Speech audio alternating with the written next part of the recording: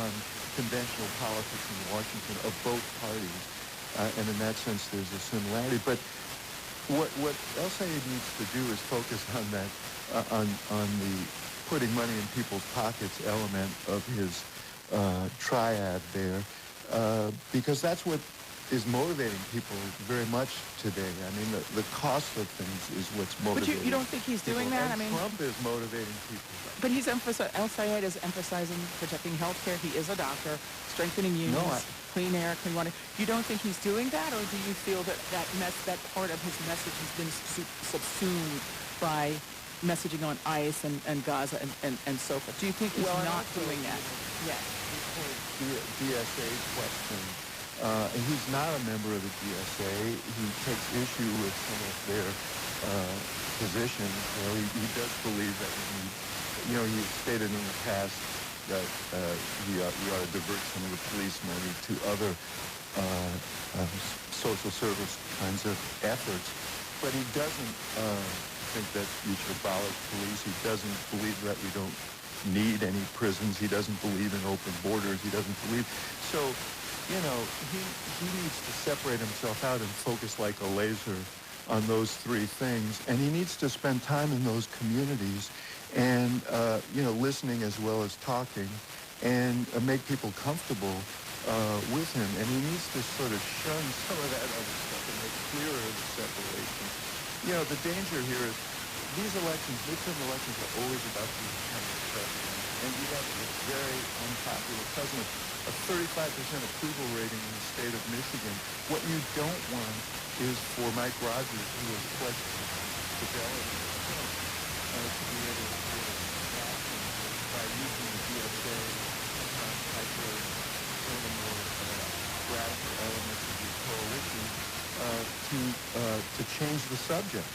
His primary opponent, Congresswoman Haley Stevens, and it was a tough race. I mean, it was hard fought. Has already endorsed him and says she's going to work as hard as she can to see that he's elected. Is that important? Does that matter? I thought it was important, and I think that symbolically it was important. I think that he needs to be embracing of that. He did welcome it. But I think he needs to more enthusiastically embrace the elements of the party that are now joining him. Look, there is legitimate doubt about establishment politics because people feel the system has failed them. But that doesn't mean you should push away everyone who wants to help. He needs them all now, and that's what split primary does. A 50-50 primary says we need to bring more people into our coalition, and that should be the focus. And she is certainly an ambassador to some of those voters who didn't vote for him. From what you've seen so far, is Mr. El Sayed a skillful enough politician to navigate all the traps that are clearly coming his way, being tied, as you pointed out, to the Democratic Socialists that he doesn't necessarily support, allowing his ethnicity, his heritage to sort of be used against him? Has he demonstrated the political skill to navigate these traps?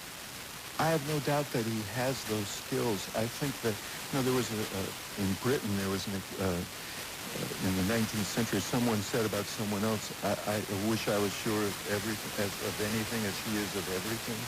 I mean, there is that element to El Sayed. He's a very, very self-assured guy, and you get a sense sometimes that he knows best. And so a little humility, I think, would be good for him.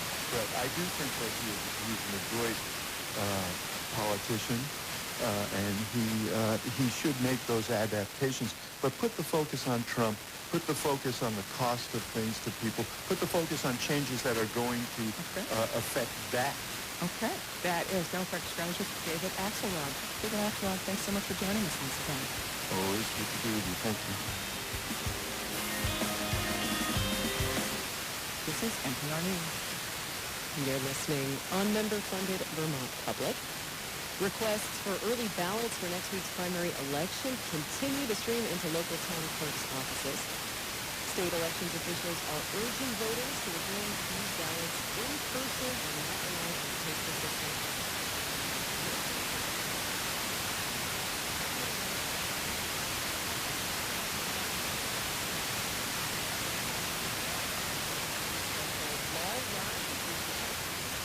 Disney Plus and Hulu beginning August 7th. And in the morning, it is a delight.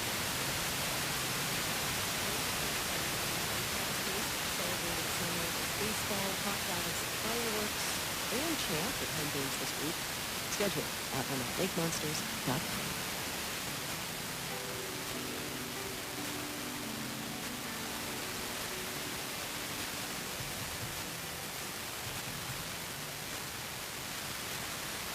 Good morning. From the Fairbanks Museum in St. John's Bury, this is the Eye in the Sky forecast. After a few days of comfortable weather, coming warm.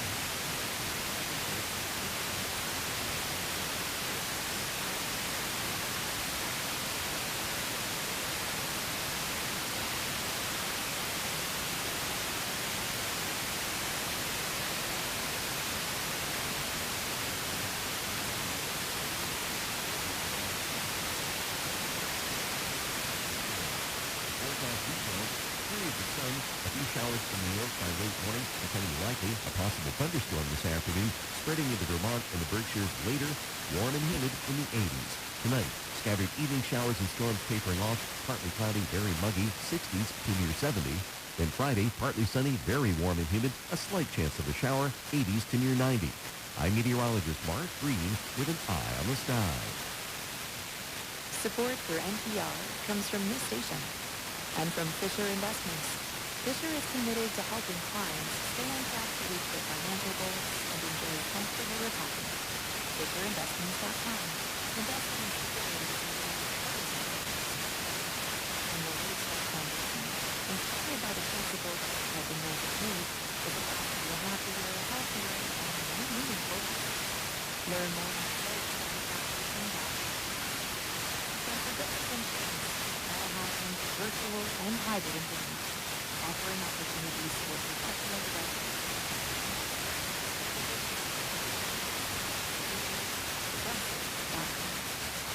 And from the listeners, we support this NPR station. This is Morning Edition from NPR News. I'm Leila Farber. I'm Michelle Martin. After Rachel Webb, this classic description of, that woman in the show. You might not know her name, but you might recognize her face. She played Kevin Hart's sister in the movie Night School. She's failing out his test for coaching violence. You do know how to spell your name, don't you? T-H-E. Wrong. Webb was also in the sitcoms Run the World and Marlon. She was in Hacks, and she played Dr. Laverne St. John on ER. But what the hell was last night, huh? Boring. You don't want to see me? Fine. But you still have to teach me. Rachel Webb is also a comedian. Her latest stand-up special streams on Hulu and Disney Plus as part of the LOL Live comedy series. My other girlfriend, she had a baby and she didn't have a nanny. She was over there just taking motherhood to the face. Poor thing. Walking around looking like Gollum from Lord of the Rings. Now, you had your heart set on being a performer since you were a little girl. I heard you once say that when you were a kid, you wanted to be inside of the television. What's it about performing that makes it something that you need to do soon? I mean, it's just a part of my life.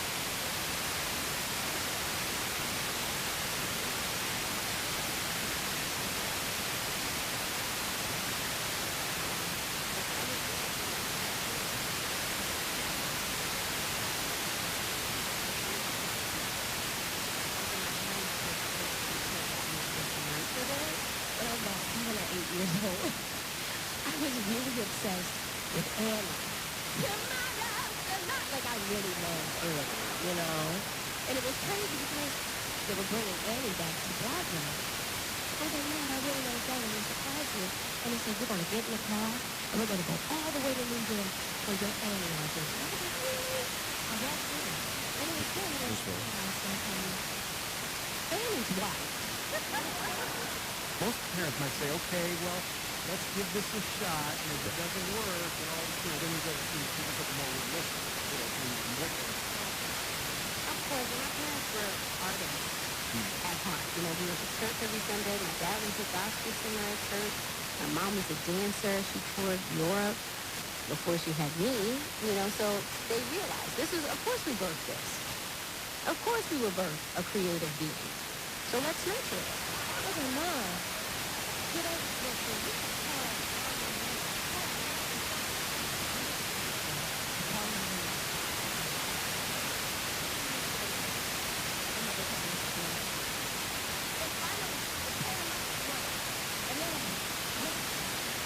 How did you know? The mother was not concerned. I played it out there in the office.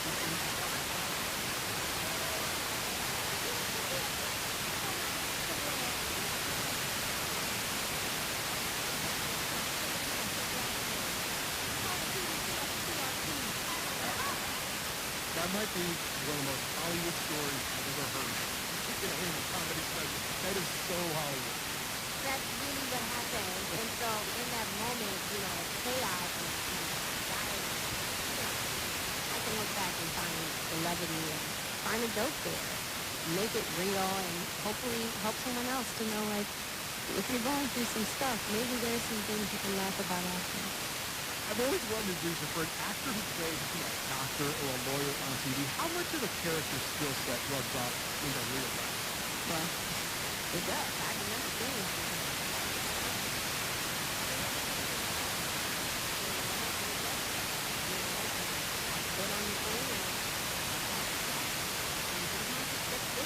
And the game in the right time, One of the things you get into in your comedy showcase is being a mom. You got married 3 years ago.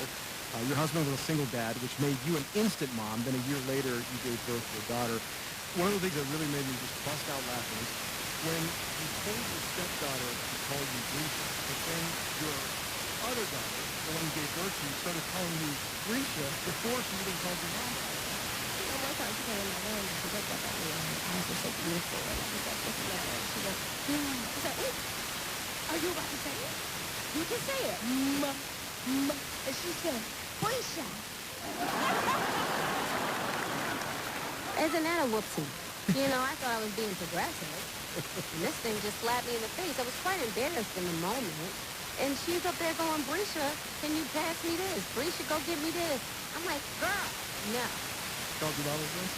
Oh, now I'm not. Now your mama? Yeah, but thanks to my bonus daughter, thanks to her, we had to have a conversation. It's like, I'm going to need you to help me out. And she did.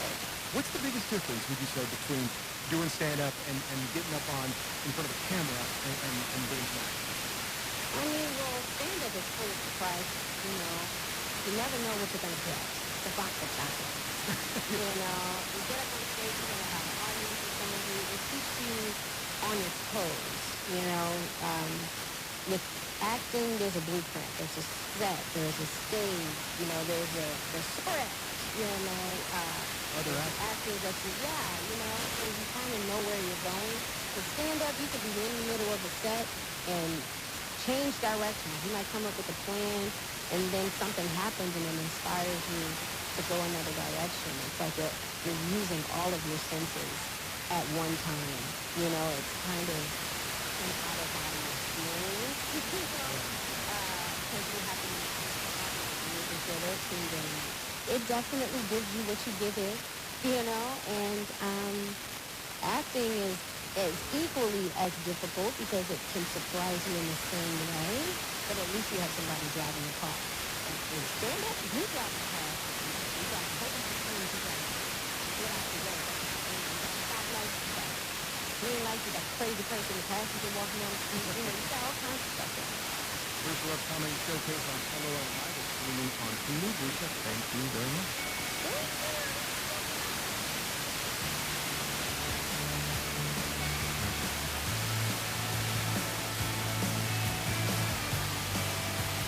And a note that Disney Plus and Hulu are supporting NPR.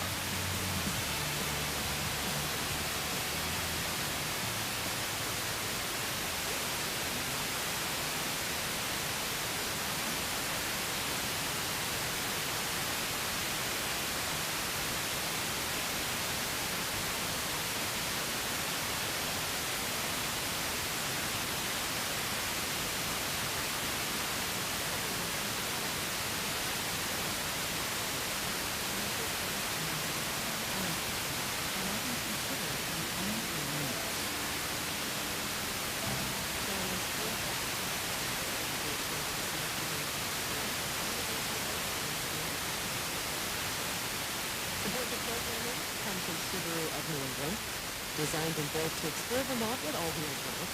Retailer listings at SubaruofNewEngland.com. And Island Arts, presenting High Duck and Heckenborn, playing American Songbook Cabaret Jazz.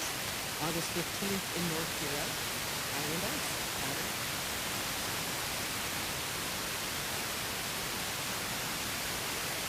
Live from NPR News in Washington. I'm Bill Adams. Iran says it's close to through the Strait of Hormuz. Followed talks with Oman.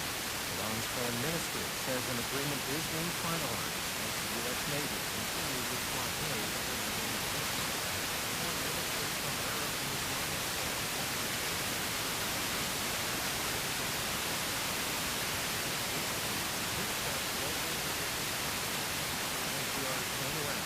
A statement condemned incursion into the Al-Aqsa Mosque by Israeli cabinet ministers and settlers, as well as restrictions on Christian sites. Israel's national security minister led followers and soldiers into the compound in July in the latest incursion. Temple Mount, which encompasses Al-Aqsa, is Judaism's holy site. Israel reaffirmed an aim in China before peace talks that will be Catholic a custodian of Jerusalem's Muslim and Christian holy sites. The statement says it's attack on Islamic holy sites.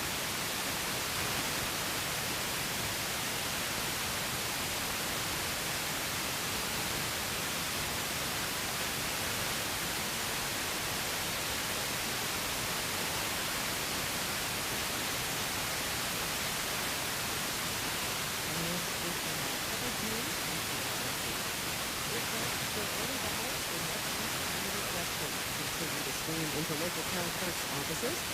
As Vermont Public.Kindle reports, state elections officials are urging voters to return these ballots in person and not rely on the postal system. Requests for early ballots jumped roughly 30% in the past week. State elections director Sean Shane expects they will account for about a third of all votes cast in the primary election. Some states allow early ballots to be tabulated in the days following the election if they're counted on election day.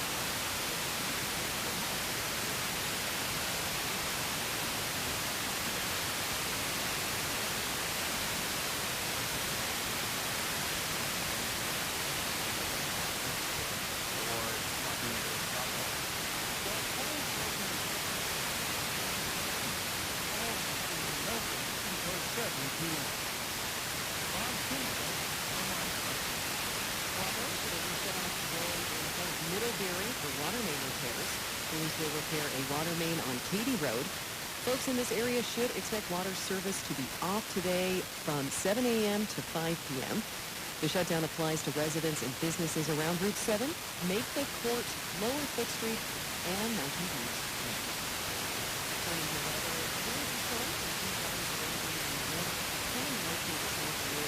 possibly a thunderstorm and some cloud storms spreading into Vermont and Berkshires later in the day. Warm and humid today with highs ranging through the 80s. For tonight, we'll have some scattered evening showers or thunderstorms diminishing overnight. Partly cloudy and some patches of fog. It is going to be warm and very muggy tonight with lows in the 60s to near 70. And you can follow me latest news and weather at Vermont Public Radio. Funding comes from Vermont Bond Bank, helping Vermonters invest locally for 56 years. Information about upcoming municipal bond sales at vtbondbank.org/investors. And Downtown Brattleboro Alliance, celebrating the local art scene with their first Fridays and gallery walk on the first Friday of every month, now through October. Brattleboro.com.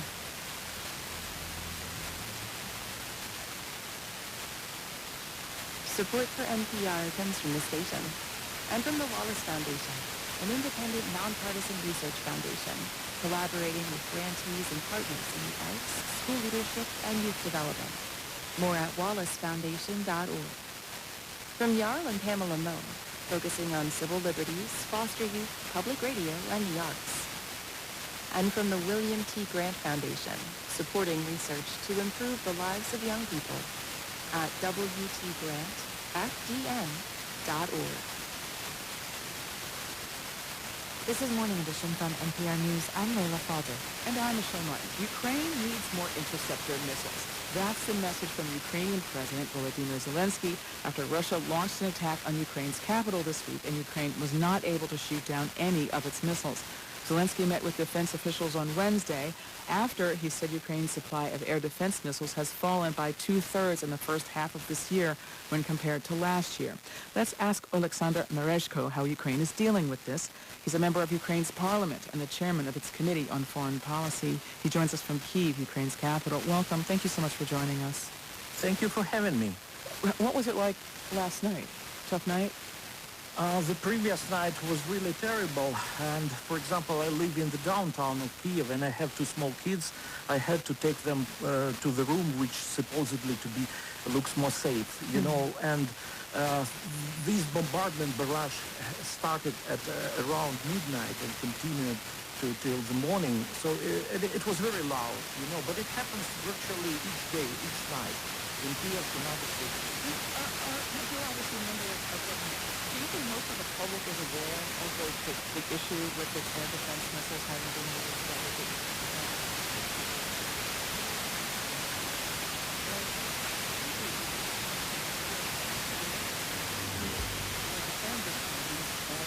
The missiles, because unfortunately we cannot counter, we cannot repel the Russian ballistic missiles. It's a matter of life and death for our civilian population. Of course, everyone knows about this. I mean, what about Ukraine's defense against drones or other kinds of stuff? Around 90% of Russian drones and Ukrainian drones are being intercepted, even more than that.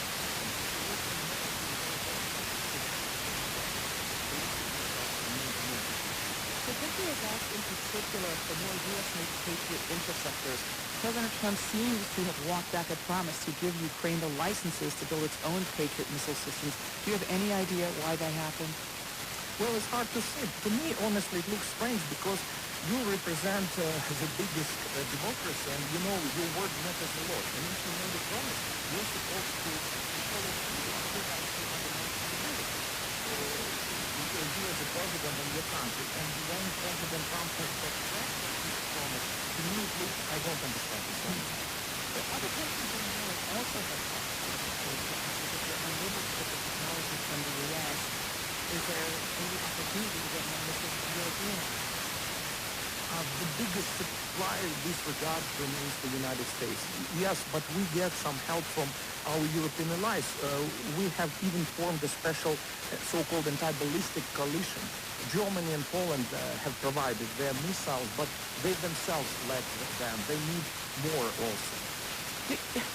Forgive me, it's a difficult question, but do you think that this is a matter of the United States being concerned about its own stockpiles because of this war with Iran, which has lasted much longer than the president seems to have thought that it would?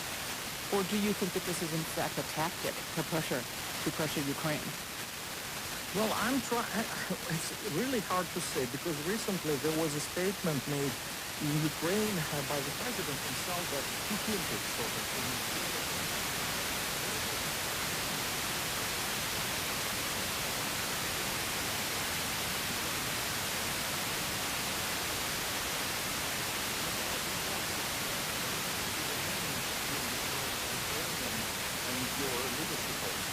What do you think about President Zelensky's decision to fire both the Minister of Defense and the head of the Armed Forces a few weeks ago after they couldn't seem to agree on strategy? How does that decision look now?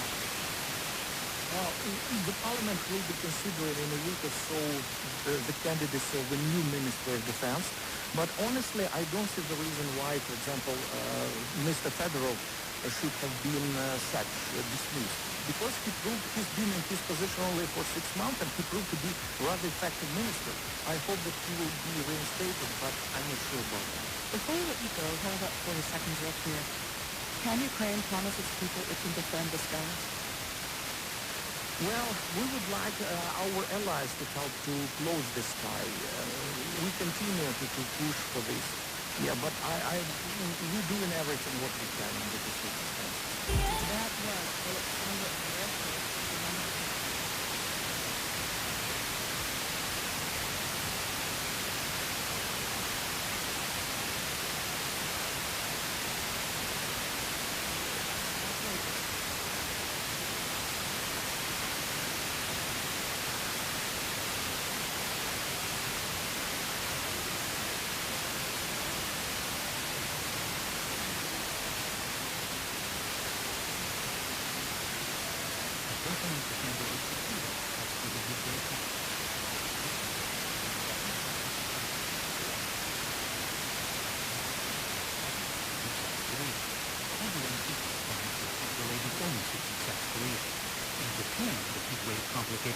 response to an earthquake that killed 38 people and displaced thousands in Kumamoto Prefecture. In Seoul, residents dabbled their feet in Cheonggyecheon, a natural stream that the city turned into a downtown park. 7-year-old Summer Hai is back from Seattle to visit family. Me and my grandma was so hot, so we only could stay inside, but it's so hot.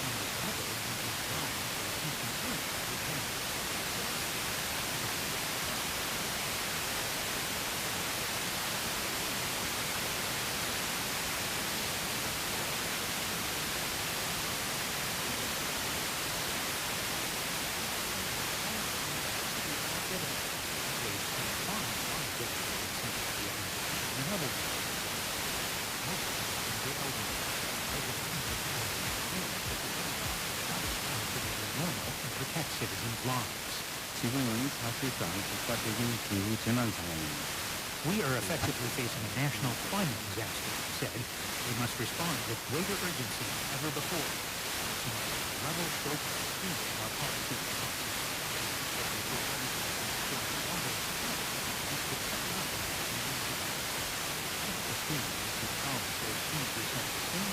He took his tool that her parents used on her.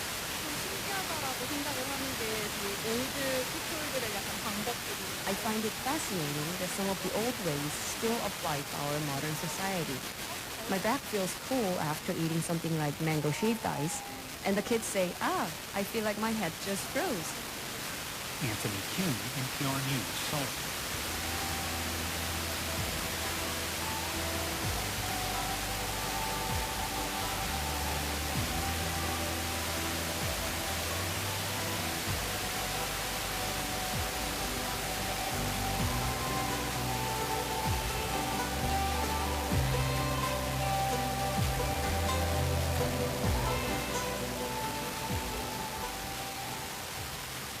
This is NPR News. It's 7:42. You're listening to Morning Edition on Vermont Public. The state is moving forward with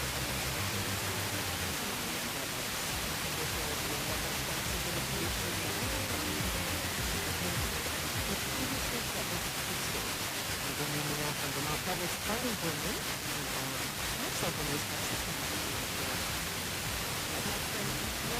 the devotees of the Grateful Dead, the first 9 days of August are known as the greatest of time.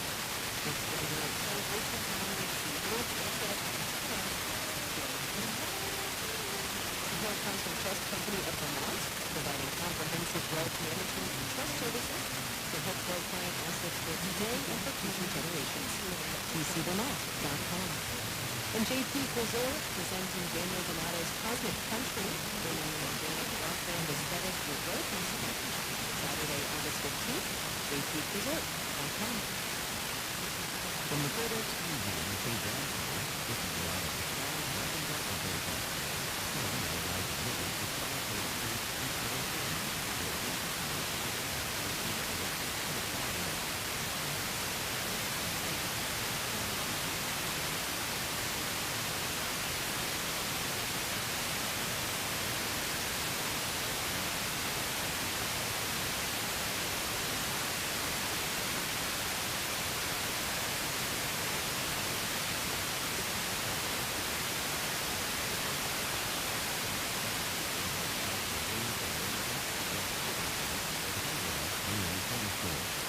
Tomorrow, the showers will be rather scattered, covering less than 30% of the area, but those will continue them on Saturday, especially in morning sessions, as the minimum amount of rainfall possible increasing again Sunday. I'm meteorologist Mark Green with a fly in the sky. Good morning, I'm Nicole Martin with news about a note. An Oregon Eastern County changed boards on Wednesday from an 8th note to the 7th. The note was moved to the Oregon Council over by Crazy Oregon Square. Only instructions were to play it as slowly as possible. This version will take nearly 700 years to finish.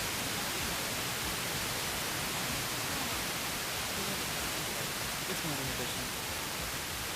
Support for NPR comes from this station and from Procter & Gamble, maker of Metamucil, made with psyllium, a plant-based fiber that helps support digestive health by trapping and removing waste. Designed to be taken every day. Learn more at madamussel.com. And from Schwab, offering the Schwab Teen Investor Account, where teens can gain hands-on investing experience. It's co-owned by parents and teens, so parents can not only read that, but teens learn how to invest. More at schwab.com. It's Morning Edition from SDR News. I'm Leila Faber. And I'm Michelle Martin. Followers of the Grateful Dead call this week the days between. That is, the days between the anniversaries of the birth and death of guitarist Jerry Garcia. Musicians who have told their following the footsteps of the Dead have been named for Jerry. As part of a series from NPR News about the Dead's legacy, the Rivera spoke to some of them. Some people are born dead.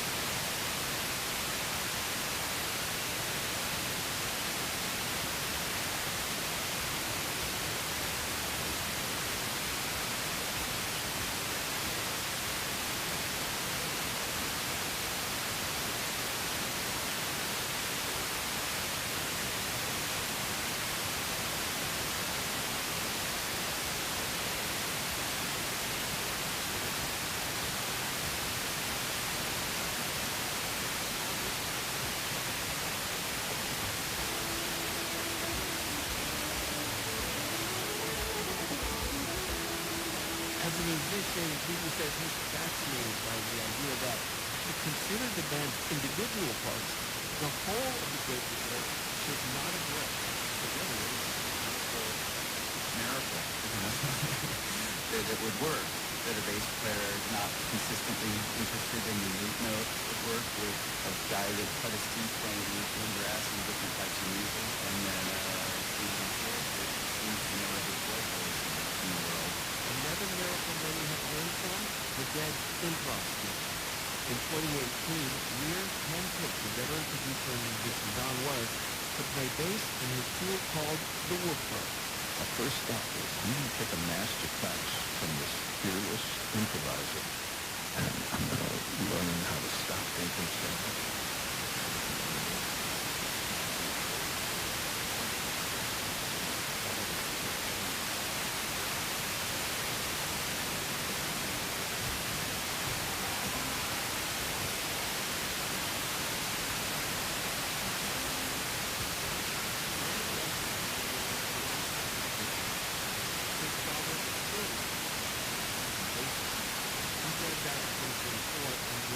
The Dead songs with his own voice.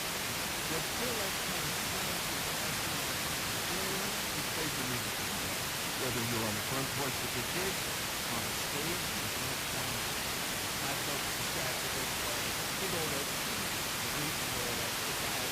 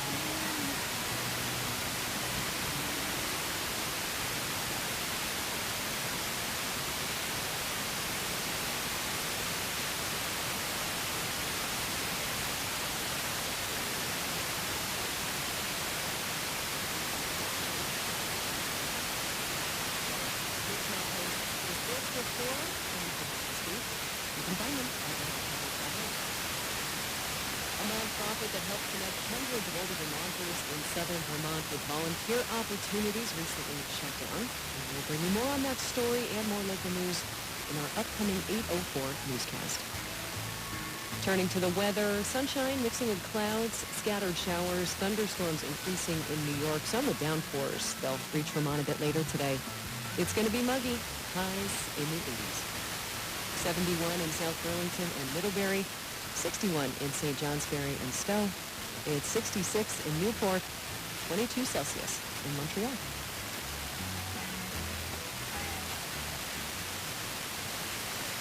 President Trump is imposing a new 50% tariff on certain goods from Canada. I'm Michaela Lefrat. The next Vermont edition is a special joint broadcast with the CBC's Radio Noon in Quebec. We'll have a cross-border conversation about trade with Vermont Treasurer Mike Pichek and a representative from Quebec's business community. Do you have a business that's been affected by the tariffs on either side of the border? Email Vermont Edition at vermontpublic.org and tune in today at noon. It's 7:51. Up next, Leila Fadel asks the chair of a UN commission about a report alleging that Israel targets Palestinian children, which Israel denies. And a note that this story may upset some listeners. It contains graphic descriptions of violence toward children and babies.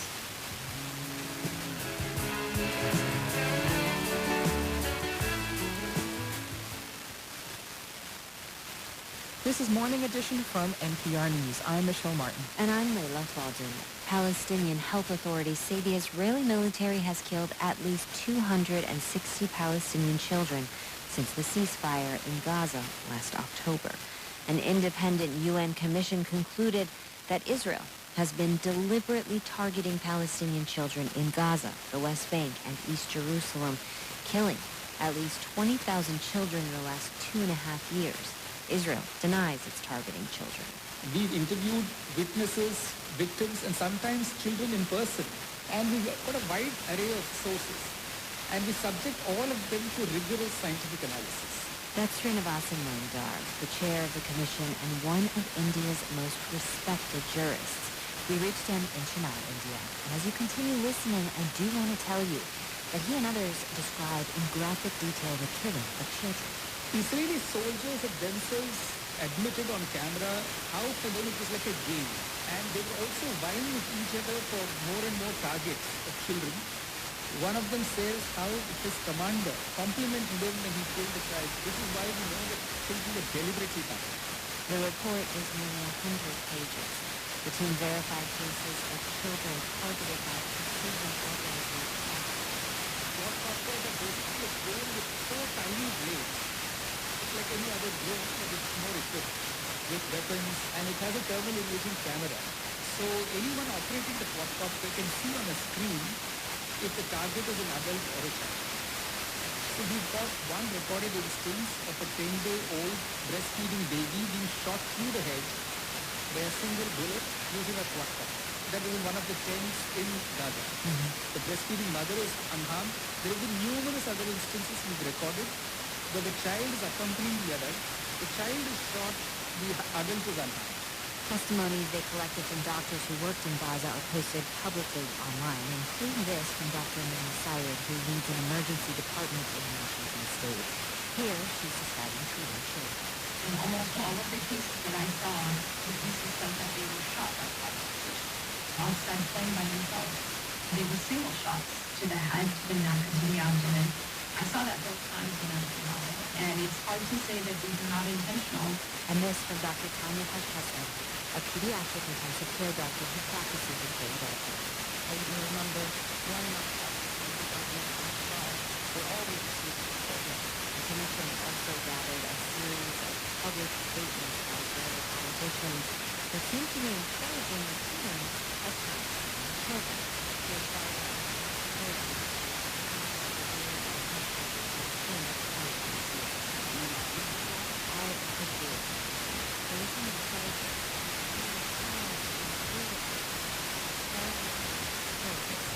And here's former Israeli Parliament member Moshe Begin last year.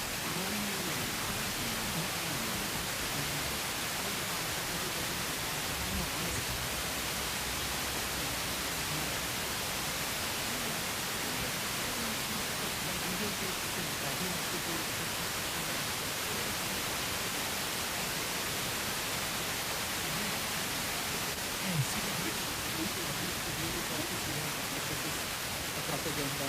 So they take extra precautions But looking at the same video or movie material, it was very draining.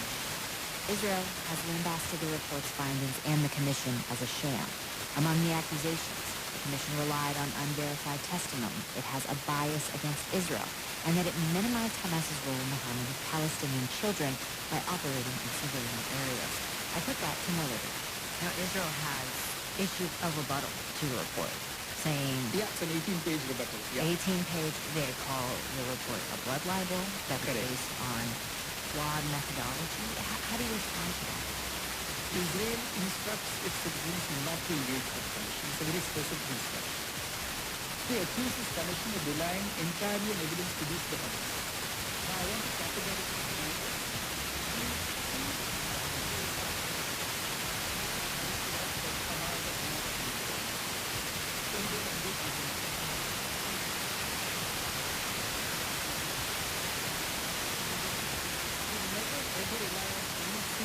Source of evidence.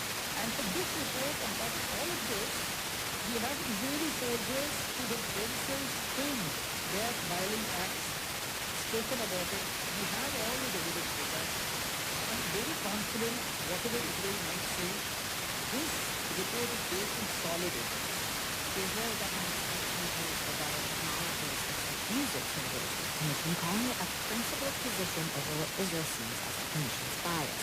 Molidar also says the evidence they gathered bolsters the charge of genocide against Israel, the intentional destruction of a people in whole or in part. It's a charge that leading human rights organizations in and outside Israel have made, along with leading genocide scholars. Israel has repeatedly denied this accusation. The charge of genocide, that hinges on intent. Yes. What evidence is there of that? Children constitute the social and biological continuity of the people. The deliberate targeting of children is to ensure that there is no continuity of the Palestinian people. And we have said that in several words. You've briefed leaders of lots of countries on these findings of this report.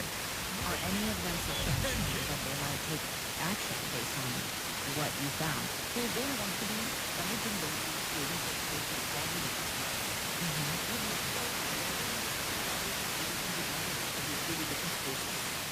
And link each of them to the particular incident of crimes against humanity, war crimes against. There are many nationals of other countries who are serving in Israeli defense forces. As in dual nationals, Israeli and something else? Yes, there are over 12,000 Americans serving in the Israeli defense forces, over 700 Australians, 6,000 French. About 17 country nationals are serving in the Israeli defense forces. And those countries, many of them are treaty ratifying members of several multilateral conventions. It could be the Universal Declaration of Human Rights, it could be the International Criminal Court. Now, these countries have an obligation in international human rights law. They first have to investigate their role. They should prosecute them and try them. That was Srinivasan Molidar, chair of the Independent Commission of Inquiry on the Occupied Palestinian Territory. We offered interviews for this piece to the Israeli military and the Ministry of Foreign Affairs. Neither made anyone available in time for air. The ministry spokesman provided a previously released statement calling the reports a propaganda piece.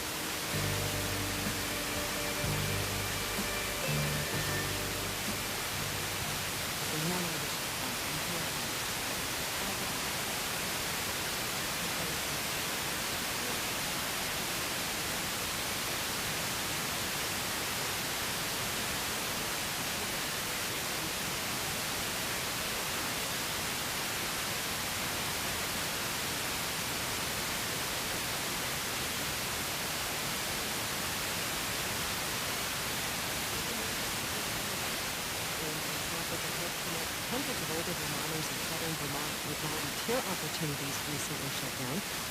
Details on the way. Vermont Public has support for corporate circle members, including Vermont Bookshop on Main Street in Middletown. We're 89.5 WVPR Windsor, 88.9 WVPA Ottawa, 88.7 WVPA Rutland, 107.9 Burlington, Montreal, 88.5 WVPA St. Johnsbury, 94.3 WVTN FM Bennington, and at vermontpublic.org. Good morning. President Trump has claimed several times that a deal to reopen the strait is close. Now, Iran is too, but in a deal that's been directly with Omar. It's Morning Edition from NPR News.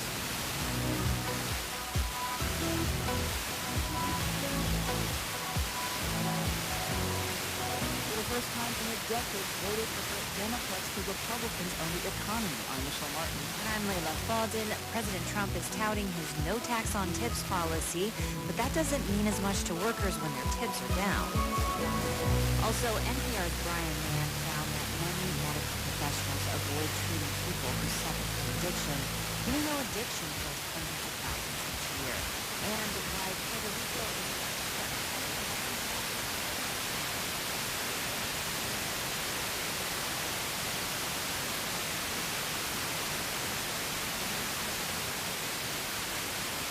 Live from NPR News in Washington.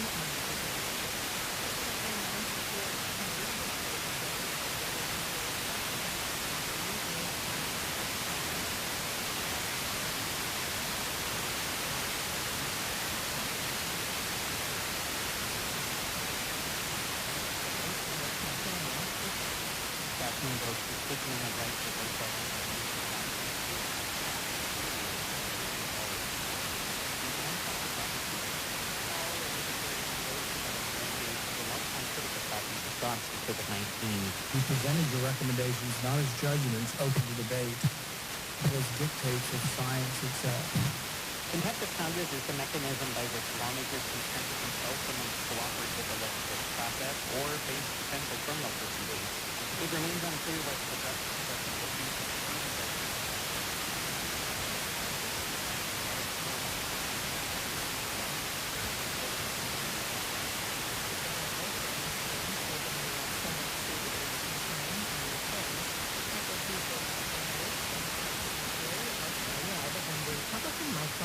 Are preparing for what's expected to be one of the nation's most competitive Senate races this fall. Colin Jackson of the Michigan Public Radio Network reports on what's ahead for both candidates. Rogers will have to balance appealing to MAGA Republicans while also not turning off the independents who are largely against Trump here. Meanwhile, El Sayed is going to need to bring in people that he may have turned off back to his side. Think some Oakland County Jewish voters in Metro Detroit who have issues with his criticism of Israel. That's Colin Jackson of the Michigan Public Radio Network reporting. Diplomatic efforts to ease tensions between Israel and Lebanon are continuing despite a deadly flare-up along the border. 2 Israeli soldiers were killed in southern Lebanon Tuesday. NPR's Itai Stern reports that's raising new questions about the durability of the U.S.-backed talks. The Israeli military said the soldiers were killed when explosives planted by Hezbollah, which is not part of the talks, detonated during operations in southern Lebanon. 4 other soldiers were seriously wounded. On Wednesday, Israel ordered evacuations in a village in southern Lebanon for the first time in weeks and carried out strikes. Lebanon's health ministry says 1 person was killed and 12 others were wounded. The fighting prompted U.S.-mediated talks between Israel and Lebanon to pause early on Tuesday. The negotiations are expected to resume today. A ceasefire between Israel and Lebanon took effect in late June, and it has largely held until the latest escalation. For NPR News, I'm Itai Stern in Tel Aviv. On Wall Street, Dow futures are at 51 points. This is NPR News in Washington.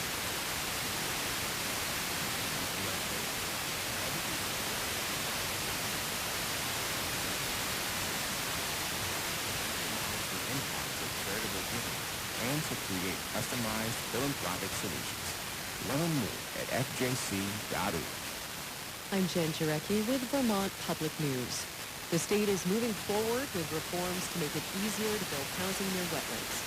Officials with Governor Phil Scott's administration now have buy-in from environmental groups who previously threatened to sue.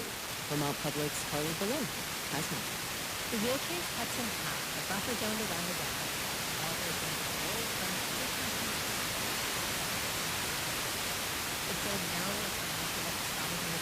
originally sought.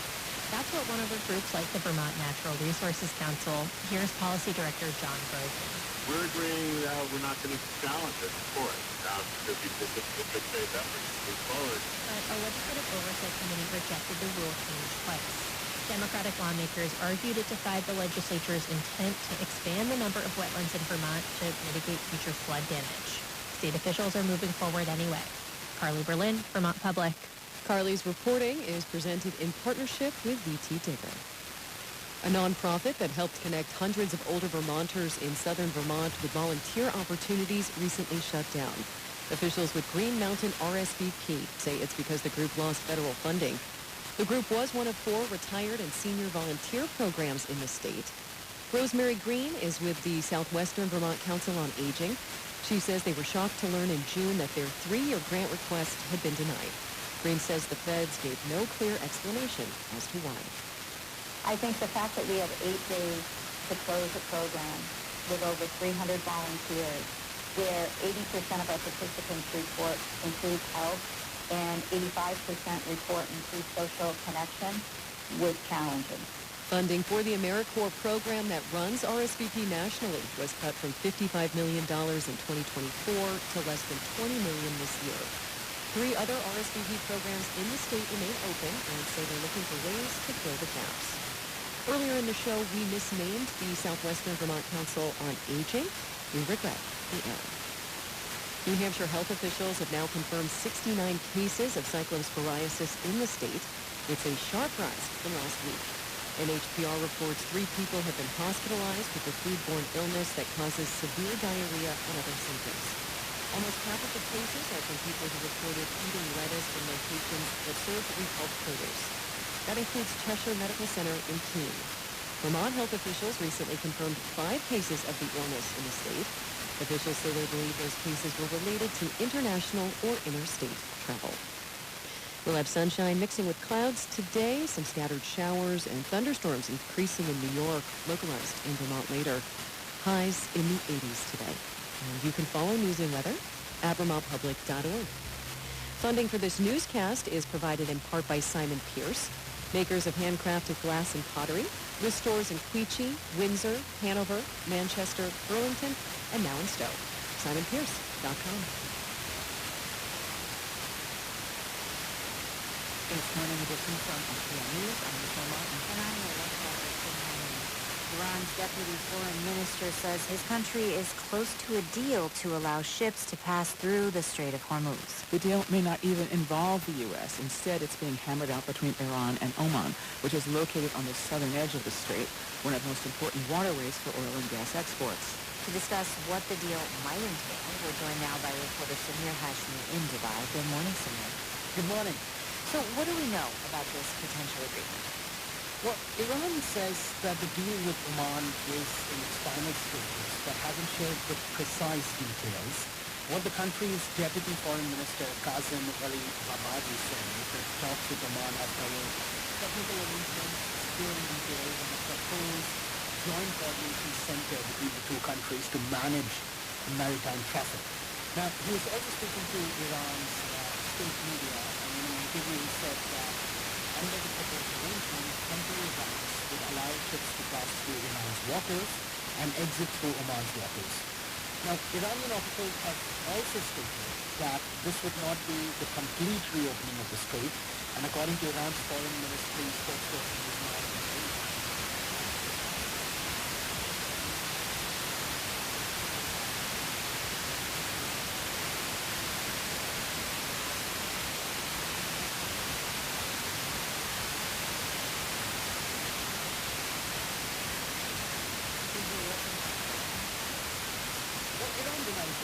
Iran says it's directly negotiating with Oman and it's not talking to the United States. However, we heard from President Trump earlier this week saying that the U.S. was in talks with Iran, and they were also discussing the reopening of the Strait of Hormuz. And he also threatened that this was Iran's last chance for a deal, otherwise the U.S. would strike them again. And he also said that the reopening of the Strait of Hormuz to Iran soon in the next few days. And the talks have been. Yeah.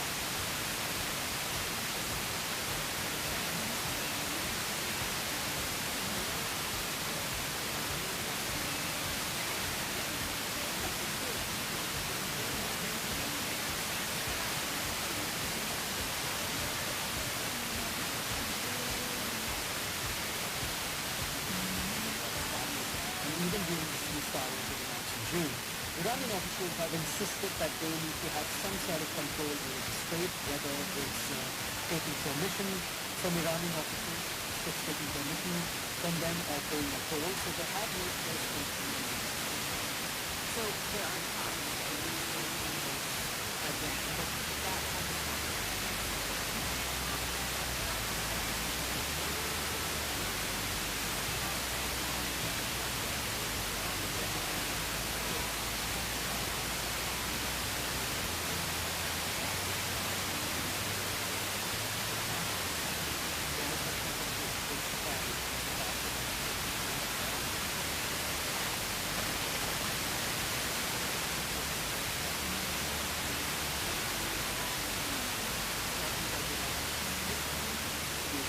shipments carrying oil since the war started. So if this is also blocked, it would add more uncertainty for the supply chain and add to the oil volatility in the sea.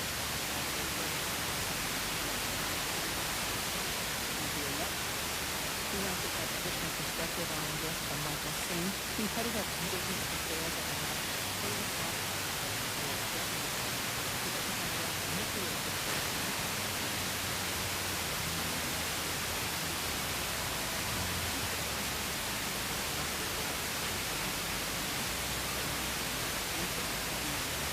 He's with us now.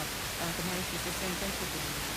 Good morning, Michelle. As you just heard, Deputy Foreign Minister talking about a deal made with Oman to come up with a path for ships to enter the strait near Iran and leave near Oman. What's your reaction to that?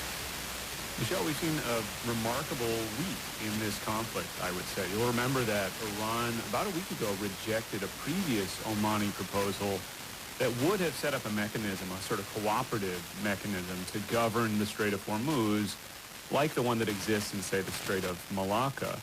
And then we saw Iran actually resume military operations against the United States in a surprise attack. President Trump threatened to attack Iran massively, but of course that didn't materialize. And I think a lot of countries in the region, and maybe Iran itself, didn't find the threat credible. And the result now is that we're nearing a deal, it seems, that would hand Iran much more control of the strait, and is frankly better for Iran than the deal that they rejected last week. Iran seems to keep insisting on implementing a fee or a toll. Do you think the days of an open and free Strait of Hormuz are officially over? Well, I worry that they're over for now, Michelle. I think that if this deal does come to pass, and it is looking that way, it does hand Iran significant control over traffic through the Strait of Hormuz. I think Iran will try to exclude, for example, the U.S. Navy and other weapons from the Gulf as far as this is. And then I think, the U.S.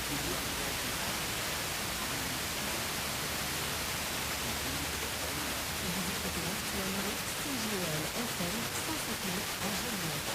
Nous sommes présentement en période d'essai technique en ondes afin de valider la qualité de notre signal. Si vous remarquez des problèmes de réception, du brouillage ou toute autre anomalie, nous vous invitons à nous faire part de vos commentaires. Communiquez avec nous par courriel à cjolfm@arsenalmedia.com ou par téléphone au 450-404-10. I think we all envisioned that Iran would try to close the Strait of Hormuz. I'm not sure we quite understood how they would do it. This combination of drone warfare, of relatively inexpensive missiles and replenishable missiles that Iran has, they have used that not to directly attack U.S. Navy ships. They haven't tried to close the strait using mines.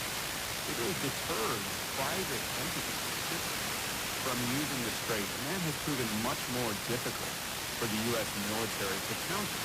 Because the only way to counter that is to use this.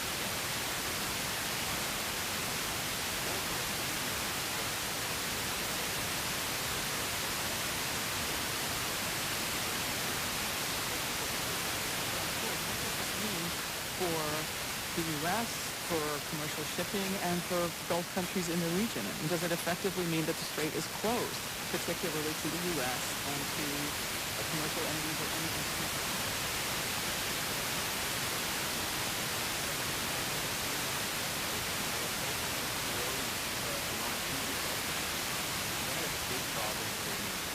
Because there's every chance that Iran will choose to close the strait to Israeli-linked shipping, U.S.-linked shipping, or shipping linked to any country that's doing something Iran doesn't like. They don't want to allow U.S. military to go to the strait. They want to deny any capacity to Western military. You could also, I think, see this agreement fall apart there.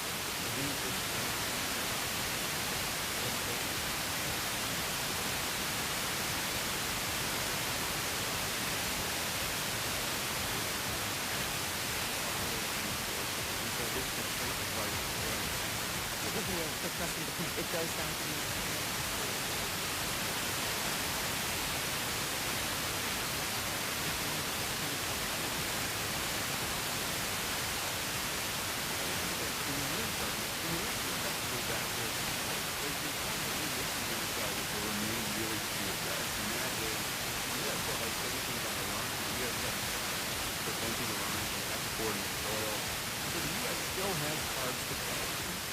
Still has, for example, that threat of escalation, which so far we've backed down on.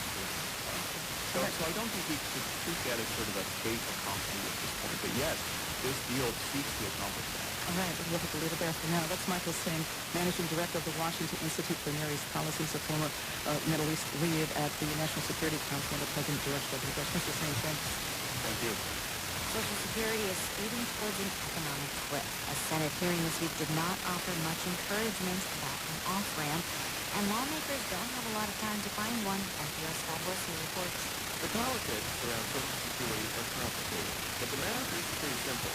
Baby boomers retire in large numbers, and for every single collective benefit state, there are fewer workers staying in the system.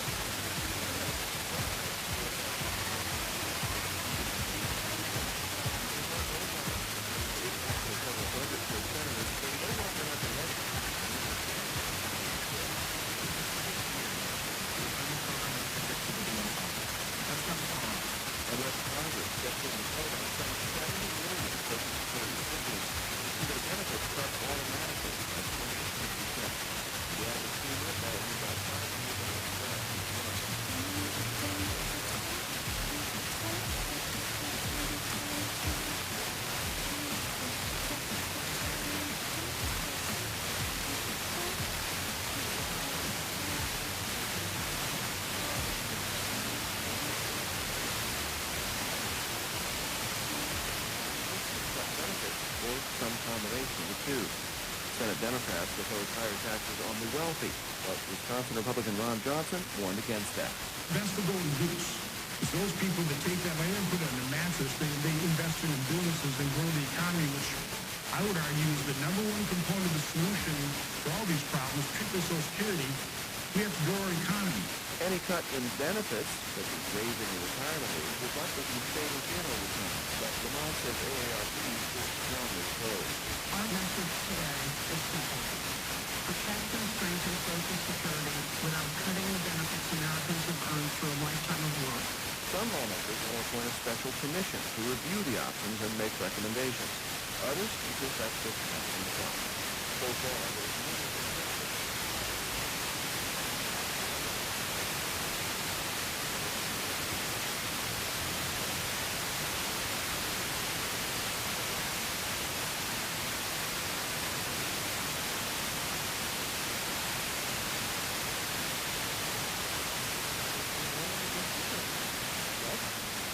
You can support local journalism, music, and storytelling with Vermont Public Summer Festival. You could win a gift card to Texas Playhouse, a signed vinyl copy of Marathon Artist, and maybe win the grand prize, a trip for two to Costa Rica from Road Scholar. You can find out more and buy your raffle tickets at vermontpublic.in. And it takes a lot of support to bring you programming here on Vermont Public, and some of that comes from the Autosaver Group, offering a full line of GMC vehicles with inventory from all four Vermont available at Autosaver Group.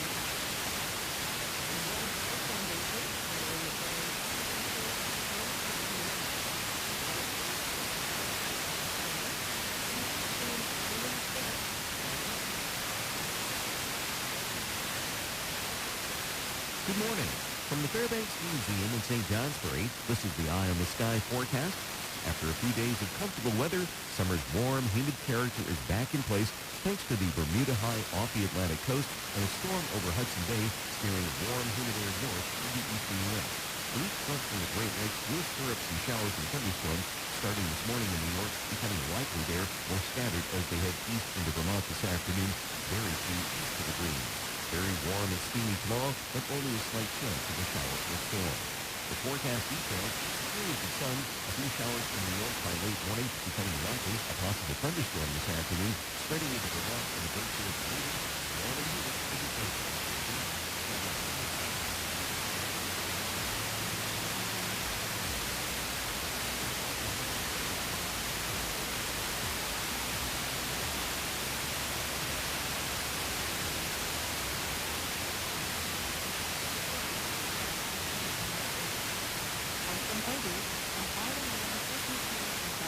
With the goal of bringing every part of business together. Learn more about Odoo at odoo.com/NPR.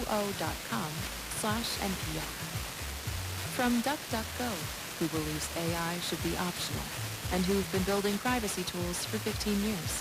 They now offer Duck.ai, where users can chat privately with AI. Duck.ai. From Made in Cookware. Made in Cookware is crafted by chefs for use in restaurants and home kitchens around the world. Their cookware can be found at madeincookware.com. And from the sustaining members of this NPR station.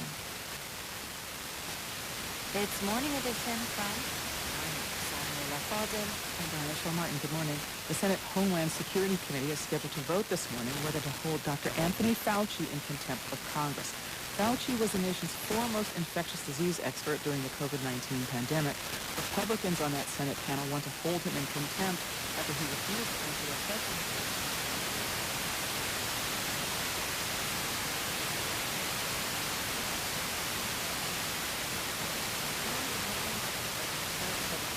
Dr. Fauci did.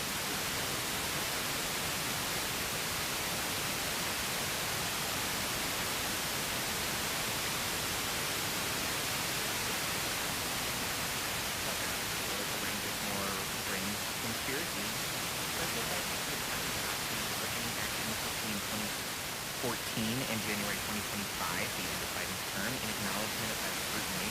Well, before Congress last week, Anthony Fauci actually refused to answer questions from lawmakers by invoking his Fifth Amendment right to avoid self-incrimination. That infuriated libertarians and You argue that you did not personally issue any lockdown. But officials across the country invoke your authority to justify these decisions. You presented your recommendations not as judgments open to debate, but as dictates of science itself. Paul says to Fauci, essentially, look, you're protected by a pardon from President Biden. You shouldn't have to worry about incriminating yourself. Though it's worth noting that pardon is through the end of Biden's term and wouldn't cover any congressional testimony now. So this contempt of Congress vote, what is it? Yeah, contempt of Congress is sort of like contempt of court. It's the legislature's tool to enforce their will where the legislature feels as though someone is obstructing their process.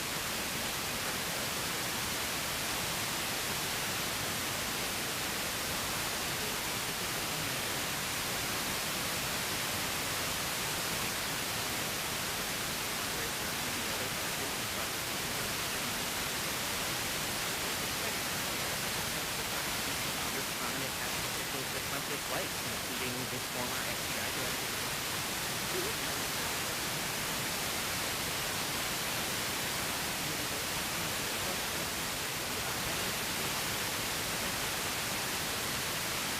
They have oversight powers at all.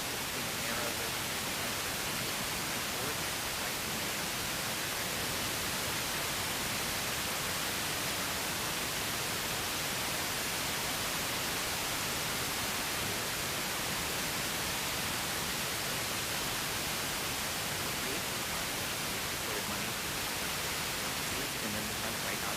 assigned it elsewhere.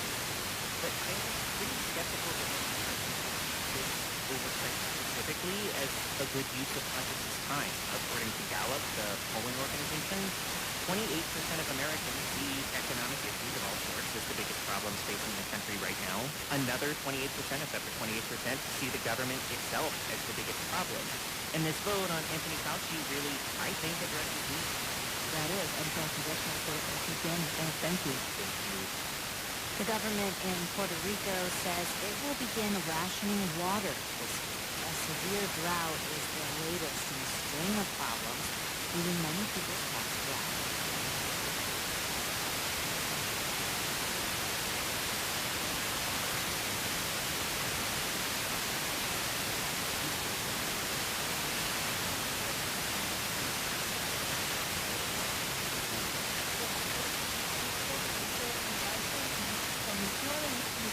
Continuamos de esta manera. We rarely see our reservoirs so depleted, she said, and if we continue this way, we will run out of water. Beginning Friday, about 500,000 people in parts of the capital, San Juan, and in surrounding cities will have their water cut on a rotating schedule. 48 hours with water, then 48 hours without, until reservoirs are restored. That could take a long time because forecasters don't expect significant rainfall in the weeks ahead. In Puerto Rico, people are furious.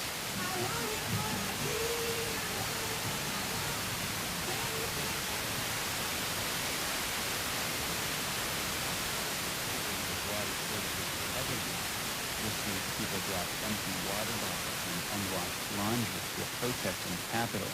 Lara Rivera was one of the organizers. She lives in San Juan in a neighborhood where taps started going dry 14 months ago. And the neighbors report the fact. For the year, we have 123 interrupted days without water. She spends a lot of time opening her faucet to see if anything comes out, because it was hard to have her life not knowing when she will have water and when she won't. It changed your life, totally. It changed your life. You know, water is essential for living and not having to spending, not only for myself, for my neighbors, for the animals, for the island. For months, Rivera and a growing coalition of citizens and public interest groups have been calling for the head of the public water utility to sit down. So far, he hasn't budged. Corporation is possibly even less water than we already have. Reminding me of the Central Restaurant.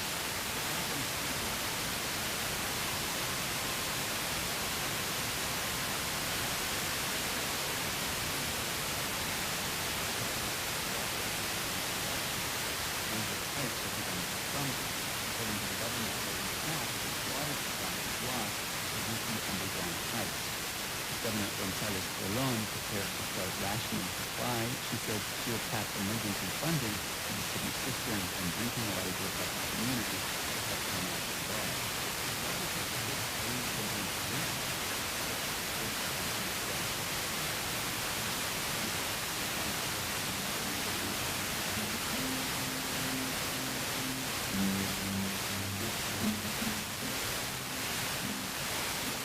Later today, the Trump administration is proposing major changes to clean water, including federal tape and construction costs. Environmental groups worry it could threat the protection of millions of acres of wetlands and streams. Colorado is 7 minutes after the facts. Listen on the NPR app and radio station. You're listening to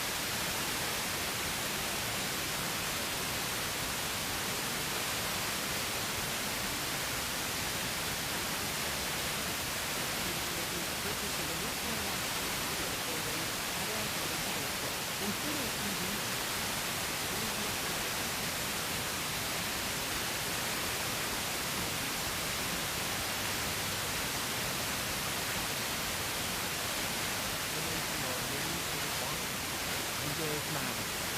A Senate committee is expected to vote today.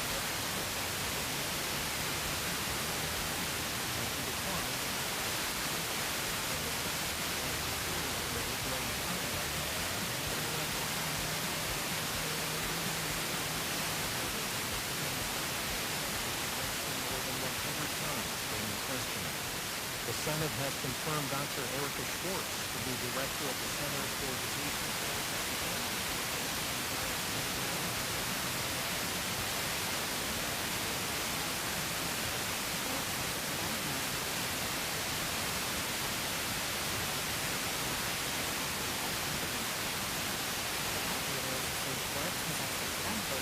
but she's stepping into a tough role under Health Secretary Robert F. Kennedy Jr., who's been critical of the agency and dismissive of its scientific expertise. They're looking for signs that Schwartz will stand up to the administration if she's pressured to make unscientific decisions or policies, as the last CDC director says she was asked to do.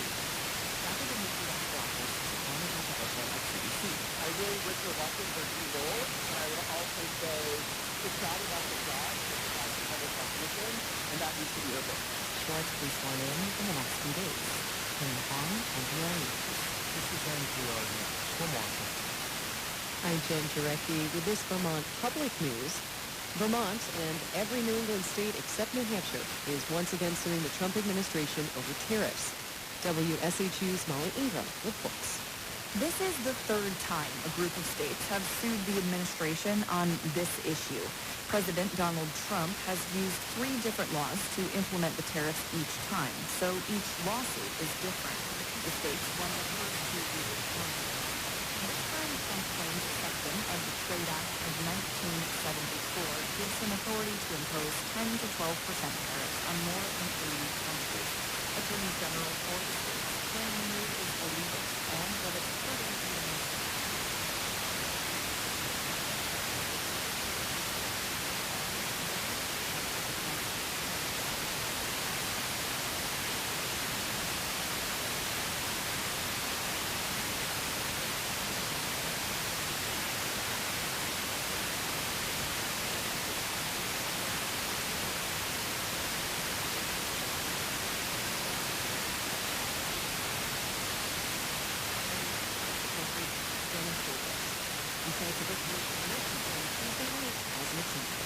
The days of the top-down party, I think, are finished. The new Democratic Party North Bay is going to be open and encouraging the participation of working-class people, of young people, lower-income people. That is the direction of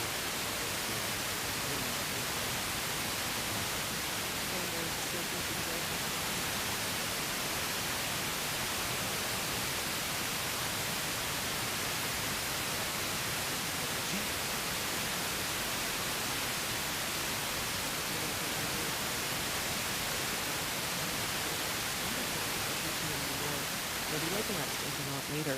Muggy today with highs in the 80s. For Vermont Public, I'm Jen Jarecki. Support comes from Limwalker Tree Service, offering tree planting, maintenance, and removal by arborists since 1999. Information available online at limwalker.com. And Yellow Barn's Summer Festival presenting its final week of concerts every night.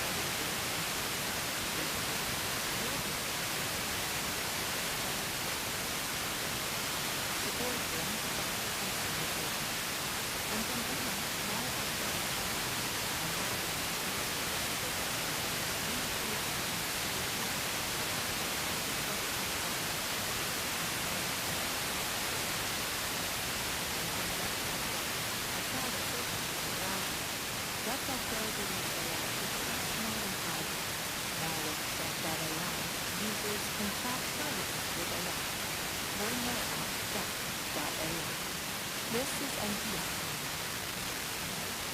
It's Morning Edition from NPR News. I'm Michelle Martin. And I'm Layla Fawcett. Good morning. President Trump traveled back to Las Vegas to try and pitch voters that his economic agenda is working. I saw polls today on television that said Donald Trump polls that the economy is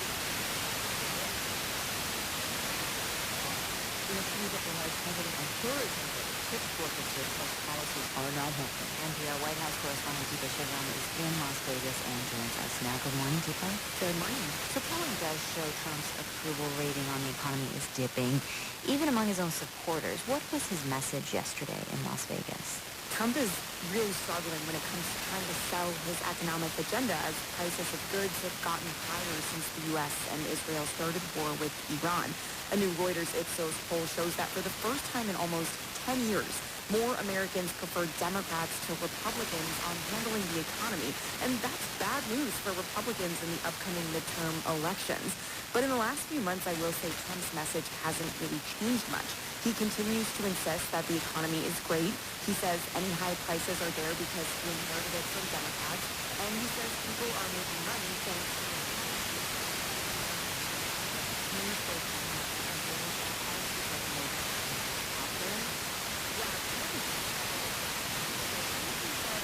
his higher tax refunds this year.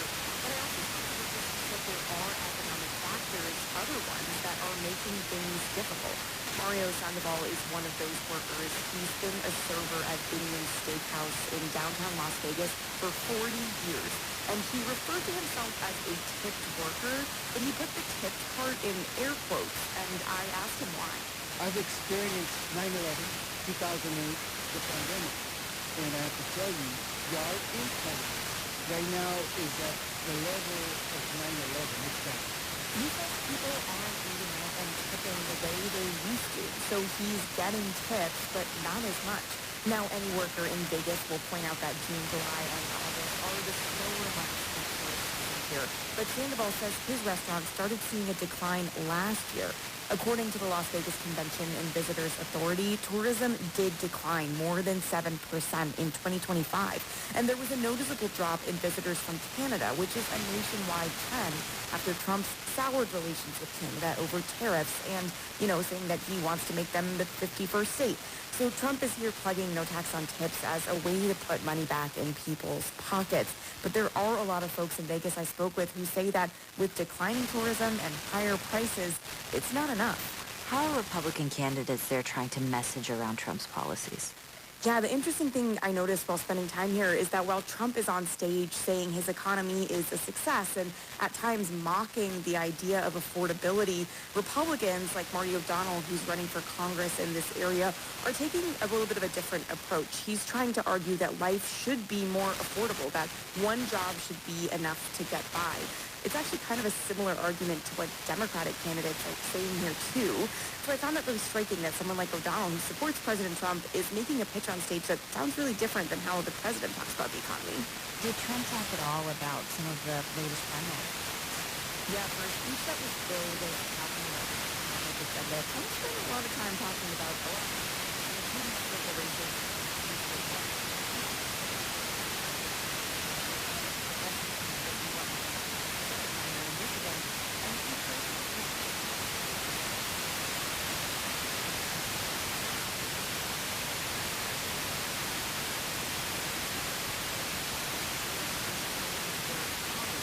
Which Trump says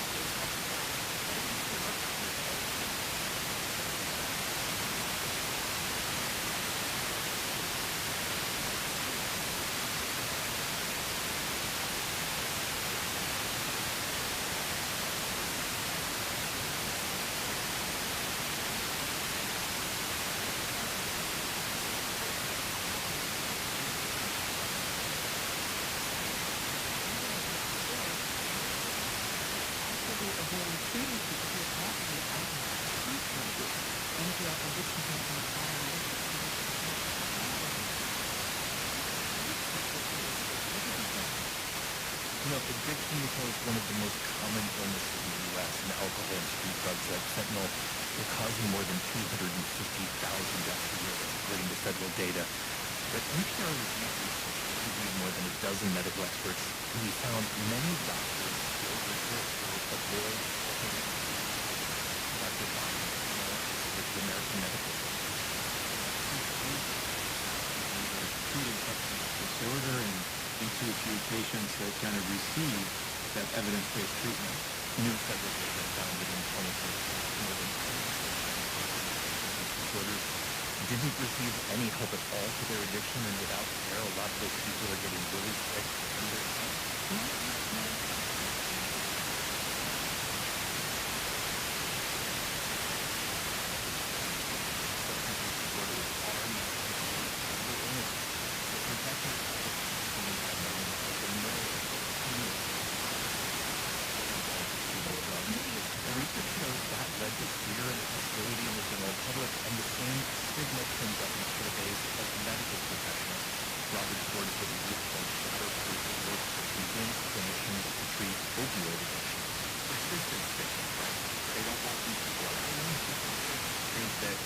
that we have that are FDA-approved medications are really going to actually help the patient. That is what I would say is a fatal flaw in our system. And before the public can recover from addiction to medication, is there any kind of medical bias from his own doctor? Yeah, sure. Doctors and other clinicians who do differently. Well, they're trying to afford prescription medications for treating the deadliest forms of addiction, that's alcohol and opioids. They've been shown for decades to be highly effective at reducing cravings and overdoses. Research shows these treatments are fairly low risk for misuse by patients, but the vast majority of clinicians simply don't offer. Dr. Judy Chertok, who treats patients and researches addiction care at the University of Pennsylvania, told me North of workers need to offer these treatments in doctors' offices, clinics, and hospitals. It would save a lot of lives.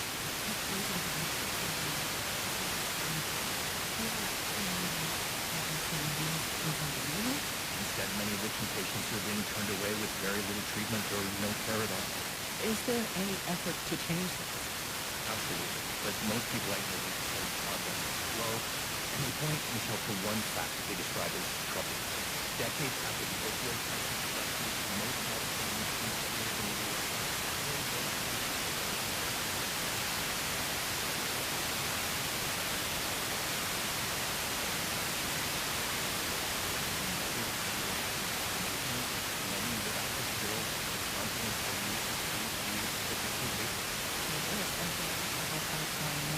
More for reporting on the story later and all things considered. Brian, thank you. Thank you. This is FDR News. You're listening on Vermont Public. Join us for All Things Considered this afternoon at 4. Up next from NPR, controlling weeds is a perennial problem for farmers. The EPA issued rules earlier this year for one controversial herbicide that can be prone to drifting and harming some crops and trees. The BBC NewsHour coming up at 9 o'clock. Is the diplomatic isolation of Myanmar's military ruler over? World football's beleaguered president fights on, and we bring you a story about a breakthrough on fridge-free vaccines. BBC NewsHour starts at 9. We'll support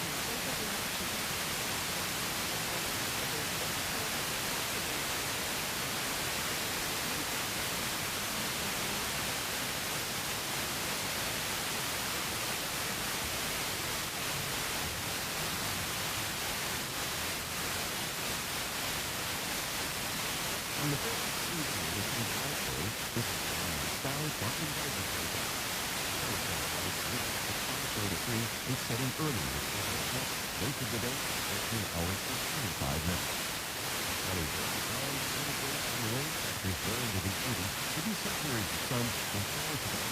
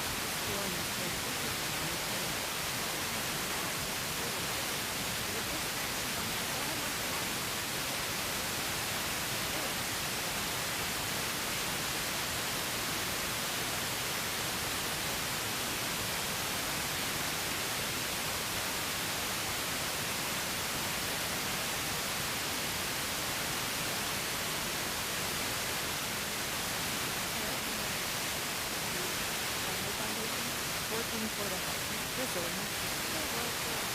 On the web at the Schmidt Battery. From Yarrow and Kettle, focusing on civil liberties, foster youth, public radio, and rights. And from the William T. Grant Foundation, supporting research to improve the lives of young people. Online at wtgrantfoundation.org. This is Morning Edition from NPR News. I'm Michelle Martin. And I'm Layla Fawcett. Weeds can be the bane of a farmer's existence, so many use herbicides to control them. Drift from one of those chemicals is raising concerns. For years, dicamba has been part of a legal fight that brought new regulations, but no end to the conflict. CBC Media's Will Ballard.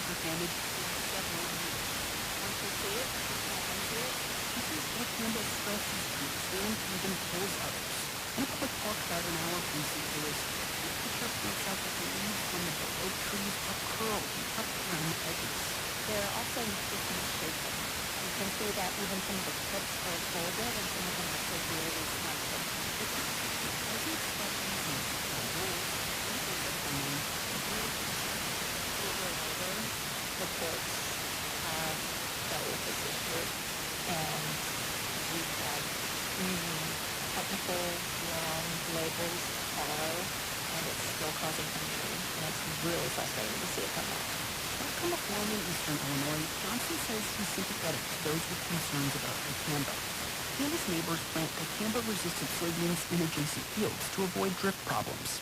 To him, the key comes down to communication. I think we're getting better to that, but up until that point, I don't think everybody was having a conversation. We wave at each other, stuff like that. But you've got to have those conversations. Johnson says he wishes there was a better chemical to use, but for now they have to work with what they have. However, a farmers' coalition and others are still trying to prevent the use of dicamba. They filed another lawsuit against EPA earlier this year. For NPR News, I'm Will Bauer in Vermilion County, Illinois. It's Morning Edition.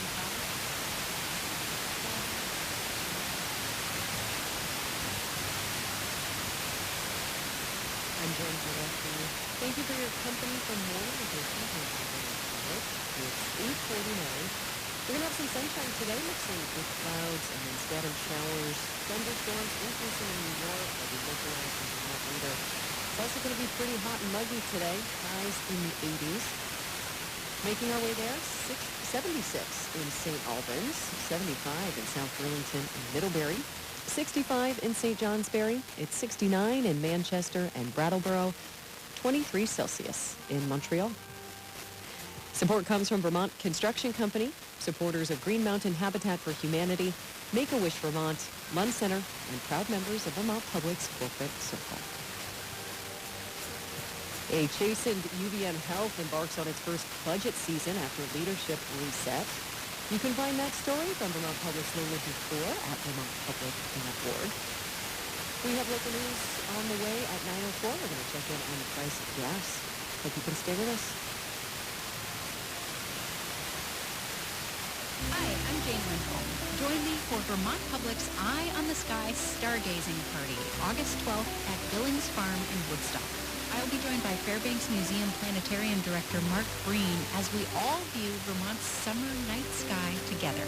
Before we lie back to explore the cosmos, you can enjoy the Billings Farm gardens and family-friendly activities. Plus, there'll be food trucks. Reserve free tickets at vermontpublic.org/events. Support provided by Jamaica Cottage Shop. Up next, we bring you the Marketplace Morning Report with funding provided in part by Maple Capital Management, serving the investment needs of families and institutions nationally from their offices in Montreal. MapleCapital.com.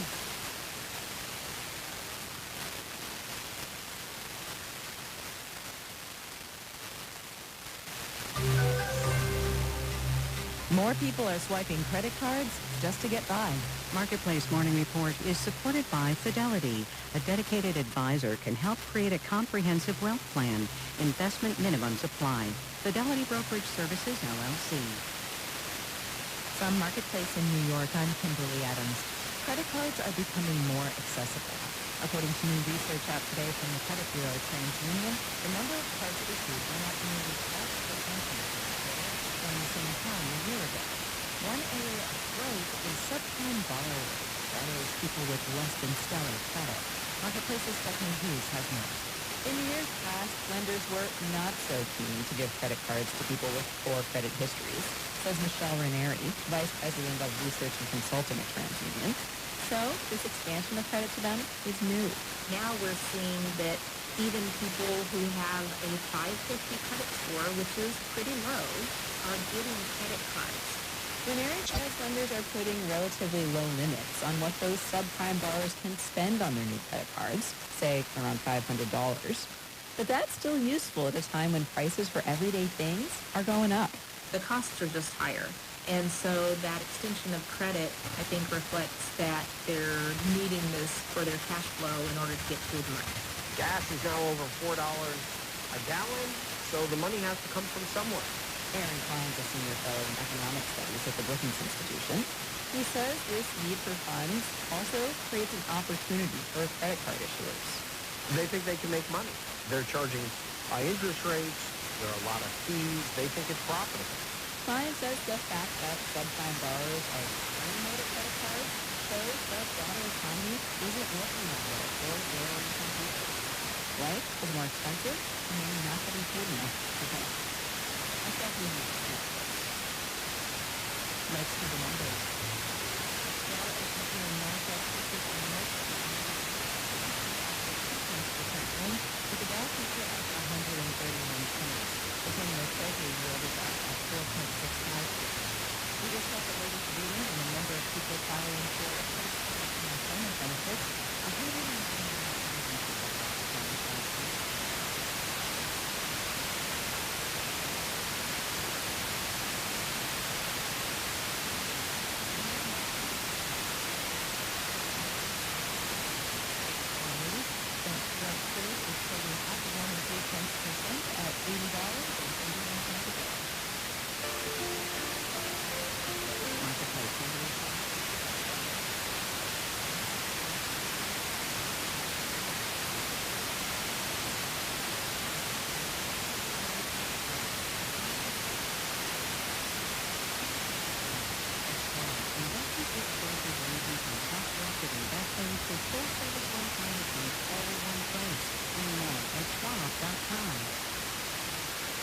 We've been reporting a lot on the rural health care crisis around the country, and later today, a community in rural Maine will likely learn whether its local hospital will close over a year.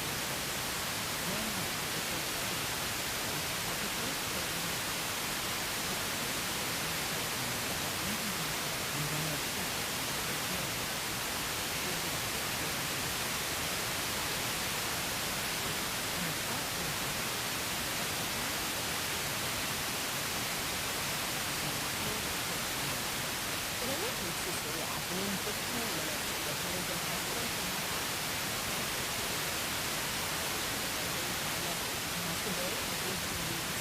How are you doing? Good. Ackerman is 39, and she's due to deliver her second baby here in October.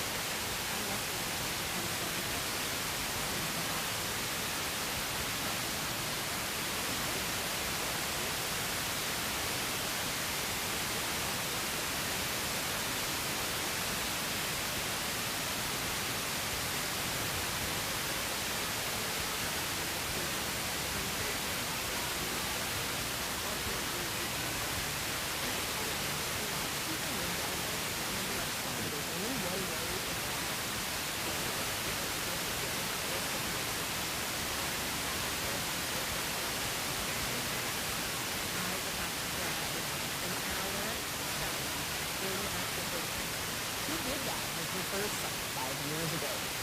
Came out so quickly that the floor manager almost had to birth him, but she couldn't because his umbilical cord was wrapped around his neck a couple of times and we were losing his vitals really quickly. They both made it, but it was scary. So when Richards got pregnant again, she decided to deliver at Lincoln, 20 minutes from her house, which was good because her second son came even faster. For some reason, we didn't think about not having access to it, not really doing it. But that is increasingly the reality of much of Maine. Nearly half of all hospitals are access to delivery, and Lincoln should be next. Nobody feels including myself in this case.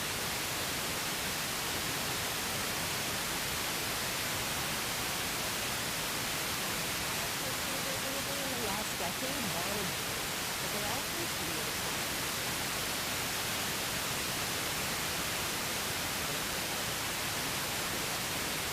In Lincoln's case, Wade says the primary issue is they haven't been able to recruit OBGYNs. Valerie Donahue is a family doctor at the hospital who's certified in obstetrics, and she says that is true. But I think we've done a really poor job of sort of advertising what it means to be a rural doctor. Some of the things Maine Health says have made it hard to recruit have upsides in her experience, like being on call. Even though you have to be available more often here, it's a lot less busy and demanding than at a city hospital. And having fewer babies to deliver means you get more time with your patients. I think it's a good thing. I think we get to develop more of a rapport with them, more of a relationship. That and safety concerns is a big part of what motivated Moira Rose Richards and her friend Margaret Reynolds, another local mom, to help start a community coalition to protest the closure. We're doing this because we love their hospital. Hundreds of people have come out to town halls and rallies, thousands have signed a petition, and politicians on both sides of the aisle have voiced support. Reynolds says her hope is to keep labor and delivery open at Lincoln and raise money to create a center for maternal and infant health here. This is not just about Maine. This is a trend that is happening countrywide. Why not make this the test case? And she says instead of closing, try something new that could be a model for rural areas around the country. I'm Samantha Fields for Marketplace. And in New York, I'm Kimberly Adams with the Marketplace Morning Report from APM American Public Media. Funding for Marketplace here on Vermont Public is provided in part by Maple Capital Management with additional support from Edgewater Gallery, offering a 3-day painting workshop with artist Scott Addis starting August 14th through 16th. Registration at edgewatergallery.com. Thanks for joining us for Morning Edition and Marketplace. The BBC NewsHour is up next. I'm Jen Jarecki. I'll see you for local news at 9:04. From gardens and grasses to houseplants and horticulture, I'm Charlie Nardozzi. Catch all things gardening every Friday evening and Sunday morning on Vermont Public. 107.9 WBPS, Burlington, Montreal. 88.7 WRB.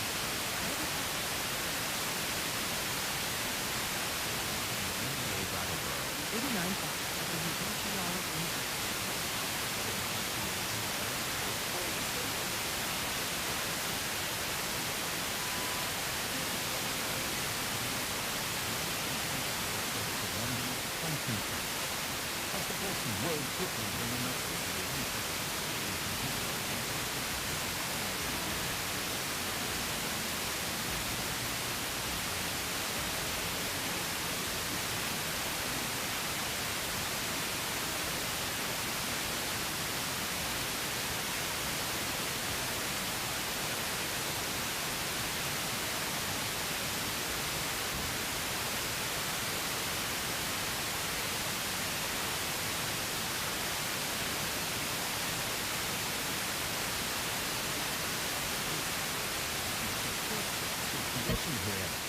on racism.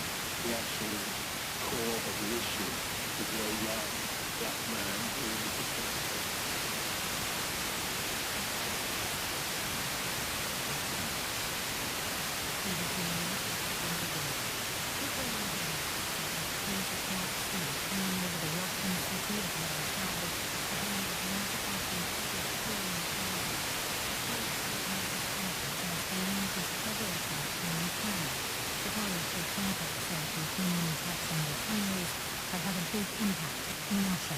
Have had a massive effect on Russia's ability to fill up their cars.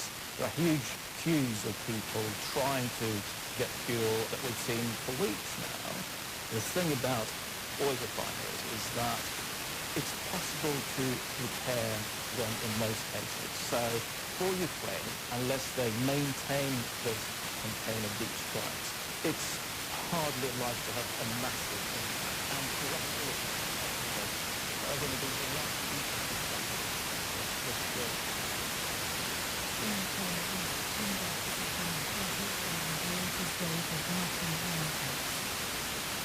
military ruler Min Aung has received a red carpet welcome to Thailand as he seeks to break his diplomatic isolation to start the Kenyan civil war. After meeting Thailand's Prime Minister, he claimed Myanmar was on the path of democracy. Jonathan Head is in Bangkok. The way they were right before the coup, much faster than people expected. Myanmar still has done nothing to make any move to end the civil war, but the Thai government has decided it has so many issues it needs to resolve with Myanmar. It decided to invite him here and restore their relationship to the way it was. So the solidarity that Southeast Asia showed in foreign keeping Mineral Island at arm's length while the bloodshed continued in Myanmar has cracked. The foreign ministers of Jordan, the UAE, Indonesia, Pakistan, Turkey, Saudi Arabia, Qatar and Egypt have accused Israel of undermining recent efforts to conclude a peace deal in Gaza. In a joint statement, they condemned what they called Israeli violations in the Gaza Strip. Israel said its recent attacks had targeted Hamas militants.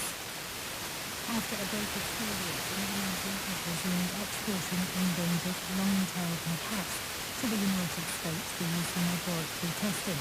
Nearly 2,000 of the monkeys will be exported. The correspondent in Jakarta has attended the experience. Long-tailed macaques are the most widely used non-human primates in biomedical research globally. With past research showing that the immune system reacts similarly to the human immune system, making these monkeys work. Researchers say that they models for testing vaccines and treatments for virus. Indonesian officials justify the trade by highlighting lucrative research demand from the U.S. as one of its. I'm Jen Jarecki with Vermont Public News. Iran says it's closing a deal with Oman to reopen the Strait of Hormuz. That's according to NPR. Undecisive escalation. Gas prices in Vermont remain high. AAA reports that Vermont's average price for a gallon of regular gas today is $4.17.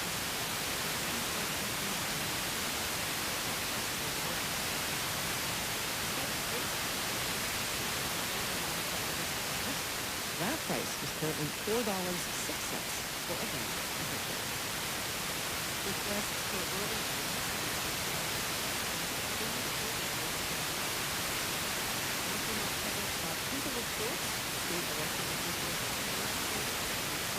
early ballots, if you return those ballots in person and not rely on the postal system. Requests for early ballots jumped roughly 30% in the past week. State Elections Director John Sheehan expects they will account for about a third of all votes cast in the primary election. Some states allow early ballots to be tabulated in the days following the election if they're postmarked by Election Day. But Sheehan says Vermont does not. All votes have to be to the clerk by 7 p.m. on election night. So what that means is either bringing it into the clerk's office or dropping it at a drop box. While polls open at different times in some towns, all must remain open until 7 p.m. Bob Kinzel, Vermont Public. Turning to weather, periods of sun with a few showers developing in New York, becoming likely this afternoon, possibly a thunderstorm and some downpours spreading into Vermont and the Berkshires later today. It will be pretty humid with highs ranging through the evening.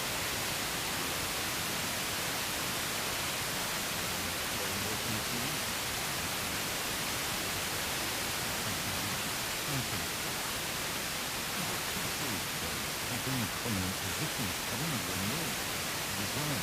One of them has done so. Mr. Tessie, University,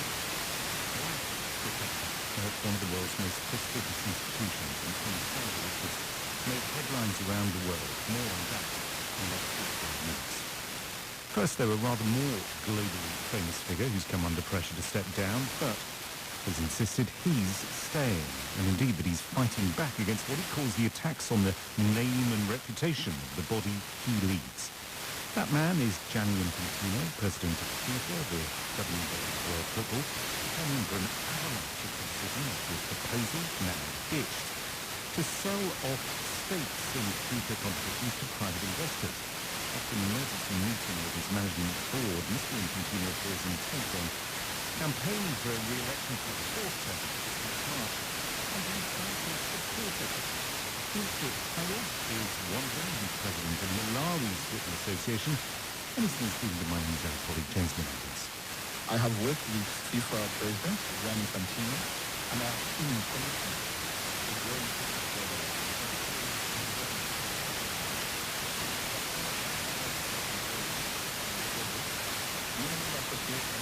benefit significantly, and for that we remain grateful, and I can assure you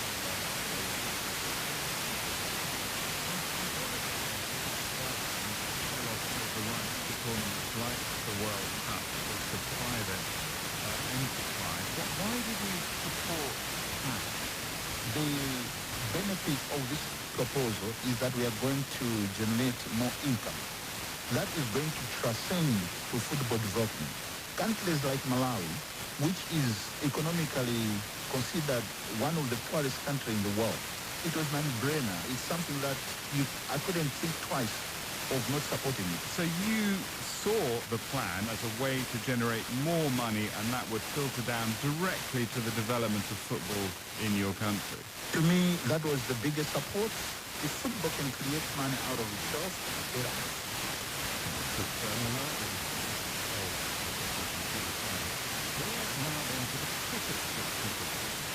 Volker Wilkes is president of the German club St.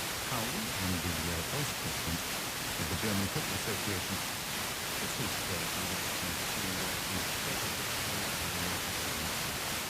nothing about it is surprising me, because nothing about this crisis we faced last week gave me that change is coming.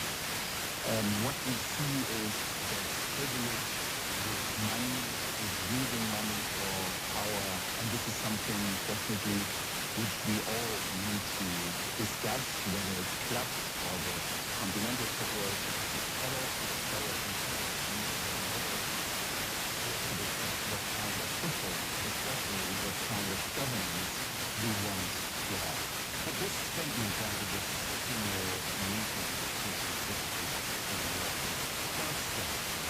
acknowledges the mistakes we made, but it says that it wasn't the intention for exactly the people that we're talking about, the members of the working state.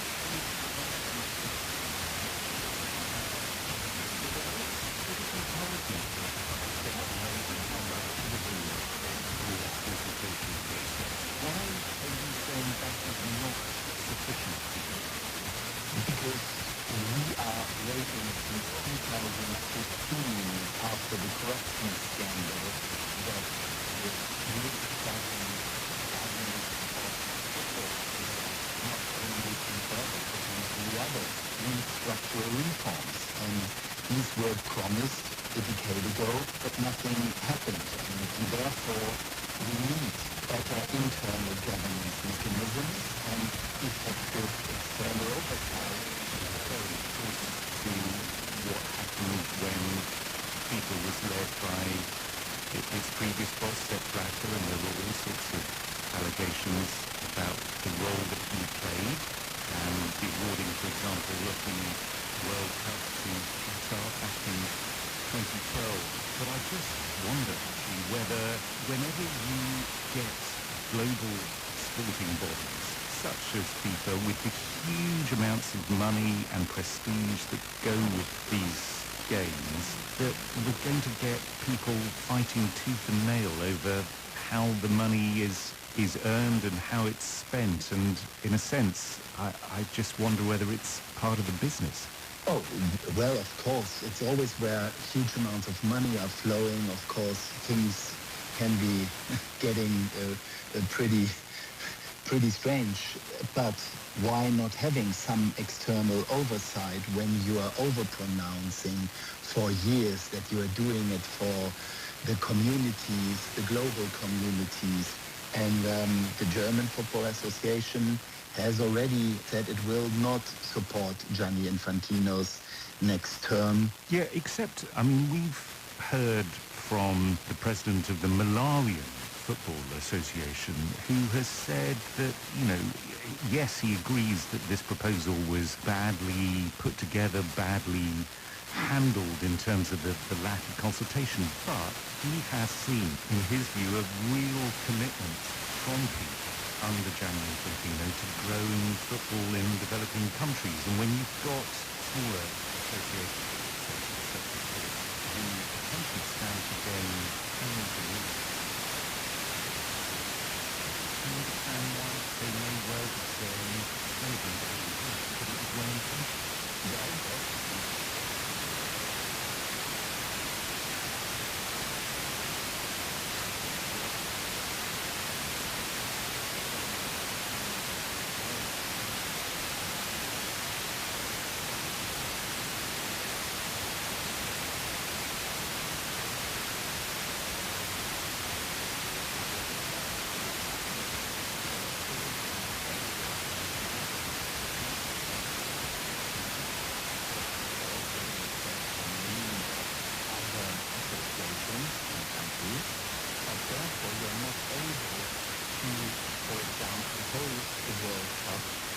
Smaller countries because they just don't have the capacities in stadiums, arenas.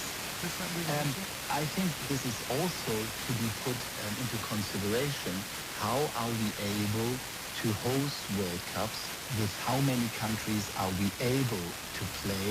And this is what's it all about. It's about governance and processes, and whether they are transparent, whether they are democratic, or whether they are just pouring money to many associations which can secure your vote of being FIFA president. Volker Goethe, president of the German clubs St. Pauli and vice president of the German Football Association. Let's turn to the football journalist Henry Winter Varsity experience. He's been watching the game for a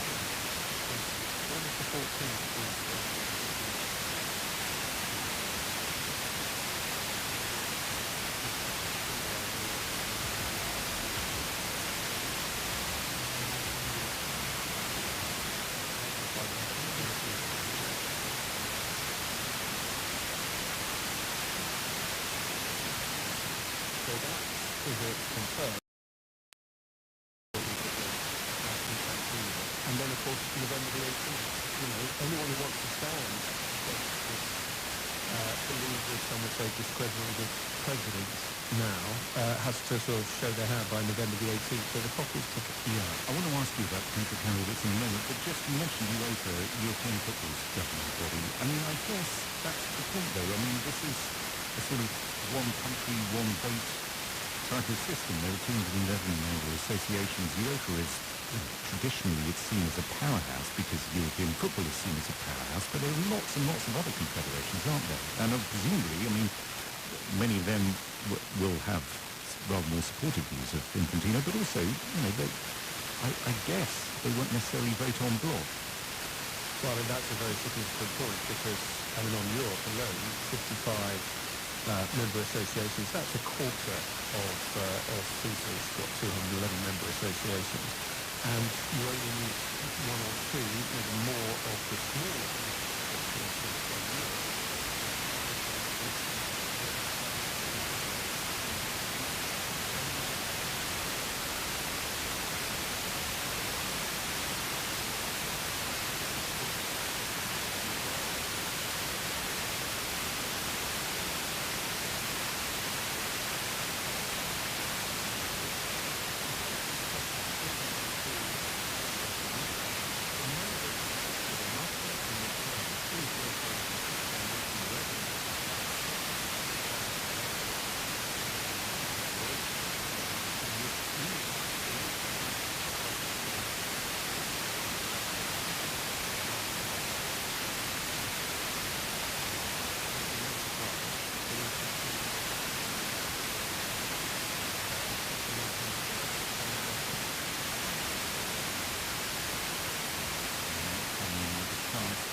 Getting support would be a really sort of promising, given that we've sort of been on this radio before with previous people boss Sepp Blatter, really promising this time we're going to sort people out so that it's transparent and democratic and all the rest of it. Well, Infantino promised that when he came in.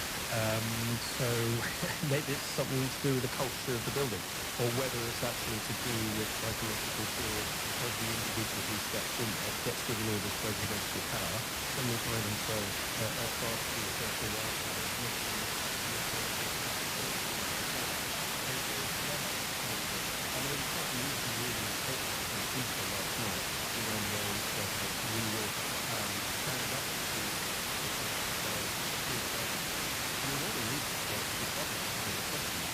because of the process and the plan that Infantino came up with.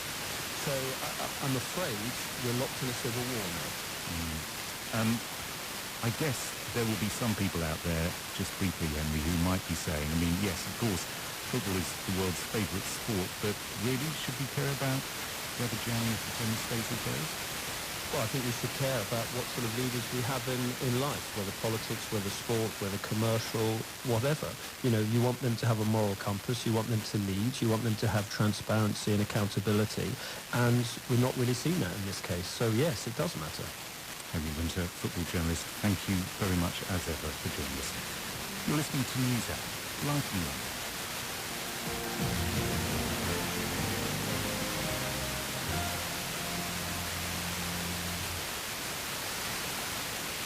New federal data shows the vast majority of people with serious addiction still are not getting treatment.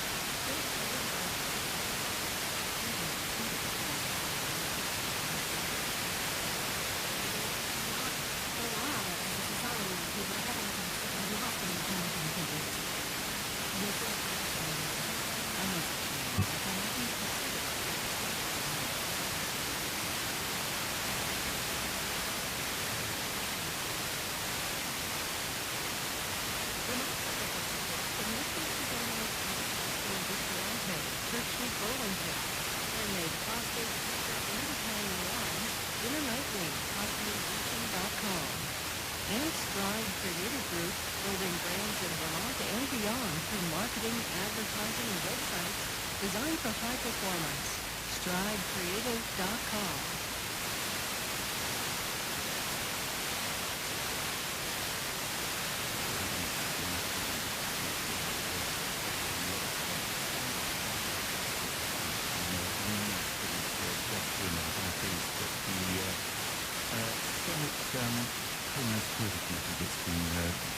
Considering the fate of Anthony Fauci, the former White House medical advisor, whom they wanted to testify about the COVID origins of COVID.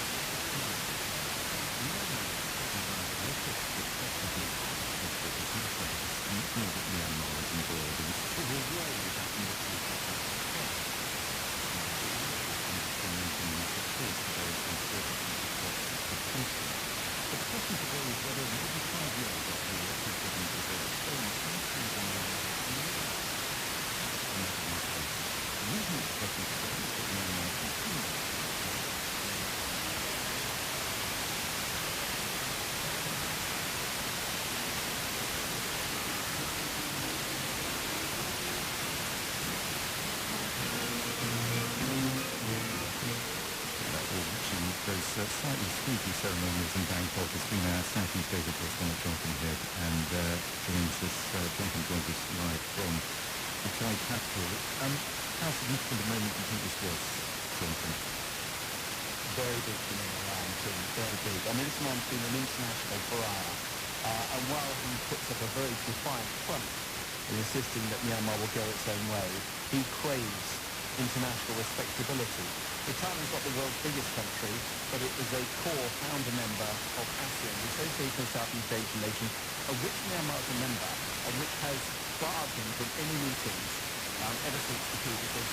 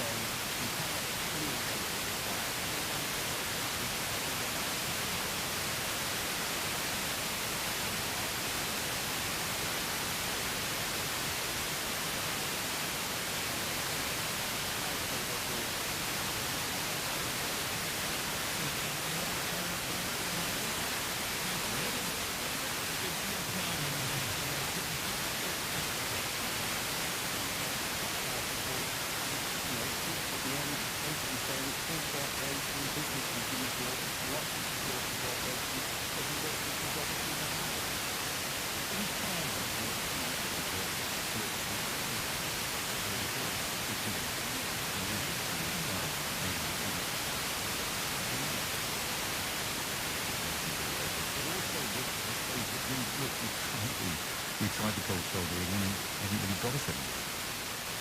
Yeah, I mean, they make the first argument very strongly. They say that unlike other ASEAN members, they have a 2,500 kilometre border.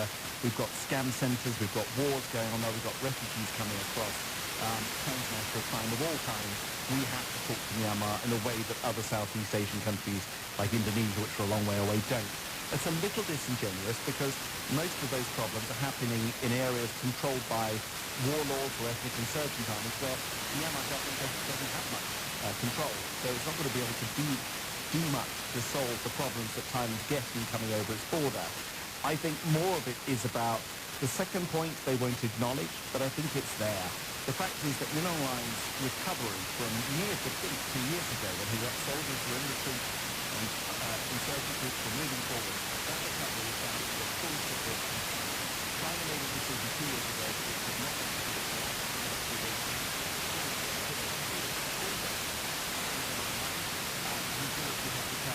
as a result of that support. So if you've got China backing the country, you know, backing the government, you know it's not going anywhere. And I think the Thais feel if we don't get in there, we'll lose influence to China, and ultimately this military government's going nowhere. There are also plenty of vested interests in Thailand that want better relations with Myanmar. Sadly, many of those people who took up arms hoping for a revolution are now feeling very bereft as though nobody cares about their issues. Jonathan Head in Bangkok, thanks very much. Another footballing story to bring you now, but one that's rather more uplifting and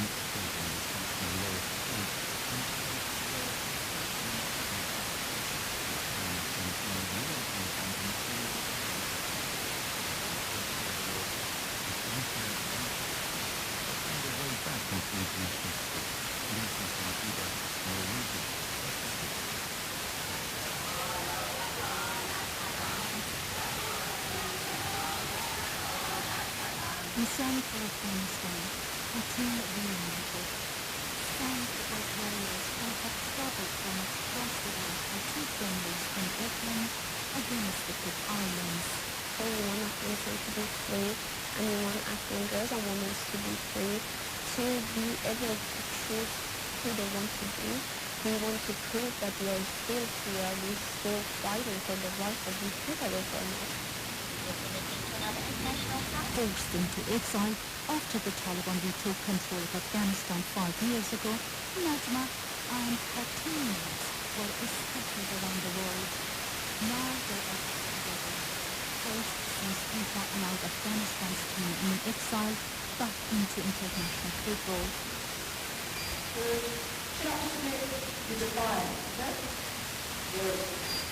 As the players are presented with their match day kit, Najma, who now lives in Doncaster, reflects on the last 5 years.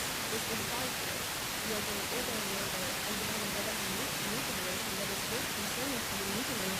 be their role and we want our visitors to look at us and they were like, they did it, we want to do it as well. We want to keep their dreams alive.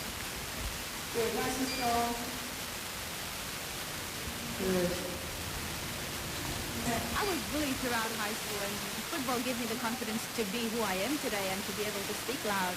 Morsa, who has settled in Australia, has painted her nails with various pictures. She tells us her dream.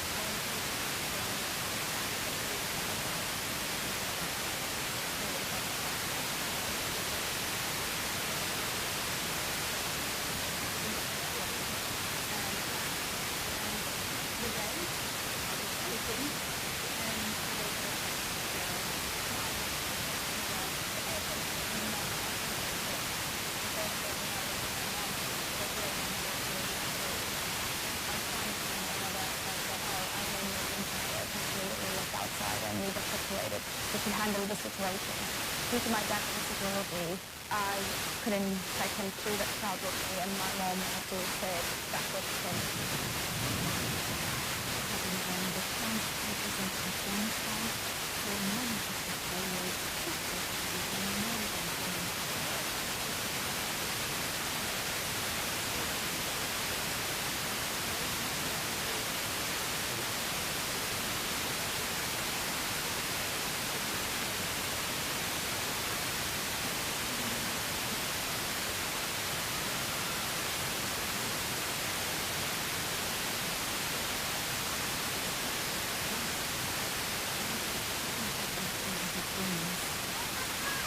Afghanistan lost both beaches to the Cook Islands.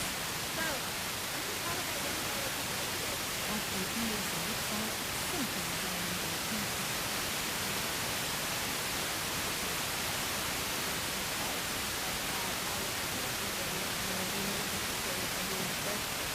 My football team to get our information without the approval of the president. We don't know when we're going to see our game, but it's definitely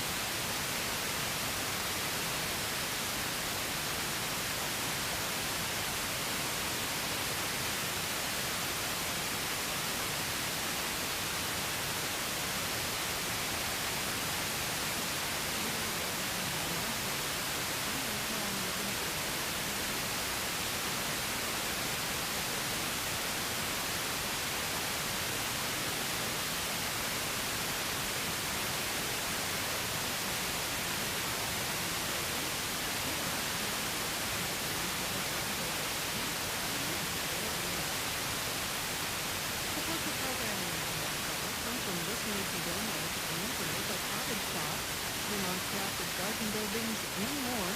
Available as pre-cut kits or fully assembled. Jamaica Private Shop.com. If you're taking the last mile ride,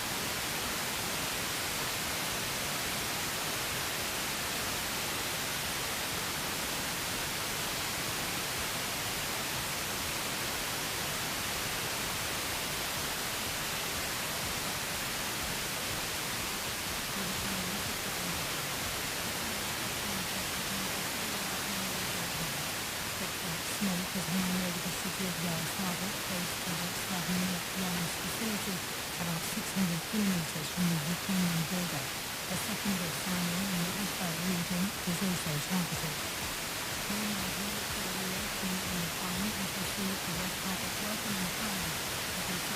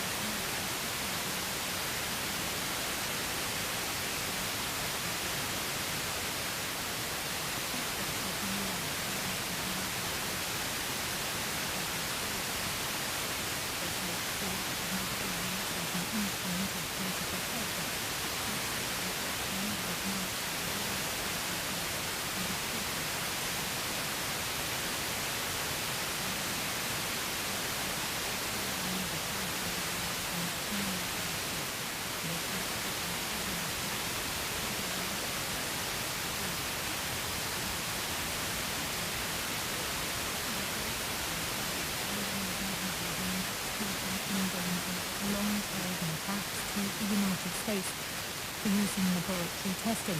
Animal welfare groups have condemned the move. BBC News. Welcome back to NewsHour. The Nigerian government says that more than 300 people have been freed in what it's described as the largest ever kidnap rescue operation by the security forces in a single day. Joining me live is Ope Adeteyo, who's Western Central Africa reporter with the Associated Press news agency. Ope, thank you for joining us here on NewsHour. What do you know about this glorious Thank you for having me. The victims of this abduction were from Ghana and some communities in the North.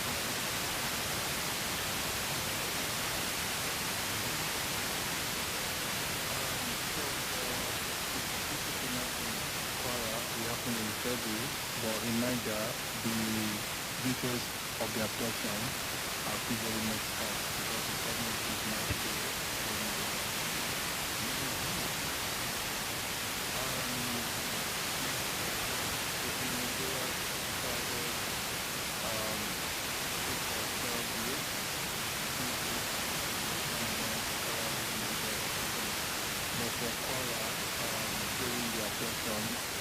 Survivors, such as militants who went to a mosque to pray and call on the residents. So that likely would have pointed to a jihadist group, and the jihadist group working in that region is Boko Haram. Okay, so Niger is as part of it. Okay, so at least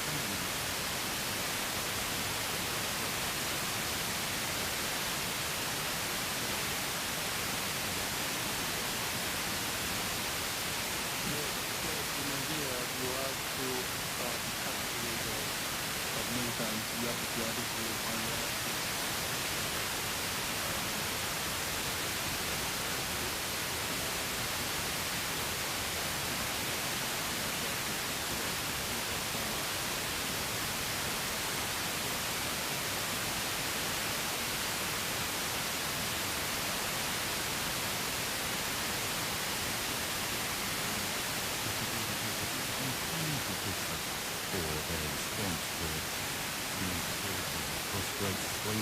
are they getting better at their job? In my opinion, I would say it's a good thing that they are undertaking this rescue because they are much. It is a much better outcome than they not be rescued at all. So I would also think that this will have, affected the security of people.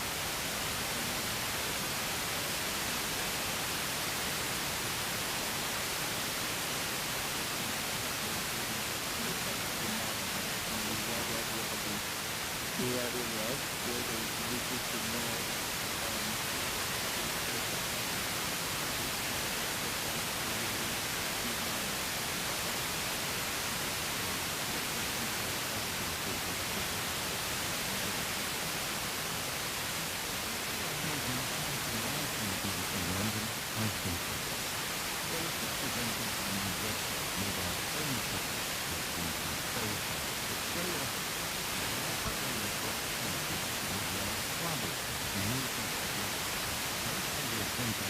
Russia's biggest oil refinery, and this is the first time it's come under attack by growing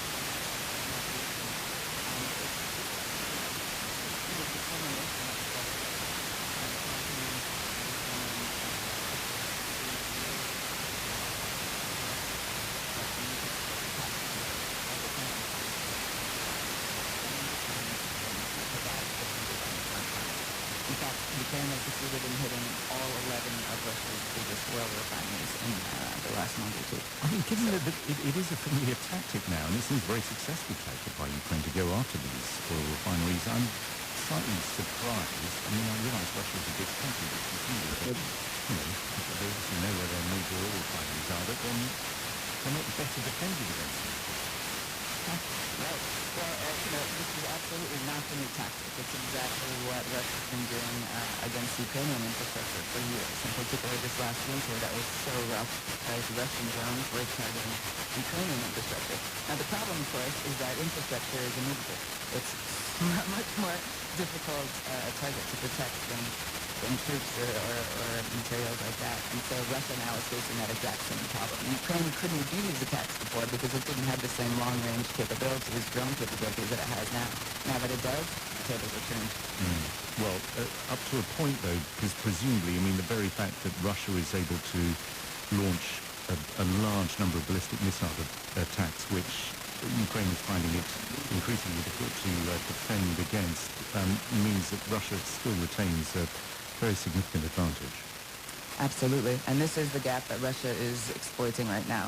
Ukraine, a lot of experts have said, analysts have said, that has drone dominance in a lot of ways. It takes 75% of Russian casualties or more are drone caused, etc. And the ballistic missiles are the only real gap right now in Ukrainian defenses. And that's why so many officials are almost begging allies for anything they have, because of course, everyone is afraid of ballistic attacks, but it's Ukraine that's suffering them a few times a week, and it's deadly, it's horrible. Katie Lynn, it's been very good to have you back on Newshour. Thank you very much for this.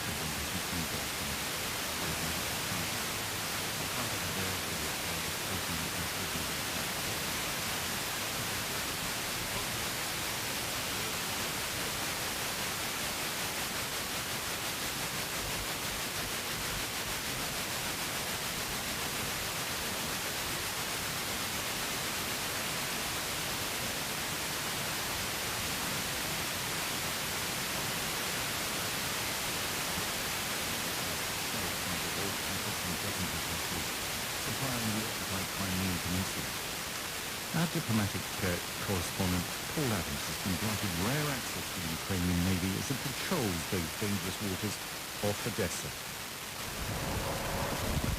We're going on patrol with the Ukrainian Navy, out into waters made increasingly dangerous by Russian attacks. In a part of the country where a drone or ballistic missile can arrive with little warning. Everyone is focused, on alert. They fire their guns every day. This morning it looks to shifting the time.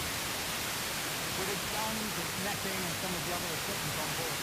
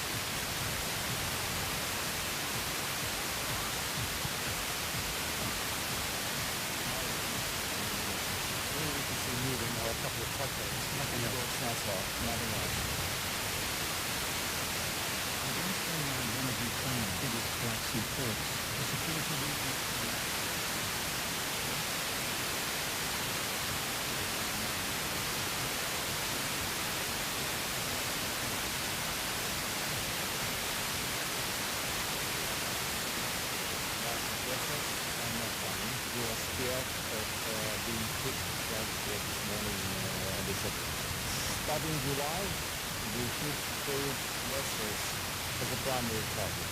Why do you think this changed? Very well done. Because main thing, we want to make a blockade of the Ukrainian ports because of the economy. Now this is a really quite strange experience, driving under these enormous gantries and cranes, and the pipes and the buckets and summer.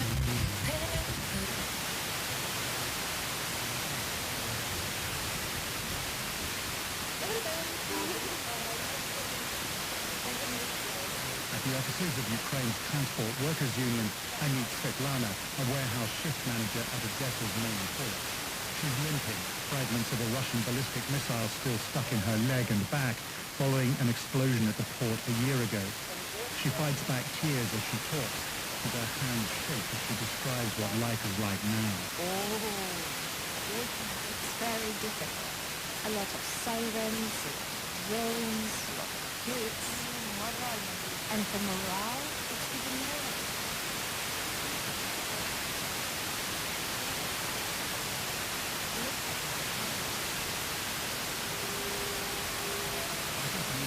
Port, the air raid siren sounds.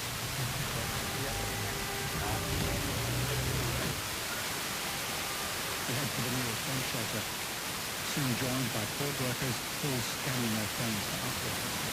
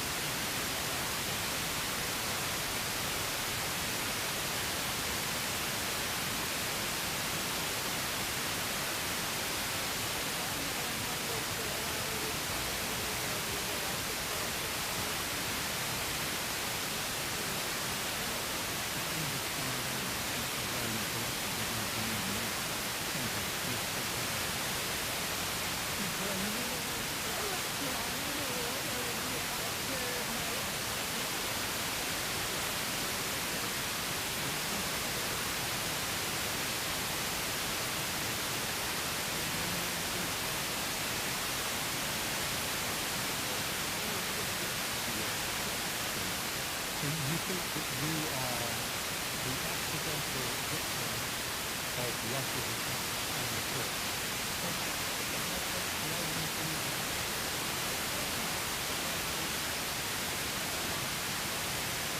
Report from Southern France. Given how vastly important and beneficial the vaccines are, huge difference of making billions around the world, it's remarkable that about half of all vaccines are actually wasted each year, either after they become too cold, freezing in other words, or after becoming too hot. Now, though, British scientists say that for the first time they've successfully trialled vaccines that don't need to be refrigerated. Professor Cyril Faust is director of the NIHR Clinical Research Facility in Southampton that's been testing the new fridge-free approach, and joins me now. Professor Faust, welcome to the News Hour. Can you tell me what this new method is? So the small British company that has developed this, the original researchers, the guy who invented it, Bruce Over, was originally a researcher in Cambridge and then he moved universities. But he discovered that you could use a sugar called trehalose that is the same sugar found in plants in the desert in the southern United States. And the plants sort of use the sugar to completely dehydrate themselves in terms of drought, and then when it rains, rehydrate themselves.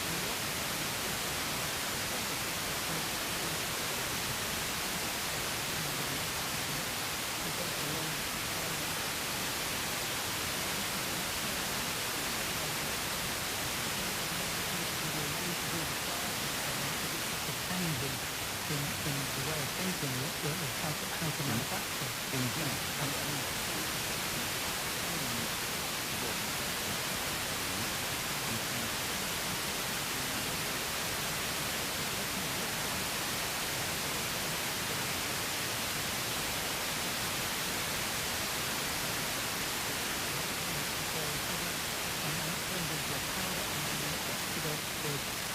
Patient or the member of the public who's getting the vaccine, wherever they are, simply has to be rehydrated with water-free injections that people will do in the science in the GP or in the hospital. And the vaccine is easily available. Right, and the vaccine that's been trialled so far, and I realise it's early days, but it's against which disease? So the vaccine that they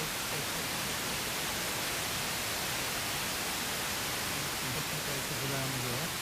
And what we did was we did a trial of 60 people, so 20 people with the physical version, 20 people with the original vaccine, and 20 people with different techniques.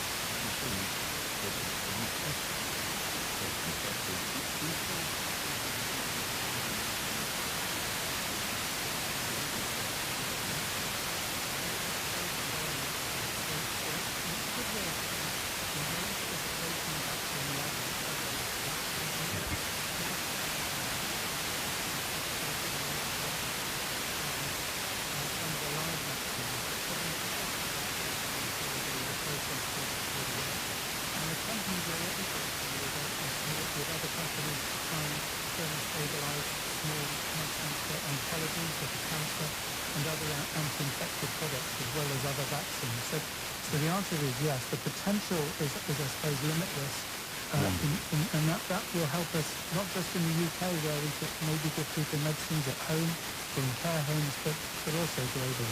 Professor Faust, really terrific news. Thank you very much for saying to it to us and also being a part of that trial. Also, this is made possible by American Public Media, the largest station-based public radio organization in the U.S.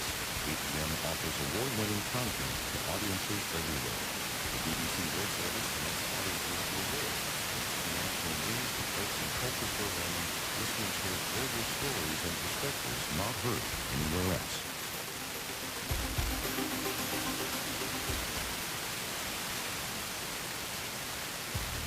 You're listening to Vermont Public. Stay with us for 1A. That's coming up at 10.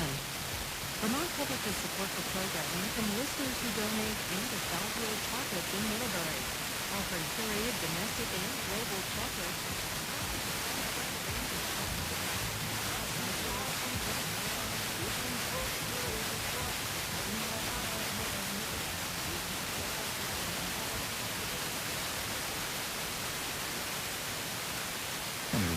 Top story this hour, Gianni Infantino remains the president of FIFA.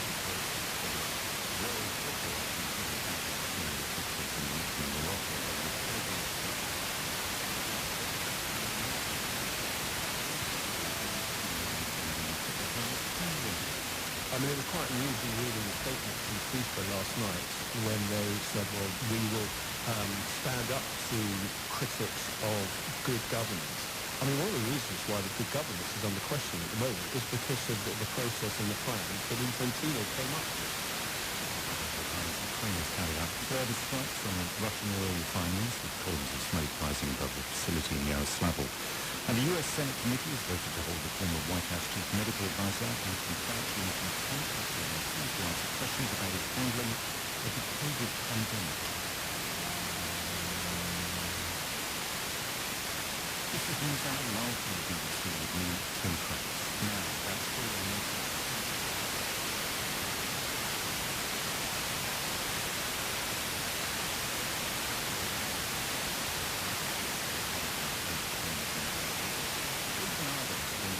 Black professor of the university system when he was appointed in 2023. But recent months have seen him accused of questioning the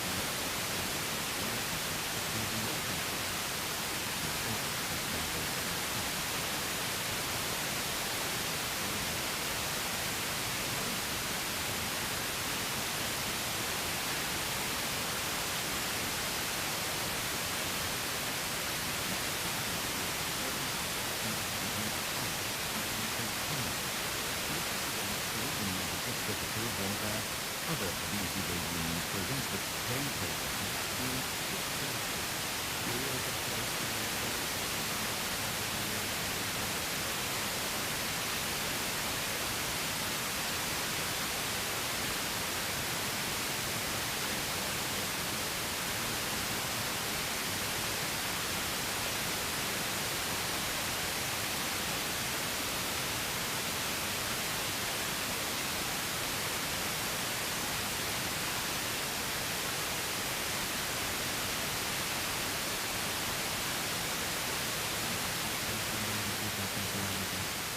himself is a philosopher and former professor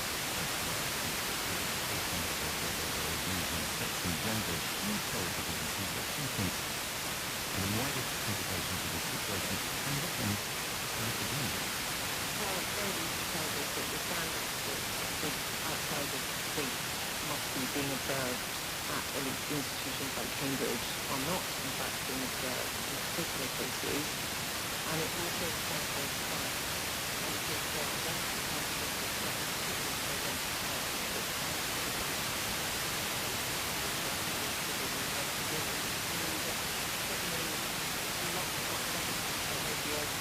overlooked.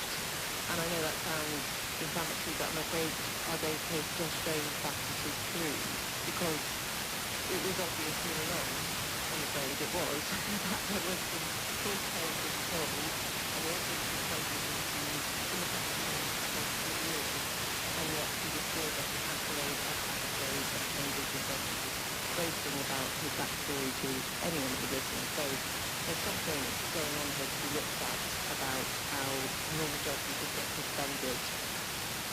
Catherine Scott, speaking to BBC.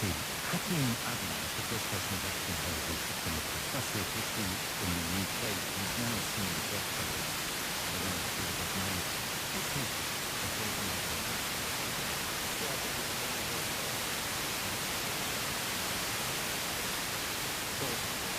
How difficult it is to get an academic position, and certainly to get a position as a professor at the University of Cambridge, and so to have to resign in the wake of a campaign of abuse and intimidation and undermining that's gone on in the press must have been very, very difficult for him and his family. So I think it's a very, very sad day. Do you think that he does have questions to answer, both about his academic work, but also some of the claims that he's made about his life? Not really. No, I don't think what he does in his private life has got anything to do with his academic position. You're judged on your academic excellence. You're appointed on that basis. But it's not a private life, because he has been very public in talking about, for example, some of the charitable achievements that he says he has accomplished, but which, when asked about, talking about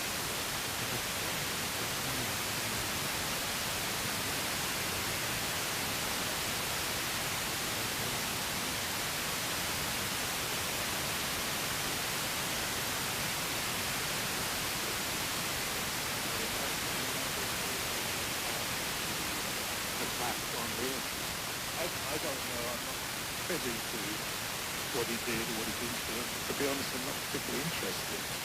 He's a professor, or was a professor at Cambridge, and he's come under attack from people who are known for their particular views that they have. And the attacks which these individuals have launched have then been taken up by various media outlets. I think in this particular case, there is an edge to it, and of course, other media outlets, what does that do with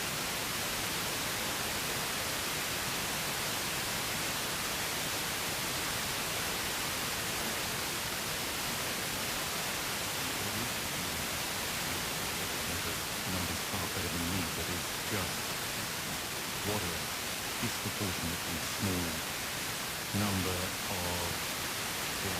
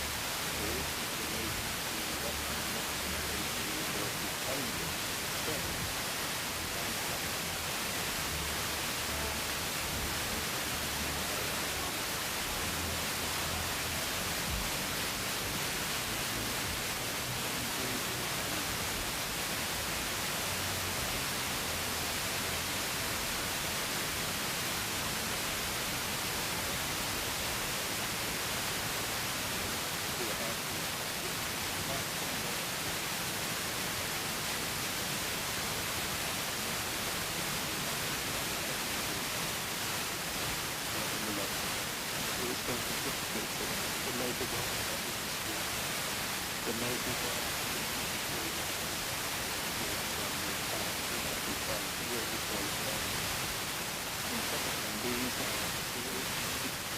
exactly the opposite direction that develops into the south day. I think the university on friendship need to be looking at what more they can do to resolve these problems and problems and to make sure that in the future there are many more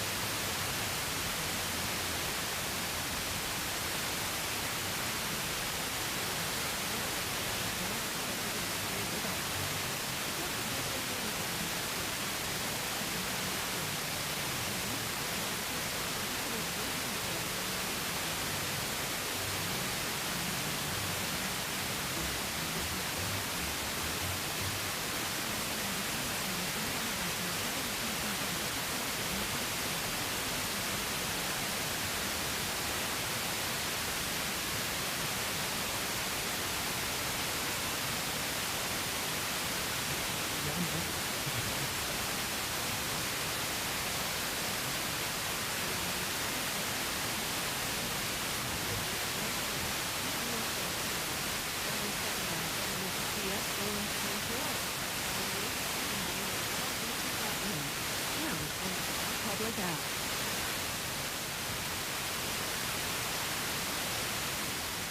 Students and teachers are using AI for homework and lesson plans. It's raising questions about the actual purpose of schools. From WAMU and NPR in Washington, this is Wild Talk.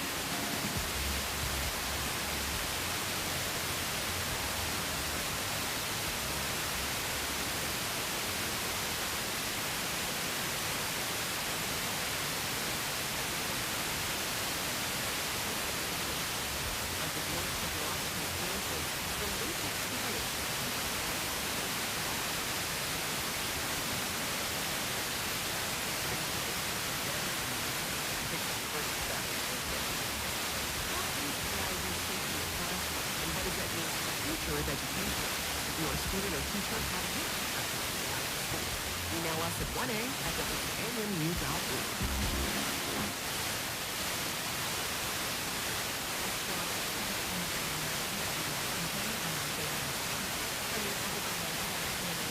Voted to hold Dr. Anthony Fauci in contempt of Congress. The vote this morning follows Fauci's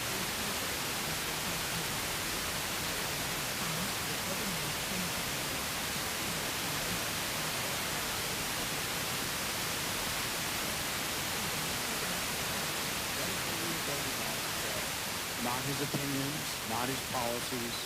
We are voting on whether a witness who has received the benefit of a sweeping federal pardon can be ordered by this committee to answer questions and then defy that order without consequence. Ranking Member Gary Peters argued the contempt referral would punish Fauci without forcing him to provide any new information. What it will do is create a damaging precedent that future witnesses will use to resist congressional oversight and weaken this committee's ability to resolve questions.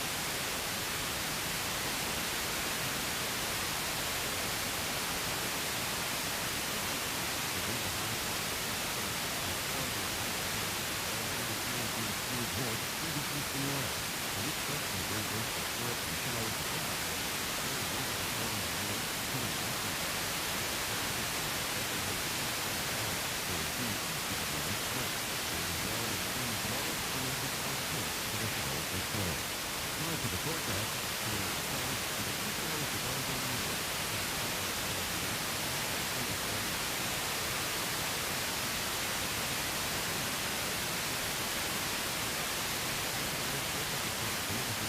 Partly cloudy and muggy, 50s to 70s. Cloudy, partly sunny. Occasional light or scattered shower or thunderstorm in the afternoon. Quite warm and humid. Part of clean with a cloud in the sky.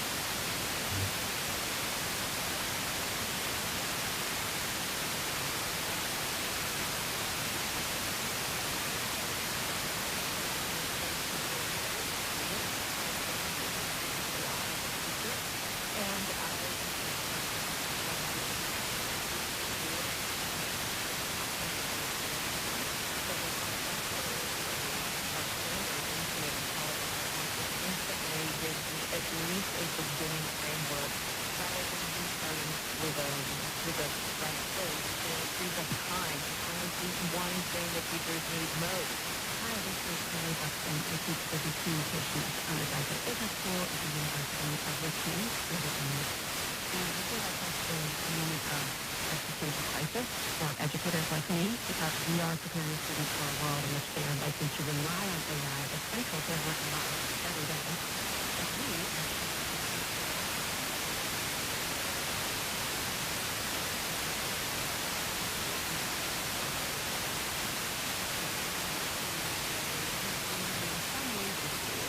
according to a 2025 survey from the RAND Corporation.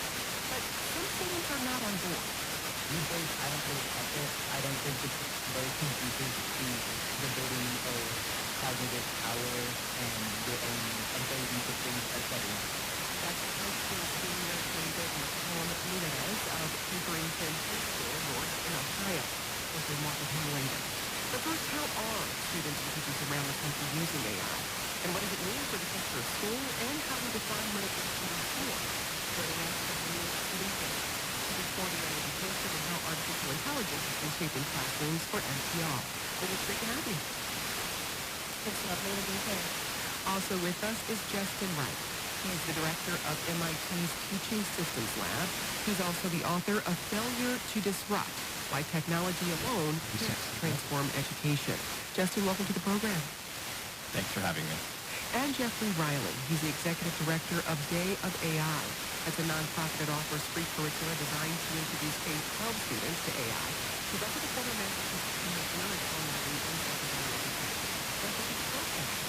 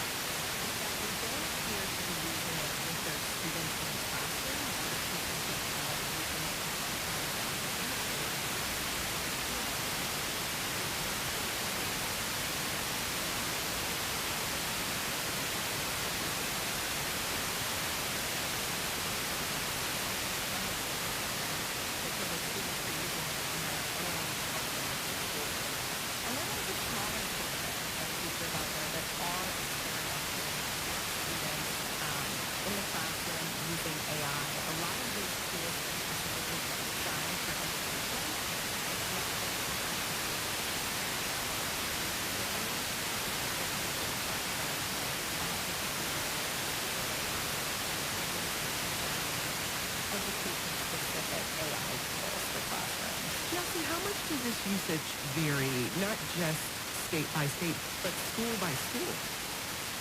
The usage of these technologies is extremely varied across schools.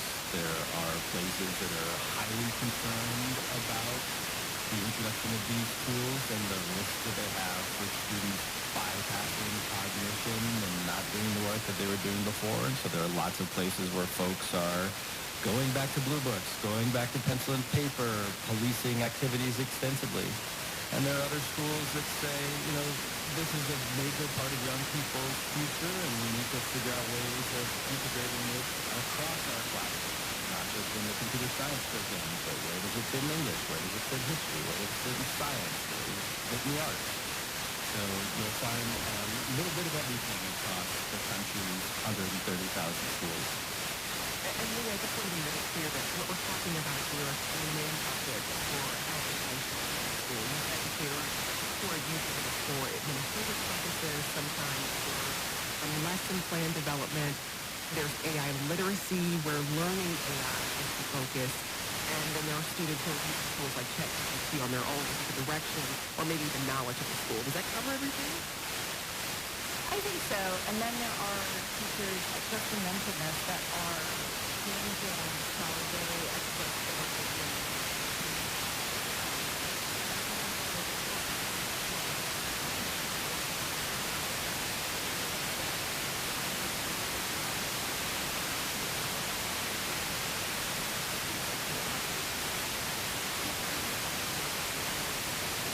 Educate students and teachers on AI. And we'll talk more about it.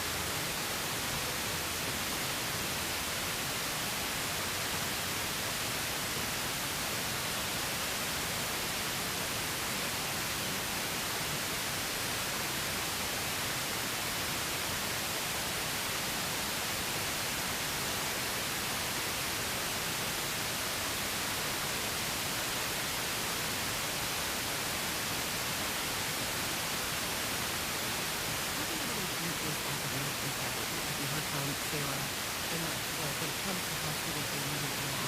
How are students? Yeah, it's a huge issue. Another thing that we found in our survey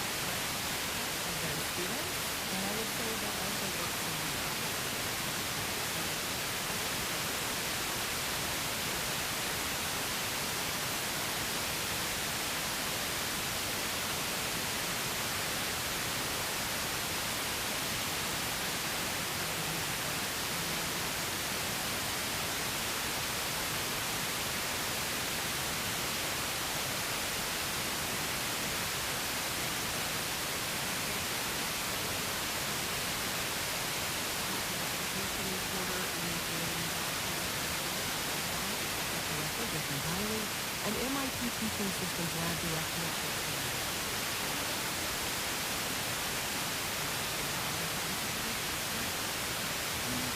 Some legislators introduce a bill, whatever is needed to take the first step towards regulating AI.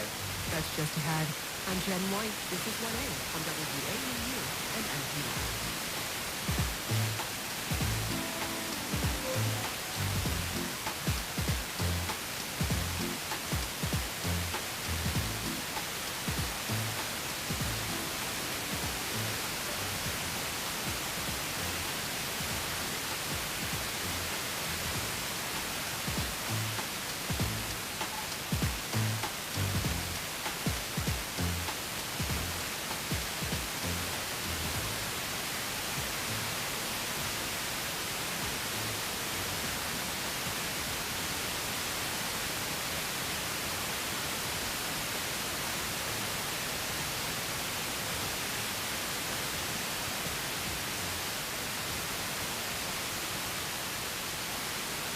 Federal data shows the vast majority of people with serious addictions still are not getting treatment. Critics say there are low-cost medications proven to treat addiction and save lives, but most doctors don't prescribe them. We would not allow as a society people to have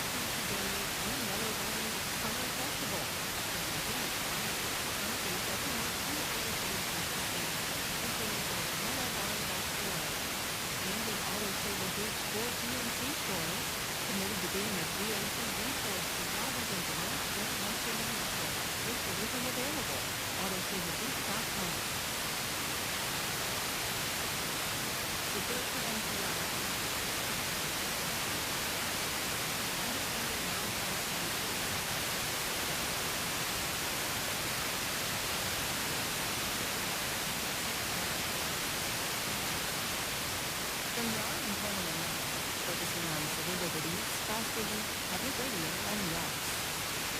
And from the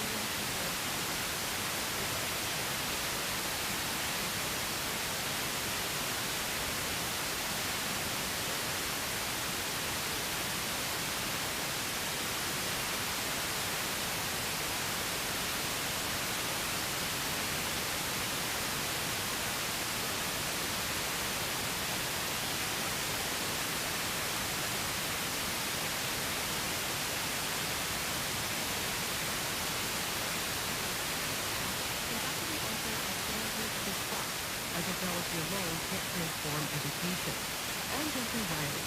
the Executive Director of Day of AI. It's a nonprofit advocacy.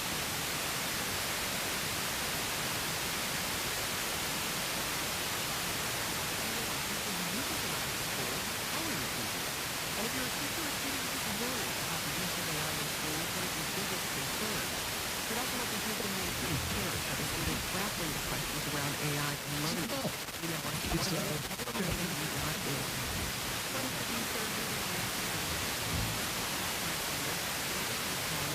us at Pickerington High School North in Ohio.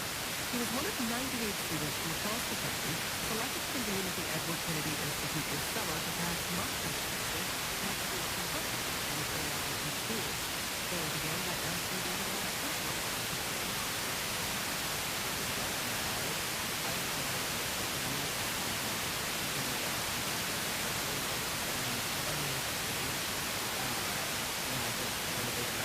I'm a senior high school now, but back when the first was infected due to go in public, I thought it was a fun toy. I didn't realize it could be used for plagiarism until everyone started going, oh my gosh, it can be used for plagiarism and all that. These days, I don't really touch it. I don't think it's very conducive to the building of cognitive power and your own ability to think and figure and study. I don't think it's very much. And what about your peers and your friends? What are you ready to talk about AI in education? I mean, a lot of this is like creative. So a lot of my friends similarly do not use AI at all unless they're a lot of my friends are in college right now. It's kind of like, oh, we have to use AI this time and events or something. Typically they don't do that. There are some people around who use it as everything. It's really difficult.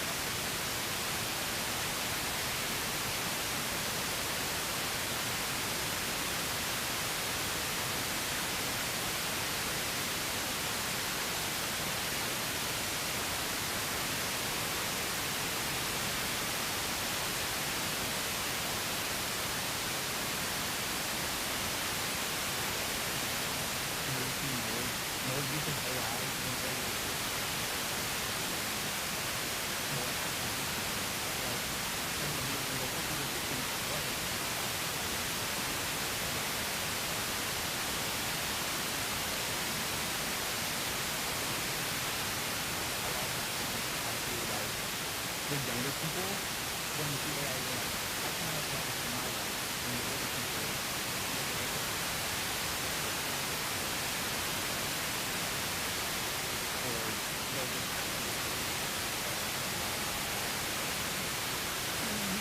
One of 98 students who gathered in July to try to draft legislation in AI in education. What kinds of questions when you and other students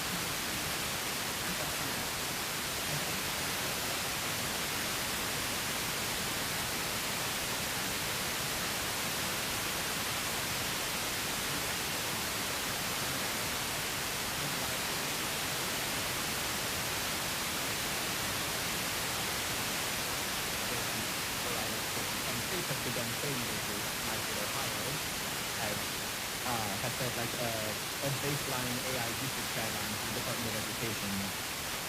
And a lot of the things I know my peer Hunter from Ohio, also my town Pickerington, he said we've missed the mark. A big recurring theme here is we've missed the mark with cell phones in schools.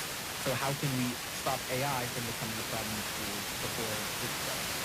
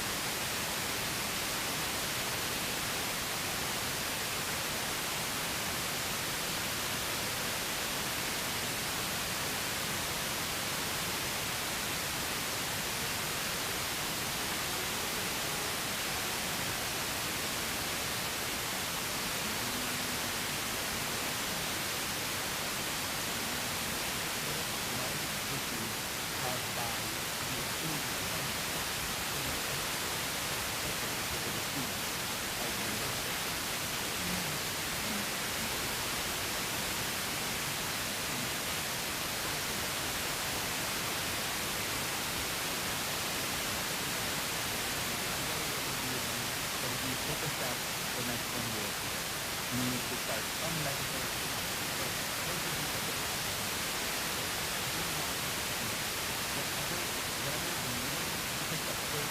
towards regulating AI, towards making AI safer, making it a better place.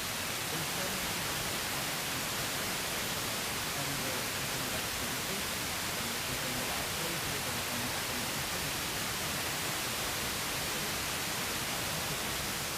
and all those things are important. But none of those things will get done if we go, we have to fix everything right now, and we don't take the first step. That's high school senior David McComb-Leader speaking to 1A producer Haley Glassenberg.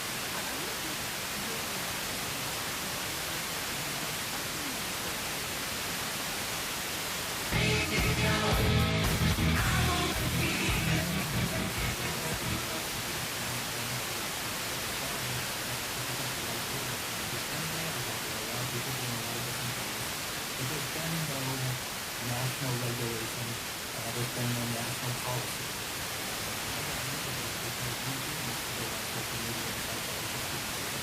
And while I think AI is going to be the next revolution in education, there's a lot of bad things with AI. And so I think we need to put some guardrails in place. And so when we convene the kids, the number one policy statement is that, as soon as devices are input into school and put in place in front of kids, we need to have AI literacy. Justin, what about you? What do you think about this assertion that the grown-ups are not moving quickly enough on this?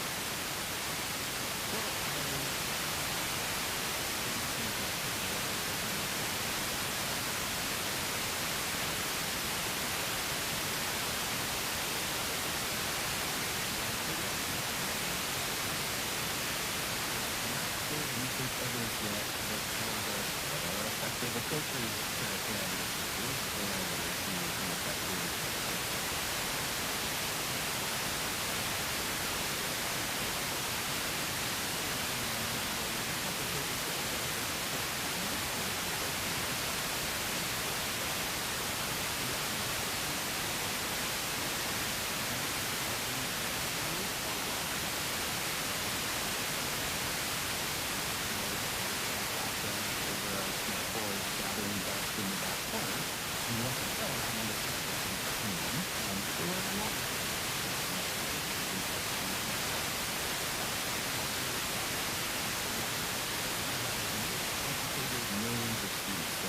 started teaching in the early 2000s. Web was just introduced when I was a young teacher. The way we taught students to take content on look closely at websites, looking for messages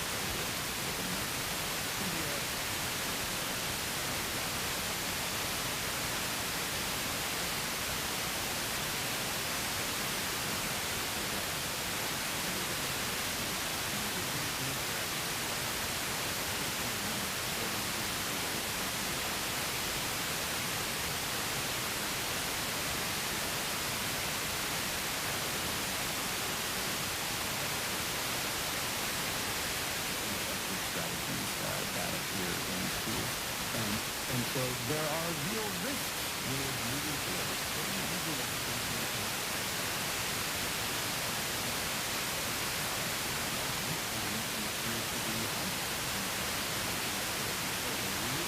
Whatever we're trying to meet the value.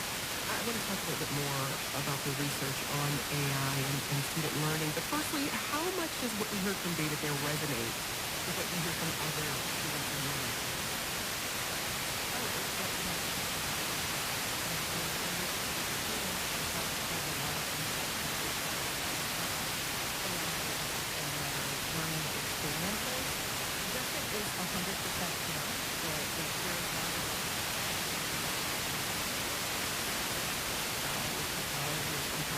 And how it can be used to benefit them and how it can be used to just harm them. From students, even students mostly value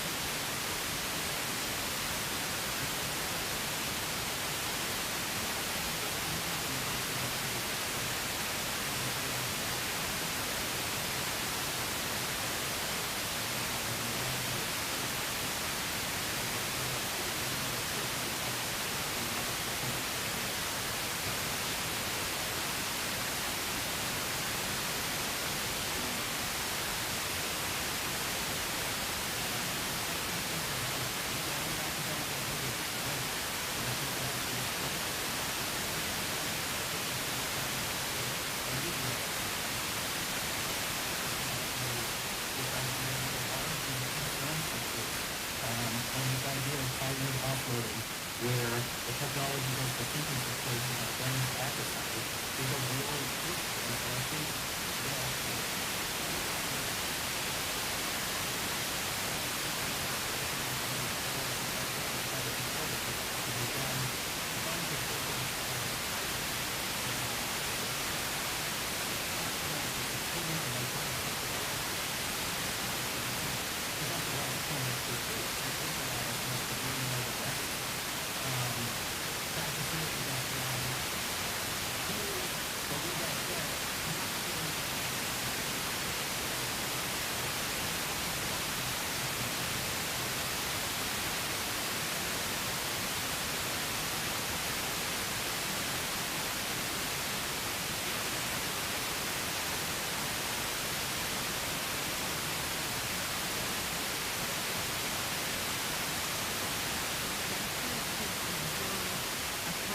for the risks of forging ahead with AI in an educational setting without conflict with backup.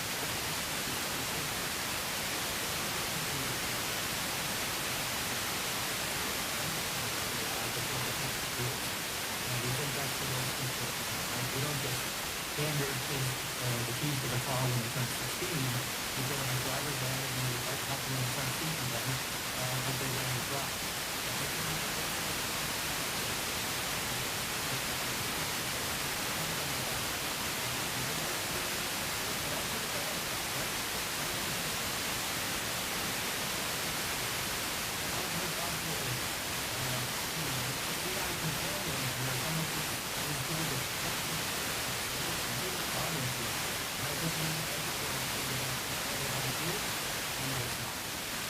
Education reporter Him Gaines, Day of AI Executive Director Jeffrey Riley, and MIT Teaching Systems Lab Director.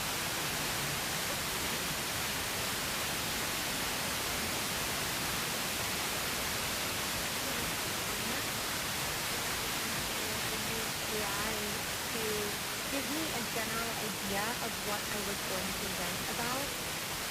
That would give me an outline template of starter paragraph, supporting paragraph, conclusion paragraph, and then I would go and fill in that structure with the knowledge that I have.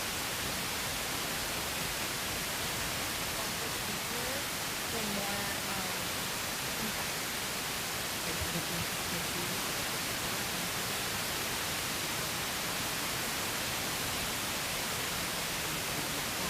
AI can be incorporated into learning, but it could be used as an resource. The popular struggle with writing persuasively, scientifically, and editorially should still be exercised. AI is a tool that can be used for research or creating routine content, but should not replace thinking and creativity. Well, you know, we talked about how research is still very limited on this issue, but what do we know, if anything, at this point, about how AI is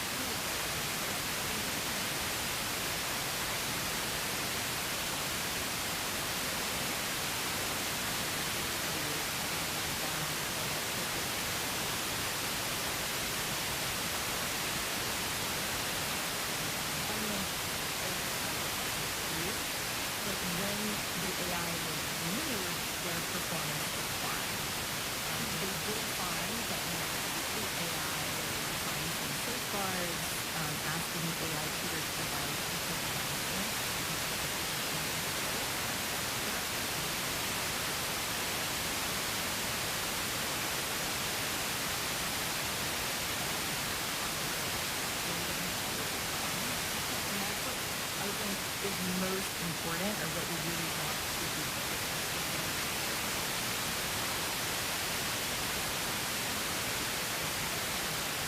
College professor named Dan Pryor in Kansas. I was talking to him about his thoughts on AI, and he's saying he doesn't think it has much value for his students as an English professor. And the reason being is that he says, you know, the point of writing is that because you need to of learning how to write. Well, discussing education with education reporter Him Gaines, also the VP of AI Executive Director Jeffrey Riley, and MIT Teaching Systems Lab Director Justin White. We're also hearing from you. Jay writes, as a university librarian, I work with local high school students whenever they do college-level education. I have been trying to teach students how to spot misinformation even before AI. Sometimes it's as easy as opening up a new tab and looking up a citation, or even asking an AI bot to follow up a claim and see if it contradicts itself. The one thing I stress to students is that if they get caught using a fake citation or making up facts, the AI won't get in trouble. They will. We still want to hear from you. Email us at 1a@wamu.org.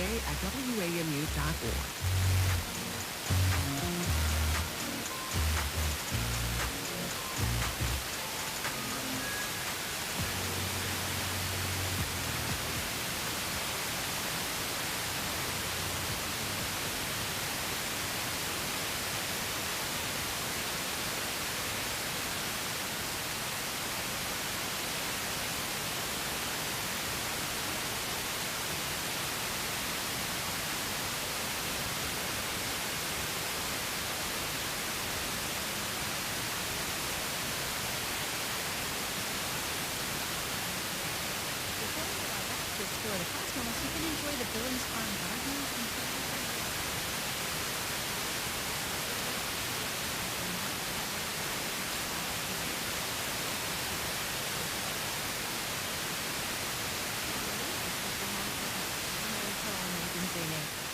telling stories, building worlds, professional writers and artists make it look and sound easy, but coming up with characters and compelling conflicts is anything but. So what happens to the creative process when you just don't know what comes next? The series about input.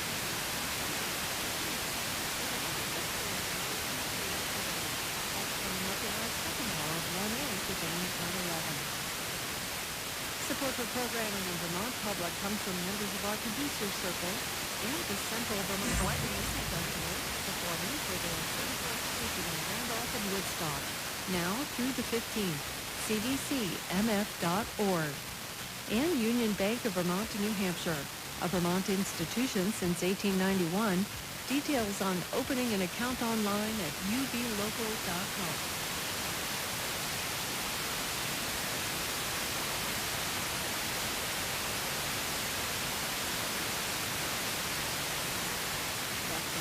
believes AI is an option for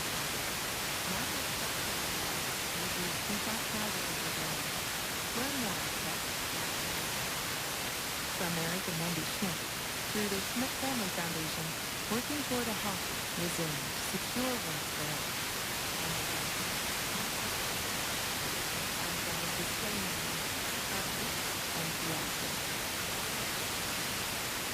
Back to our conversation in a moment. But first, we'd love your help with our next installment of If You Can Keep It, when we check on the health of our democracy. Local government elections often see less than 20% voter turnout. Local elections can get less coverage, attention, and voters, but these sometimes have a more direct effect on your everyday life than national races. So how can voters stay better informed at the local level? We'd love to hear from you. What challenges do you run up against in learning about local ballot measures and candidates? How do you stay informed on the state or city issues that matter most to you? Send us a voicemail at 855-236-1212. That's 855-236-1A1A. You can also leave a message with our app, 1A Vox Pop, and you'll hear that conversation on Monday. Now back to our discussion about how AI is reshaping education and how teachers and students feel about it. With us is Lee Gaines. She's an education reporter working with NPR, focused on how artificial intelligence is reshaping classrooms for students and teachers. Also with us is Justin Wright. He's the director of MIT's Teaching Systems Lab. He's also the author of Failure to Disrupt, Why Technology Alone Can't Transform Education. And Jeffrey Riley. He's the executive director of Day of AI. That's a nonprofit that offers free curriculum designed to introduce K-12 students to artificial intelligence. And we're still hearing from you. Anita emails, I'm a math professor at a community college in Maryland. Many of our students do not attend in-person or virtual classes. I talked to one of my students who was trying to ask the question about how he's giving up the course.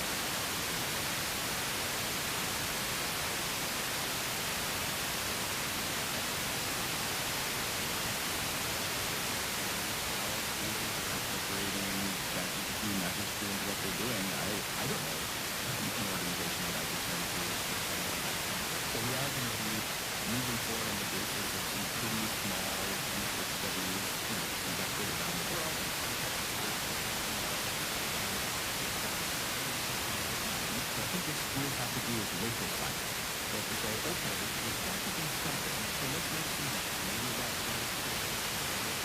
not artificial intelligence.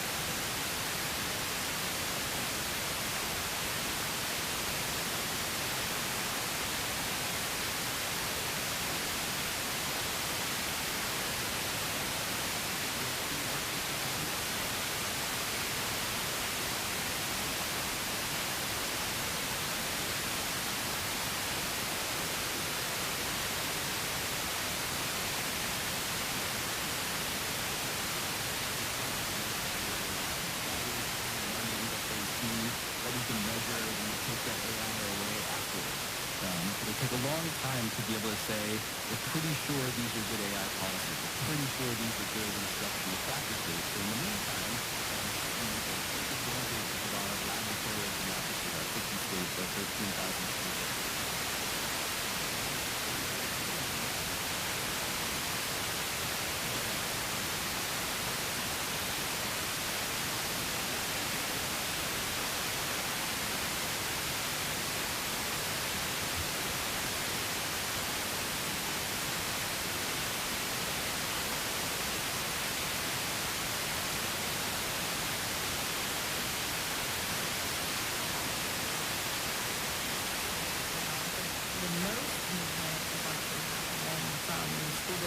School district and sometimes classroom to classroom. I will say at the national level, we know that the Trump administration does support AI in education, but there's been really no concrete efforts to explain, how they will figure out how that should be done. So that is what I would say on that point, but a lot of the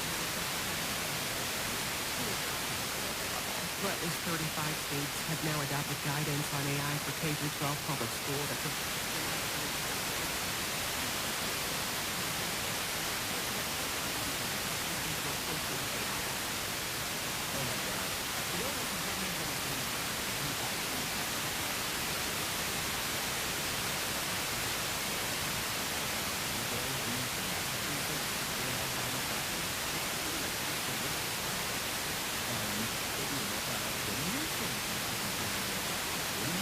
the future of AI? What do you think you can do to prevent cognitive offloading, things like that? And if the State Department doesn't know the answer to that question, a middle school principal in Framingham, Massachusetts also doesn't know the answer to that question. In Vermont, there's a guy who's talking with a former colleague of mine, a wonderful education technology professional, and he says, this is kind of my take on where we should be going. It's like one stance to negotiate against. And it's kind of interesting to hear this one person's take, but that's not the same as in Mississippi, they just published a learning progression, which is based on Mississippi business leaders thought people should know about AI and how that could be broken down and what to learn in 3, 5, 7, 9. That's sort of an interesting graph. But again, what teachers are actually, Sarah Falls, what she's actually looking for is some evidence-based guidance on effective policies, effective practices, and we don't have that yet. There's this weird thing where public guidance, I think it's called guidance, but it's not really guidance. It's like a set of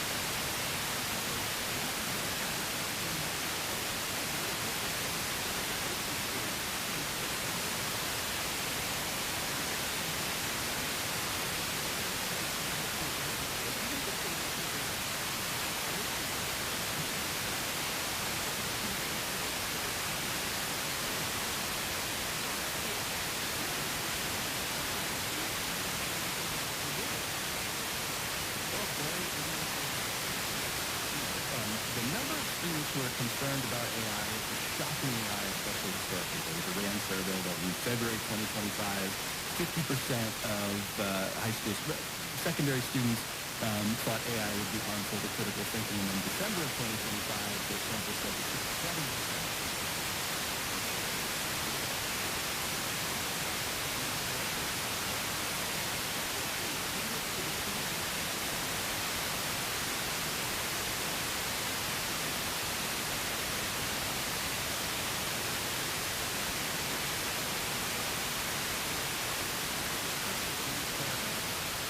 do the work, when there are mistakes, when the machines make multiple choice questions that don't have the right answer. It's actually very interesting. I think partially because I have faculty, partially because there's so much.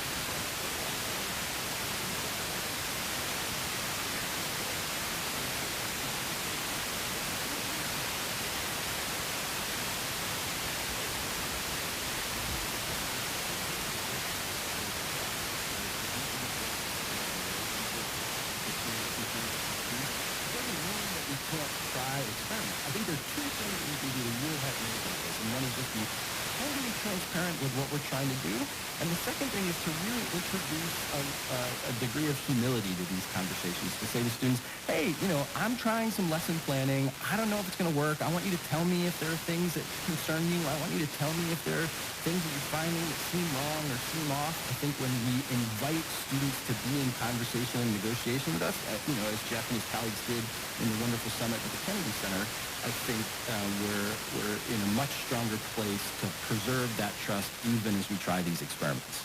We're speaking to MIT Teaching Systems Lab Director Justin White. Also with us, Day of AI Executive Director Jeffrey Riley and Education Reporter Lee Gaines.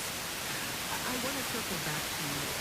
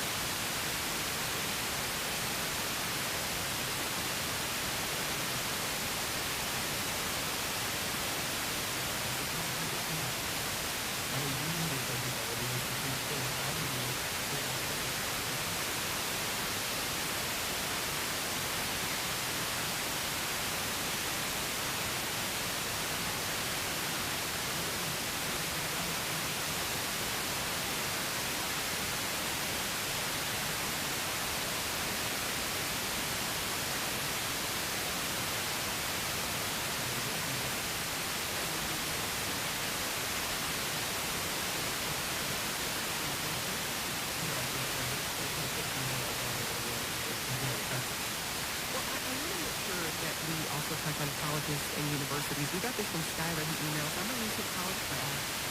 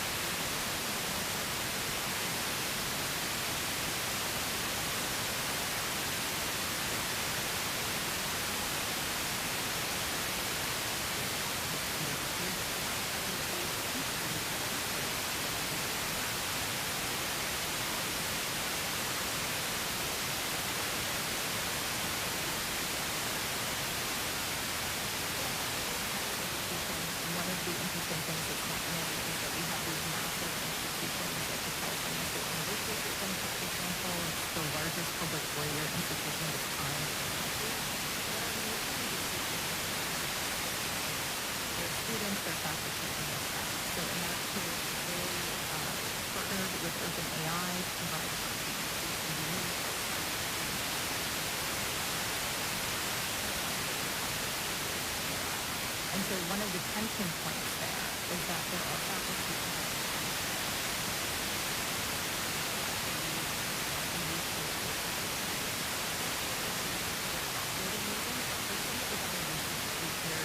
adults and students are against AI. So the environmental impact, the fact that it was trained on intellectual property of people without their consent or without giving credit or compensation for that.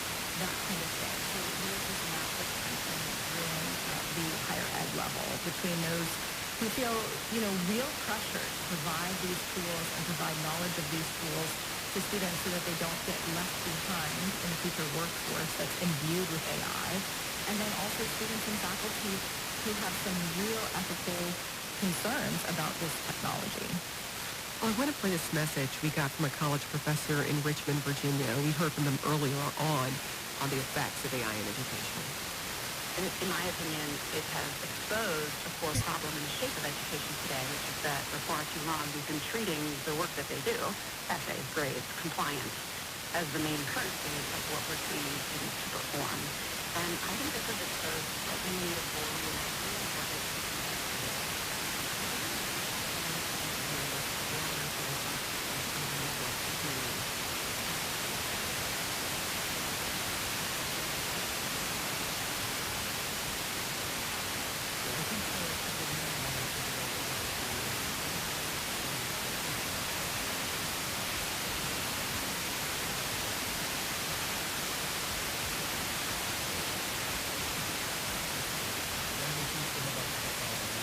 Then we let them use the tools that would ultimately help them go further and faster than they ever could.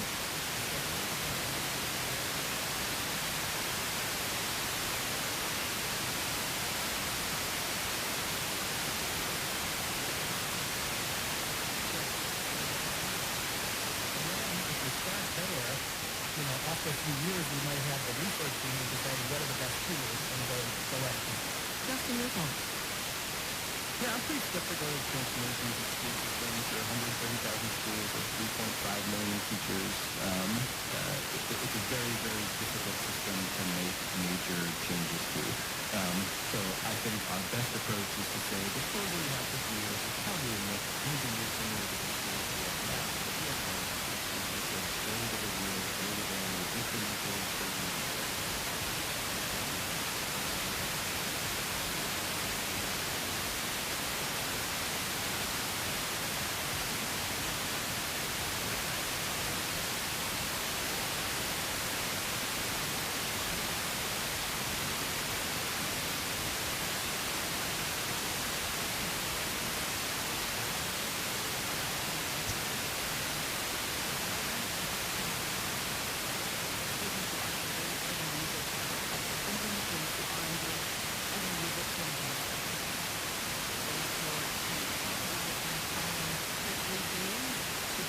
Education for NPR, focused on how artificial intelligence is reshaping classrooms for students and teachers. Also with us, Justin Wright, the director of MIT's Teaching Systems Lab.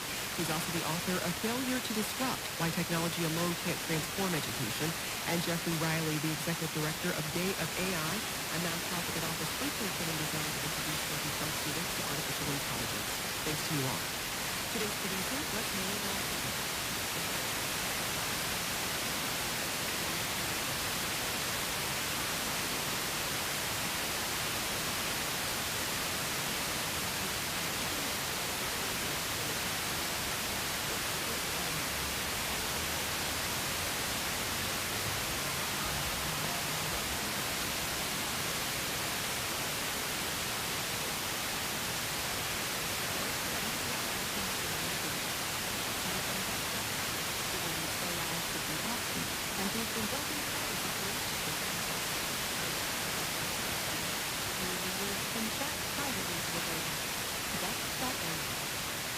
And from Workday, an enterprise AI platform for e-commerce.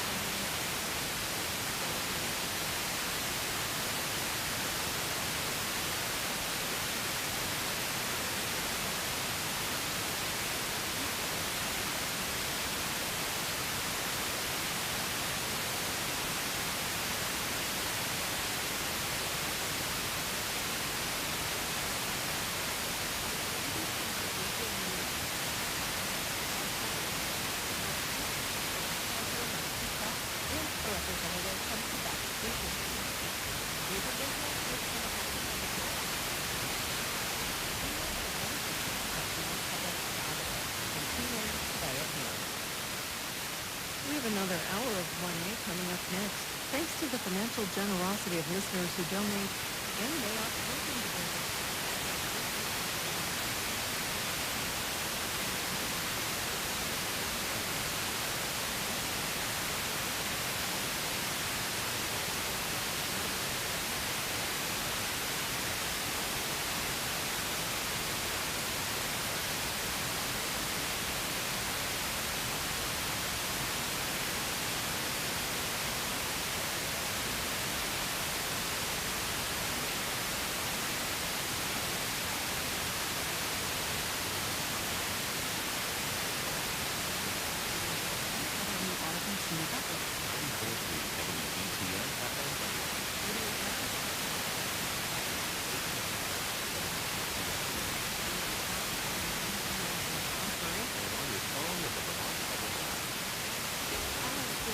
building worlds, creating characters.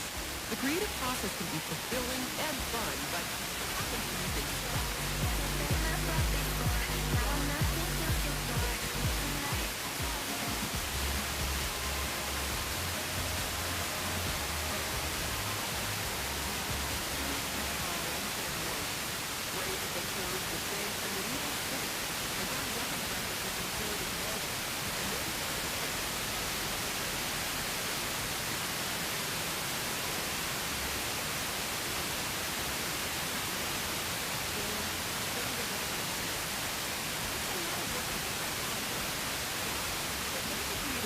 Doesn't know what comes next, but if they're uncertain about where to take the story, or fears about big unsure returns, this time the relationship between uncertainty and creativity after this year.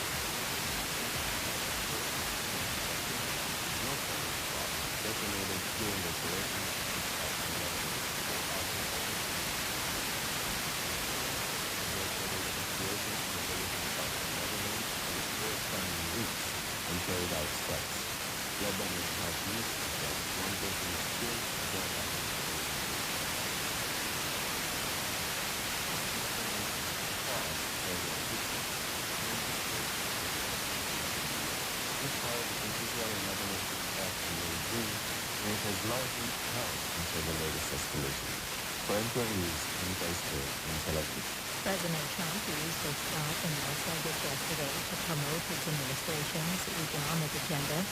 NPR's David Ciberon reports recent polling suggests many Americans remain unconvinced as prices for everyday goods continue to rise. A new Reuters Ipsos poll shows that for the first time in almost 10 years, more Americans prefer Democrats to Republicans on handling the economy.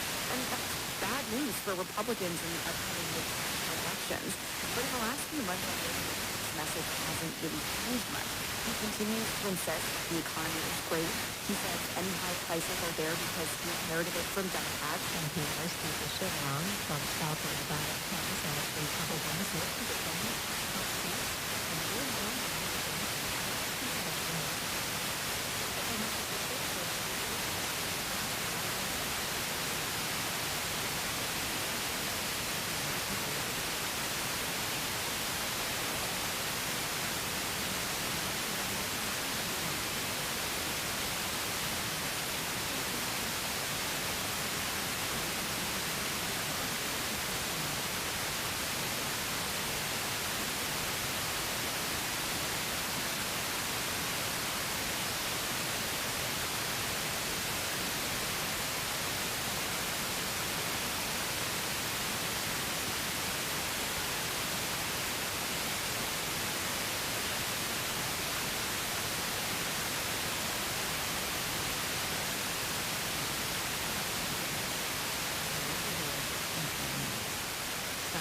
trading mixed on Wall Street at this hour. The Dow is down 193 points. This is NPR News. Support for NPR comes from NPR stations. Other contributors include FJC, a foundation of donor-advised funds, working to maximize the impact of charitable giving and to create customized philanthropic solutions. Learn more at fjc.org. Vermont's primary election for the 2026 midterms is Tuesday, August 11th. And VermontPublic.org/election is where you can learn about candidates, watch debates, explore our interactive voter guide, and get live election results. Plus, find details on early voting, registering to vote, and more. You can even subscribe to our email roundups featuring all of our election coverage. Make Vermont Public your source for the state's 2026 midterms. Visit VermontPublic.org/election. Good morning. Thank you for listening to the Please support the programming from West Michigan and the Yellow Band Festival. This is its final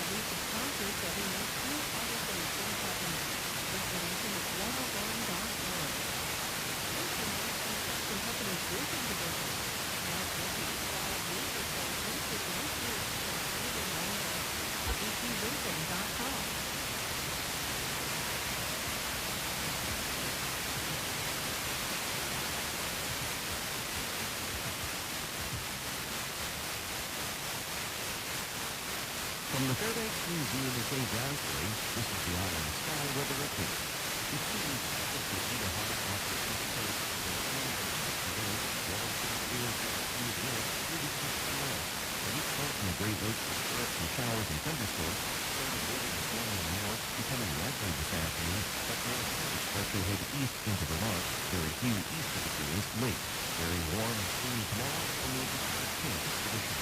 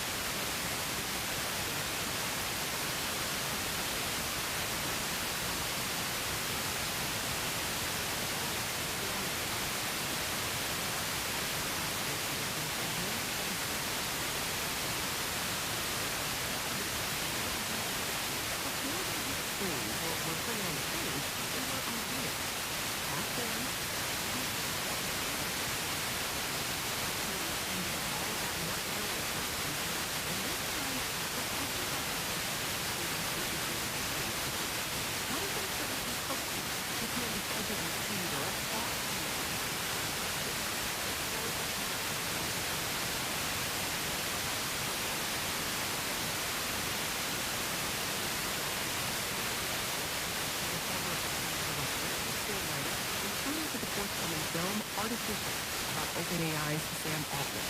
He's also the author of several books, most recently Glory Days, a short story.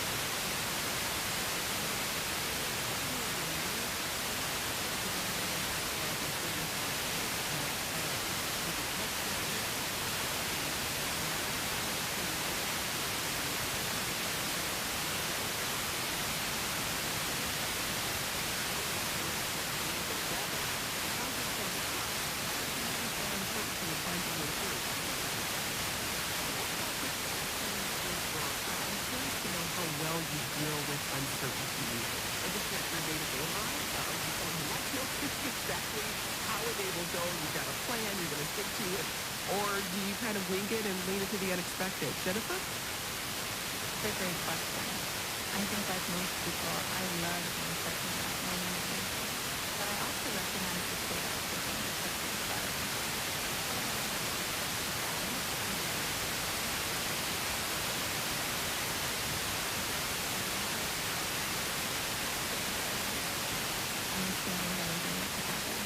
Simon, what about you? I'm pretty cowardly in general and try to do as few new things as I could possibly get away with. I'm from New York City. I didn't learn how to drive until I was about 33 years old, so that's a very telling detail. So yeah, everything in my life is very tidy and neurotically organized. And the big exception is writing. It's sort of the opposite. Well, we won't call you cowardly. Just say risk averse. How about that? I love it. Okay, risk averse. And Yasmin, what about for you in your everyday life? I love a schedule, and unfortunately scheduling and uncertainty don't always go hand in hand. I'm definitely one of those people that when uncertainty rears its ugly head, I get frustrated if it goes against everything.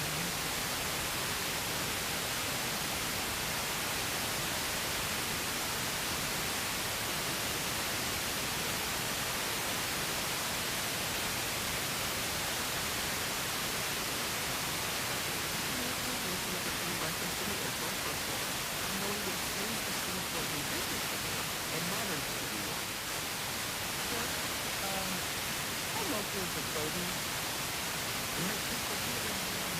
And are they all natural? These people. But do you add any chemicals like, benzoates or preservatives? I do not even know these words. I like their style. Well, let's see. Wow. It's in my throat. Very bummed. That's Seth Rogen in An American Pickle. Simon, you also created Miracle Workers. It's a TV series based on one of your novels.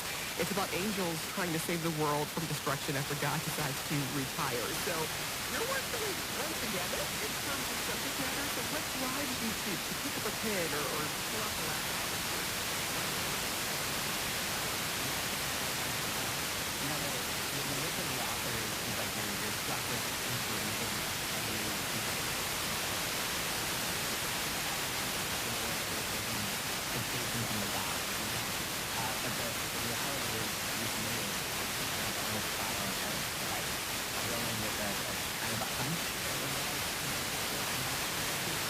I know my heart is sideways and no human being is sideways. I'm trying to consider the situation.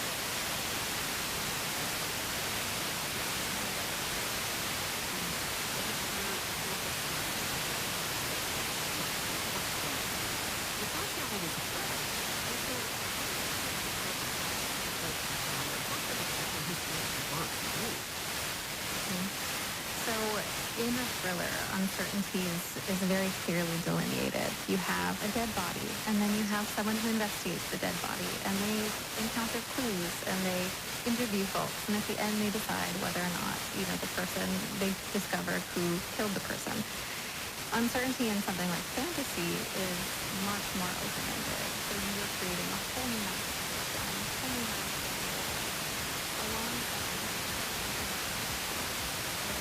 inside the system. And so I would say that writing a thriller was like writing in two dimensions, and writing fantasy was like writing in four.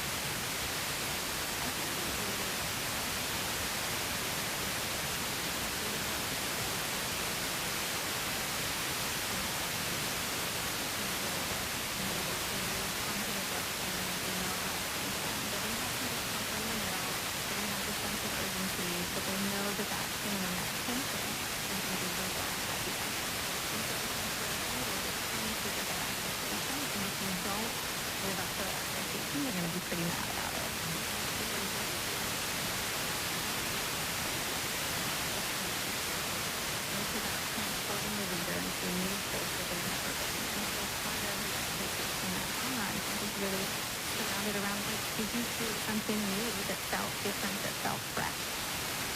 Now, Jasmine, as you said, you work in the people for Wilson Public Post. Again, it's time to leave out. It's a little fun. Later, try some Dungeons and Dragons live on the air, which I'm ridiculously excited about. But for people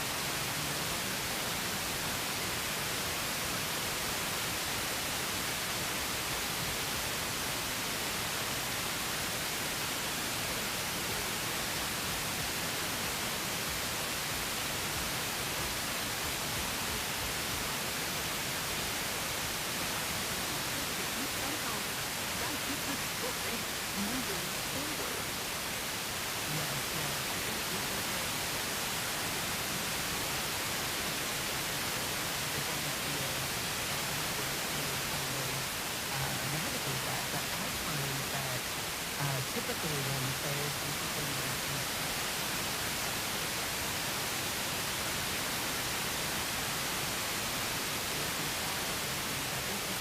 all of the things that excite them.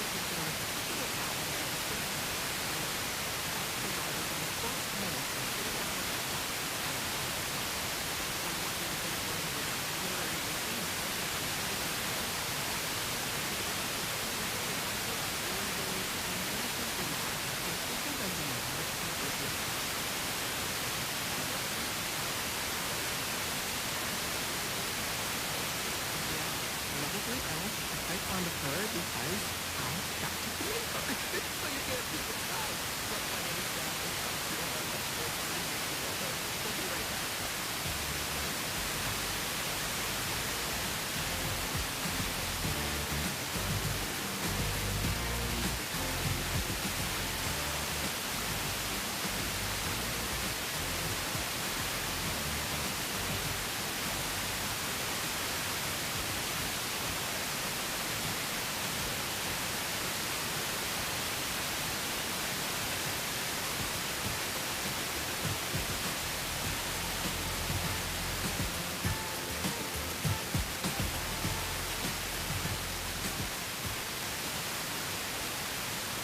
Federal data shows the vast majority of people with serious addictions still are not getting treatment.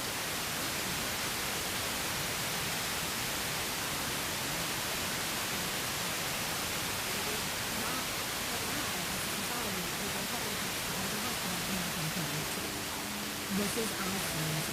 I know such a name. That's on all things considered.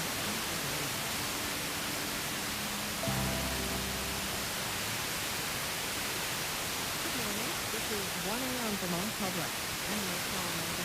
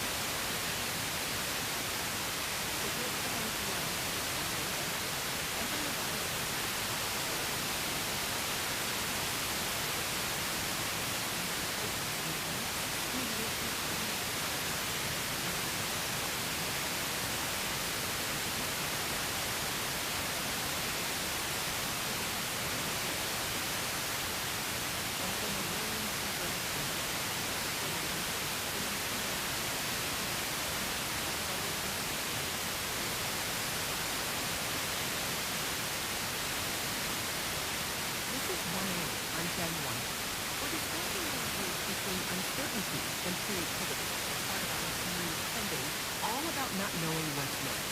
We've covered uncertainty at work, in religion, and faith, and in your everyday life. Our guest today is creative.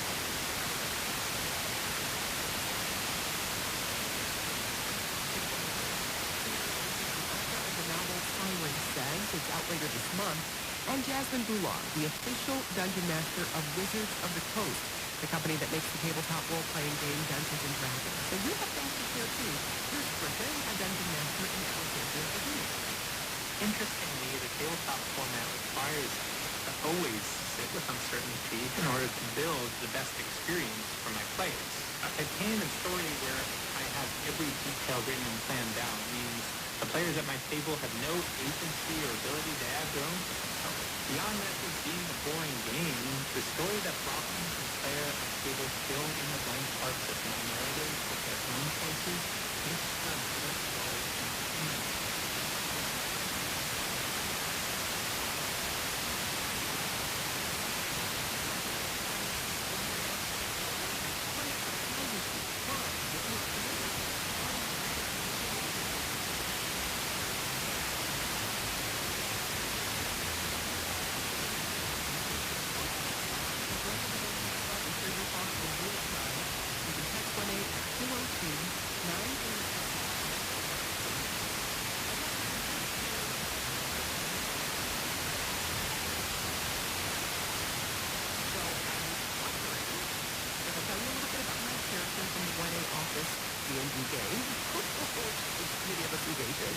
Could you walk us through a method?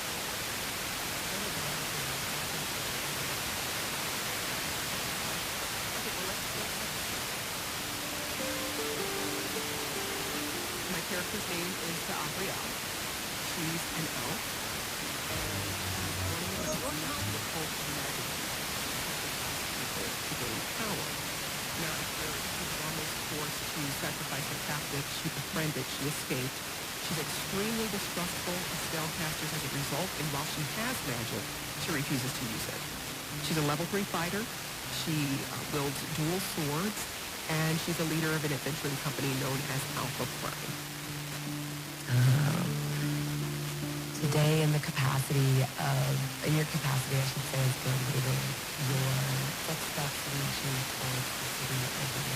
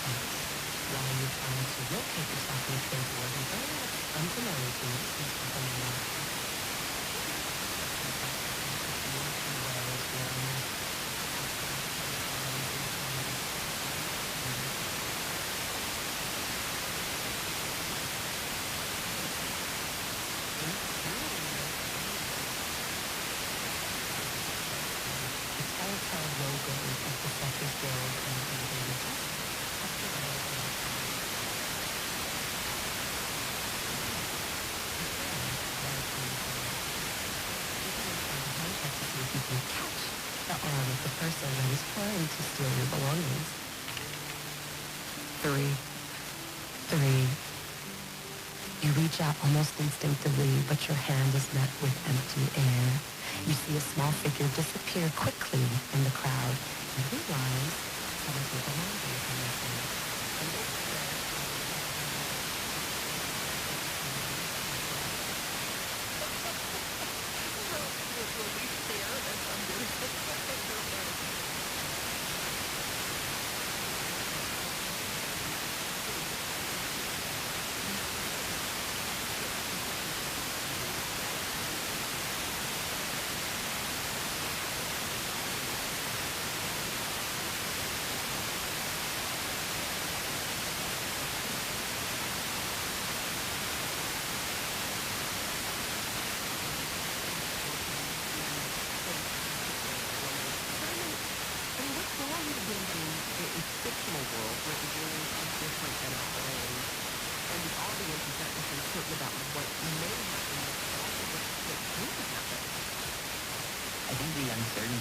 is really the fun part. The fact that you can bend the rules however you see fit or however the story I really relate to everything Gavin was saying about like following the players' lead. I feel like just like that, except instead of following the lead of players and following the lead of characters, sometimes the performers follow it.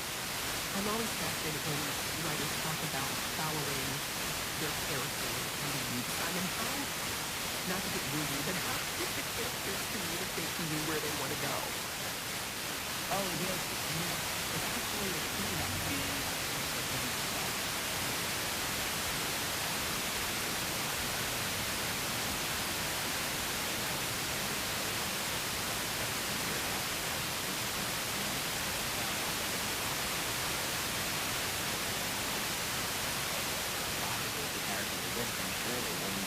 do this, and it becomes pretty dramatic. I'm curious, Jennifer, to have you tell us about your world, the world you created for your new book, Siren Says. Where did the idea come from? What questions did you have to answer for yourself as you were creating this world?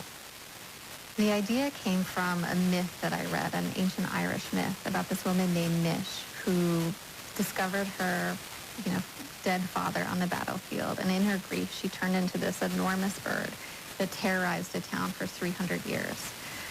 And that to me felt like this very strong metaphor for grief and for something that I was experiencing at the same time as I was writing it. And so this big question for me was, okay, well, what got her out of this grief? And in the story, warriors tried to come at this giant bird because she was ruining the trade routes. Armies did too, and it wasn't until a gentle harpist approached her and he began playing music for her that music reminded her that she was human. So that would be place and finding every piece of gentleness into your own humanity out of that. And it was certainly informed by other things that were happening as well. My love of all things botany. I'd read this great book called The Light Eaters, which if you haven't read it, it's phenomenal. But it asks this question again of, are plants sentient? And you think they're not. You think that is obvious. But you read the research and actually this is pretty ambiguous. And so then I used the plants I read about in that book to create sentient plants in my own world. When you're world building, how many of the rules do you leave open? Because I see the benefit of creating a set of rules. It creates like a framework for you to write your book.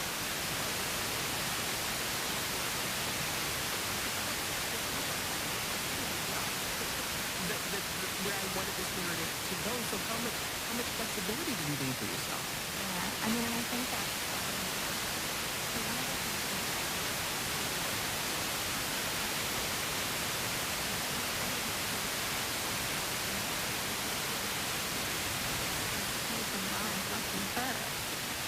and so to avoid that, I think you have to have some identity, the original of the world that you can't break.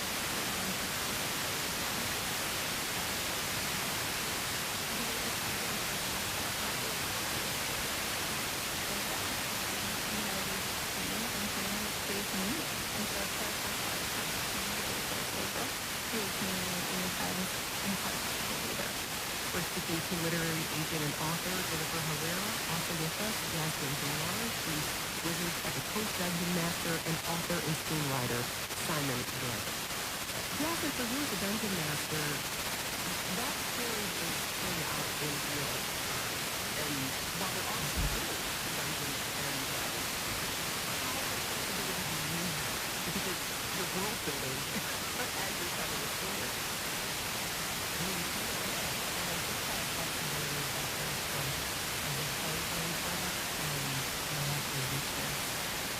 Even in the little game we just played, if I were writing Mexican, my impulse is to have you catch the thief. Because now you might have this useful character that can tell you about the city you're in and play with this, right?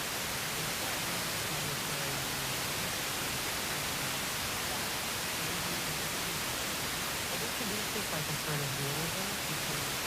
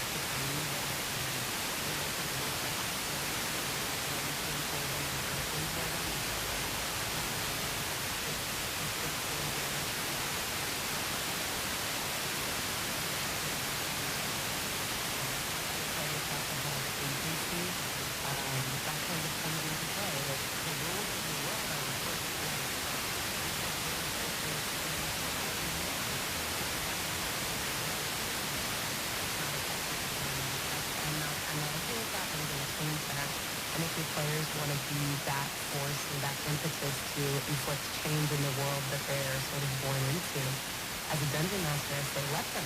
Those are some of the best stories, is people who look at things the way they are and say, we shouldn't be that way. Well, we're hearing from lots of you. Letting you know, I have started to talk about on Friday.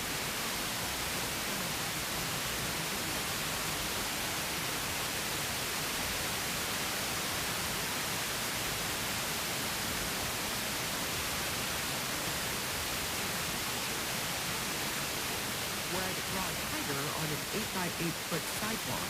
Now I do a smaller one that I create. My advice, start small and hopefully gain more confidence to grow.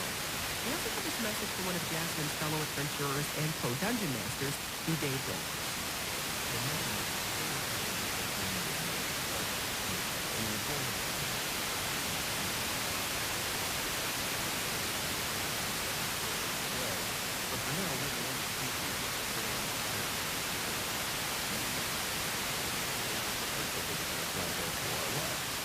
Tabletop games are collective storytelling. And I think the fact that you use certain because yes, you can get in all forms of impact, but tabletop has certain rules and constraints that you not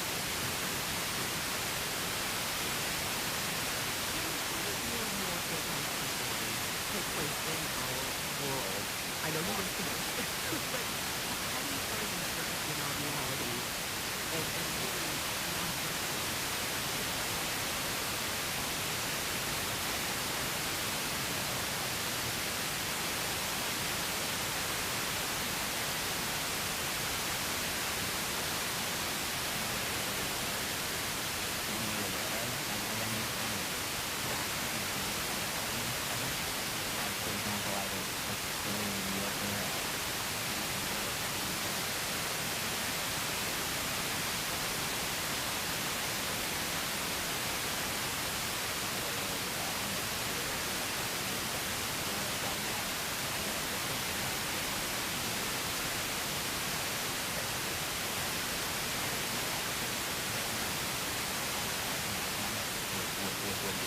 very terse and economical, and the plot is very rudimentary, and it makes it sound wildly different point of view. And that's what I often try to do, is just kind of figure out one huge element to things and then keep everything else as certain and predictable as I possibly can. I'm really curious to hear from you first, Jennifer, on the role of collaboration and how that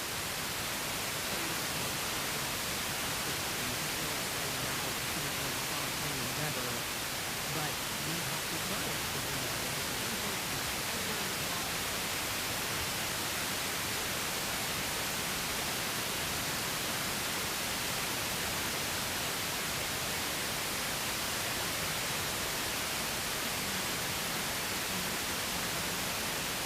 Okay, I have this problem. Let's talk it through.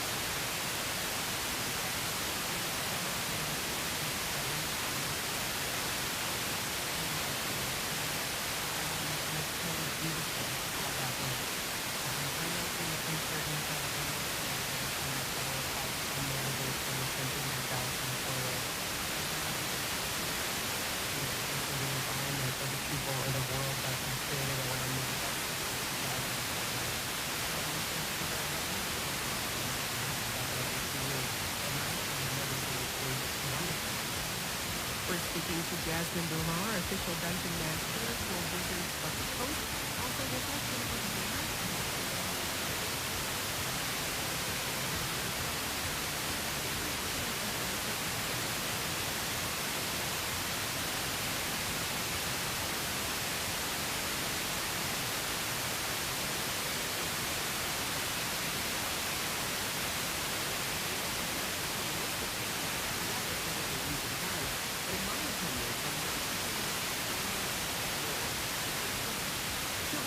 perhaps the worst uncertainty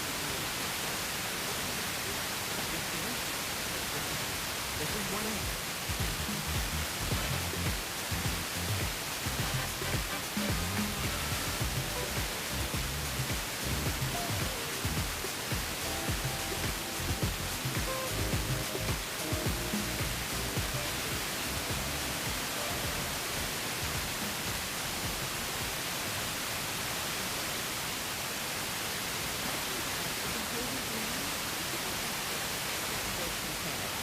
I'm Michaela Legrand. The next Vermont edition is a special joint broadcast with the CBC's Radio Noon in Quebec. We'll have a cross-border conversation about trade with Vermont Treasurer Mike Petek and a representative from Quebec's business community. Do you have a business that's been affected by the tariffs on either side of the border? Email Vermont Edition at vermontpublic.org and tune in today at noon. With Vermont's primary elections just around the corner, Vermont Public has you covered with candidate debates, a customizable voter guide, and information to help you make your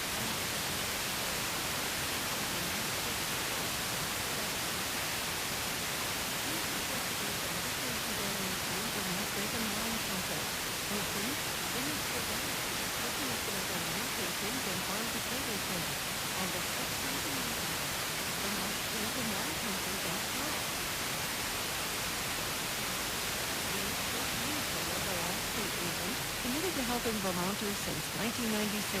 Is home in Ottawa.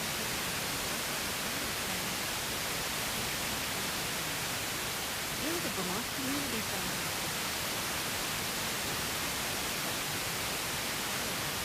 People, your hard work.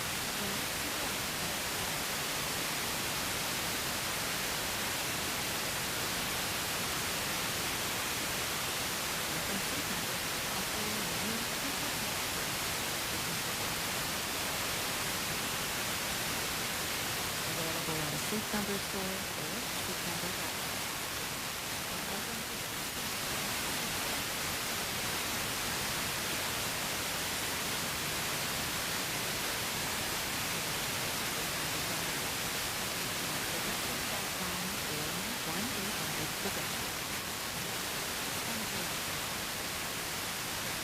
Back to our guests in a moment, but first a word about what's coming up on Monday's show. 2026 is slated to be the best year for the movie theater industry since before the pandemic. The domestic box office just saw its biggest opening in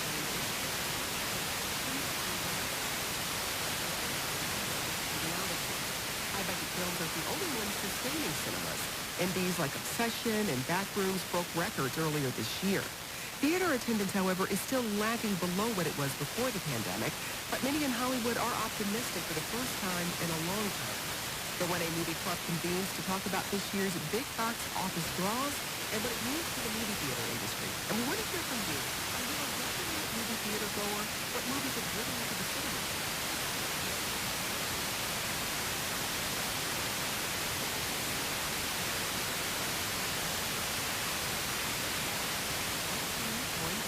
Whether the messages are at what is box office, and we'll share some of your stories on Monday.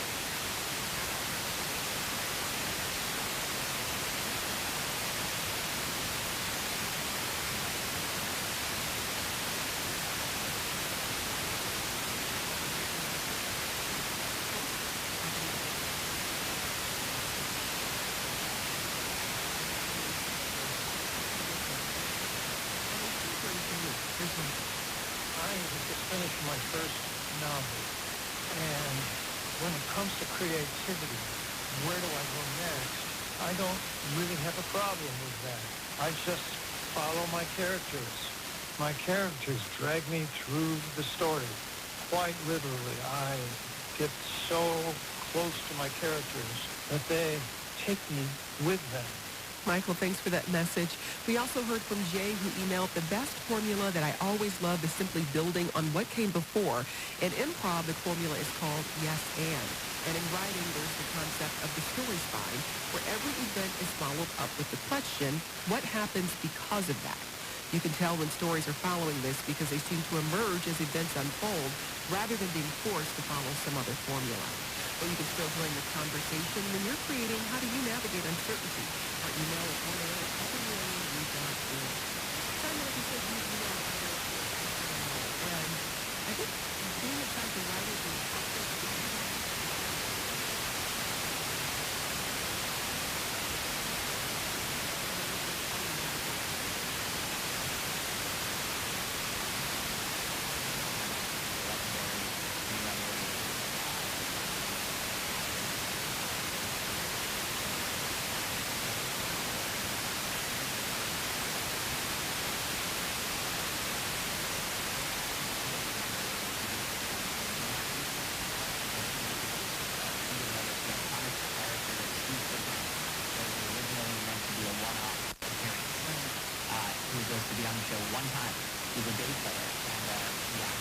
so hard at the table read, he became effectively the lead of the show.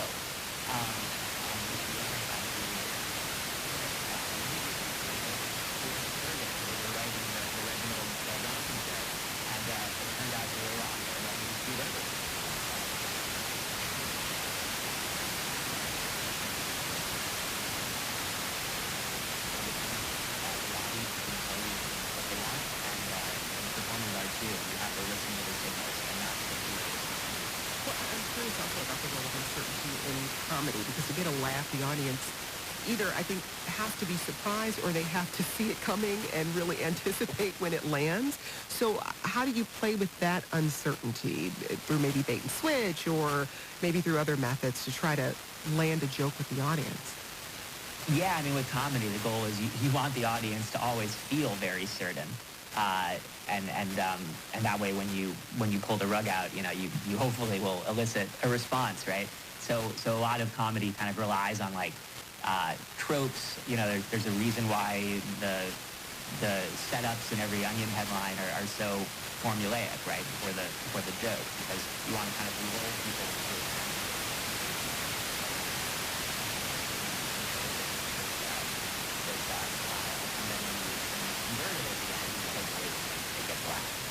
Well, we've been talking to the three of you as creators, but Jasmine, I'm also curious about how as a reader or a viewer, what amount of predictability you enjoy and why. I mean, a lot of what we watch and read these days is pretty formulaic, but it's still very popular. Yeah, I have to admit, I love an unpredictable story. I mean, it's funny because oftentimes, when I'm playing Dungeons and Dragons games, it's for an audience, and depending on how much time we have, if it's a 2-hour show on a stage versus, several hour campaign that's going to go live on YouTube, one of the tips I will give my players is stick to the archetypes. Remember that your audience has very little time to get attached to you. This is sort of the thing that's built into us as content creators, since my roots are in, tabletop and twitch.tv and YouTube. They'll say oh, you have X amount of time to hook a viewer or a reader or whatever, and after that you lose them forever. So giving them something that they know might be what hooks them. But my personal sort of belief is, and then subverting that expectation is what keeps them watching through episode 4, 5, and 6, or is what demands that, what creates the demand for a season 2 or for another live show. When we look at characters, I always think of Drax from Guardians of the Galaxy. When you see a character that looks stoic or looks scary and then subverts that expectation, that's what makes you kind of invested in that story a little bit or wanting more. I do think cheap laughs and cheap thrills will work for you long term or short term, but long term there has to be something meaningful behind it beyond the one-liner, right? I think we all want a little bit of unpredictability in the story, but something that we might initially recognize. Mm-hmm. Jennifer, what about you in your personal reading or viewing? How much unpredictability do you look for? I think it depends on what kind of mood I'm in. If I'm really tired, I want something that's full of tropes where I know from the beginning what's going to happen by the end, and I feel it's like comfort food. It's like, like mac and cheese. I want it to taste like mac and cheese. I don't want it to taste like pickles or something else. Sorry to pick on pickles. But if I'm in, an energized mood, creative mood, I want to feel like that sense of meaning. Something that does subvert expectations, because I think there's often said, there's this connection between, I think, being surprised and having a sense of meaning. So I think when we can surprise somebody or when we can, give them something to tease out, then we're developing a sense of meaning for them. And usually when I'm reading and I'm, when I have the bandwidth, that's what I'm looking for, that connection and that deeper meaning. Simon, what about for you? We joked this hour about you being a bit risk averse. Does that extend to what you read and watch? Oh no, yeah, I read pretty terrifying stuff. I have to say, a lot of nonfiction.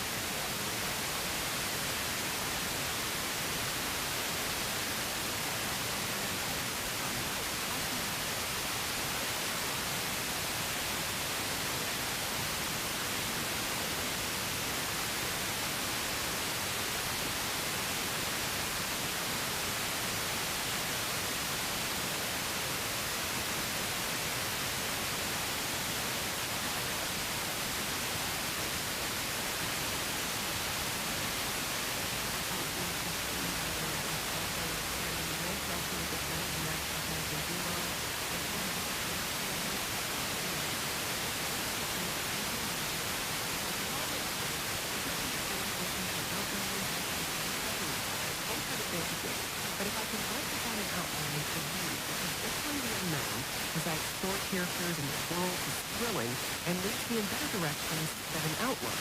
The novel I'm writing now is based on a play I wrote, which gives me a detailed guide. But after the particular block, I realized I only wanted the characters, not the play, and that the story was entirely different. Now I'm 45 pages into it and having a blast.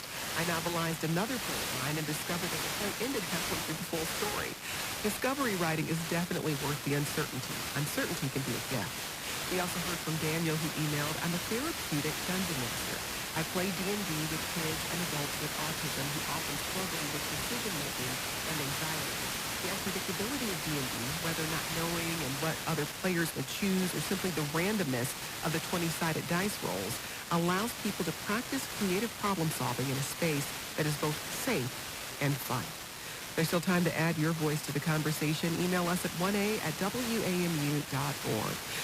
Simon, you've gone through a lot of uncertainty with your forthcoming movie, Artificial. It's about OpenAI CEO Sam Altman, who's played by Andrew Garfield.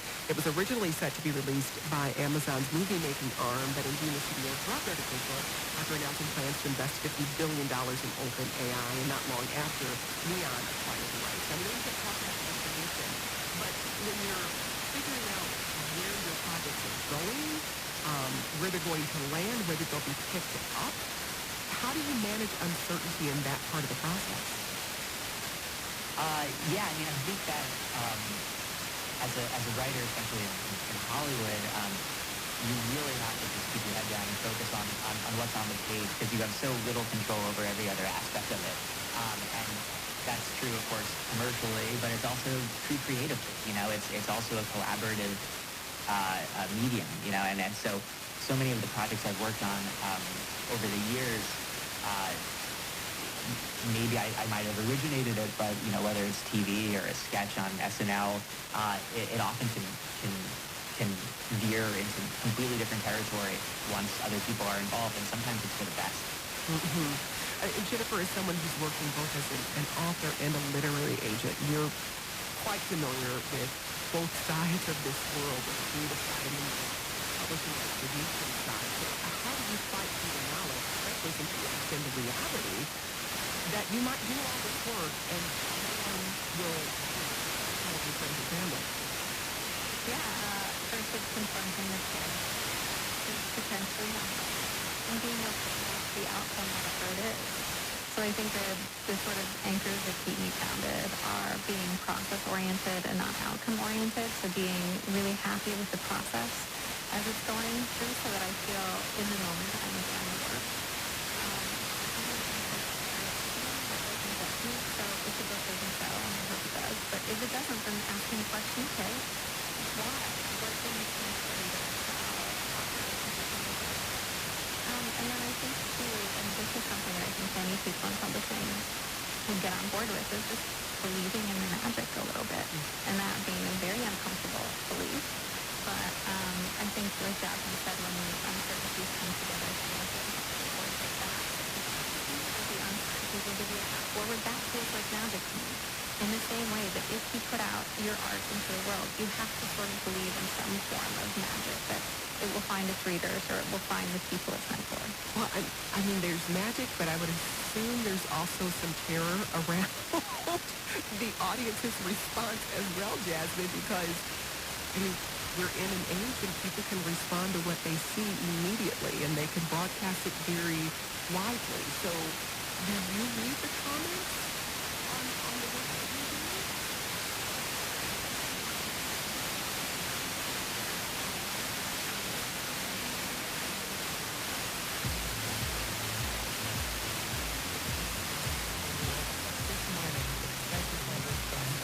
Scrolling through YouTube comments on like the latest episode of Dungeon Masters, and I forgot one rule, and I was just like, yep, I forgot it. I messed up. I didn't do that rule right. And so, I mean, where do there is a very powerful way to still read comments, because someone may point out something that you did incorrectly, and you're like, you know what, it's this way. Didn't get the rule right.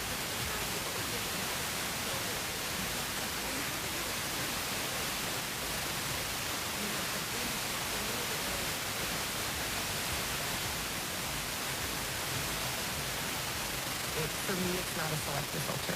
If I want to let in positive feedback, unfortunately, that's going to come with negative feedback.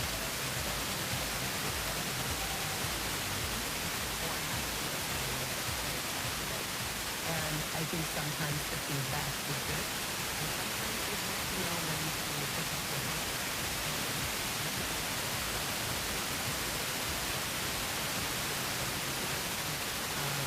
I very seldom write off all negative comments as like, I guess, like haters being haters. Oftentimes I try to look at like, well, where's the sentiment coming from? Did I misrepresent this world in some way? Earlier, Jennifer had said something about how like if readers or your consumers have a certain expectation and it's not met, they're not going to be very happy. And perhaps by setting up the rules of the world in a way, what they're really speaking to is a frustration that they felt that there is something unfair about the expectation I set and how it played out in the moment. And so I try to remove the self from it, which is really hard to do, I'll admit, and just think about like, where is this emotion coming from? Is this really about me forgetting how death saves rules work in D&D? Or is this about, you know, an audience being upset that the rules were implemented one way at one point, a different way now? Or perhaps there's an unfairness that could be there, and that's what it's about. And how do I honor that moving forward? Well, we have just a few seconds here. I'd love to briefly hear from each of you your advice for someone who might be experiencing creative block or staring at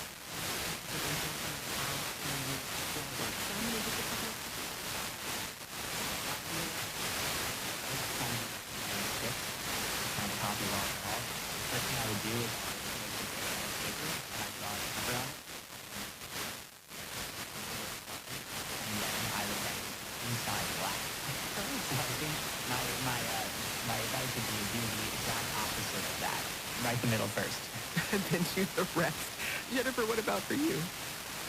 You know, I listened to a previous episode where Simone Stolzoff talked about faith in the Buddhist way of faith as sada, as putting your heart on something. And I would say, just remember to put your heart on whatever you work on, to believe that there is something valuable inside of you that is worth excavating. Jasmine, I'll give you the last word here. Remember why you're telling your story and let that guide you forward. Why this story? Why now? And if you can recenter on that, you'll find a way forward. That's Jasmine Umar, the official Dungeon Master.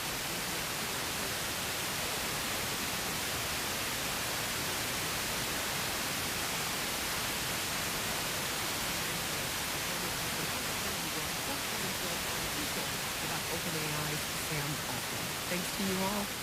This conversation is part of our series campaign all about not knowing what's next. If you have an idea for the series, email us at 1A@WAMU.org. Today's producers were Avery Jessup Chapman and Chris Castano. This program comes to you from WAMU, part of American University in Washington, distributed by NPR. Kyla Booty will take you through the Friday News Roundup. Hope you tune in. I'm Jen White. Thanks for listening. We'll talk more soon. This is 1A.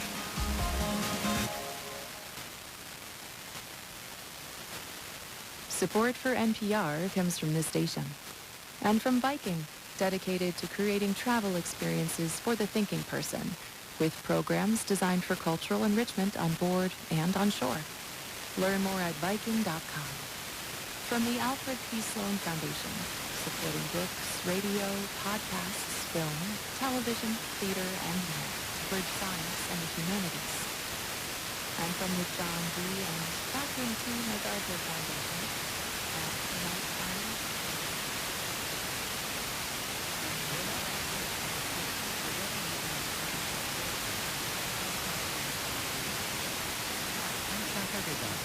Join me for Hidden Brain, the Perceptions Tour at the Flynn Center in Burlington on Sunday, August 23rd at 6 p.m.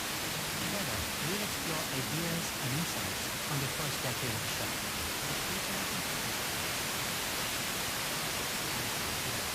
Support provided by St. Michael's College.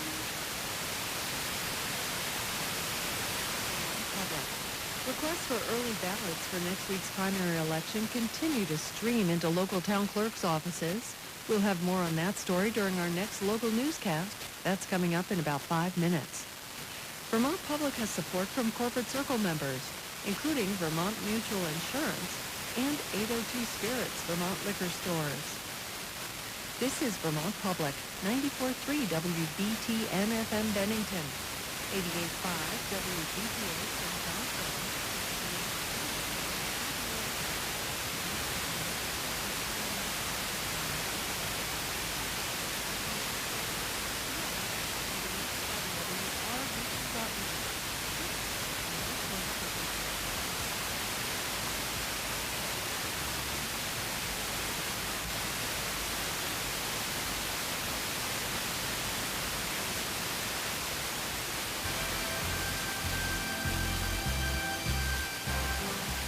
Tariffs on Canadian goods loom. The Trump administration plans to impose 50% tariffs on some Canadian exports. Today's Vermont edition is a special news broadcast with program Radio News in Quebec. We're talking to government officials in both Vermont and Quebec about the strange relationship between both countries. Specific industries have been affected by the tariffs more than others. We'll talk with a representative from Quebec's plastics sector and Vermont business owners who rely on Canadian tourism. I've heard from other business owners in Vergennes that tourism is way down. July was a very quiet month in Vergennes. That's all coming up on Vermont Edition. First, this hour's news.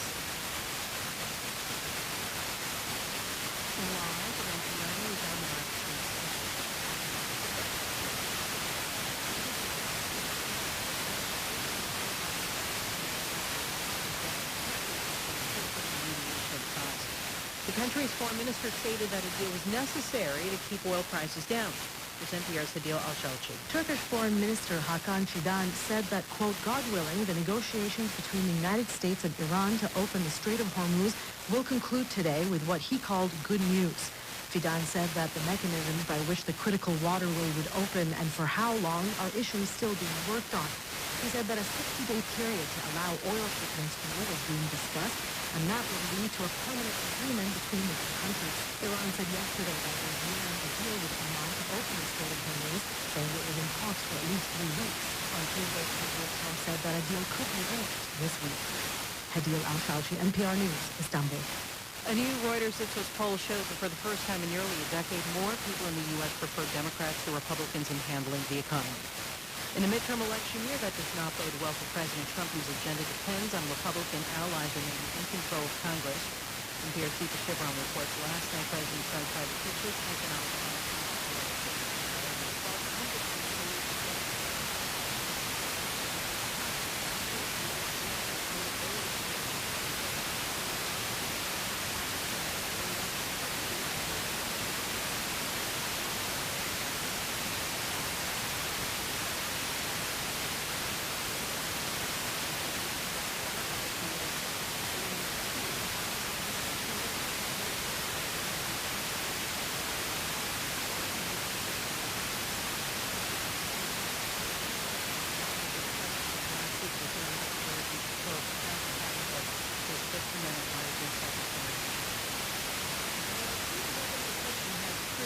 News that CBC mRNA technology news presented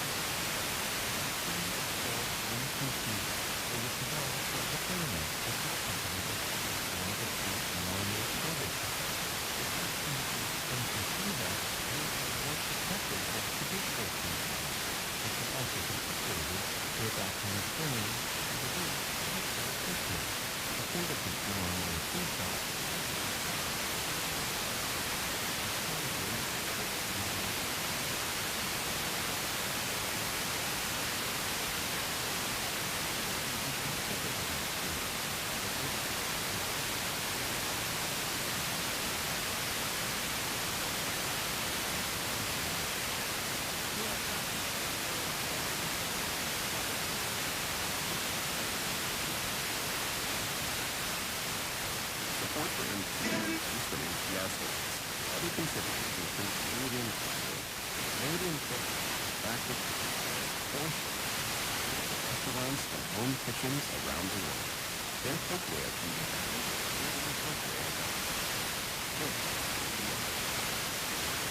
found at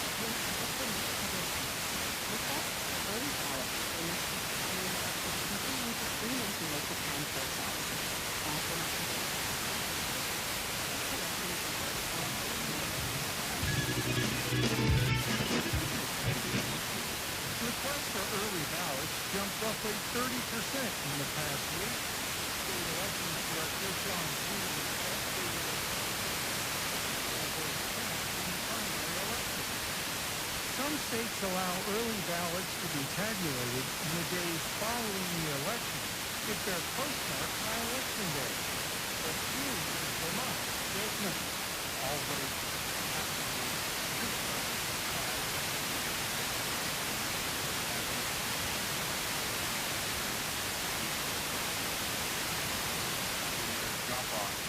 While polls open at different times in some towns, all have been open until 7.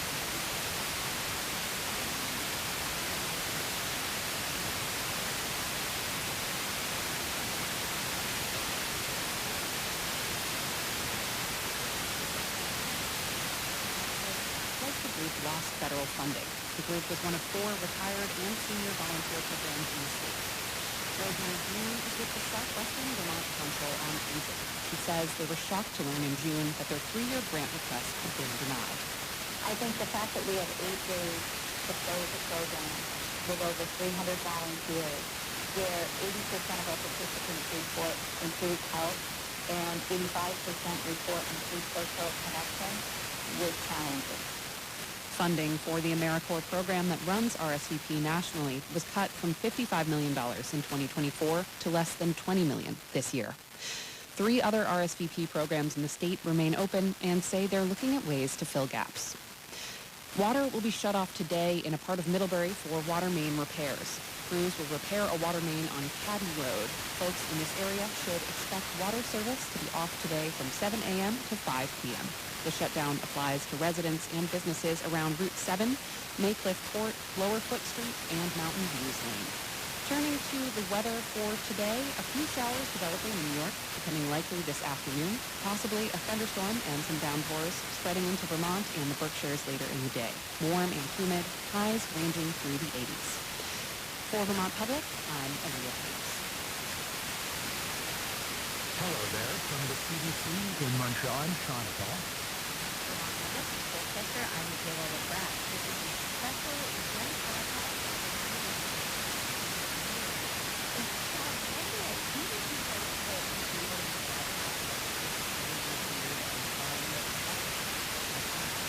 Today we are here to discuss trade and ongoing tensions between our two countries. Yeah, you guys were at a county fair yesterday. Yeah. That would be so much fun. But today, maybe not as fun as a fair. Probably. Tariffs. Yeah, tariffs. We've done a couple of these joint broadcasts before, Michaela. First was spring 2025, soon after President Trump made comments about how Canada should be the 51st state. We got together again in January of this year to discuss the trade war that was already underway, the drop in Canadian tourism to the U.S., and Prime Minister Mark Carney in his big speech at the World Economic Forum. And now we are back with the threat of more U.S. tariffs on Canada looming. President Donald Trump announced recently that he plans to impose additional 50% tariffs on certain goods beginning August 19th. Down the road from today. The U.S.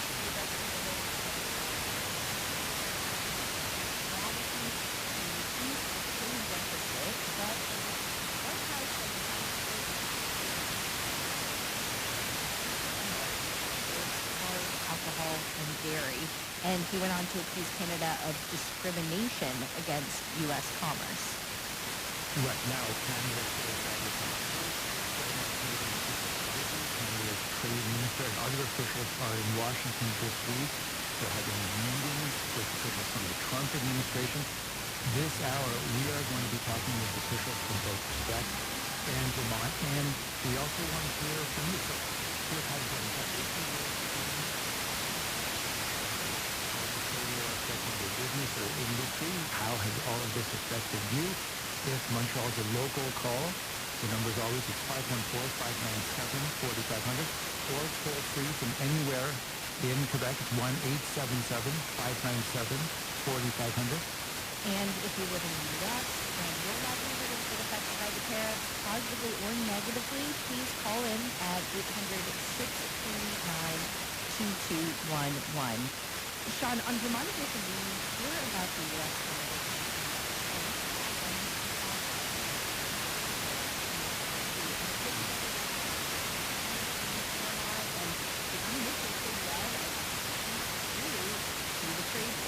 I want to play a clip of what we heard that day. First, you're going to hear from Vermont winemakers Tammy Everett and Lisa Pekin and wine store owner Tammy Carrillo. Then at the end, there is a caller from Montreal.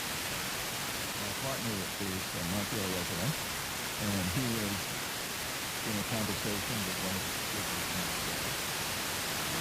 There was a message button.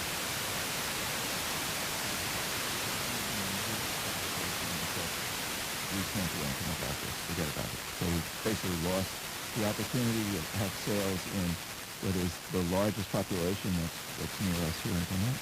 Both Quebec and Ontario were our two largest markets. We've been selling into Quebec since 2015 and had just started working in Ontario. And as soon as, literally, as Ken is saying, as soon as that tariff conversation happened, all business stopped. We were in the middle of doing our new orders for those markets, and of course they stopped, they evaporated, and there's no indication of when that was really, it was not for the next couple of years. When we opened, everyone for Jen's was like excited for us to experience summer in town. They were like, just 2 days, and then some Canadian tourists and super busy, which was great.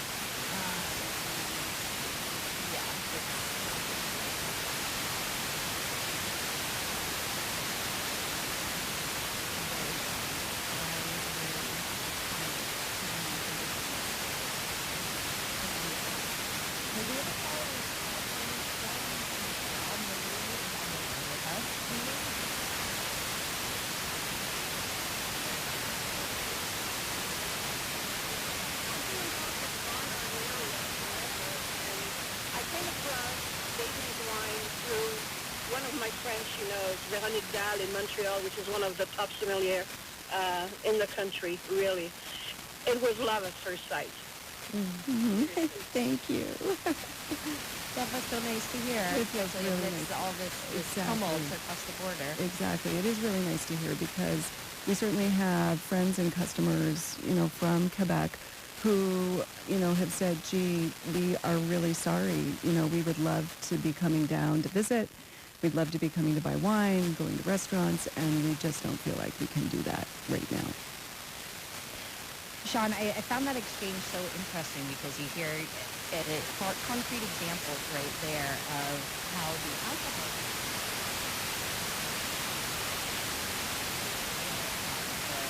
Vermont winemakers were saying that they've lost customers, they've lost distribution deals, they've lost Canadian tourism dollars, the folks who might have normally come to visit their wineries in the summertime, and yet, there is still the tight bonds, those connections between the two countries that you heard from the caller.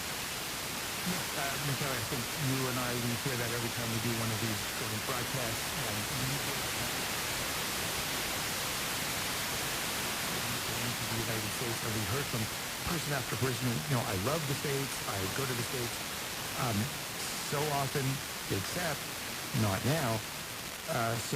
We know that those feelings are there. Today, we are talking about tariffs. Want to know how that is affecting people, and we want to hear from people on both sides. If you're calling from Quebec, our numbers are the same as usual. Local 514-597-4500. Toll-free 1-877-597-4500. Michaela, you want to give the numbers for? Yep. If you're calling from the U.S., our number is 800-639-2211. We are going to go to a caller right here in our area. We're going to go to Tammy, who's driving in Montreal. Hi, Tammy. Hello, I'm Sean. I'm Michaela. How are you doing? Hi. Thanks for calling in, Tammy. So we're talking about tariffs today. How is that affecting you? So tariffs are more of a symptom of the problem. I'm calling in today because there's a nuance in public discourse I think might be missing. We hear a lot about Canadians touting the United States or choosing otherwise for political reasons. I direct a think tank. We're international. We have members in Canada and the United States and around the world, and we've stopped all travel to the United States because nobody wants to cross the border. We don't feel safe sending our people, especially people from more vulnerable communities, across the border either way. So we aren't sending our American fellows out of the country, and we aren't sending anybody else into the country. And not for pouting, but for the trust is breached in crossing into the country. Thank you. So you are saying tariffs sort of a symptom of that broken trust, that broken relationship? Absolutely, yeah. And I think this is like part of the discourse with like professionals who are thinking about how to, because we're in tech diplomacy, so we cover a lot of sectors. We're doing AI and society. So people will say it's unpredictable, so you can't eat. Why would you go to a conference? There's trade conferences, academic conferences, and policy conferences. So you go to policy conferences, and it feels like every word is now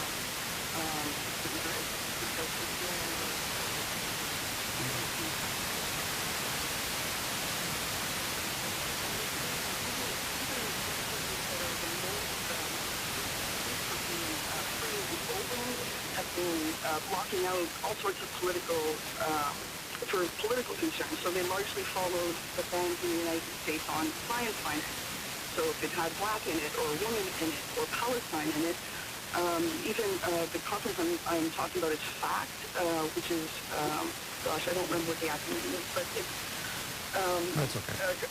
More than one academic conference is having that problem, and trade conferences, trade's unstable. So as you mentioned, Prime Minister Carney, I was in Davos when he made that speech, and it took over the whole promenade for like a day, and people were proud to say, that's a great idea, look at this economy.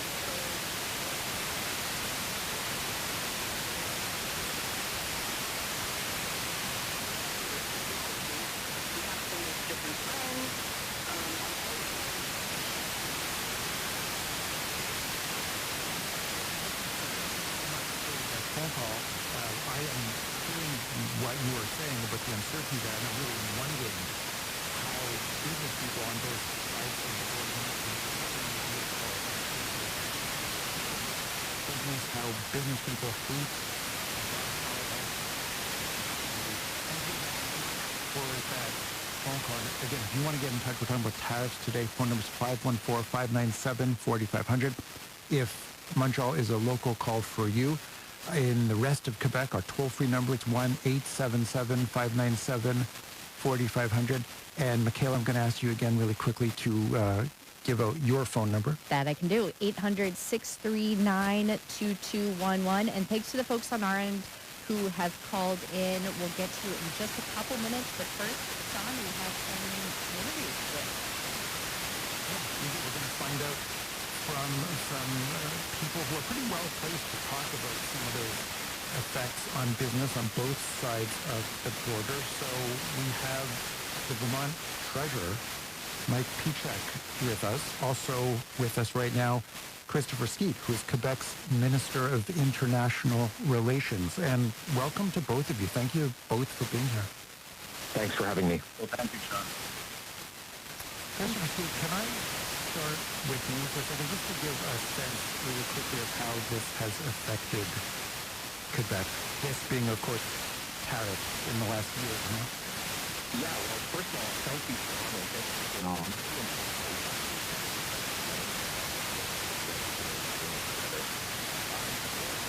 You just said it, Sean, is the worst thing for commerce.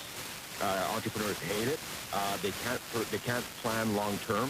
And so I think the biggest impact we felt outside of directly targeted areas like softwood lumber and aluminum has been the uncertainty.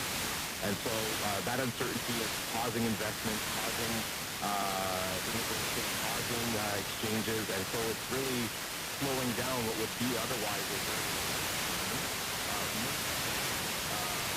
has little impact on our employment numbers. But of course, the looming tariffs on August 19th are quite scary, and so and a lot of it I feel is a known goal. For me, I think we should be having a North American perimeter perspective, and I think and so I think globally that's how we're accepting the situation.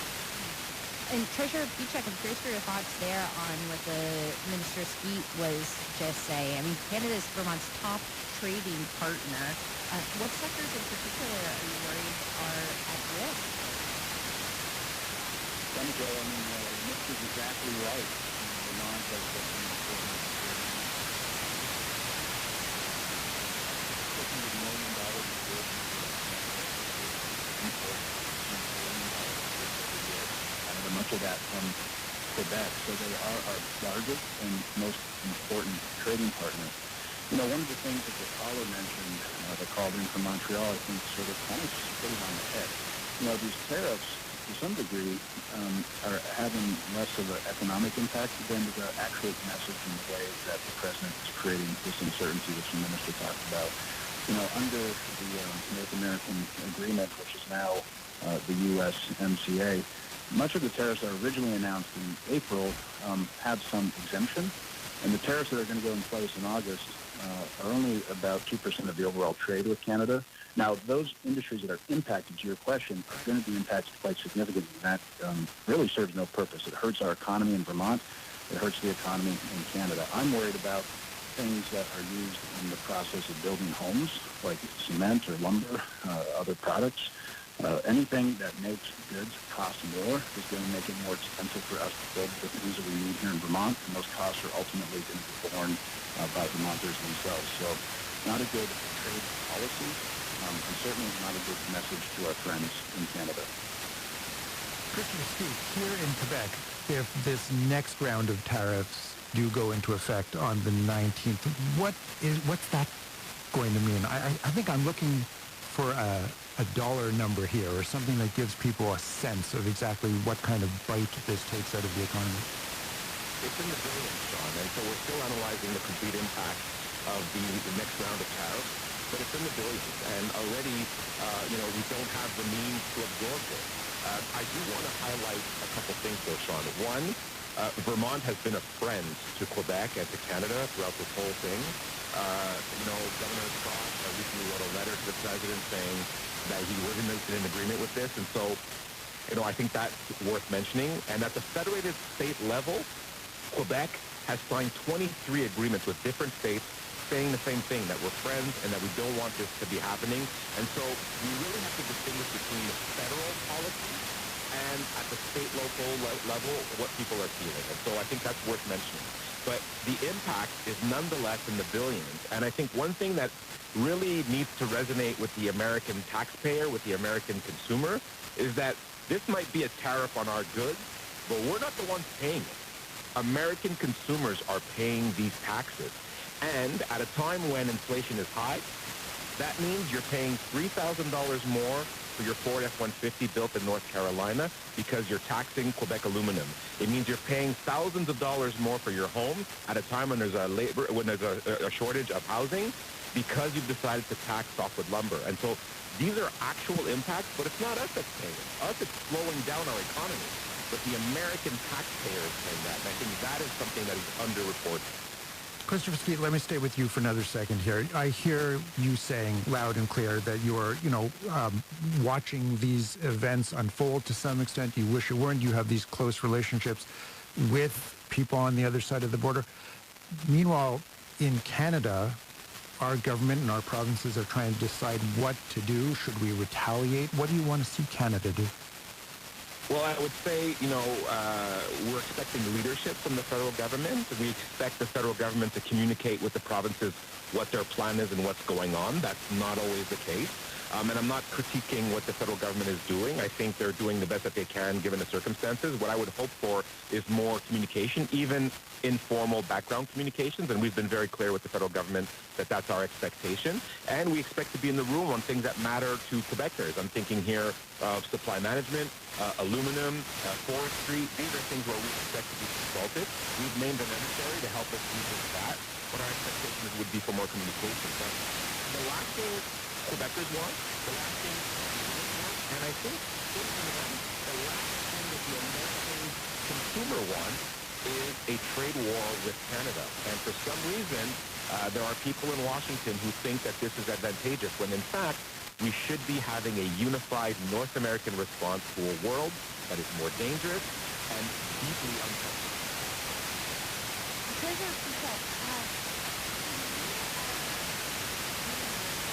You're in Vermont. Do you feel like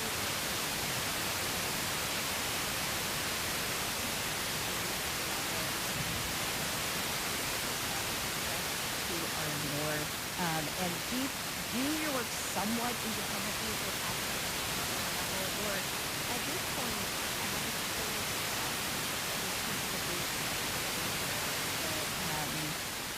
the chance for Vermont to have an independent economic relationship with Quebec, has that fallen away? Yeah, it's a great question. We do everything that we can to strengthen our friendship with Quebec and with Canada. That means that we have done events either on the border, like at the Astor Library, and we've opened up a Astor Library events in Montreal.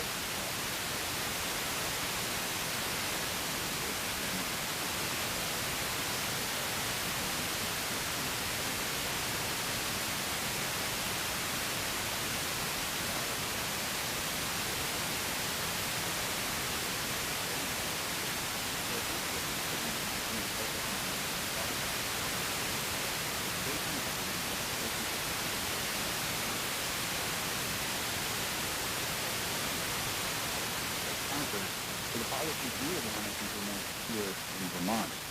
And just to hit on the impact, that we're seeing here in our state, one of the ways that this is trickling down is in terms of visitation to Vermont. We need to have about $150 million a year in Canadian tourists that come into our state. And that is about 5% of our statewide average. That is about 30% of our northern counties in Vermont. And we have seen that credit card spending is down significantly, about 50% during the Trump administration. Traffic from major metropolitan areas, things like Burlington, is down about 50% during the Trump administration. Border crossings are down.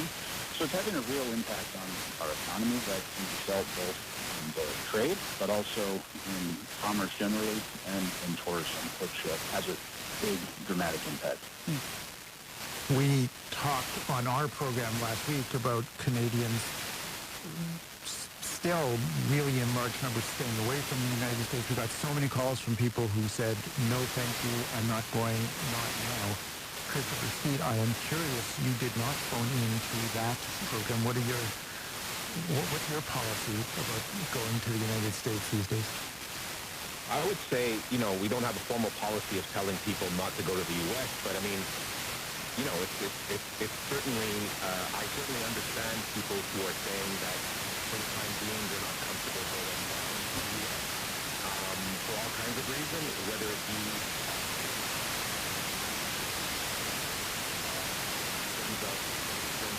rhetoric about how we're seen. Threats of annexation certainly don't foster warm, fuzzy feelings.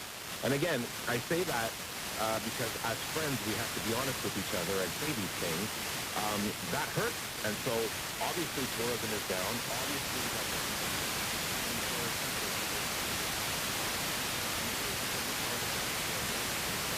Canada as a measure of solidarity. And so I would say rhetoric is very important. And so we can have legitimate trade disagreements. We always have in Canada and the U.S., and I think that's normal to have those discussions and to not agree on everything. Where I think Quebecers and Canadians have interpreted a difference is really in the rhetoric and in the violence of the rhetoric. And I think that, of course, is going to hurt trade, of course, and it's going to hurt tourism, of course. So what about you? Are you staying away?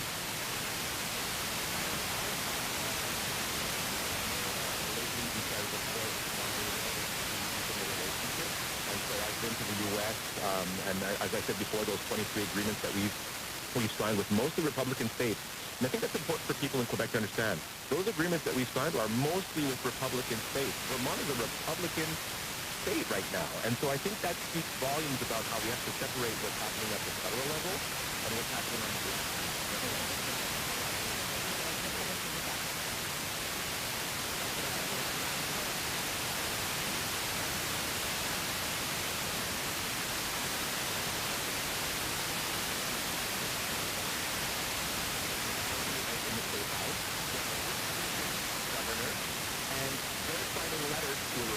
President saying you don't agree with it. So for me, that fills me with hope and optimism that the American system is doing exactly what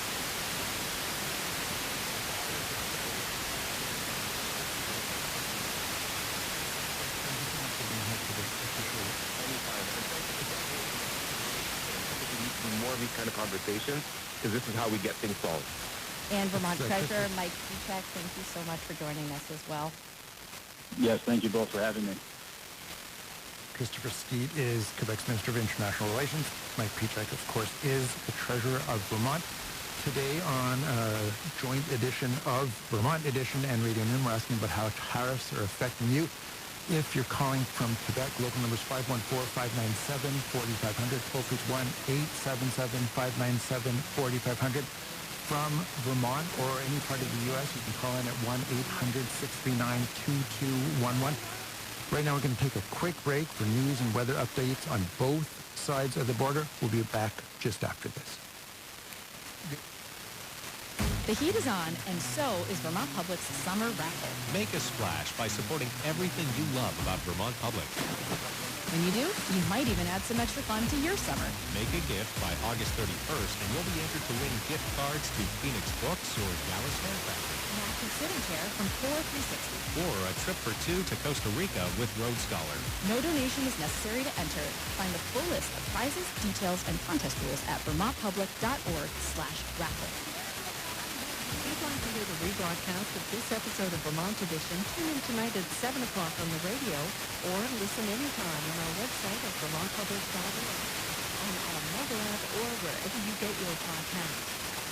Coming up today on Here and Now after Central Vermont Competition, Neil Wilson will be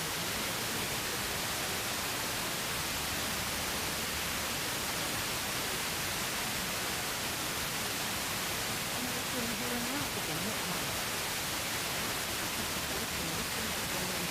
The province shop, the Montreal Chicago Building for more.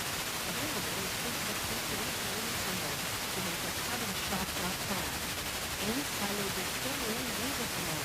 Consider booking week with meals 9:45 for 26 with different Carolina homes. Number 8.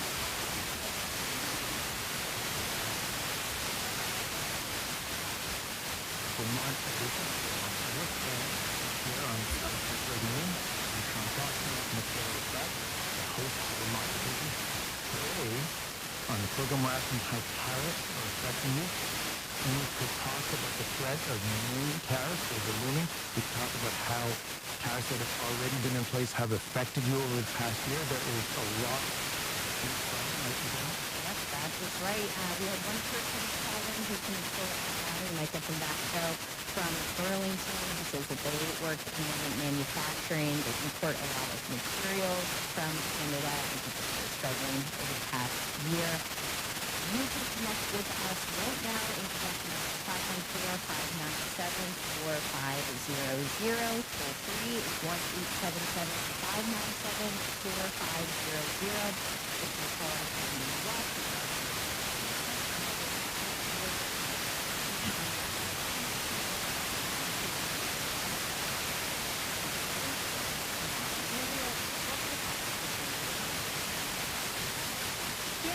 for letting me share my thoughts.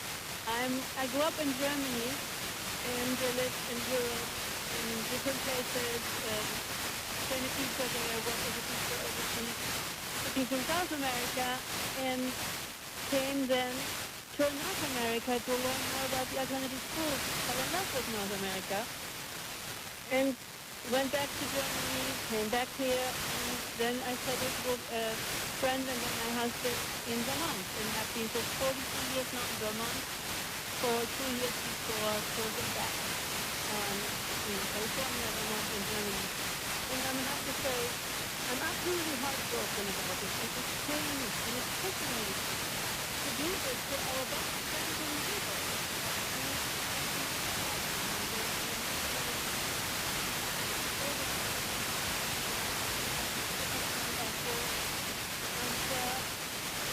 It's heartbreaking that I was taken home. The beautiful city of Montreal is just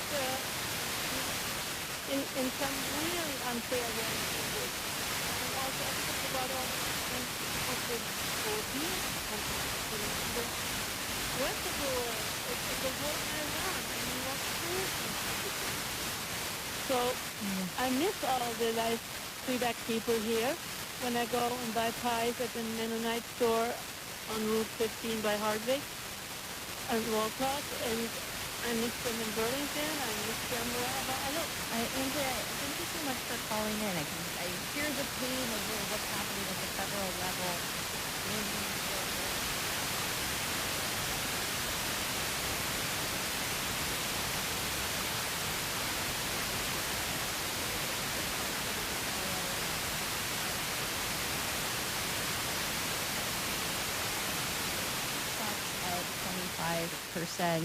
But there is this very long, sort of eclectic list of other Canadian exports that will see a new tariff applied, including dairy products, plywood, particle board, paper products, softwood lumber. The list goes on. And Sean, I know it can be kind of it can be kind of complicated for people to try to keep track of. Adds to that uncertainty in the business industry. For sure.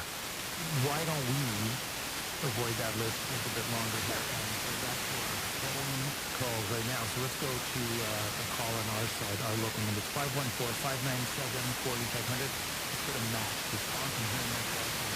Hi, Matt. Hi, Sean.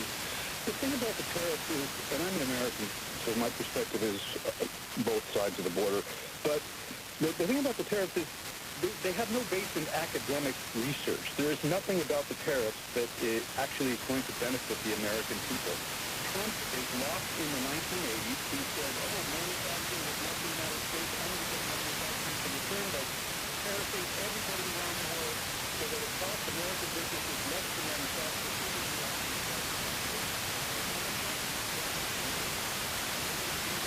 the United States. Trump was somebody who doesn't rely on research. I mean, Peter Navarro, who was his key trade minister, has never written any papers of any importance in any academia about this whole theory about tariffs. So what you're dealing with here is a 7-year-old whose mind is locked in the 1980s, and he is a moron. And I don't think, it's like you don't even need to be polite about it anymore. He is a moron. His policies are moronistic. And what he has achieved for himself in his own life, failing businesses like casinos and airlines and steaks and water. I mean, the guy has not exactly been a shining emblem of success in business, and now he's doing it to both the U.S. economy and to our Canadian economy. I thank you so much for the phone call. Thank you. Good to hear from you. Go ahead. Go ahead.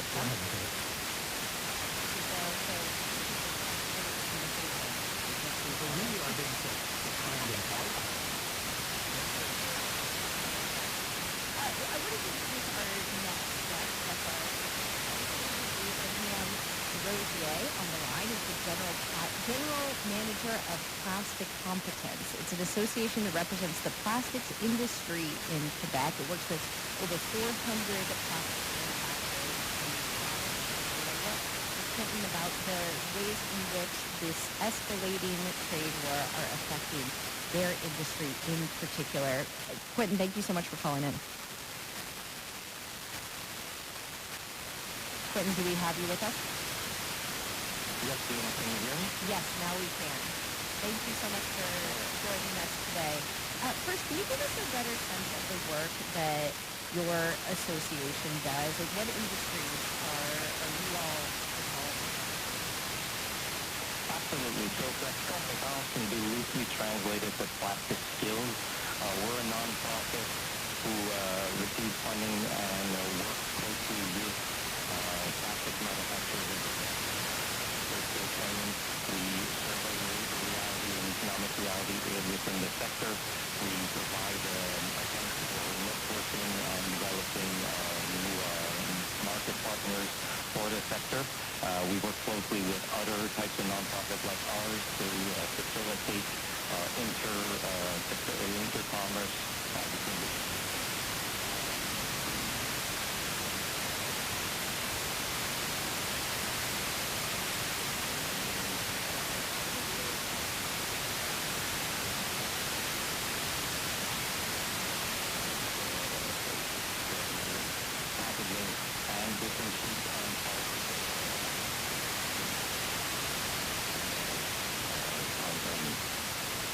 And so we have been talking about tariffs for some time now, pretty much since President Trump became President Trump for the second time. So how has the plastics industry in Quebec been affected by tariffs that we've seen already? Well, the short version, it depends if you're under the trade agreement or not. In the vehicle supply chain, those that were affected by the higher tariffs have had very disastrous effects.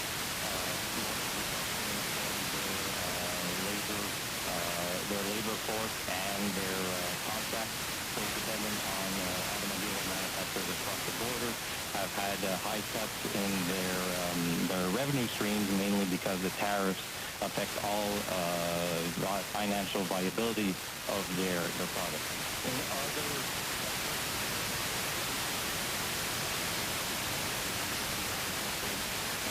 by the treaty exemptions, as of yet, the effects on sales to the U.S. have been more that they're divesting, so they're trying to find other trade partners, reduce their dependency on U.S. exports and the relationship with U.S. companies.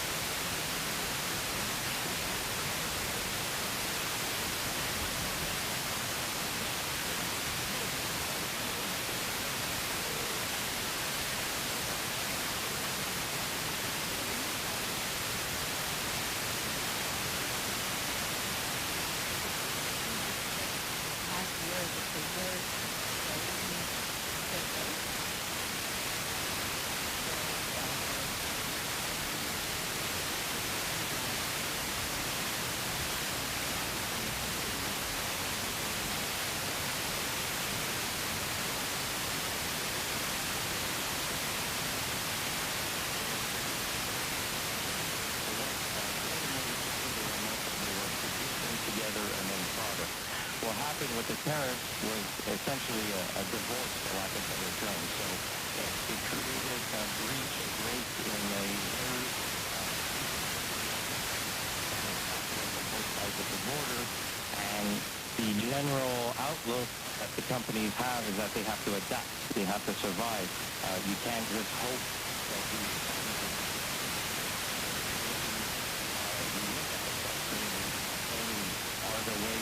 can save money if the tariffs are not too high and keep having positive margins. So what type of investment should you invest in? Can I find new trade partners who I can establish long-term relationships, even if they're further than the U.S.? The proximity with Northeastern U.S. is, we can't deny it, and that protects my company. I can continue developing growth in a different sector, or I can create better proximity with other Canadian companies. So the law firms are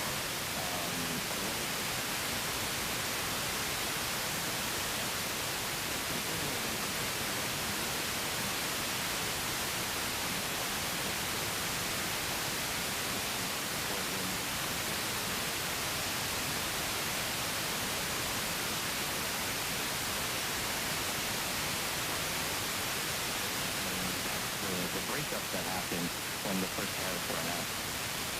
We are talking right now with President of the Unfavorable States.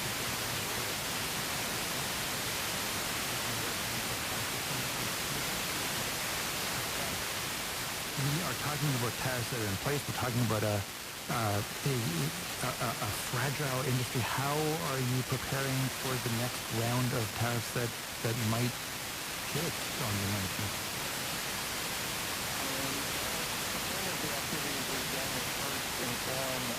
Companies and members of which products and components will be tariffed. From the information available, we're talking mainly about packaging, plastic sheets, and certain components that are not defined. Although this is not the entirety of the sector, it does affect the packaging companies represent about 10% of the plastic sector in Quebec. So these companies are directly affected by the threatened tariffs that are announced.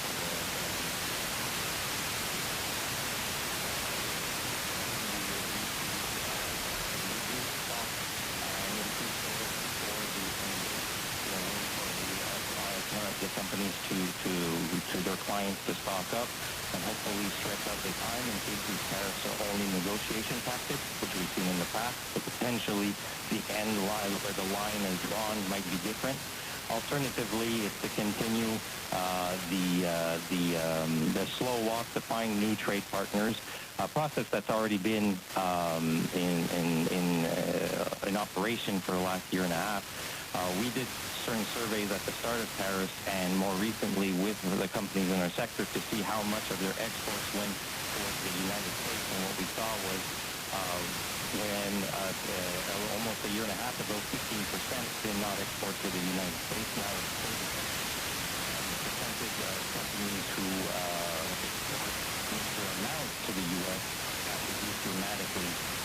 These amounts. We see they're gradually reducing their export percentages and looking for other trade partners to secure their revenue streams. And so the strategies are oriented about continuing this approach given the continued chaos of the sector. I appreciate so much.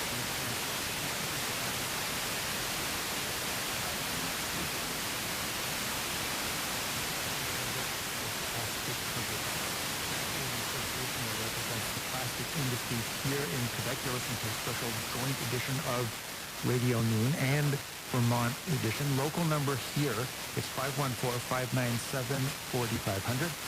Toll free here in Quebec, it's 1-877-597-4500. Michaela, do you trust me to give your number? You got this. Okay, 1-800-639-2211.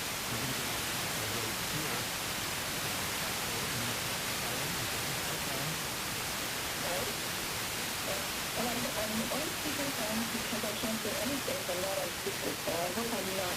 Can you hear me? We can more or less hear you. Yeah, where do you want to take our conversation here? Well, since the beginning of this, I don't understand that stuff.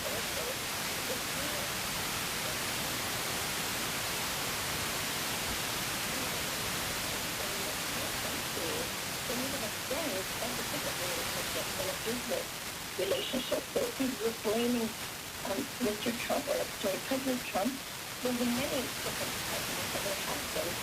So to think that they're going to do for Canada what we want them to because we're so nice and polite. I do not understand this as someone who lives in Canada. Well, there's a history of what often gets called trade irritants, right? Both countries do not always agree on every aspect of trade, and there are negotiations. There are disagreements. It feels now like it's at a whole new level, does it not? Not to me. It just seems a different person with different ideas of business, and Canada has to adapt to that. That's the way I see it. Okay, so that's your assessment of it, and what's your prescription for it? What do you do? Well, if there are certain things that the states requires us to comply with, we better do that if we want those tariffs dropped. Karen, I thank you so much for the phone call. Good to hear from you. Thank you. Let's go next to Jeff, who's in Lincoln, Vermont. Jeff, thoughts on this conversation? Thanks. Yeah, I grew up in Montreal, so my family still lives there. I was my dad was older, so his whole life in Montreal. Father and parents have been lived in Vermont.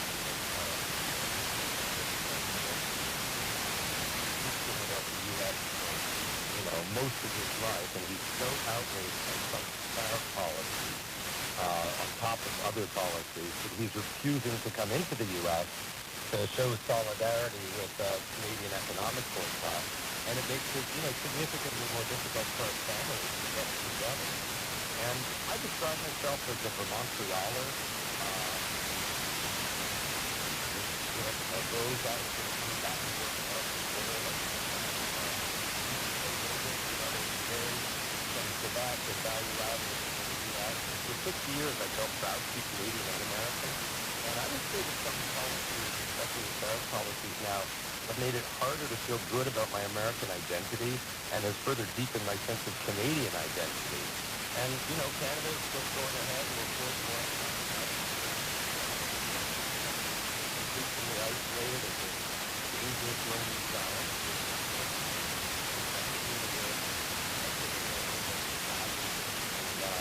The moment of declining empire, and the Trump policies have greatly accelerated the demise of America's influence in the world. And some of that is good for some other countries.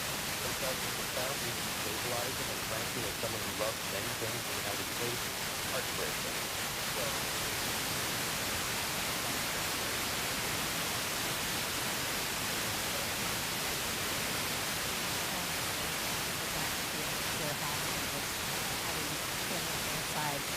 border by many of our listeners right now.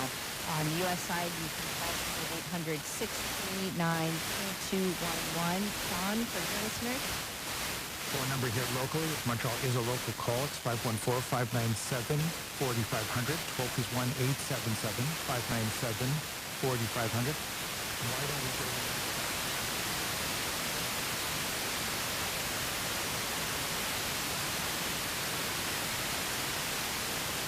Hello, Mr. Taylor. I actually listen to both stations, so thank you for this show. Very nice. You don't listen to both programs at the exact same time, do you? No, not the exact same program, but the same station. Okay. Just checking. So what I want to say is that I think there's a lot of vanity or ego issues in the decisions being made. It's not being made in a logical decision-making. Initially, there was a trade balance with the USA, but it was to the advantage of the U.S. when you include all import-export, including the energy. The U.S. was getting extra than Canada, but the government just says, no, Canada's taking advantage of the USA. He says a lot of things that aren't true and makes his policy based on stuff that are not true. It's easy to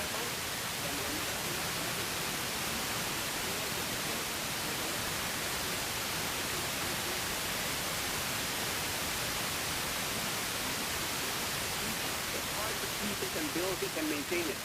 So he's just taking the government is taking the easy route. He said he's going to punish Canada because we retaliated because he added tariffs to us. So he's saying that basically means you put us better and we will punish Canada because we have less fire.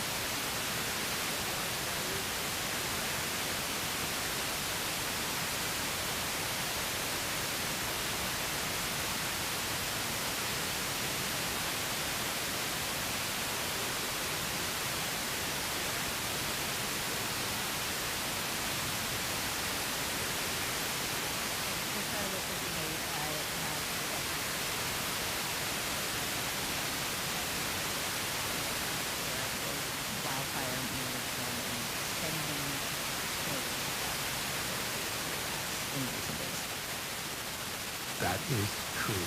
We are going to go, I think, Michaela, get a phone call on your side. Yes, we have Ray being on the phone right now. Ray, yes.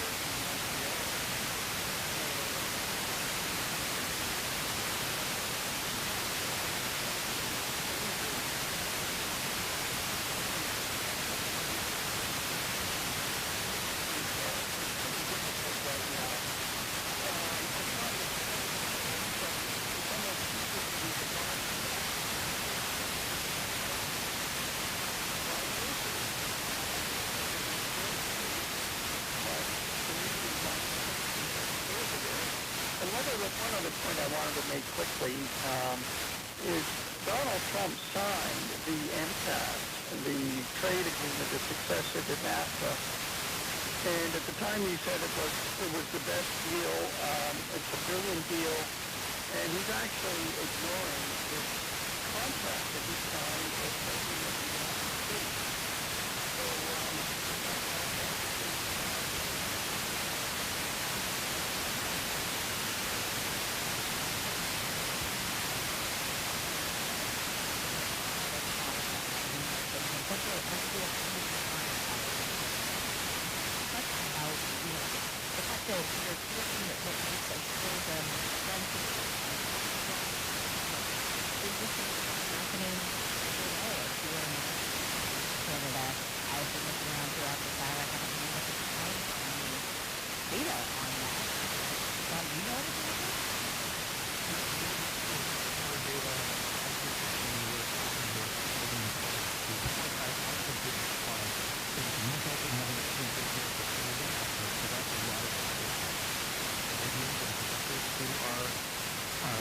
Visiting this province and this country,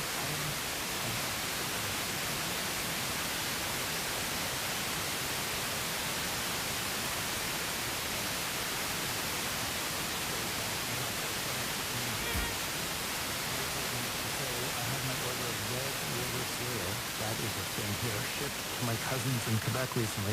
That saved me $10.29 per bag having it sent out. I picked it up from my cousin's place in Huntingdon. I don't know if tariffs allowed me to get it so much cheaper there. So just, I fear that is another question that we're not able to answer.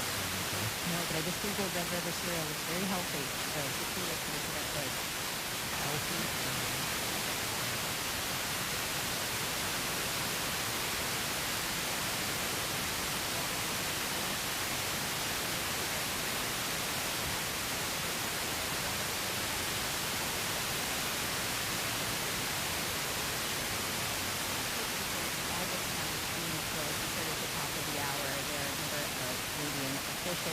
Meeting with Republican senators and Trump administration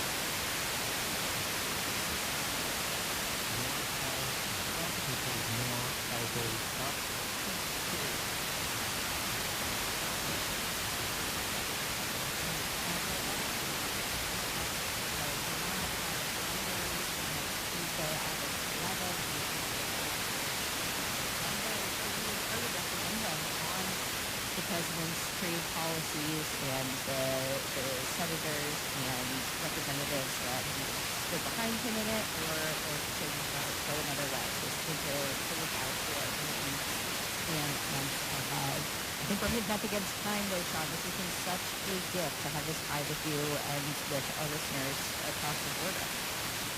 Totally great to do it, even if we were not at the fair.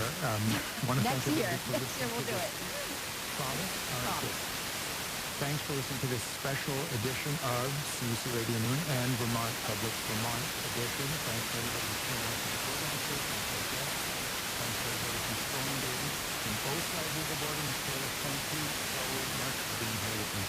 It was such a joy. This show was directed by Aaliyah Pate, produced by John Ahrens and Ann Hill. William Lebois-Gagnon is the CBC technician. Excuse my terrible French pronunciation. Bill Edfers is the Vermont Public Engineer. Our call screeners, Rick Barrett. I'm Michaela Lafrag here with Sean Appel. Thank you for listening to this joint broadcast from Vermont Public and the CBC.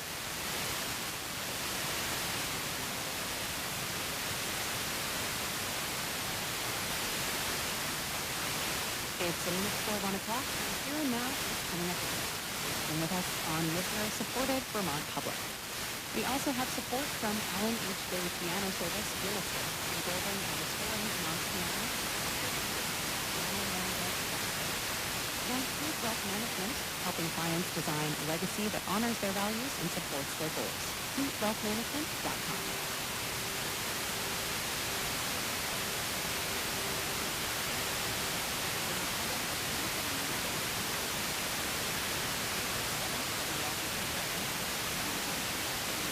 You could tell me.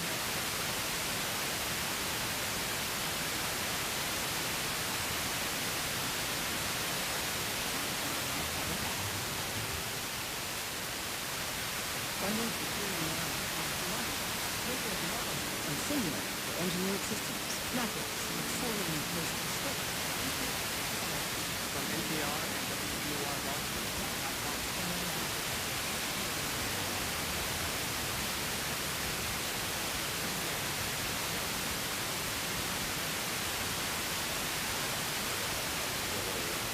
Start up to one side for self-dynamic group sizes, child to staff ratios, workforce and education requirements. Also, perhaps as soon as this fall, a first flu shot using mRNA technology will be available.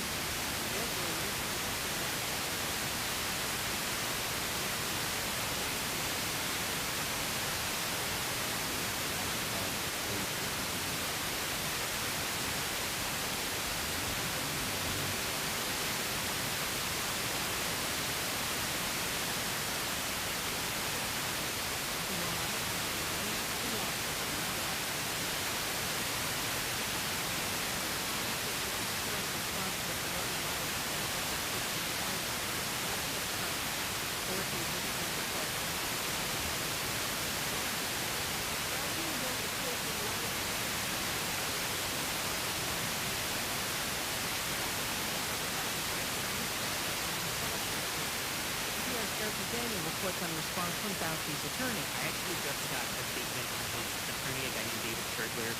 He said, quote, today's partisan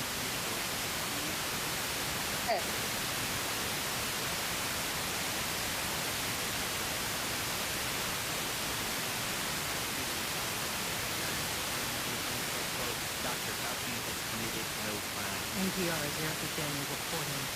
Patients with alcohol and drug-related illnesses are struggling to get medical care in the United States. New reporting by NPR. Home healthcare workers is a major hurdle.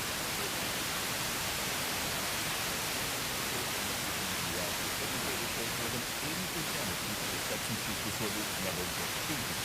NPR interviewed more than a dozen experts looking at research and found that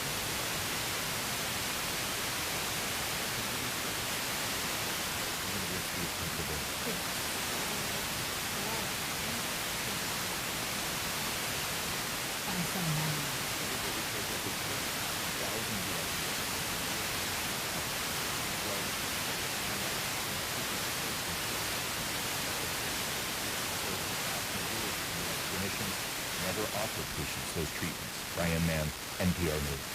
The Federal Communications Commission has voted to lift the more than 20-year-old cap on the share of U.S. television households at a single company position.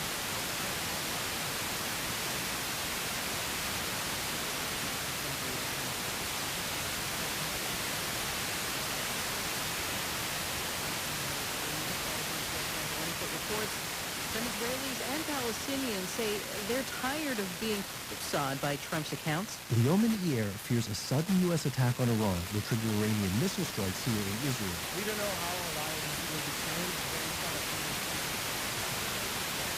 small insignificant grain of sand Meanwhile, in the West Bank, Jason Chamlai, a cab, says Trump's repeat claims of opening the Strait of Hormuz has hurt his credibility in the region. He says when Iranians say they're in control, the media eyewitnesses, they all know this is true.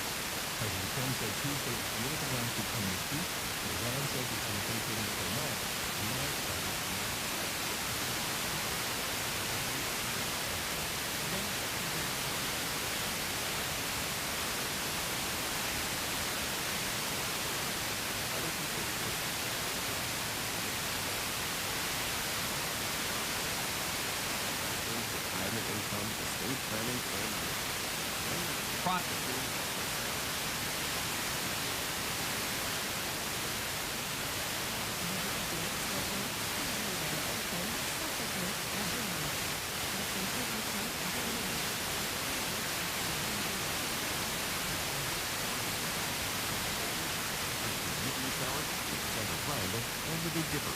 Reserve free tickets at vermontpublic.org/events and email your astronomy questions to stargazing@vermontpublic.org. Support from Adagio Chocolates and Chroma Technology.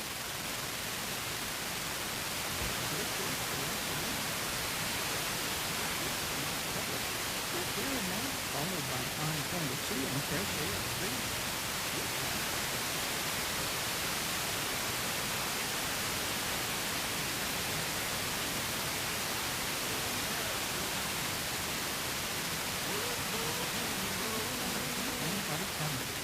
BeaconRegenerativeHealth.com and Waycrossing, an active lifetime community which supports and grows to the residents' needs. Individualized care plan options at Waycrossing.com. Summer Gardens Museum in St. Johnson.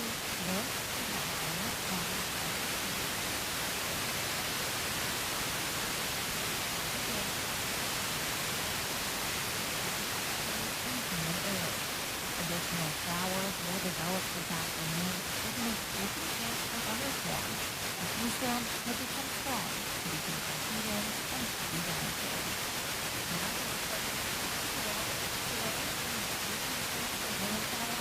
Thunderstorms possible this afternoon. Warm and humid with highs in the mid to upper 80s, near 90s in the warmest valleys. Then tonight, any showers or storms diminishing with a chance of valley fog. Lows in the 60s to nearly 70 degrees. On Friday, another chance for showers or storms.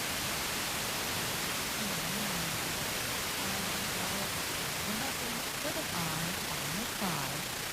From NPR and WBUR, I'm Scott Tong in Washington, D.C. And I'm Deborah Becker in Boston. It's here and now. Sweeping changes could be coming to one of the nation's most successful anti-poverty programs. Head Start provides childcare, meals, and support services for young children in low-income families. It's long been regulated by the federal government.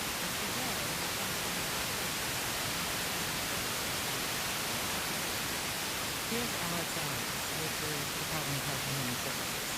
Some of the areas where they will have flexibility instead of the ones that the federal mandates say on group sizes, child-to-staff ratios, workforce and education requirements.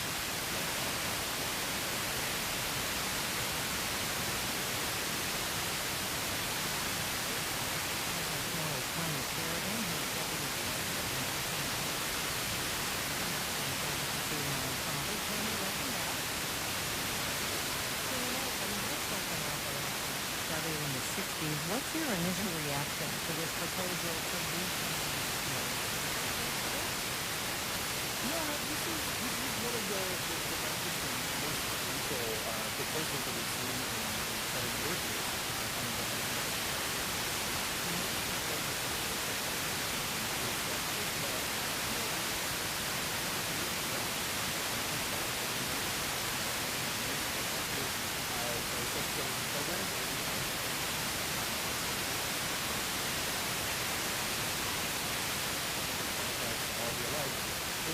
Continues to get strong results for kids and families in every corner of the country. So I think that it's most important to acknowledge first and foremost that we're not going anywhere. We're staying open. We're continuing children and families. And we'll look at what this proposal says. We'll evaluate it. There's a consensual process that it has to go through.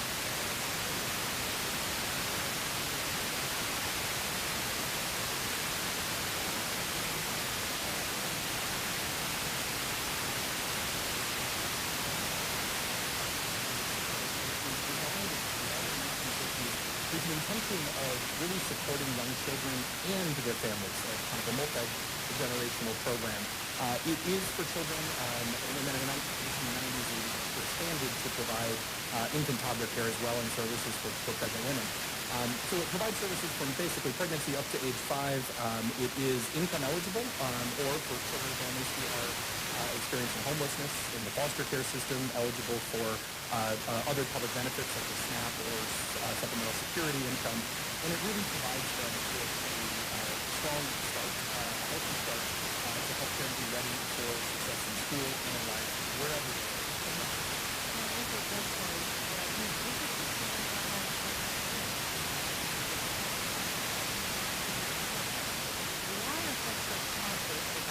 what these changes may mean. Yeah, let's take Head Start for the history that it has. The Head Start program performance standards, which is what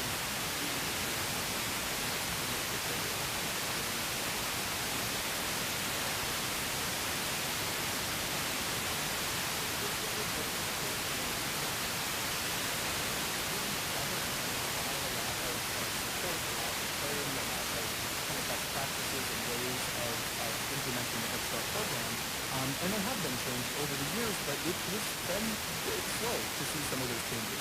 I think what this administration has pointed out is that they are intentional, that they would like to see some deregulation. They would like to see the ability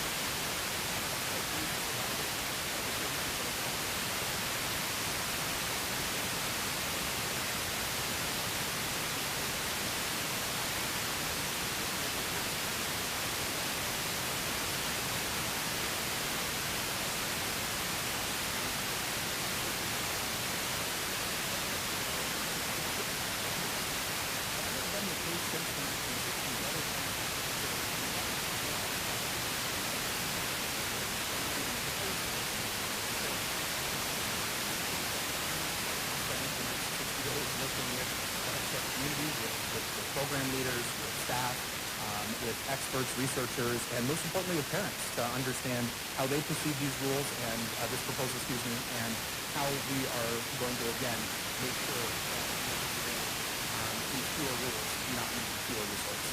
No 60 days are the public comment period for this, but I'm just wondering, in the last minute we have here, Head Start has been in the crosshairs of the Heritage Foundation. Do you worry that this is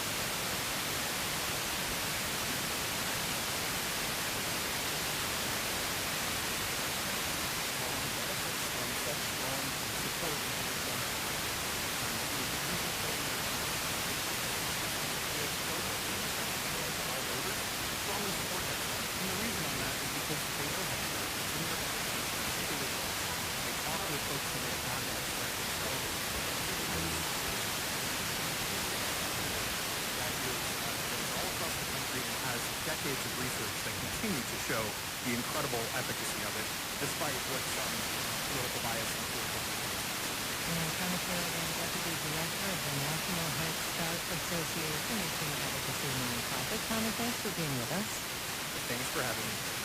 A new kind of flu shot. mRNA technology. It's the same technology behind the COVID vaccine that came quickly in late 2020.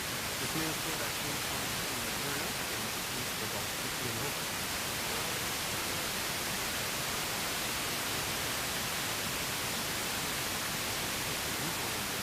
Angela, welcome back to the program. Thanks for having me, Scott. So a first flu shot using mRNA technology coming. How significant is this? So I think this is really significant. We have been developing influenza vaccines for a really long time, and we have had new technology come forth. The oldest technology is actually still used. That's we grow flu vaccines. Developed recombinant methods over the years, but they all more or less, it all covers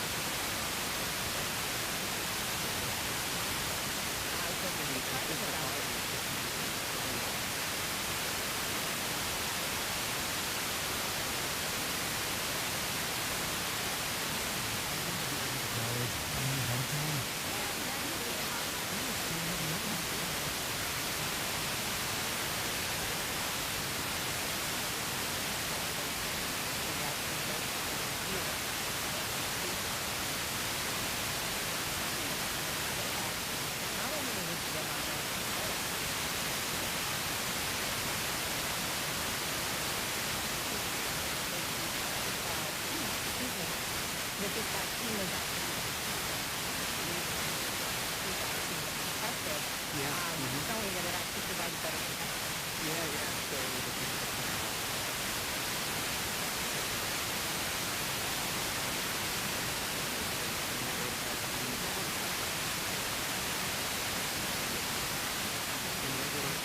how much better does it seem to be?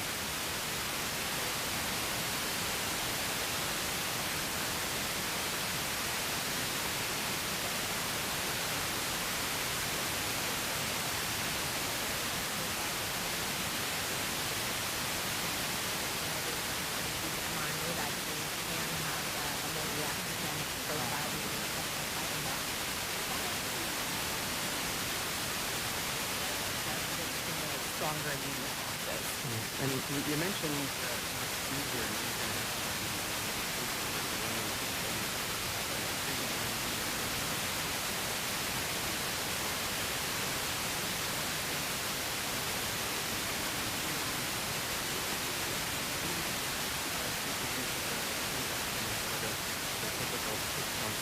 So with regard to the flu, how much more of an advantage?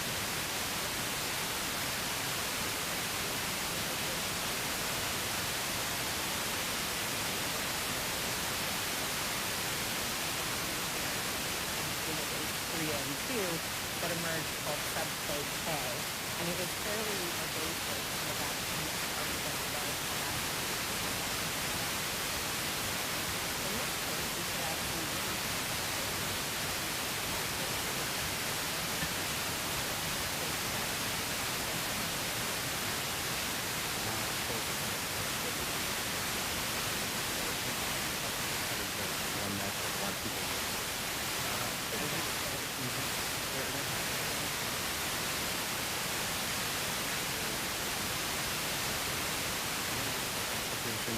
then it changed course after the ruling. And then the FDA figured it out that they would restrict data because the people and the response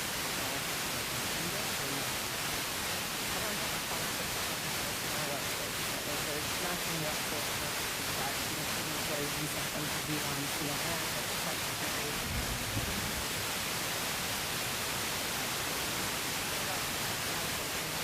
I would say it's not very effective.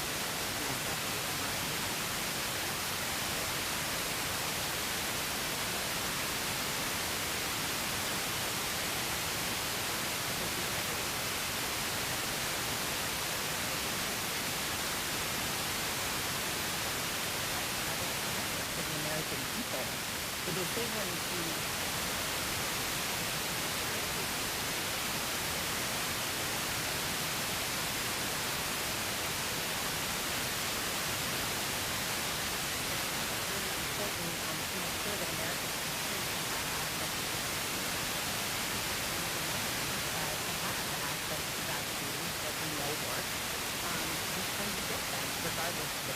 And briefly, what future mRNA vaccines could be on the way for, say, HIV or cancer?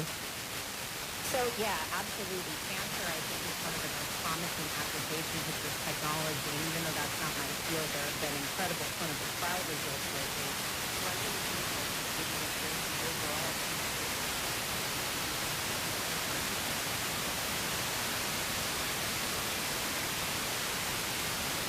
Ebola vaccines and Ebola.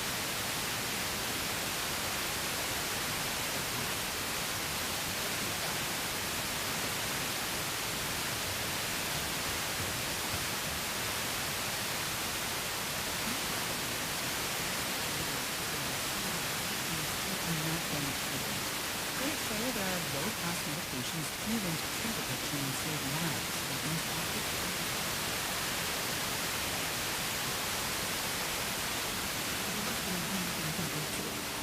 This is Austin. I'm Elsa Tony. That's on All Things Considered from NPR News.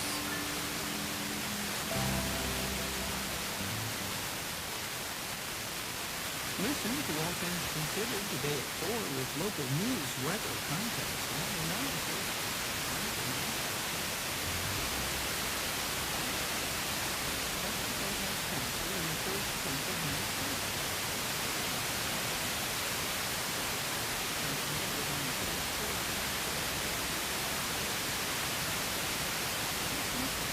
president is no longer fit for office.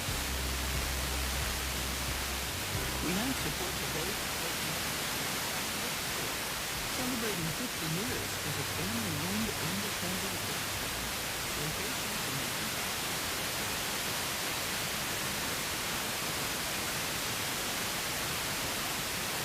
in Echo Museum, learning adventures for curious minds, featuring 30-foot sample lake maps. Open daily, echovermont.org. Sundays here and now, subscribe. Kids can gain hands-on listening skills. It's coloring by parents and teens, so parents can monitor their account while teens can learn how to manage money. More at schwab.com. This is Here and Now, with new insight on the origins of these great actions. We know that the packed on the ships and sold to Europe and the Americas and the Caribbean. But where did they come from? We have some new clues from the tiny island of San Fermina in the South Atlantic Ocean. In the billions of dollars for slave trade. And slave ships coming from Africa, taking many people. Now, some ships from Africa, these are making a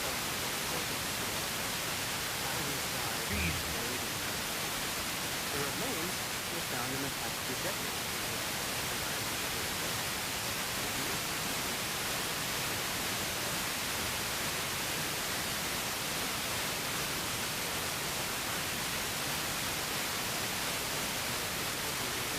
Founding member of the School of Archaeology, N of Ottawa.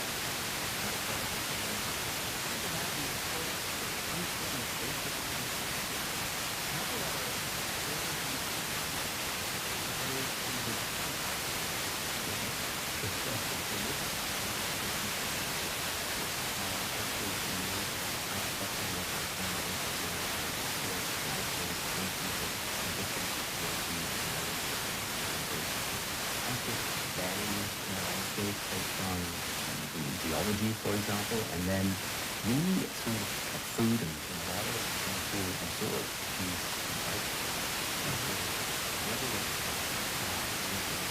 back to and in essence it works. Then you examine the teeth for the education, and that's where the interesting part begins as far as tracing it back to location. That's right, because basically the teeth pick up the signatures once of the place.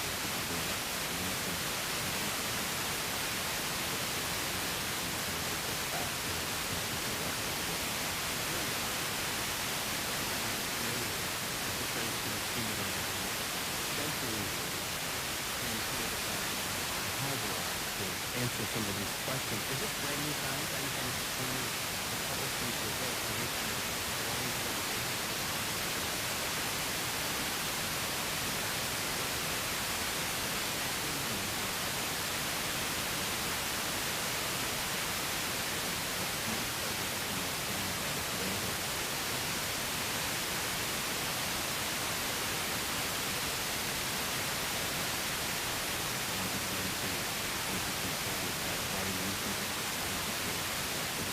across the landscape, right? So imagine a map that's basically most of the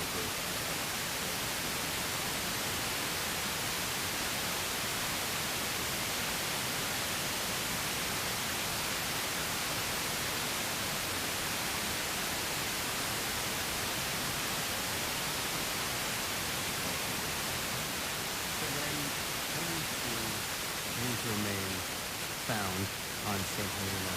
What did you learn about came from how accurate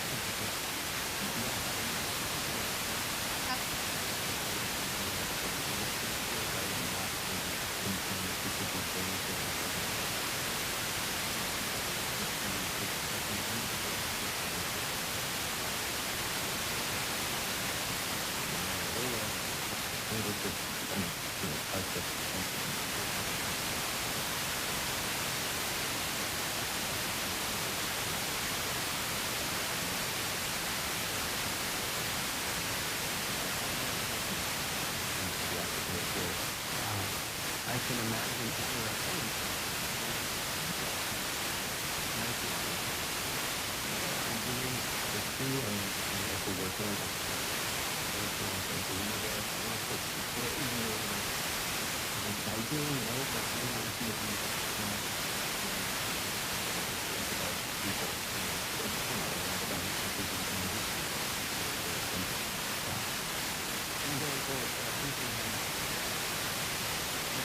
Developing science, what future applications can you think of?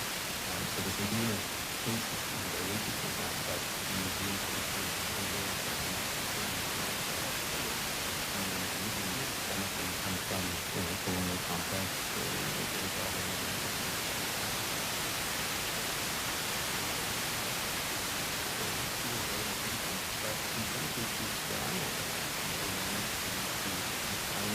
use these methods to try and see where these remains could potentially be repatriated to. But just to add, this creates a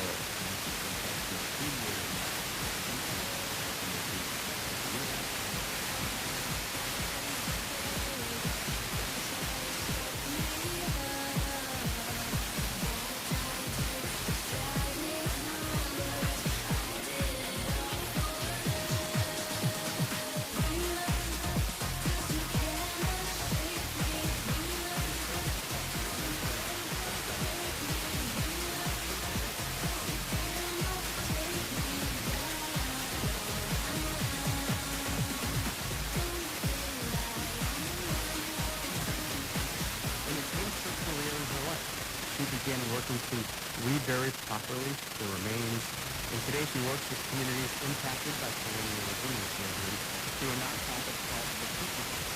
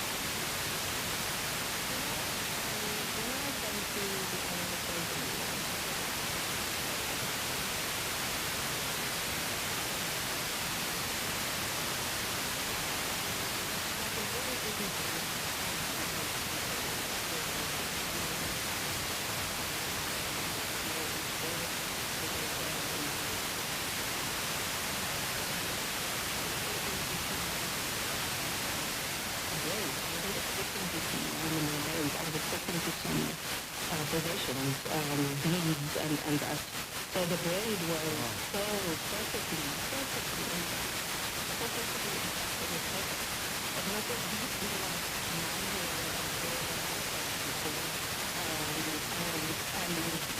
and that's really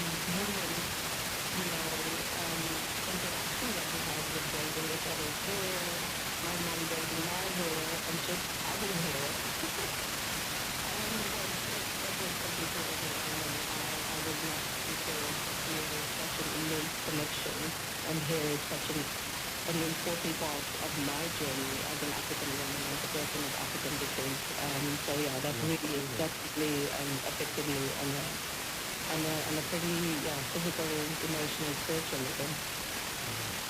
So at those levels, what happened next for you? You've written to negotiate your own identity.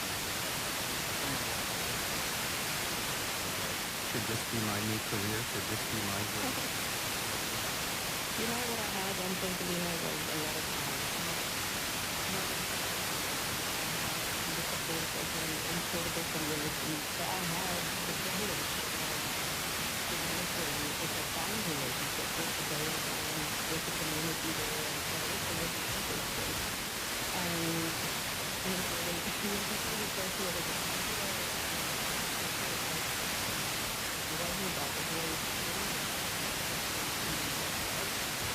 a claiming back of identities that I had lost in the sense of my Africanness, my blackness, my humanness, and just respecting this very profound relationship that we called the burial ground, our rites and rituals, how we invest in the land and return ourselves to the land. And it's a journey that is still ongoing, and our journey is still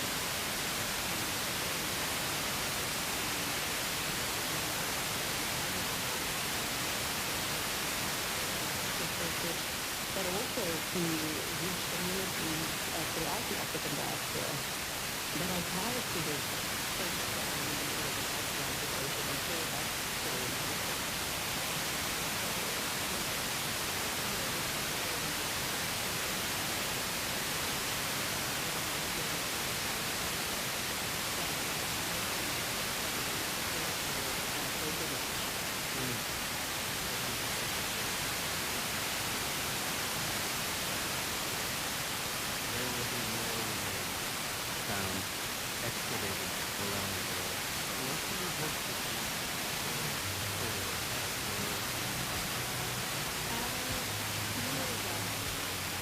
Can only take us so far.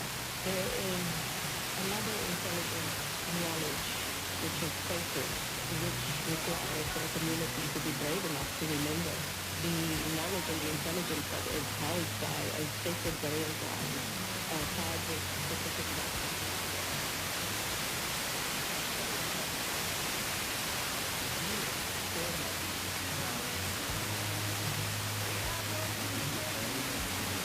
Founder and CEO of the Tiki Box Project and Secretary of the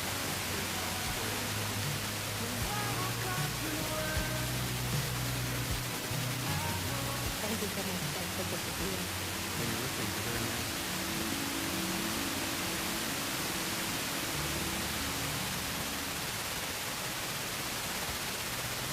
NPR News in Boston, I'm Steve Grant.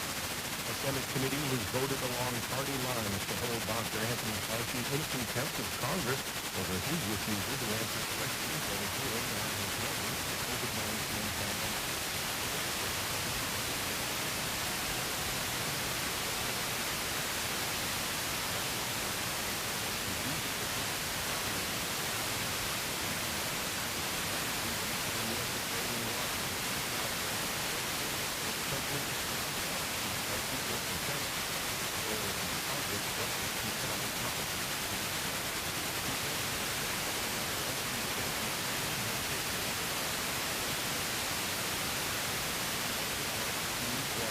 Undermine Moscow's wartime economy. Ukrainian forces targeted refineries northeast of Moscow. They also hit Russian military patrol boats in the Black Sea.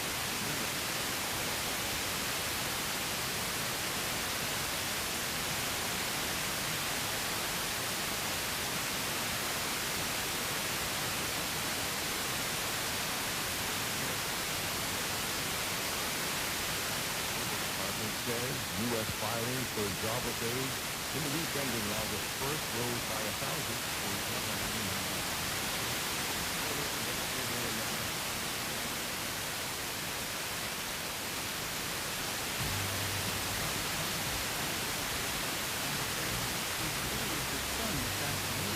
With a few showers developing, possibly harvest for rain from the forest with icy winds.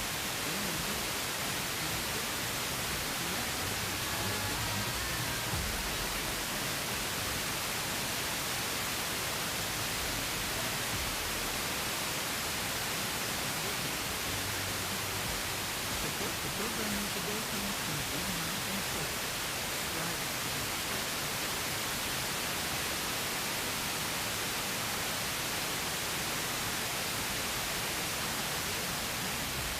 And One College Foundation, premiering the film Soothing Pain.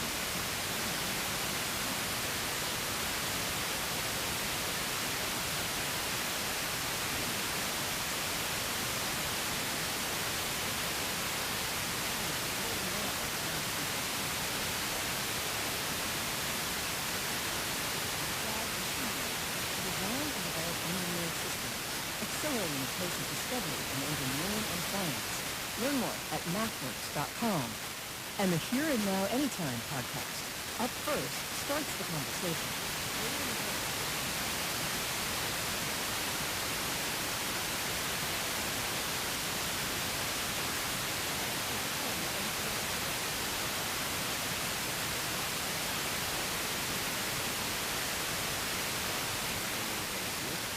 what has been that the breakfast right now and how it's done in training?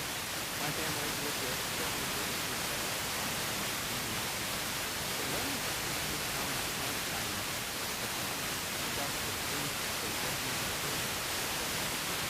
Here's NPR Jennifer.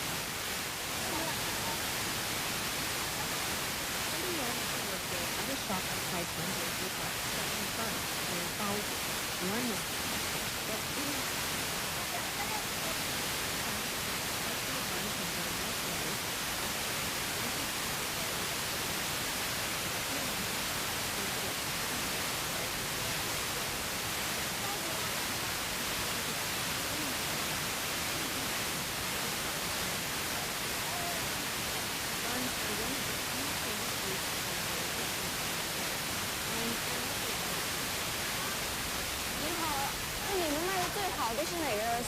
For two soy sauce pork buns, the shop's bestseller, one pickle veg, another with eggplant and green peppers, plus 2 cups of fresh soybean milk, a breakfast for two comes to...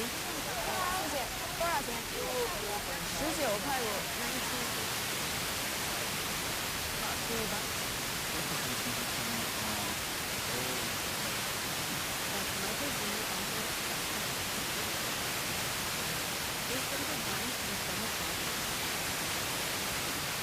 With buns without a filling, called mantou.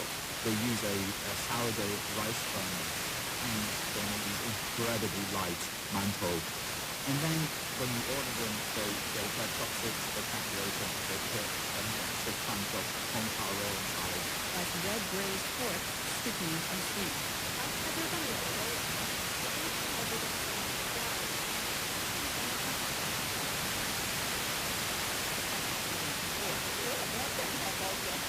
Is a bit unhealthy. It's easy to eat too many, like 4 in one go, and they contain quite a bit of dough and oil.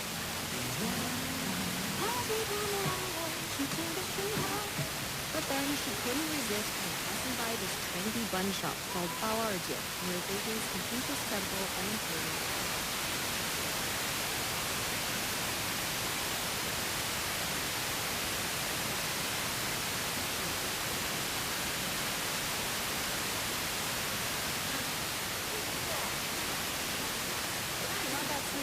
To stand up from competitors, this shop also holds this shop.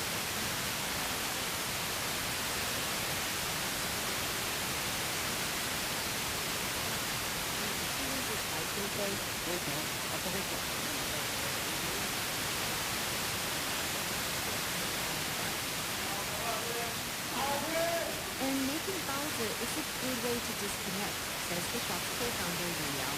A lot of people I know are feeling anxious about the development of AI. Plus, living in Beijing is stressful. Her big dream is to expand overseas.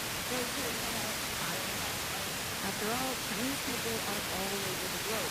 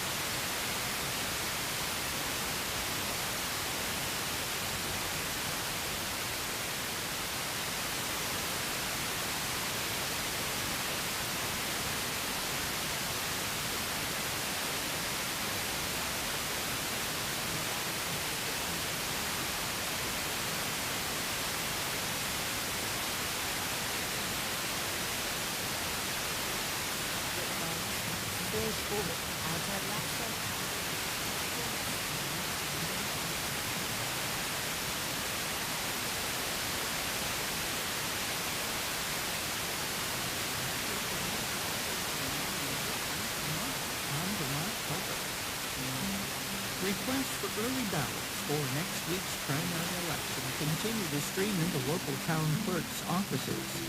Election officials are urging voters to return these ballots in person and not rely on the postal system. The state is moving ahead with reforms to make it easier to build housing near wetlands. Every New England state except New Hampshire, including Vermont, is once again suing the Trump administration over tariffs. Senator Bernie Sanders says he believes the country is on a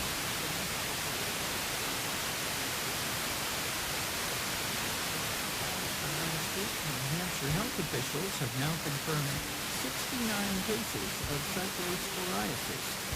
Find these stories and more regional news today at vermontpublic.org. Funding for Here and Now comes from the listeners of WVUR Boston and your input. And we're starting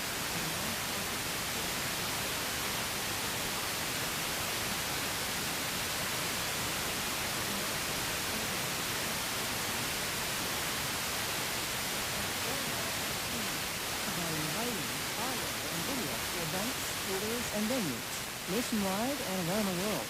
4wall.com. Large enough to service small enough. From NPR and WBUR, I'm Scott Tong in Washington, D.C. And I'm Deborah Becker in Boston. It's Here and Now. The murder trial of a Massachusetts woman is drawing attention to postpartum mental health. Defense attorneys for Lindsay Clancy don't dispute that she killed her 3 children. Instead, they argue that she should not be held criminally responsible because she was in the throes of postpartum psychosis. And we need more awareness to prevent future tragedies. Dr. Elise Malhugger is an academic perinatal psychiatrist and medical director of what's known as MCPAC for Moms. Thanks for being with us. Hi, thank you for having me. So the Lindsay Clancy about postpartum psychosis, how do you define it? So postpartum psychosis is a medical illness in postpartum women that is characterized by fixed false beliefs, hallucinations, disorganization, and confusion.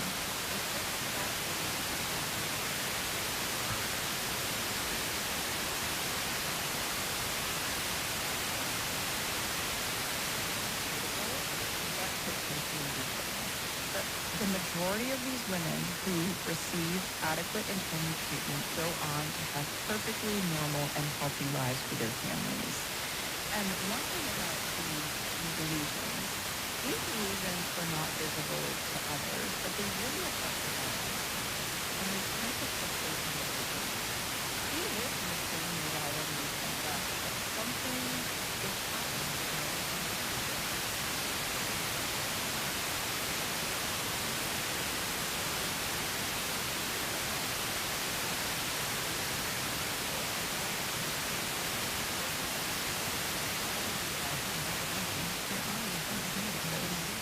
So, you know, we hear a lot about depression and other mood disorders in the perinatal period, but when does it go into postpartum psychosis, and is there a way to tell? 2026 Ford Explorer Active SUV with 4-wheel drive. You might be irritable or anxious, the adjustment to a whole new world. I mean, how Zero payments for 90 days. Prefer to lease this 2026 Ford Explorer Active? It's just $359 a month for 36 months with only $49.95 total review. We often use the term perinatal maintenance.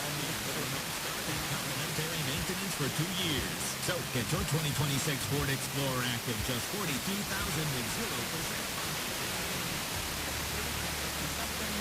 Pregnancy to postpartum, it's almost a 2-year time period. So there are actually what I refer to as pink flags of perinatal.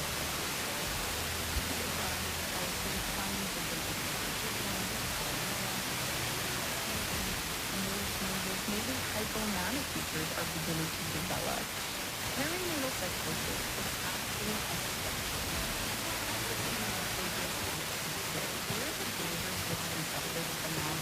hallucinating aliens or sealing her baby, or hearing voices telling her to hurt her infant to qualify, but really it's the quieter symptoms that we miss. So we commonly hear from moms, the provider telling us something is off, and the family's describing something is just not right. The lyrics around the mom is huge. So I think being aware of these pink flags is such an important discussion. Yeah, but the village would say some moms there's no family.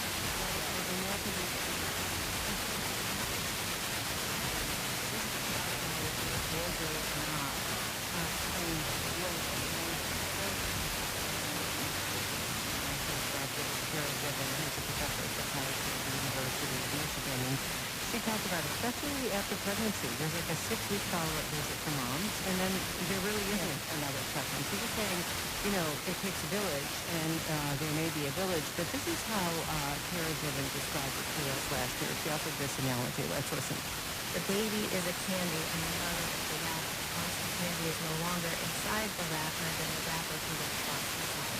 And sometimes we can think of that in terms of how mothers experience So apparently that's a common idea, that the wrapper will dig into the animal. So what do you do to try to make sure that there is a village to encircle a new mother and make sure that the necessary care is provided?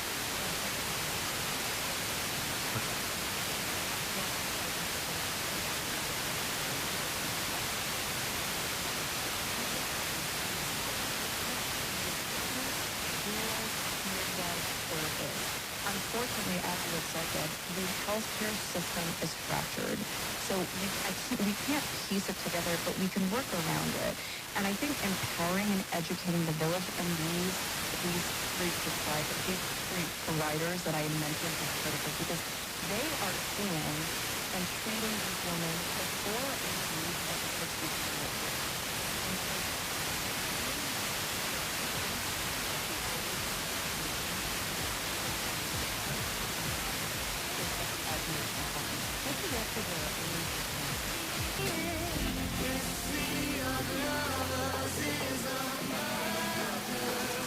It's just another night in Paris. My baby is coming through the streets. My heart's a mess. I observed a wonderful mom who left her place who was very concerned with their safety and very concerned with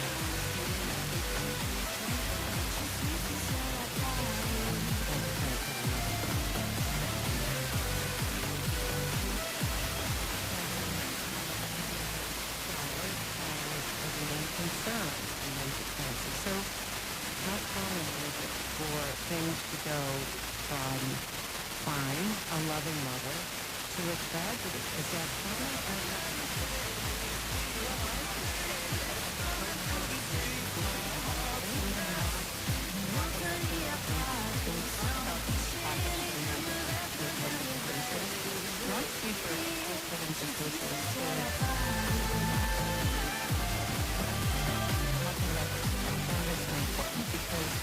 Some moms may present as very functioning and happy,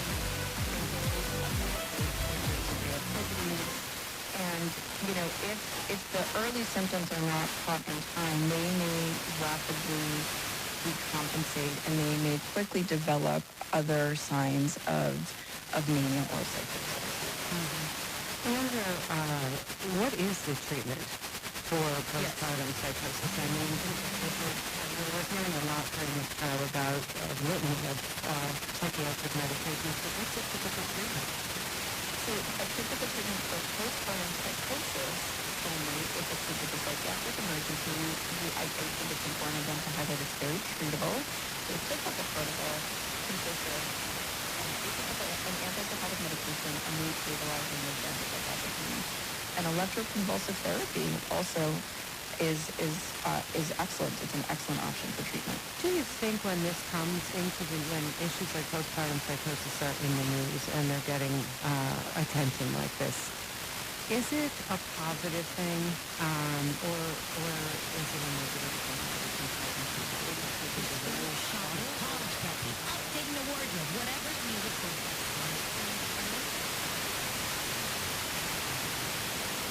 Talking about women's mental health issues and maternal mental health issues.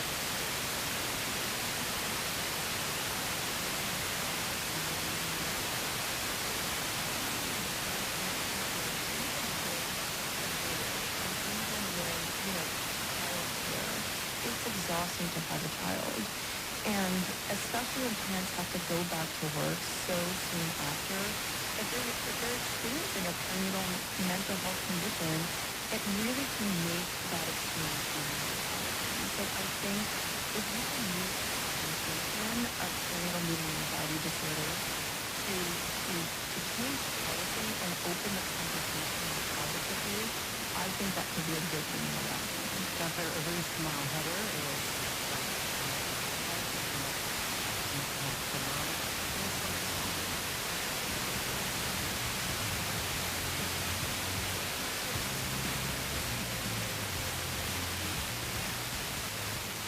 Vermont's primary election for the 2026 midterms is Tuesday, August 11th. VermontPublic.org. Or our interactive voter guide to get live election.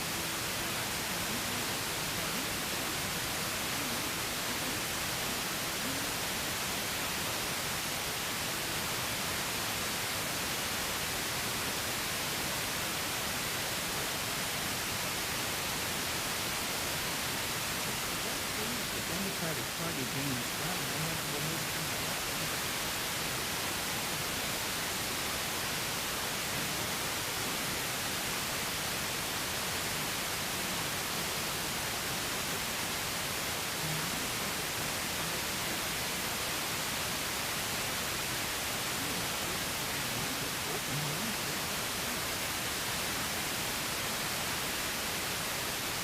Funding for Here and Now is from the listeners of WBUR Boston and your NPR station, and from Matt Wood, creator of MetLab and Simulate, to design and develop engineered systems.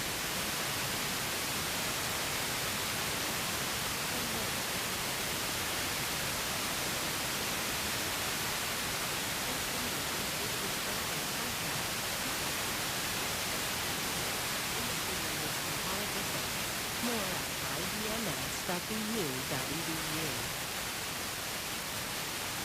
Here and Now.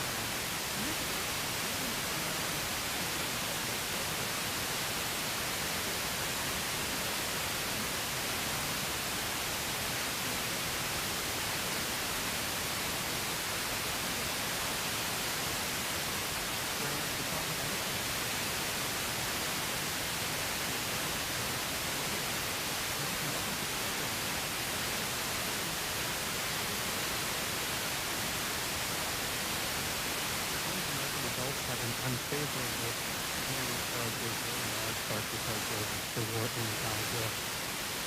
Why does this dip in U.S. public opinion matter to Israel? I think it matters very much to Israel because, you know, the country has received so much aid from the United States. And one thing we really look at in this story is the attempt that Israel is using to shore up that public opinion and fulfill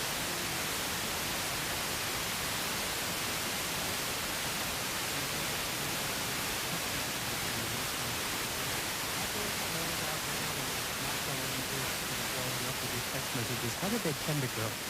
Yes, this story looks at money that the Israeli government has spent to hire basically lobbyists in the United States. And one lobbyist, actually a former Trump aide, Brad Parscale, has spent a lot of money on this kind of grand text experiment where a company uses what they call AI-enabled texting. So that means that AI is doing some of the talking, and they've reached out to millions of people. And often they start these conversations asking something like, are you around to give your input about? And then the chatbot will start giving links to pro-Israel content. It'll share different information. The purpose, as we understand it, is twofold. So it's persuade people to have a more positive opinion. And also, all of this gets collected as data. So it's, while they're having these conversations, they're also collecting what people are saying.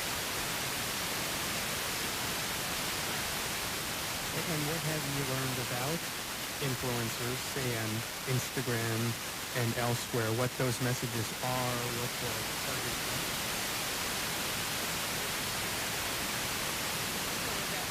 We know that Netanyahu talks about how much correlates with what he called the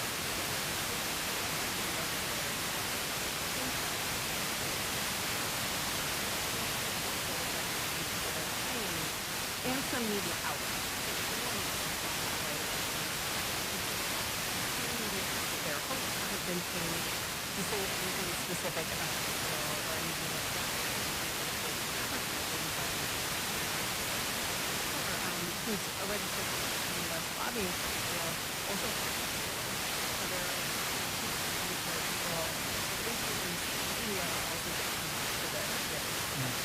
And Salem Media, just to understand, is that behind TV programs, radio shows, podcasts? Salem is a large conservative radio and podcasting network.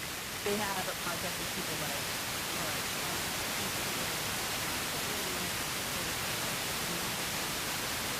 supporter. So they have some very large names that put out.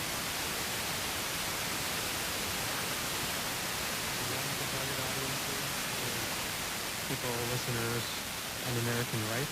Is it channeling its efforts and money in that direction, or really all directions in the U.S.? There is some work that is going in all directions, but changing conversation on the right seems to be a particular focus. Is it? It's clear that the reporting.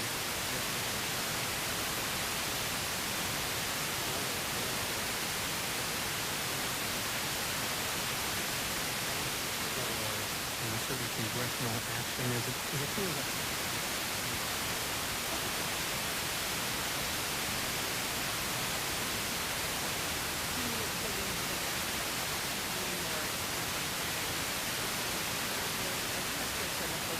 that Israel will spend, I think, around $700 million worldwide, globally this year on different kind of public relations work to change its image. So we do know that it's something that the government believes is very important. I would imagine many countries would like to do the same kind of thing, maybe call it something else, but soft power, winning hearts and minds, influence operations, whatever you call it. Is this effort that you write about as far as the government of Israel different, unusual in certain ways? So this effort is unusual in the sense that it really seems to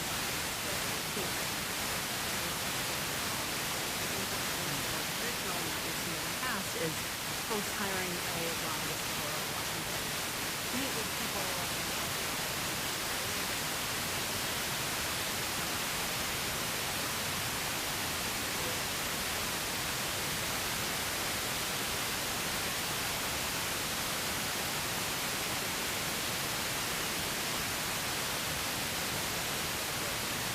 We've been talking to Maggie Kevin. Thank you so much for this. Maggie, thanks very much.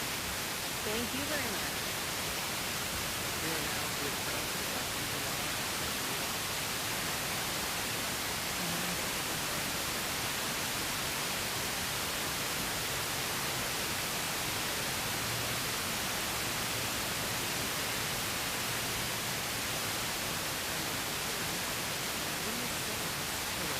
years, committed to helping investors achieve their financial objectives, risk management to create tailored investment strategies for every client. Learn more at loomissales.com. Scott Tong. The October 2023 Hamas attack and Israel's war in Gaza have complicated views of what it means to be Jewish in America. Within families, there's a lot of bitter dispute.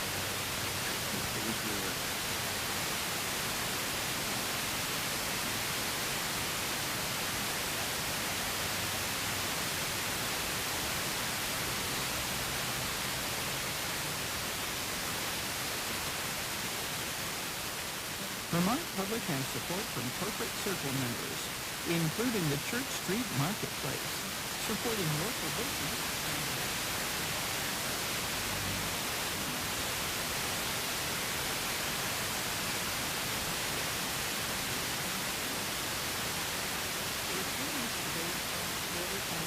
Between Vermont Edition and CBC's Radio Noon in Quebec about trade and tariffs, or maybe just want to hear it again, tune in for the rebroadcast tonight at 7.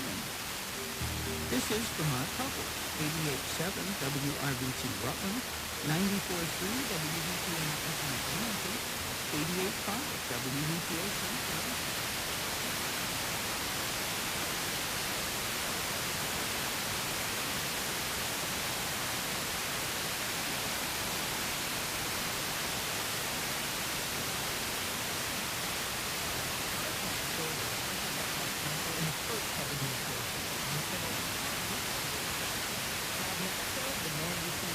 today is not the same one he worked with.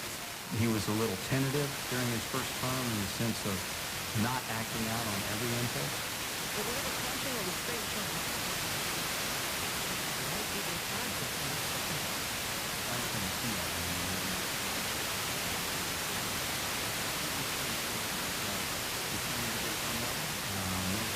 Wants to do. I think that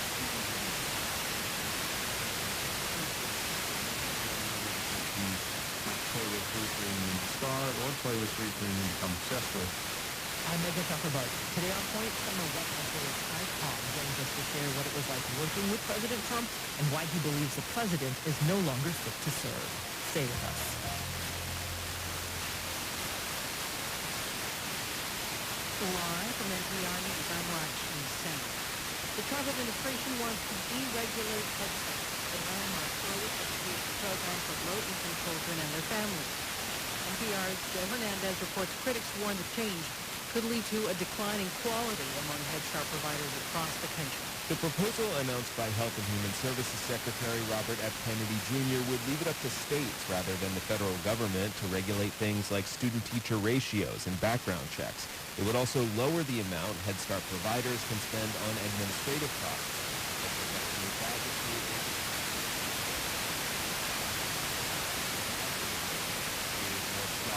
Kids. Head Start currently serves more than 700,000 children nationwide with childcare, preschool, and more. Some supporters of the program say reducing federal oversight could lead to variations in quality from one state to another. Public comment for 60 days. Joe Hernandez, NPR News. The nonpartisan National Budget Office follows President Trump's plan for the U.S. Navy to build new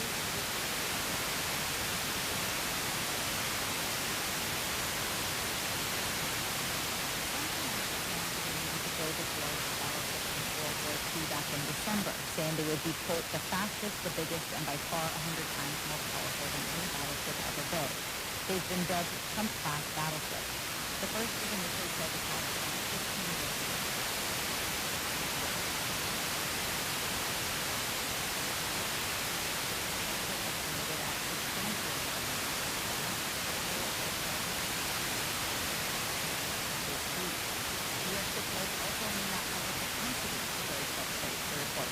Saying the first might take 8 years or longer to build. Trump had originally said at least 2 would be finished by the end of his term. Kat Lonsberg, NPR News. Senate Democrats are introducing a bill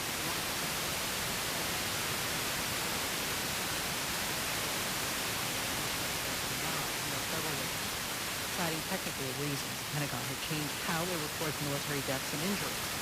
Some of the private and secret activities in the Iran war have been reclassified to overseas operations. Democratic Senator Tammy Duckworth of Illinois is a veteran of the Iraq War who sustained serious combat wounds, including the loss of both of her legs. She tells ABC News how the country records a service member's death or injury as economic.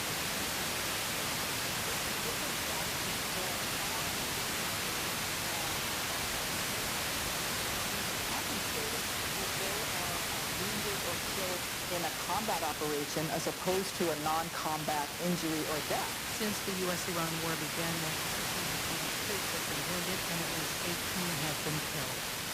This is NPR News. Support for NPR comes from NPR stations. Other contributors include the Lodestar Foundation, inspired by the principle that helping those in need is a path to a healthy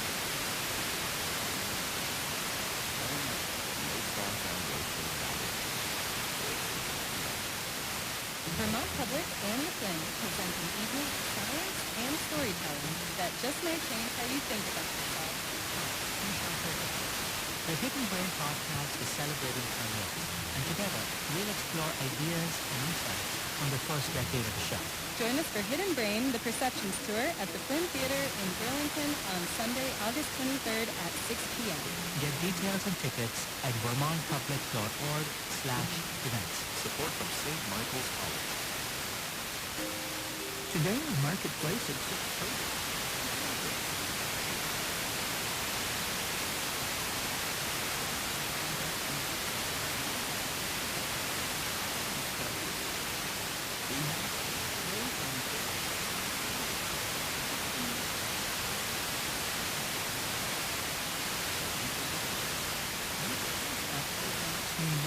And Onion River Outdoors in downtown Montpelier, supplying e-bikes, tank tops, and spring gear for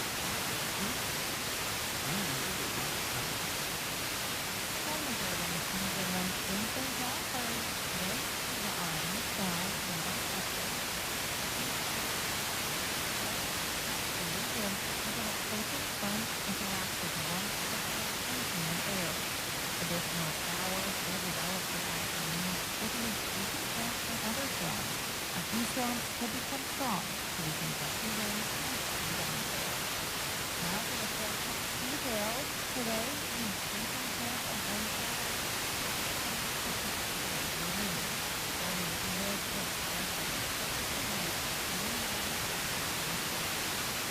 Night and showers or storms diminishing with a chance of valley fog. Lows in the 60s to nearing 70 degrees. On Friday,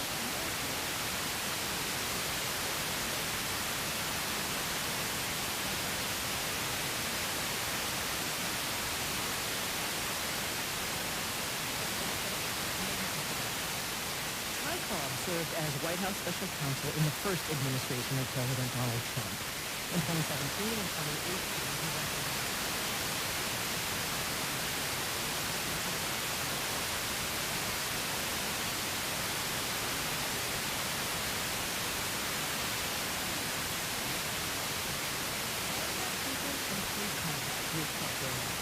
he thought his innovation was not only of Trump's White House, but of Trump's thinking and approach to the world. And since then, Ty Cobb has been speaking forcefully about his belief that Donald Trump is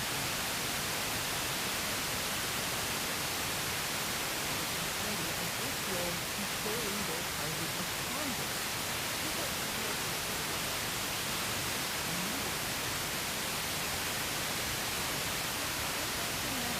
More than a year and a half into Trump's second term isn't just what more will Donald Trump do, but can the country recover from a president and a party that have taken full advantage of the basic truth that rules only matter if people care about them?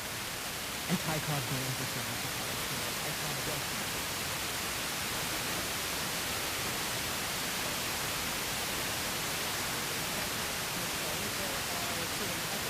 Around what you can and can't tell us regarding the specifics of experiences that you had while in the White House, and I want to honor that. But at the same time, I'm going to probe see that you can tell us. Is there a time when you were meeting with President Trump in that 2017 to 2018 period where you had a moment where you thought, aha, now I understand better what makes this man tick? That's an excellent question. Yes, I think there were into the way that the president assesses things in response to stressors and other matters. So I guess my short answer is, of course, yes. Highlighting 3 days there before I am like, I gotta get the hell home. Yeah, mine was like one night and I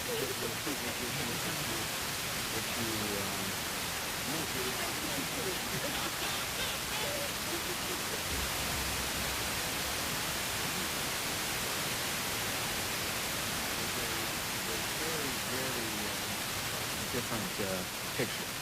He certainly no longer has anybody around him who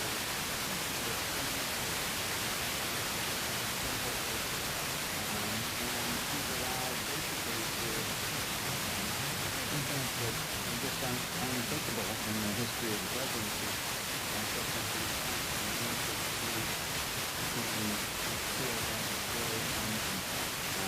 Social posts that he makes yesterday, of course, with him, dressed up as a warrior, a la Patton and MacArthur. It's just amazing the way that he has demeaned the presidency and the dignity of the office. Yeah. So I think we can fairly describe the office of the presidency as a major pressure cooker, no matter who's occupying the office. plates. You get pre-collision alerts, lane keep assist, or remote You can't. stop. So can you tell us under moments of particular with 0% financing. how did respond back in 2017, 2018? Like, what was his demand? And what were some of his initial sort of responses to, fighting one number of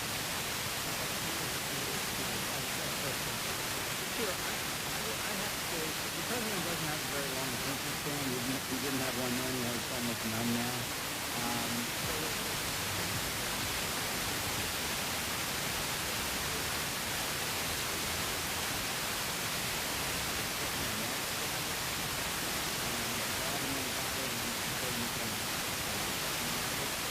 People actually talking out of it at this stage of the game. But he has an outcome that he desires, and he doesn't really understand why that's not achievable. So anything that and devote to language class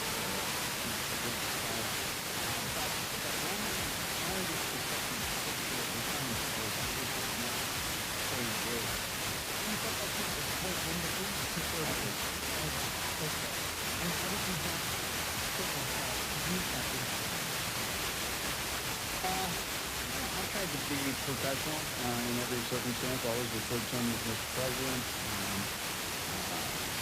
I think that was helpful. I think his position he understood that I wanted to help the office. He considered what I had to say. I tried to present things. I learned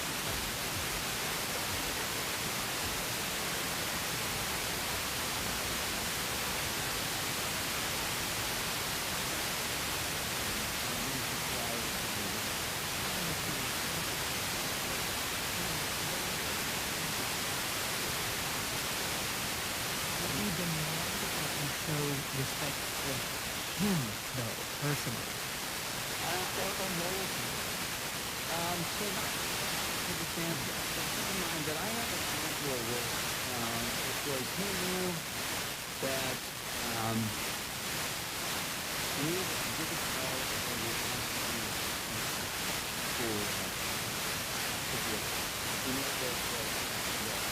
the legal demands of the special counsel and the Congress were something that he was finding his way on, and I was more like a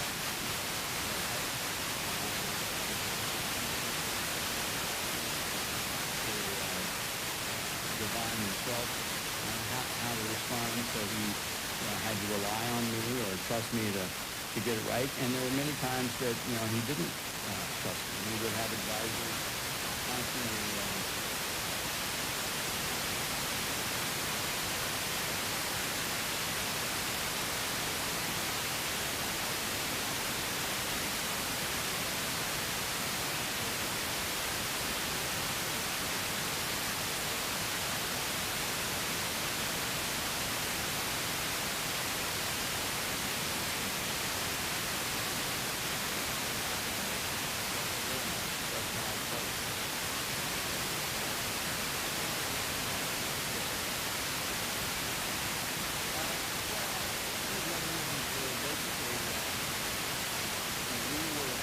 Completed. I had largely completed my task, and I had the benefit of many people there who were younger and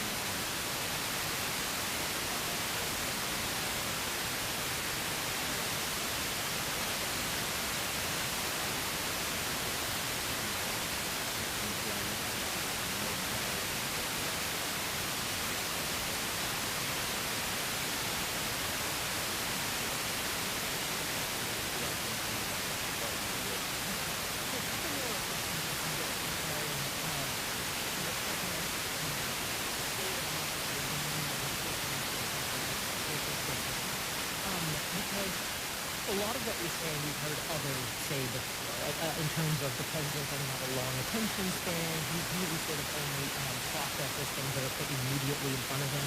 That seems to be getting much worse in this administration. I was just thinking about Jonathan Swan and Maggie Hurd in his new book.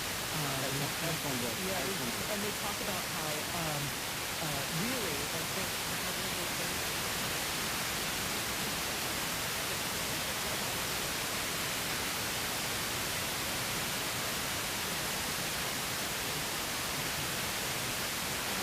but in terms of sort of what these developed stations, there's also places like another one of the projects that I don't know, did you answer, I mean, what is the reason for this one?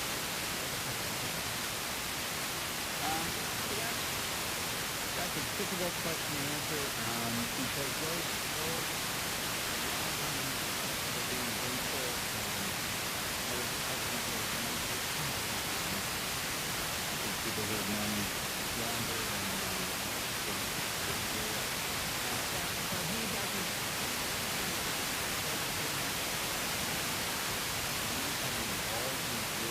People or assisting with perpetuating that obstacle is an enemy.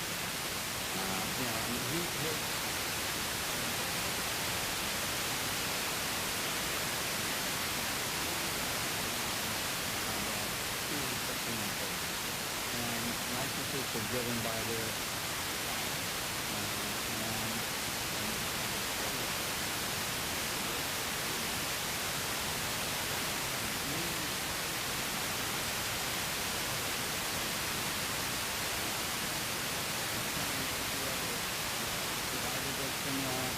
into an enemy.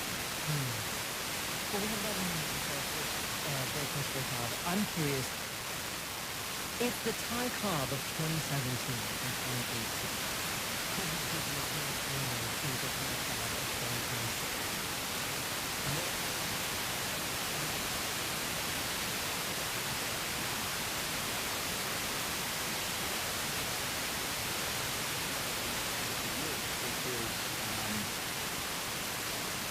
the Constitution being crafted was not designed to restrain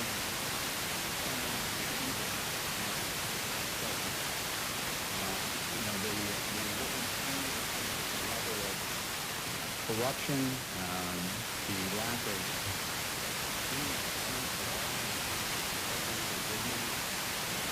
those were but largely restrained by people surrounding him, particularly General Kelly, whose service to the country cannot be overstated.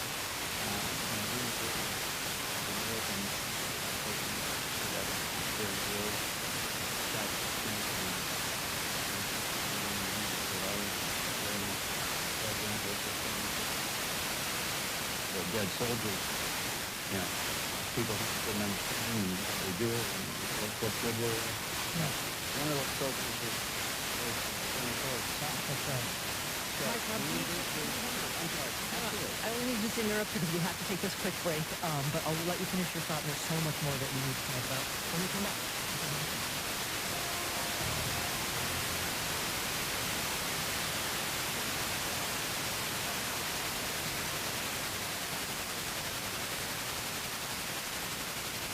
New federal data shows the vast majority of people with serious addictions still are not getting treatment. Critics say there are low-cost medications proven to treat addiction and save lives, but most doctors don't explain it. It is not allowed as a society to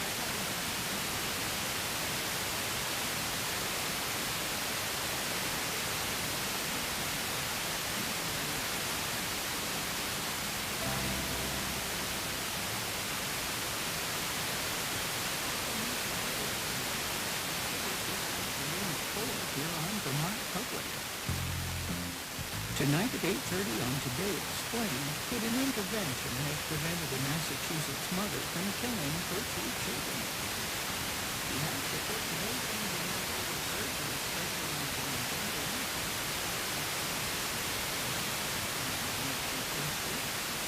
and at VermontOralSurgery.com. Support for Our Point comes from the listeners at WBUR Boston and from Marquette, creator of Not Having Similar, which is designed to better life and nerve system.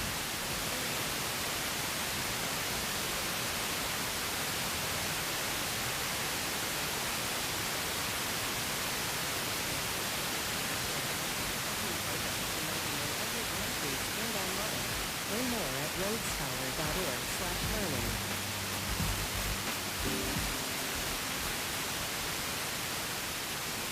We're back with College. I'm Megan Chakrabarty, and Kai Cobb is our guest today. He's a long history of service to the government through his position as a lawyer in various parts of the government and also in private practice. Today we're speaking with him because in 2017 and 2018, he was White House counsel. He served under President Donald Trump's first administration, coordinating the White House's response to Robert Mueller's probe of Russian interference.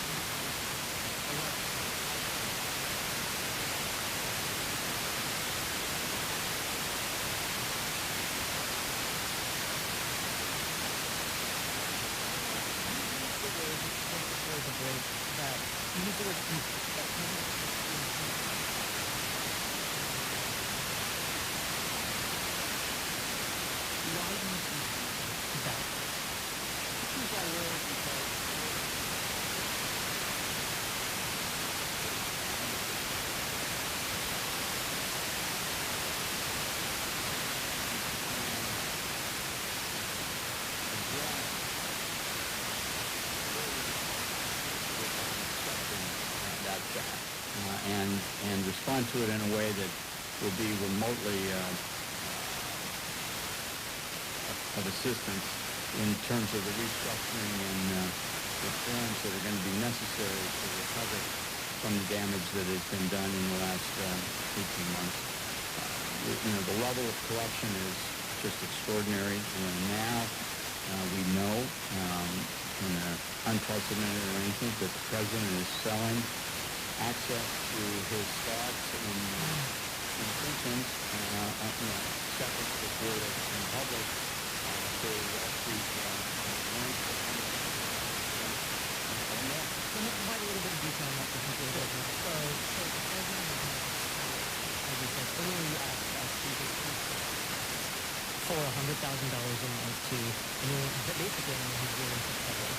Because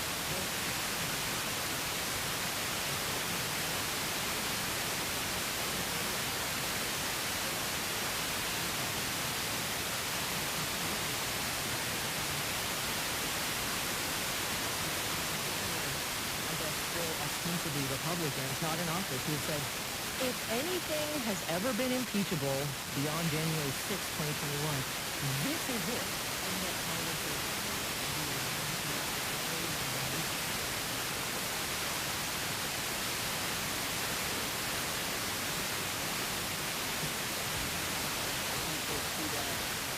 list roll out with all the supporting documentation. It's not hidden anymore. This is a crime family that flaunts its misconduct. Selling assets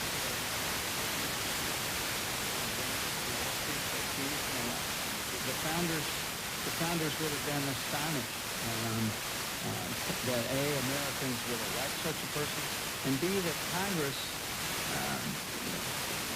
which the founders on which the founders bestowed greater powers than the presidency in Article 1, tolerate that they do that without removing the president under the impeachment clause, that they fund his whimsical tirades against immigrants and others without exercising any powers they have, and that they allow the Iranian war to continue, which Trump now slowly to announce the port of Oakland, the port of Portland,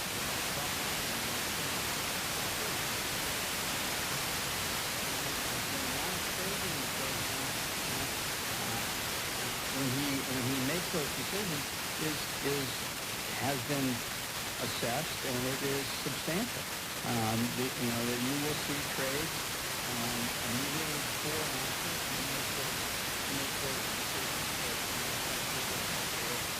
internationally. Anytime you put things on the land,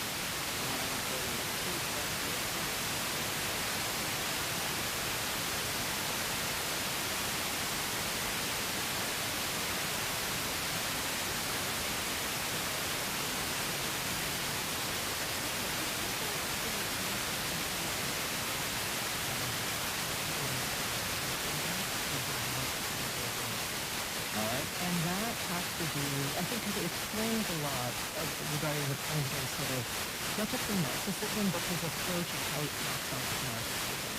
And that is his relationship with Roy. And this story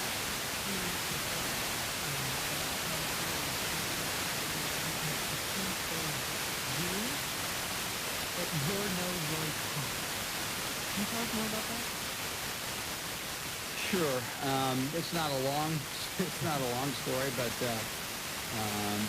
we had a disagreement about something. It was ultimately resolved consistent with the way that I thought we needed to proceed to move forward. That wasn't necessarily to his complete satisfaction.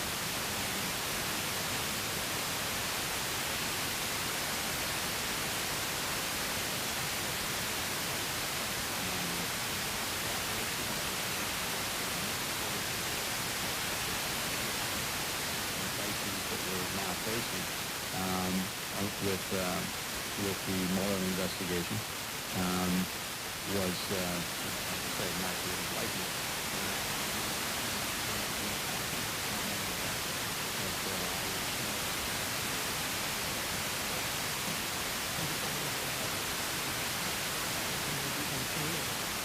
But here's what I understand Roy Cohn with Joseph McCarthy, right? And McCarthy's anti-communist hunts across Washington in the 1950s. He was the lawyer for McCarthy's committee. Cohn was also famously a lifelong gay man who assisted in the persecution of other gay people in Washington prior around the McCarthy time. He died of AIDS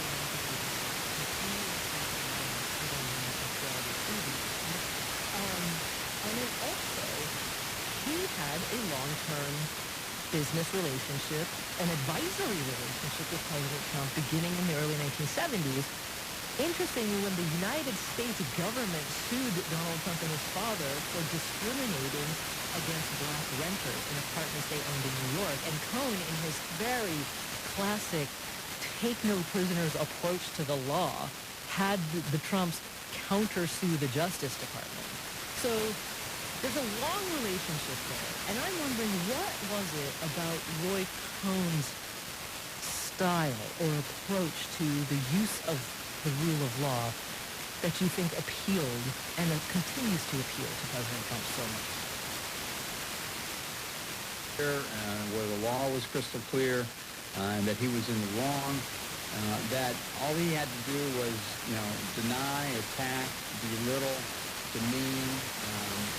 Roy Cohn style was to refuse to produce documents, to destroy evidence, to do whatever it took to beat back the opposing forces, and never surrendered, which of course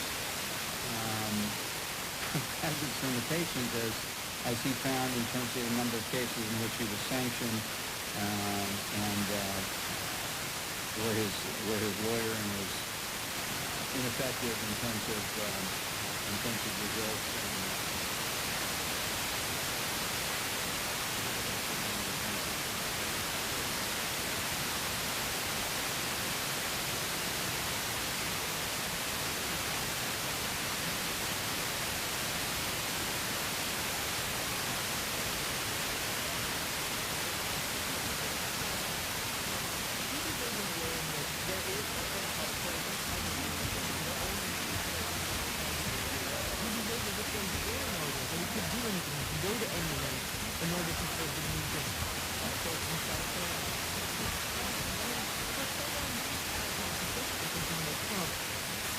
Someone who would assist him in that way that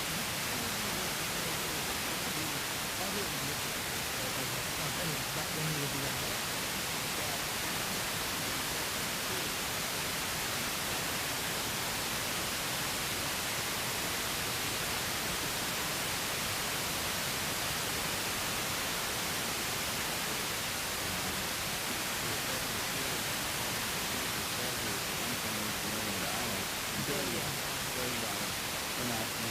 That was, as you know, a fraud on the court, according to the judge who had authority over it.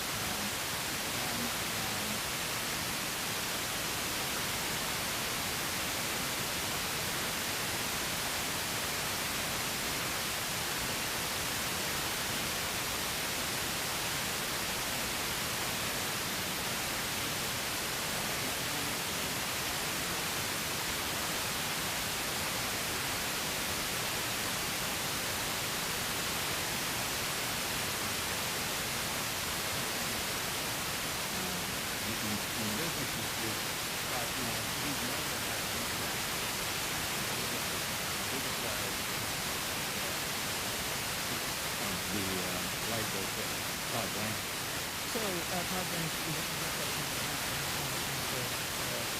the previous objections that certain members of Republican Congress have overcome, he looks like he may be headed towards being the General of the United States. And so you think Trump has found his right home, right? Yeah, or actually, I think he's found his Todd Blanche. I mean, Todd Blanche, makes him look like a jailer.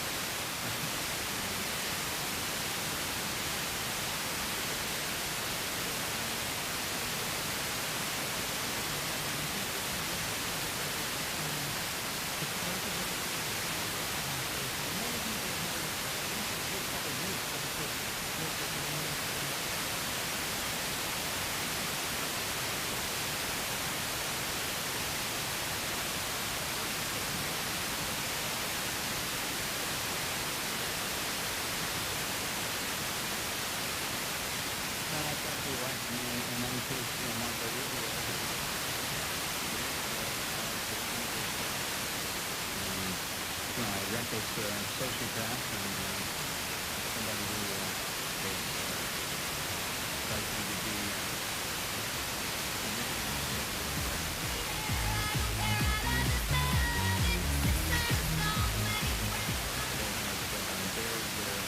integrity and their independence and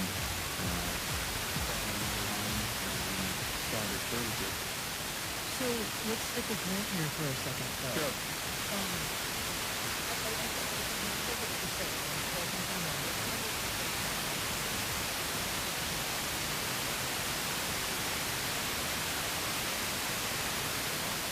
Justice on behalf of the United States of America, but to pursue justice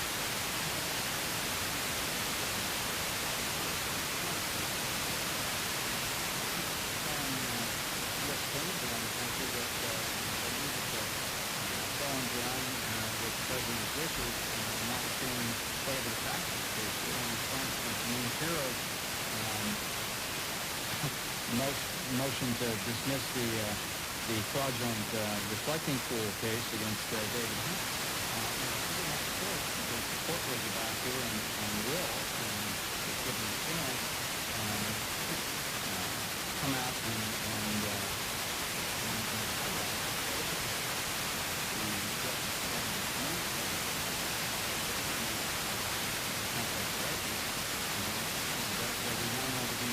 false actually really astounding.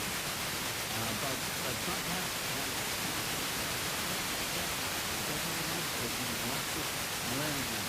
is the right lens to get him in focus. That when the reflecting pool went south, and he knew it was a hot spot, he decided he would just change the path. It wasn't that there was some vandal with a box cutter making a 375-foot slice. The only slices that happened on the paint shop, as we now know, were by the government, and there are affidavits to that effect, and witness interviews to that effect. And Bureau had no choice but to dismiss the case before the judge threw it out. But when she did so, had a motion that was the background Trump and they articulate a circumstance of actual scenario that has no bearing.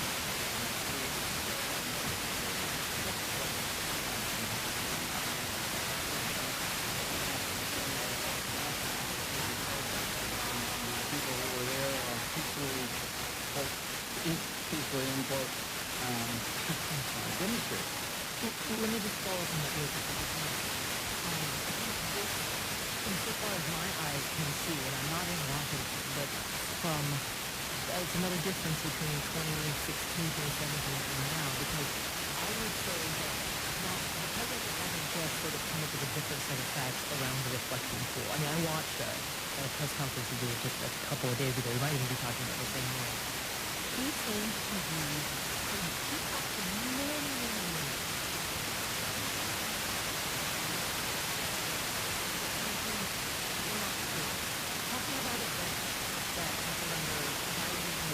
regarding the reflecting pool. That never happened.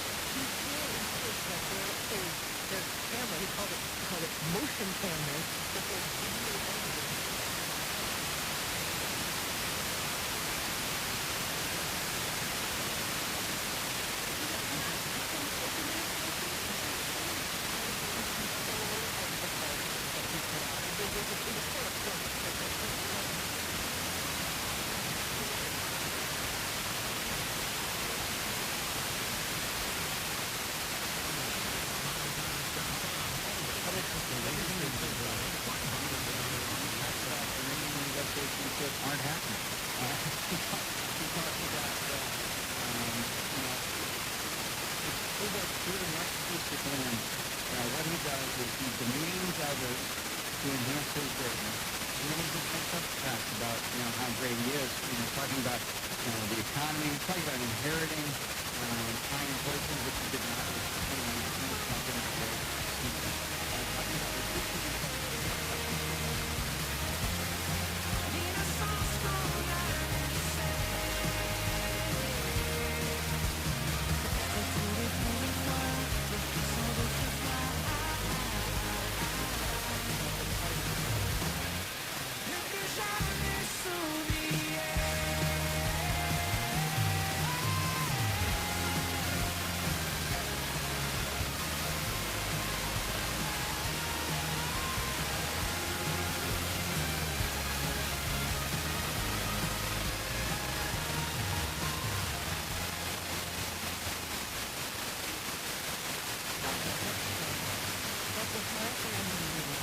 Fairbank Watson lives in the desert, in an area being developed by an energy company with a lot of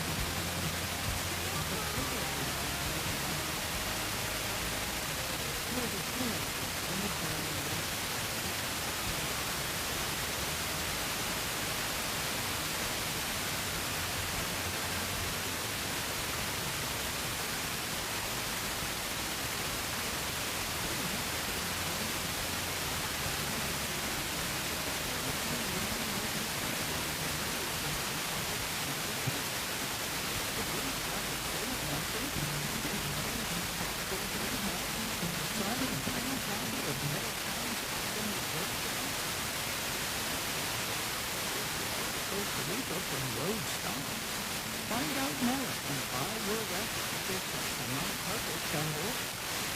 Find out anytime for living.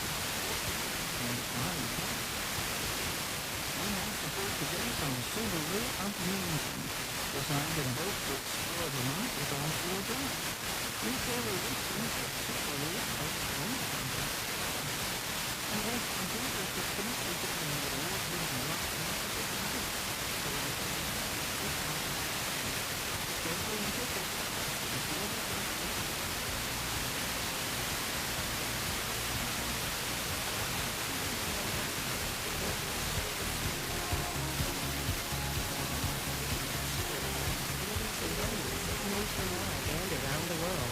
Fourwall.com, large enough to service, small enough to brand. And Networks, creator of these pattern simulators, to design and develop engineering systems, accelerating the pace of discovery in engineering and science. Learn more at mathworks.com. We're back with Austin. I'm Megan Superman. Bob joins us today in 2017.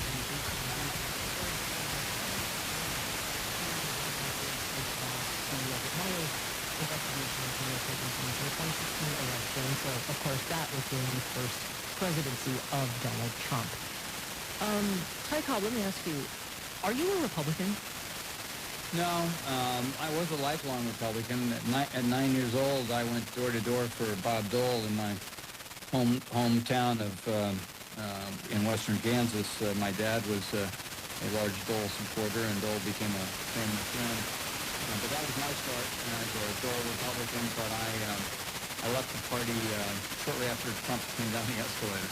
Do you recognize the Republican Party anymore? No.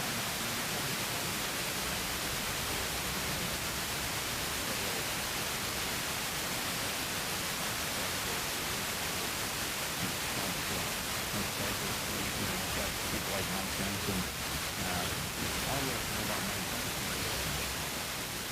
there are a long list of things that I think just indicate who he is. But the most telling, of course, is he kept the Congress out for 9 weeks. 9 weeks. Merely to avoid a vote on releasing election tax. That's if the founders knew that was ever possible from the Speaker of the House, then they about trying to prevent that kind of stuff. It's shocking the extent to which this Congress, and particularly the House, will endure any indignity and provide the president with income. And the Senate, of course, has confirmed people that historically never except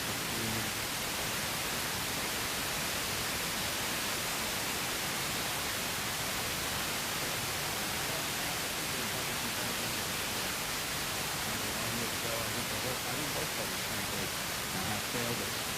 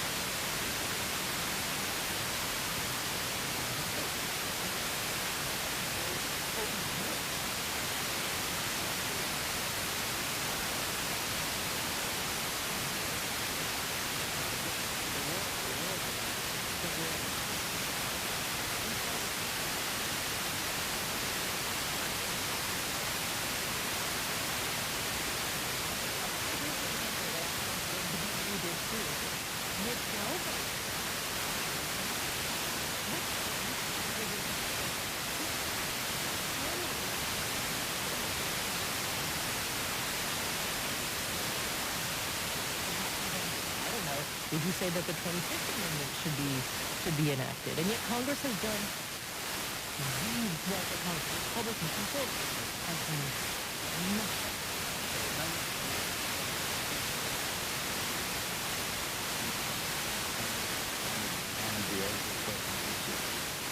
Responding to the misconduct of this president.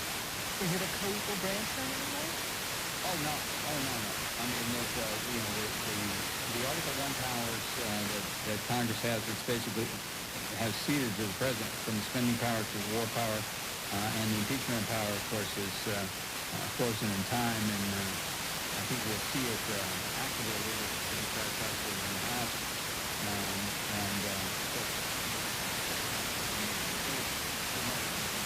because as I said before, this gets into thinking about the basic foundational concept in this country about the rule of law. Right? We talk about it all the time. And actually one of my favorite things is for people who used to be right? What is the rule of law?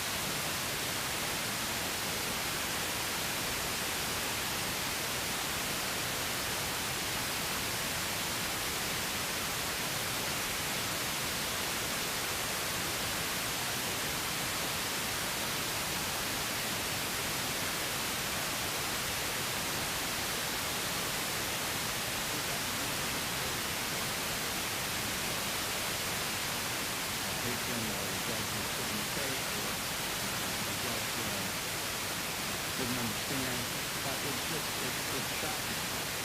And there's in Supreme Court elections, for example, I think they've taken the fact that the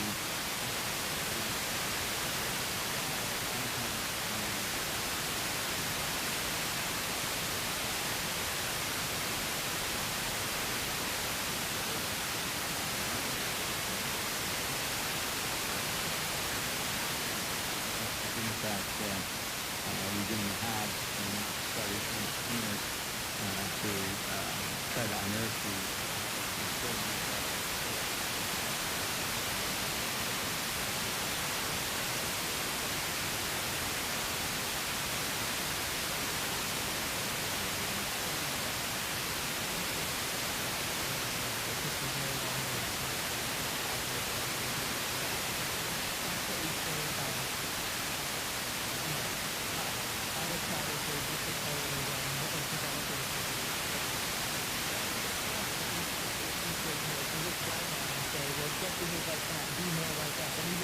Honestly, then, in terms of federal government, what, if anything,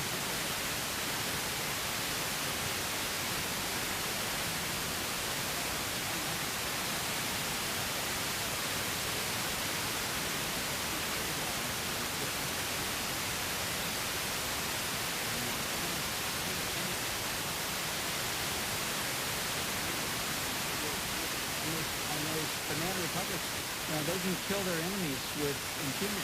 Well, that's what happens in the United States.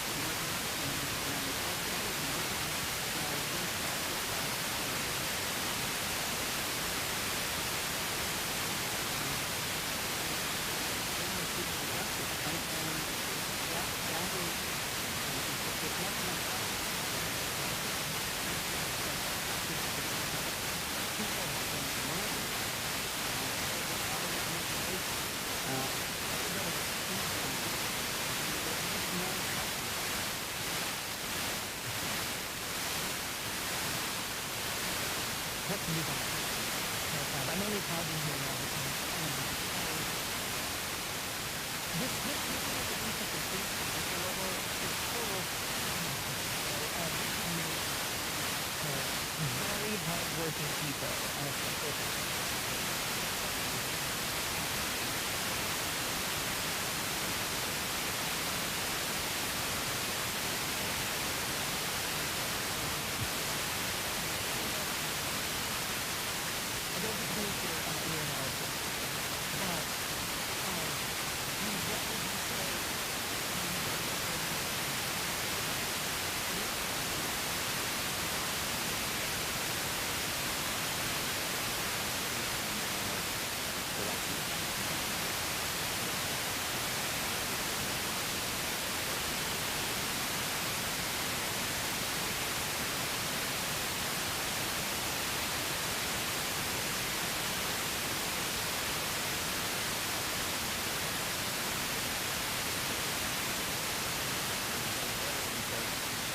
Picking out of thousands and thousands of cases, a dozen or more that he thinks could support, may go the other way on folks err when the Supreme Court either corrects it or in the case of birthright citizenship tariffs, Brago Garcia, they rule against the president, appropriately so. So the courts, I think, are looking on this out. Elections are essential, getting out to the ballot box and saying enough, and begging to get the country back to the shining city on the hill that we once aspired to be. But elections are going to be fraught with danger. I mean, as we know, Trump's trying to eliminate mail-in voting. He's doing everything he can to prevent.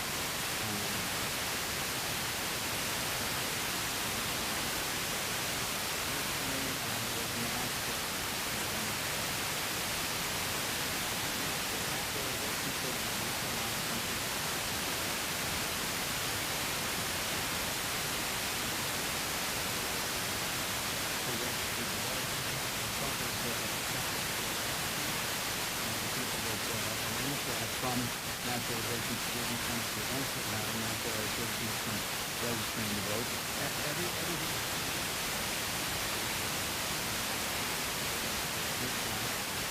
And the point that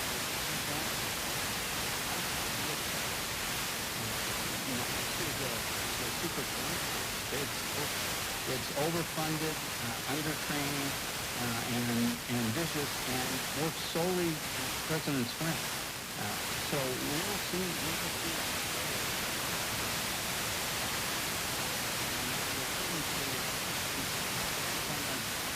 And the president says, "Who's the voting?" He says, "Who are you?" And he says, "Who's the ballot?" "Who are you?"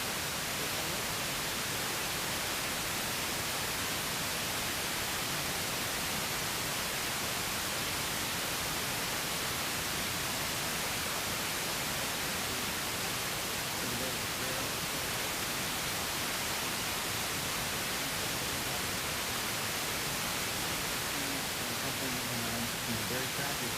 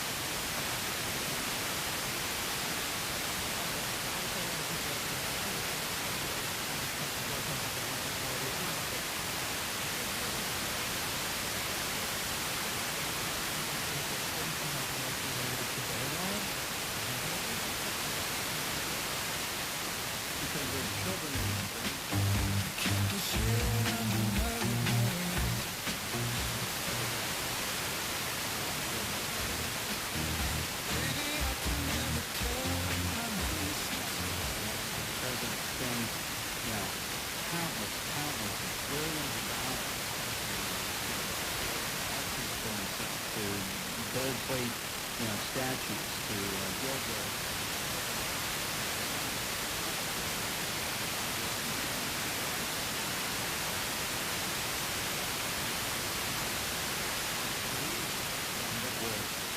It will be, virtually omnipresent at any place that democracy is practiced. That people need to understand that this is the rest of the world has moved on.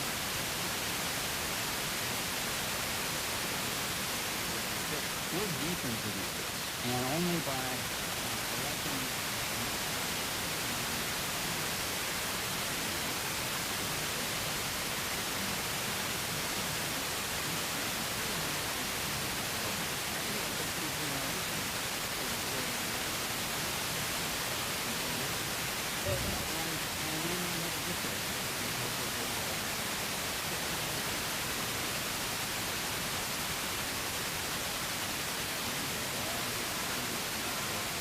people in the first and the students.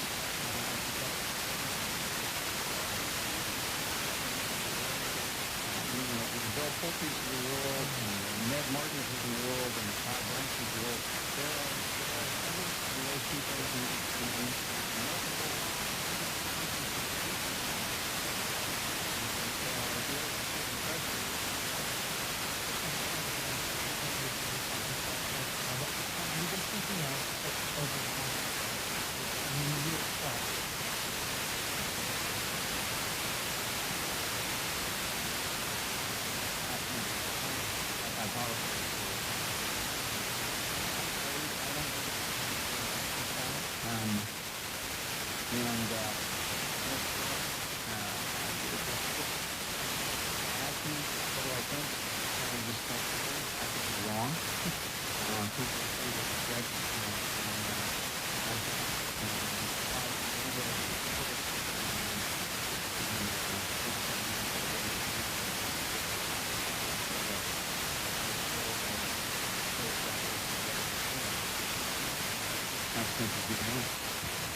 Mike Cobb served in the first administration of Donald Trump as a White House counsel from 2017 to 2018. Mike Cobb, thank you so much for joining us. Thank you, Magna. This is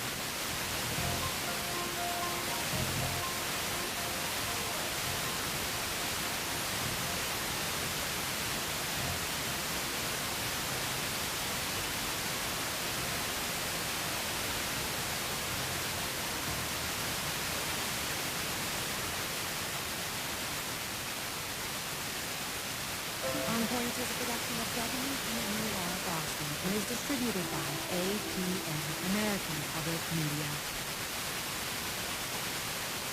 Support for On Point comes from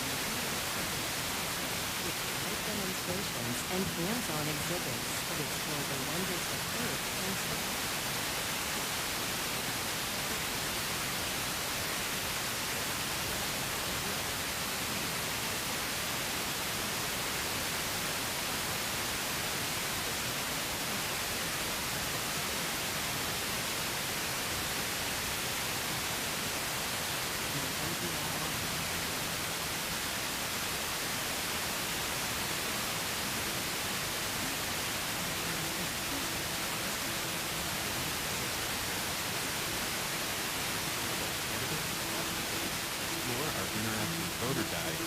live election results. Plus, find details on early voting, registering to vote, and more. You can even subscribe to our email roundups featuring all of our election coverage. Make Vermont Public your source for the state's 2026 midterm. Visit VermontPublic.org. This afternoon comes from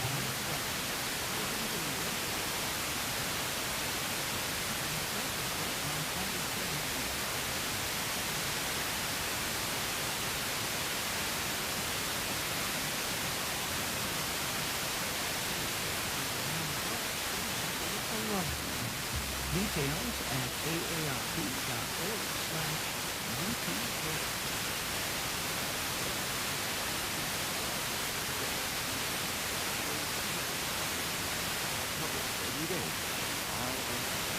Vermont Public is 107.9 Burlington, Montreal. 88.7 WRBT.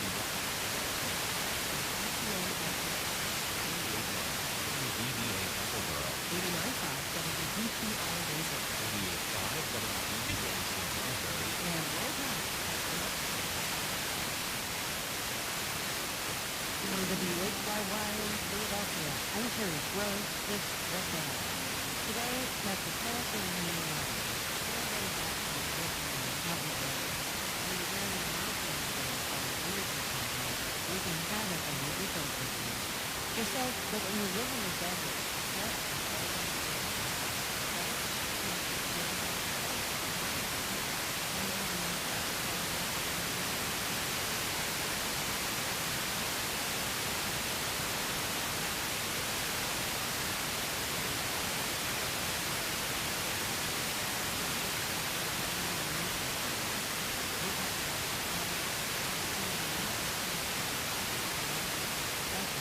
solitude versus loneliness, and more.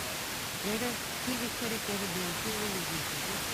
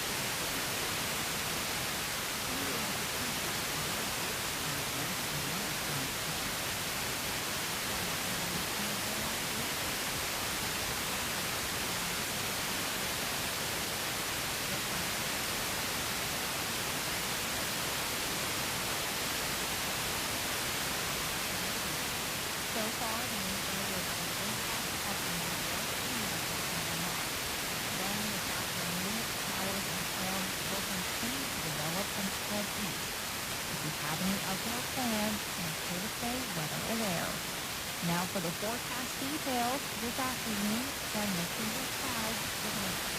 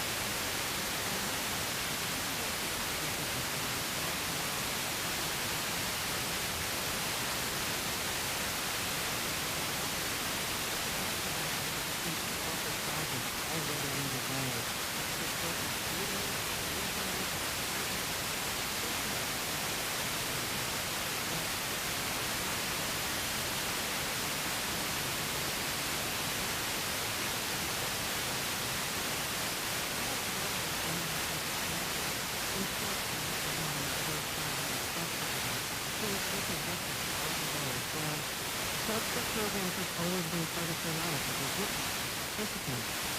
Watson's new novel is titled Yellow Pond. That's also the name of the solar venture project in the book.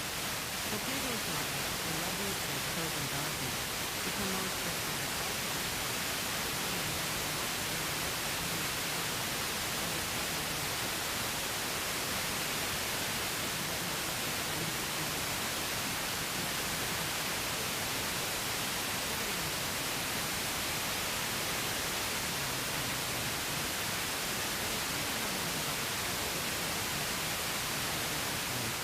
Among the swelling collection of books confronted by an imperiled climate, Taylor Watson's fiction novels, a story, a novel, are rooted in American life, but also reflect the dreams and deserts.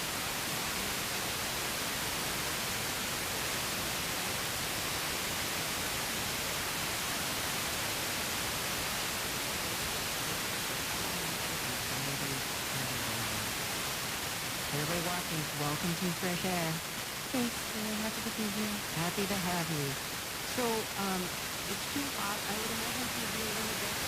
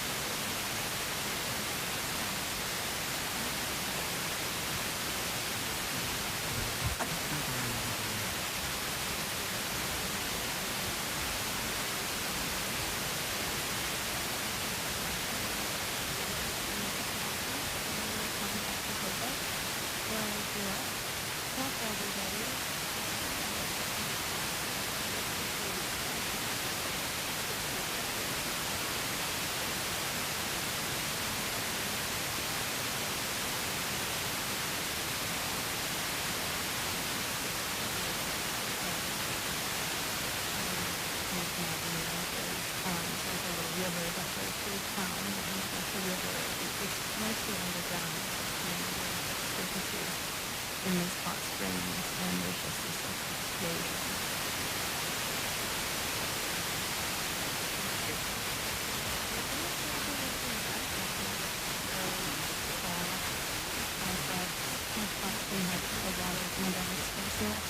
Living creatures up and live right there. Each of them has a little picture. Gratitude,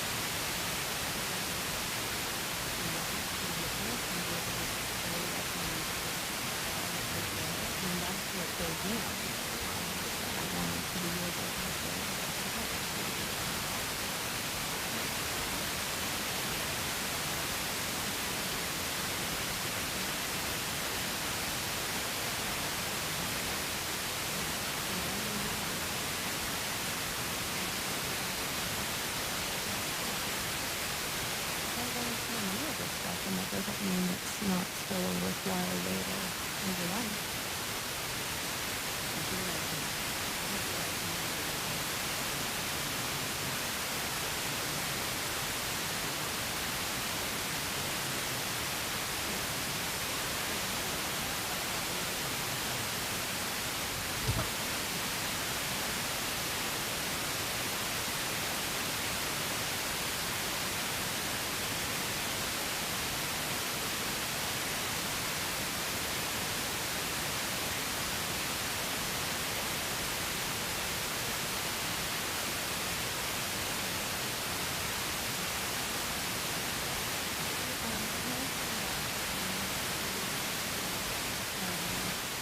Nickel wrestling and against like a mountain and against water.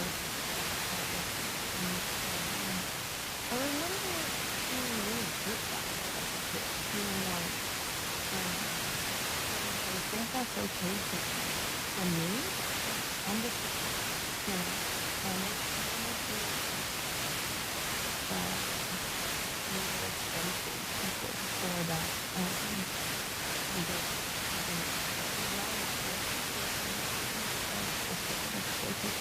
there's more of the right, the empty space, you know, and then it's people that leave it, and that's what I really like some people, and there's a lot of them who, you know, I understand.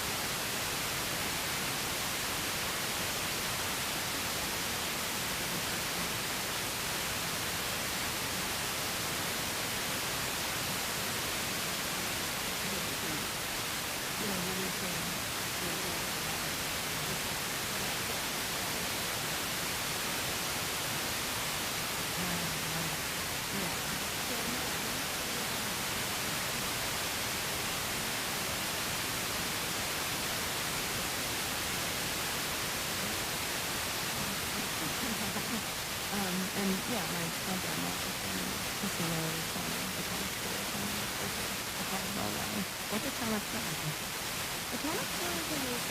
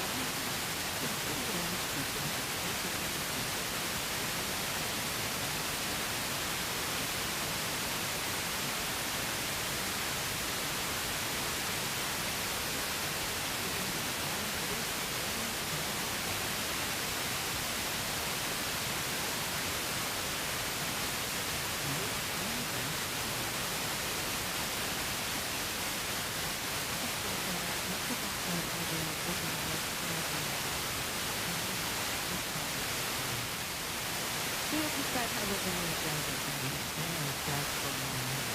And one thing out there for the Westerns, and this is in Westerns and movies, and one of the common themes, I know it's kind of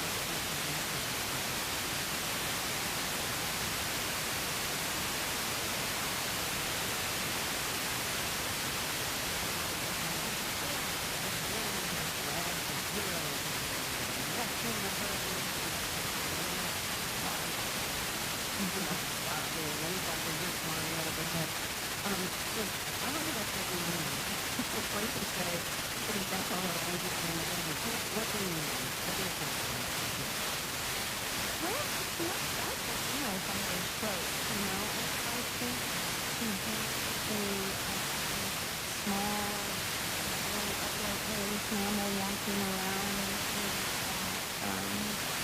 climate is really scary for us. Make you feel like, oh, I could die. You know, it's not, we're really not that far away from the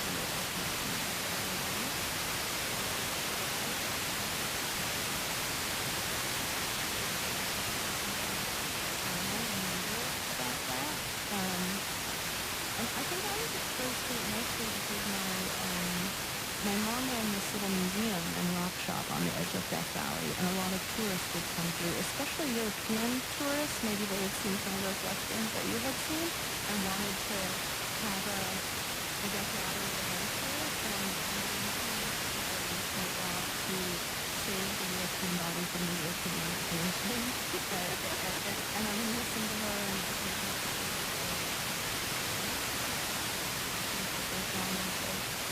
someone not with us. It happens to be with us.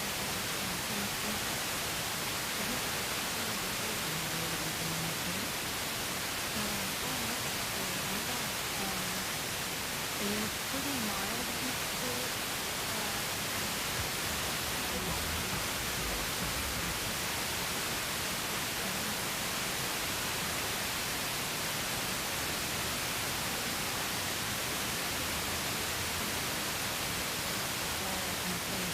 On the rock and it's in the house. So I was really not.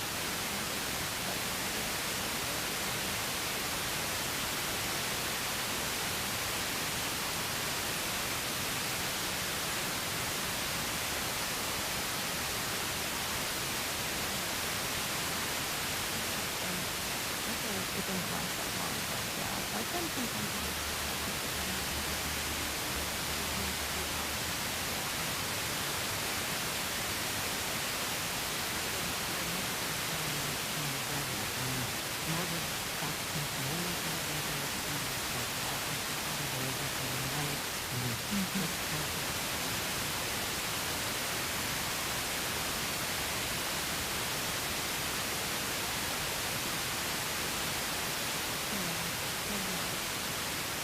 I wasn't raised religiously or even very spiritually at all, so I kind of felt kind of alone here in life, and feeling just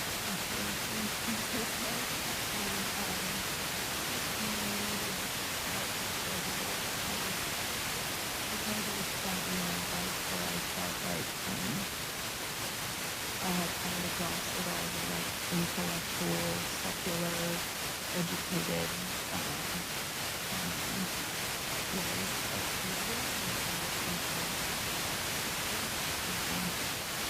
and when I'm in the desert, I can feel the feelings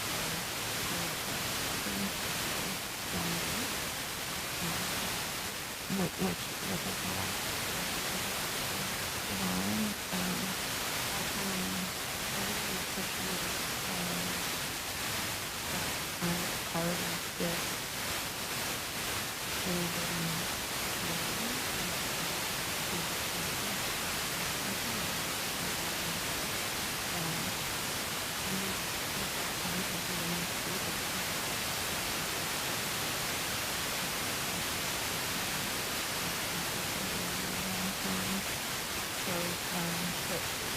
I think I would think that must be true everywhere.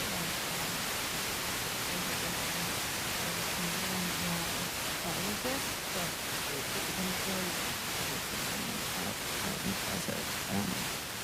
That's why I need to keep going up.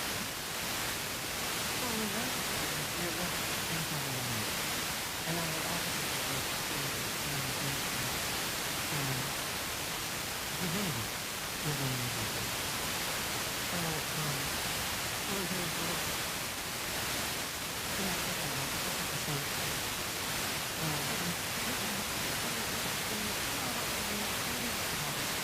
We have a little bit about living in the place of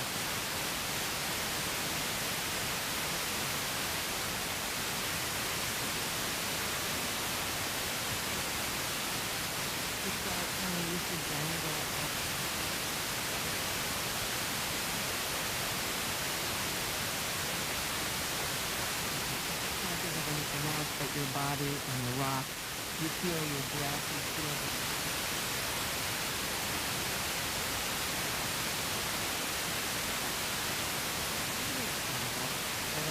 in darkness, you write about the boyfriend. Jesse lives like he was dying. Take it from me, you do not want to live with him.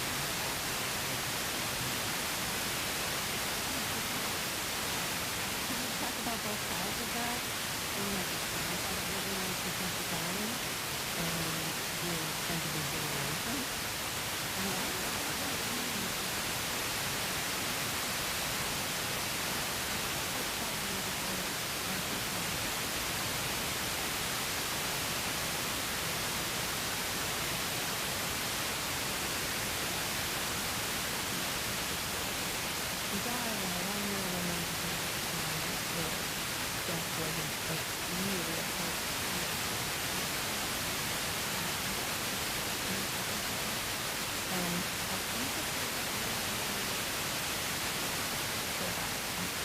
Because I have not come out of it.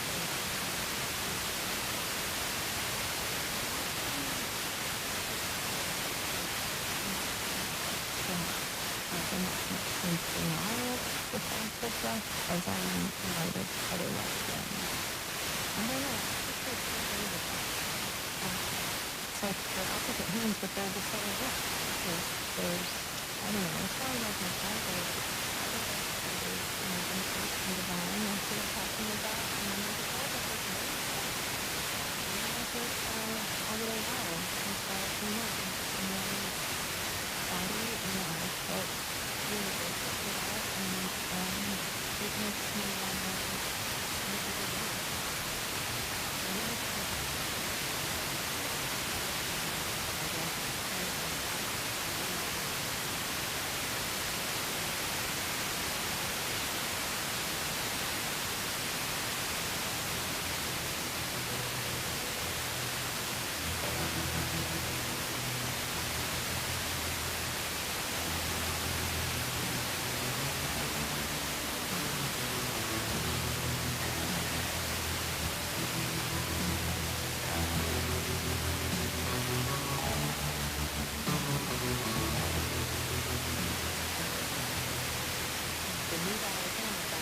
Supports WHYY's Special and its commitment to sharing ideas and encouraging meaningful conversation.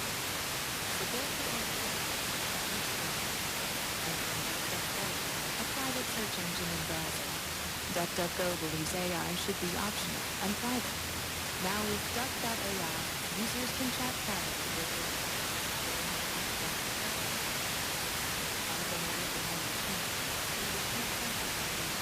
working toward a healthy, resilient, secure world on the web at the street.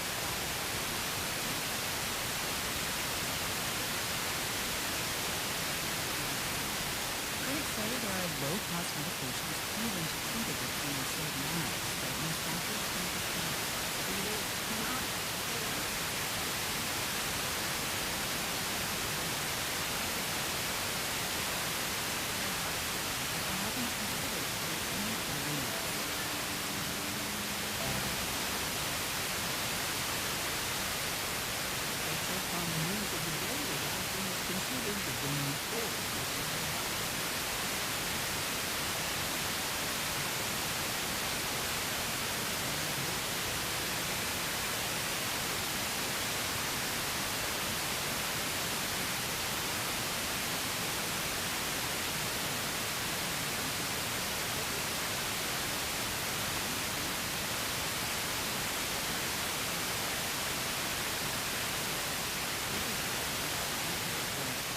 get back to my thinking of childhood adoption. And we're not a lot of people breaking the age of 40 who are adopting a that is going to be the future. Misfit weirdos protesting an energy company's giant solar panels.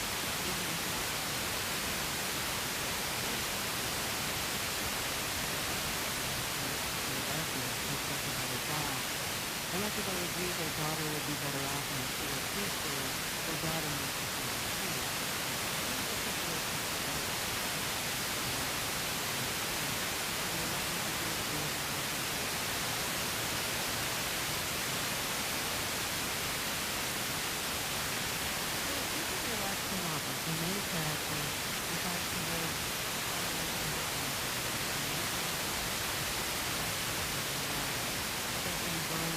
They divorced. The husband gets a job in trade, plus his parents and his sister, and they agree it would be best for the daughter to go to preschool than his mother.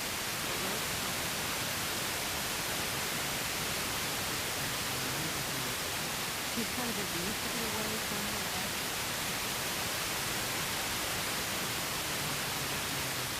In your previous novel, I love you better than that.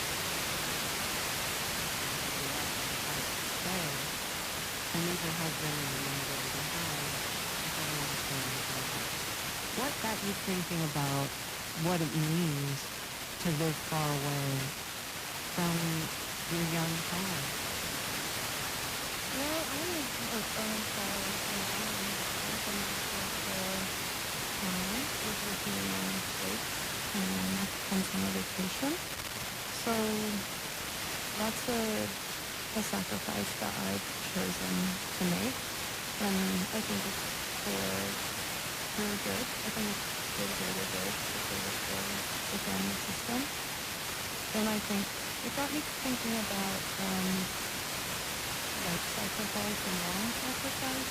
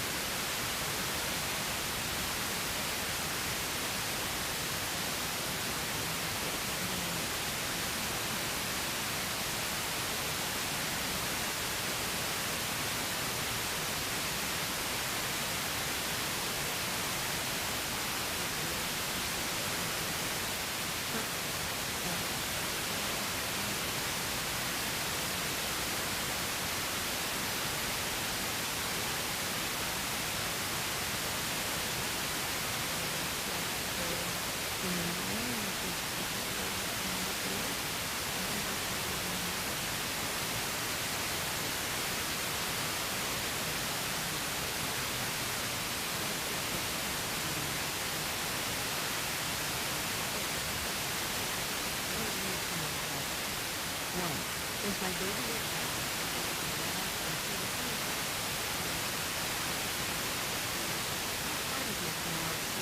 not so much now, not at all. 2, I look forward with enjoyment to things. 3,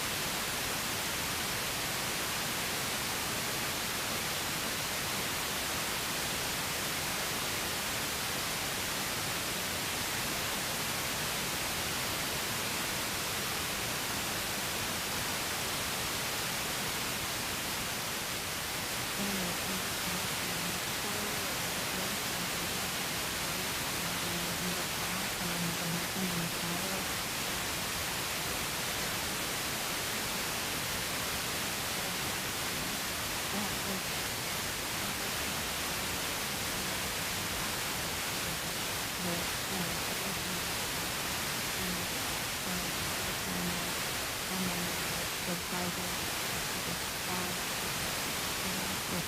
when she was born, that was really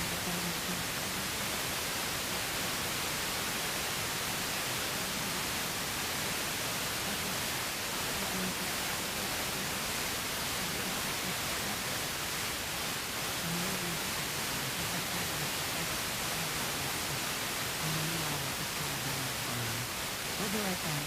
This is Fresh Air.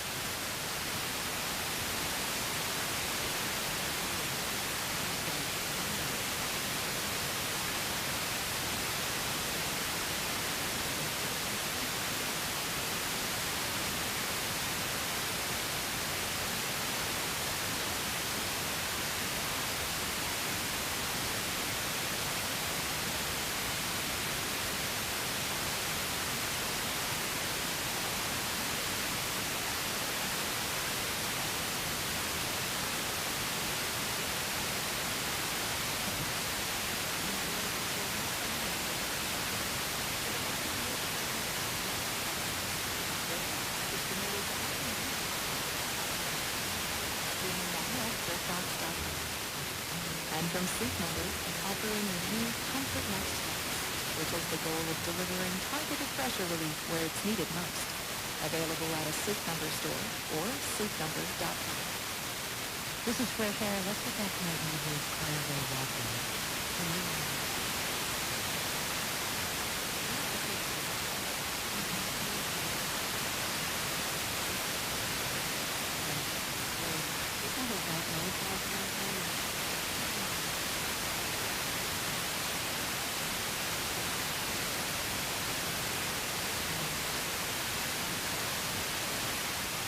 Most people probably describe him as the leader of a cult of young.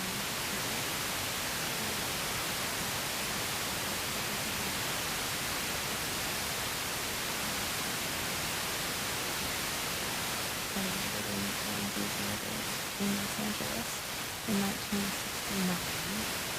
My dad was a teenager,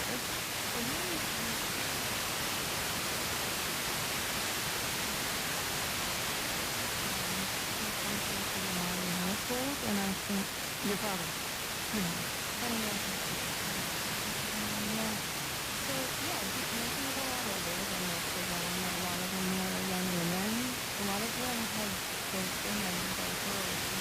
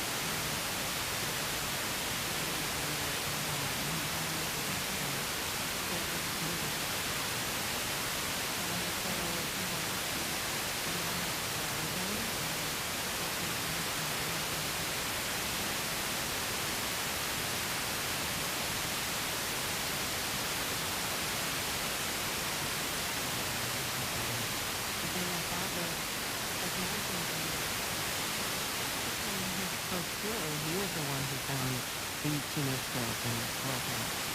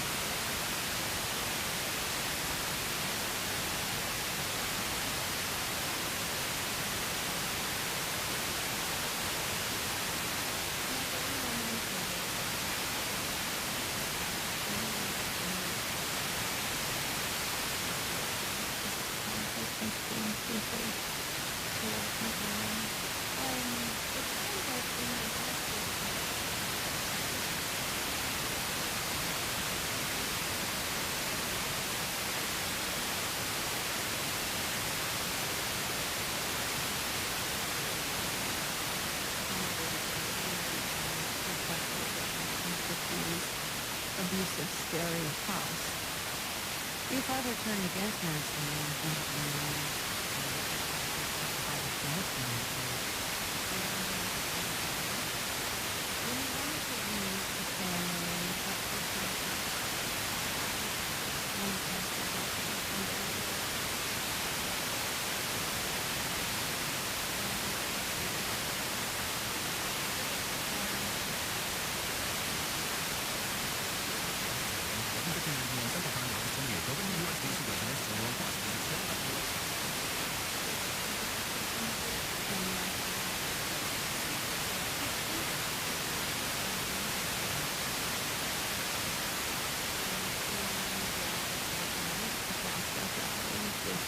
and probably around 50 miles or so.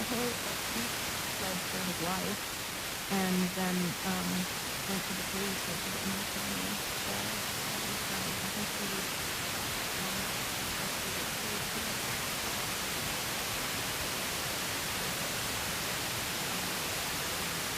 leading to that.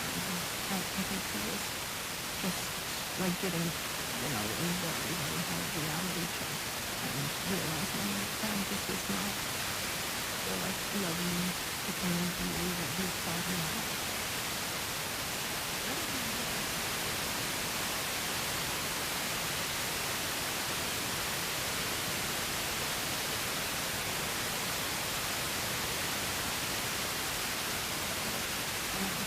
Told my mom something like, there's a really cute bartender out there.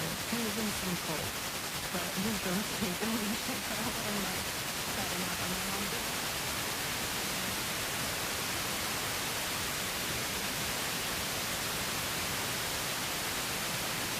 Yeah, I think she understood that the thing was good. And somebody else, people are in the cult. I think some of this is like,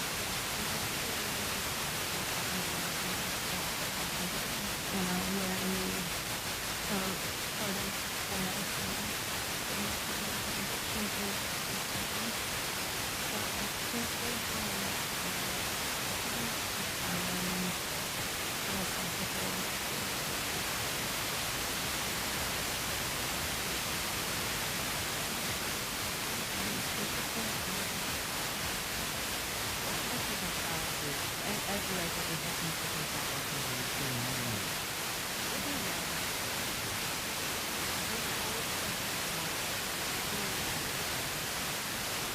yeah.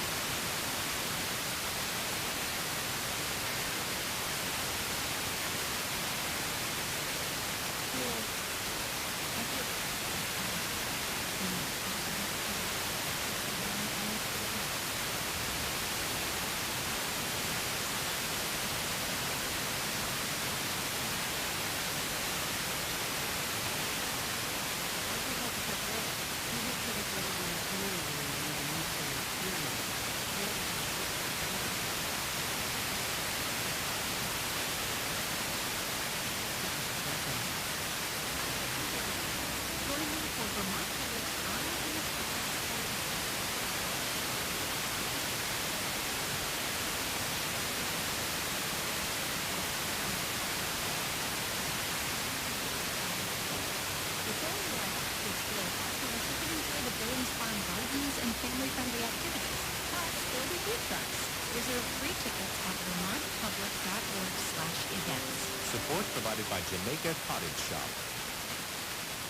Support for programming this afternoon comes from Fruit Wealth Management, creating financial plans designed to help families now and as their needs change. FruitWealthManagement.com. And Dorset Street Animal Hospital, open 7 days a week, including this later. For walk-in, veterinary, and urgent care supplies.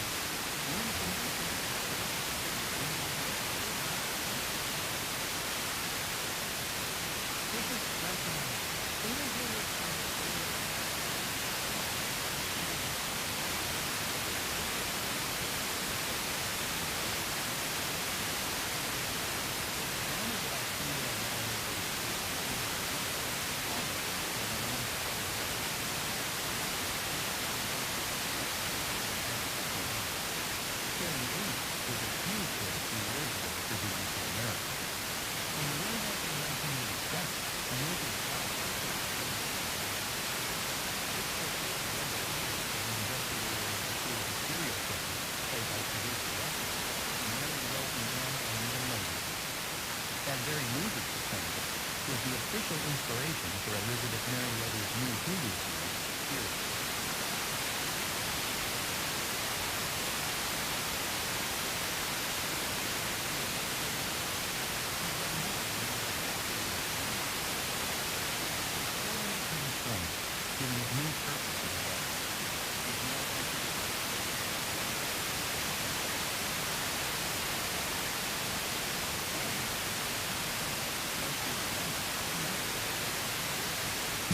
Payments. Oh, you're making minimum payments. Yeah, I'm trying to.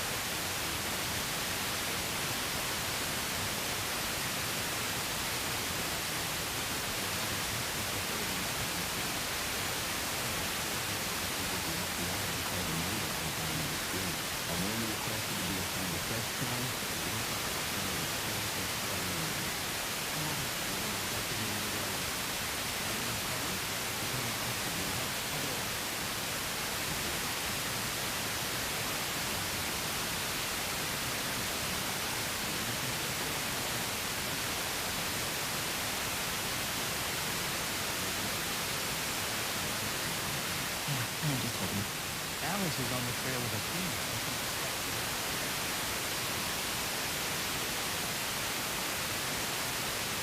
The more you see a person,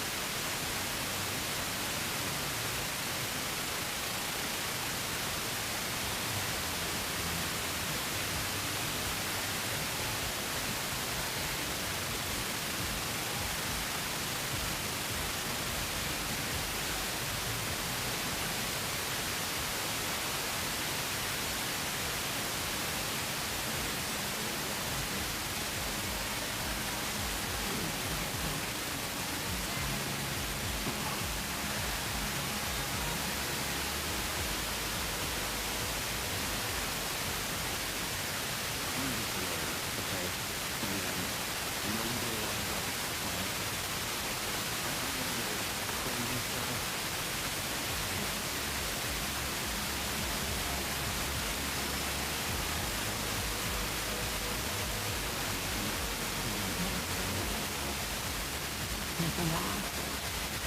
I'm sorry I'm doing so long. No, I'm not going to go to my apartment. I don't want to hear.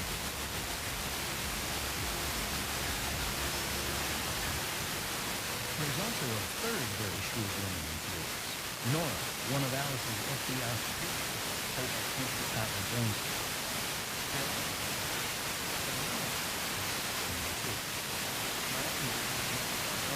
But also,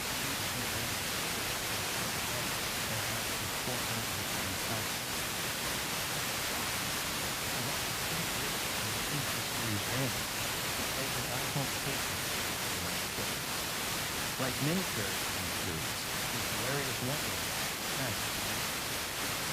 Finally, it's the context and subtext of series that gives it even more power. Nora is truly methodical in the secret of both beliefs and theories in understanding the justice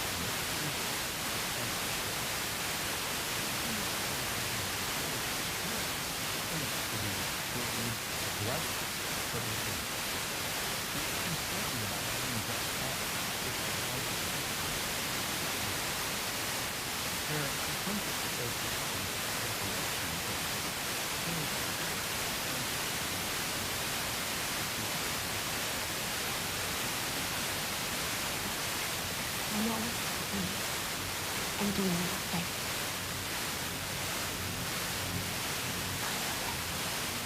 Fugitive and Hunter don't come face to face until partway through part series.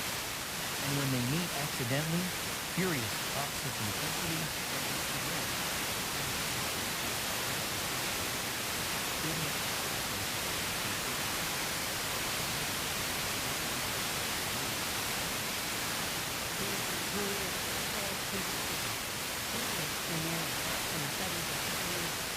New episodes on Mondays, maybe the end of August.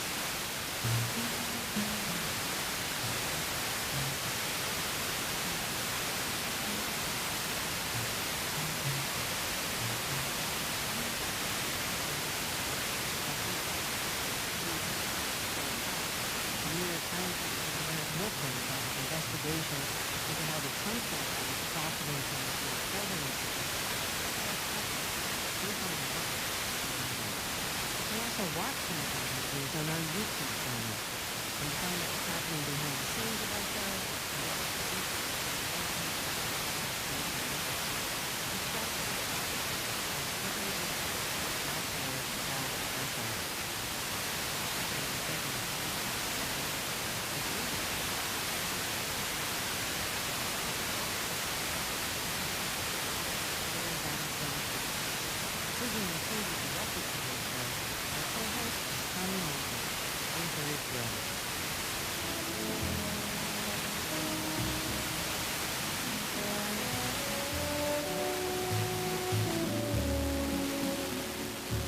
Support for NPR comes from this station and from the John D. and Catherine T. MacArthur Foundation, supporting creative people and effective institutions committed to building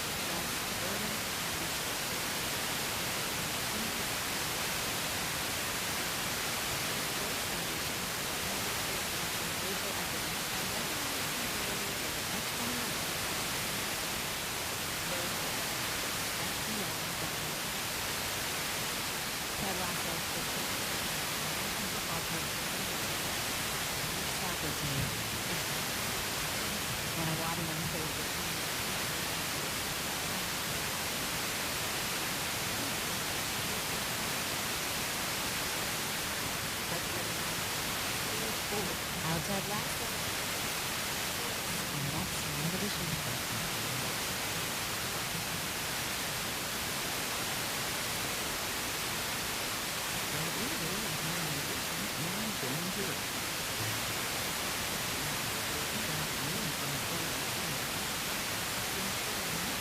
Electric heating and cooling cold climate heat pumps in eastern Vermont and western New Hampshire. ARCNECH.com.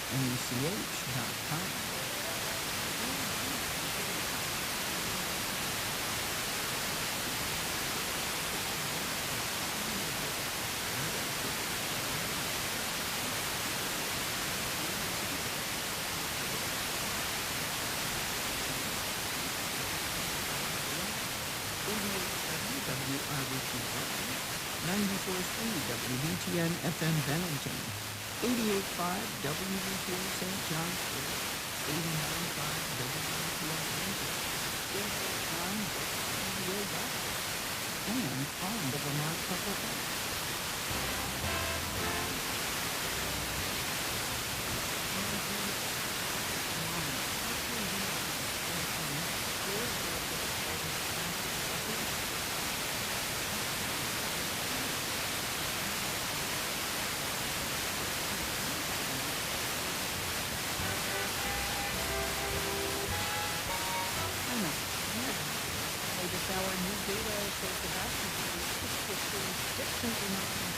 That's partly because most doctors won't offer drugs to treat addiction. Where it comes to substance use disorder, we've not decided as a country.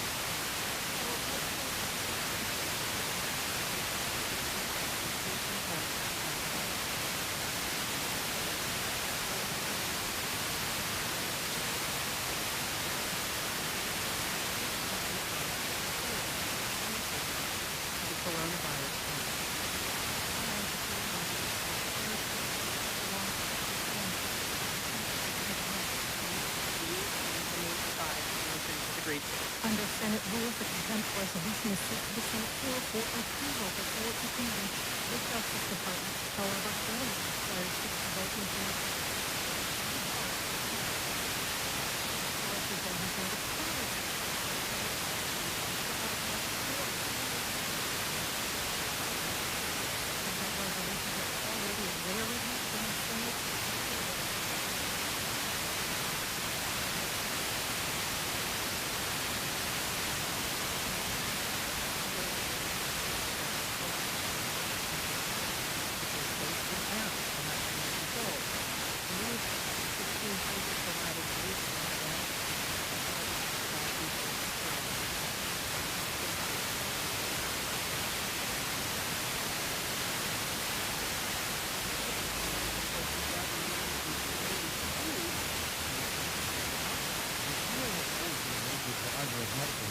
And this study will repeat lessons from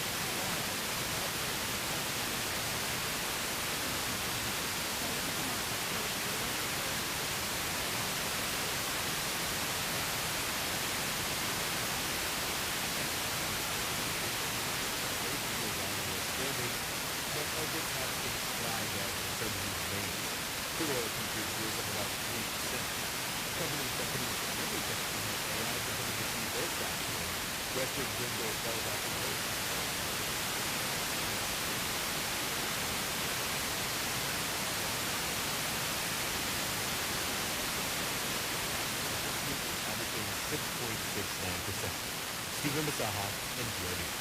This is NPR. Support for NPR comes from NPR stations. Other contributors include Eric and Wendy Schmidt, through the Schmidt Family Foundation, working to make healthy, resilient, and secure world.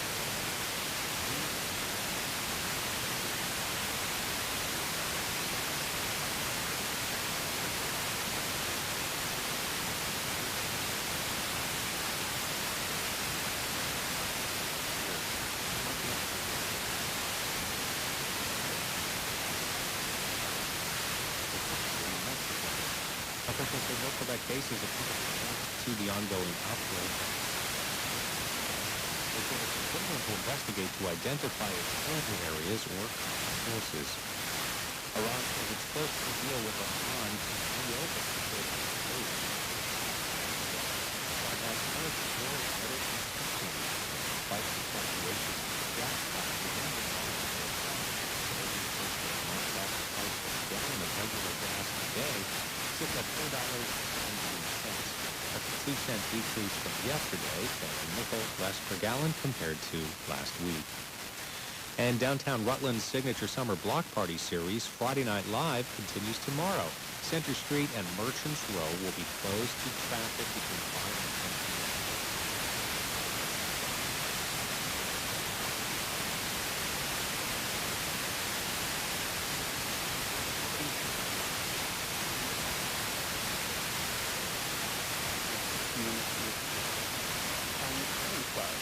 Ready to know about their activities over the year, or there might be someone that and I have made nonprofits. They're seeing a lot of people help and take information. The 6-week series runs for 2 more Fridays. It's 4:06, the eye on the sky. We have a severe thunderstorm warning until 4:39 for Grand Isle and Chittenden counties in Vermont, and for Essex and Kent.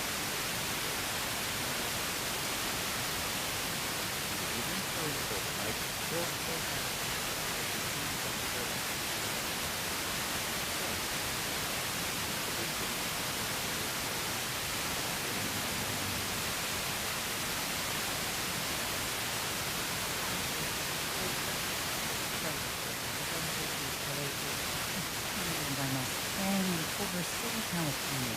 The Alarm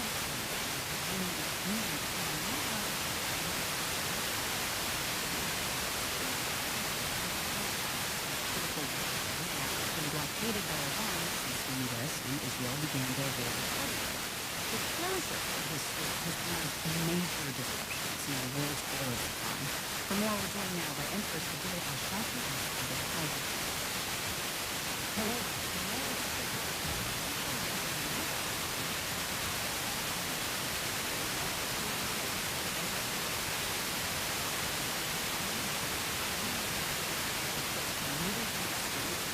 Will charge a fee of up to 7% of the value of a ship's cargo and impose fines of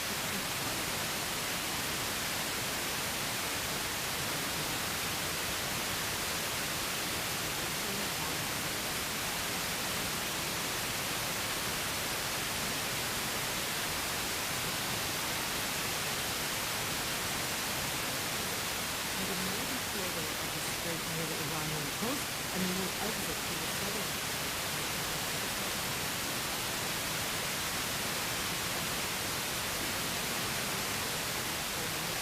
Assistant in the mediation said it could be 60 days.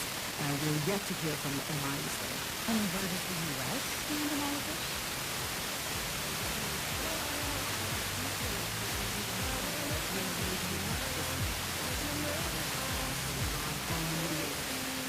We haven't heard anything officially from the U.S. The U.S. has been strongly opposed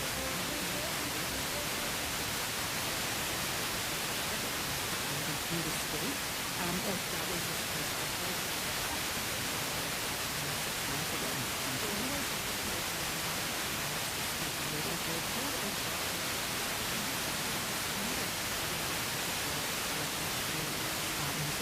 the official said that any will be without impediments, with no approvals or permissions to make those changes. That's what this means. Okay, so what is that?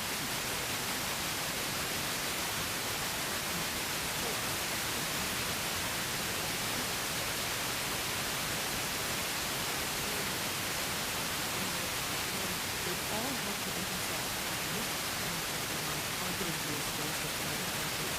The services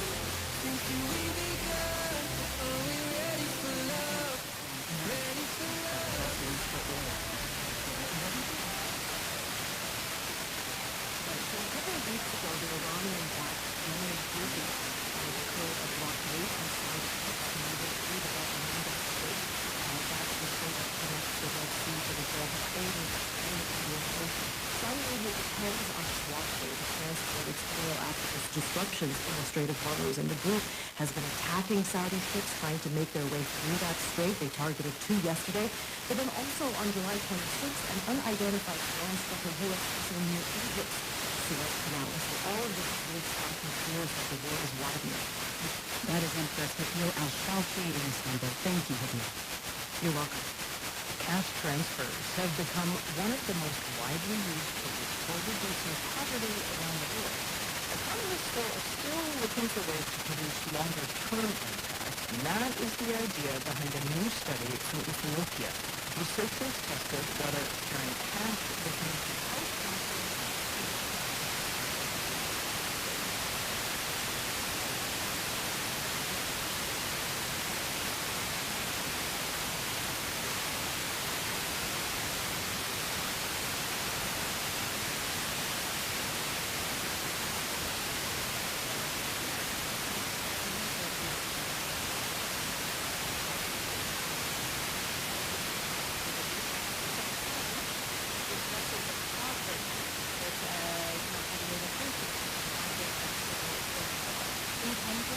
The organization World Vision received funding from the U.S. agency for international development, now dismantled by the Trump administration.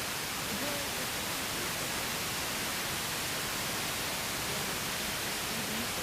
but we wanted to see researchers with whether incidences that target poverty and also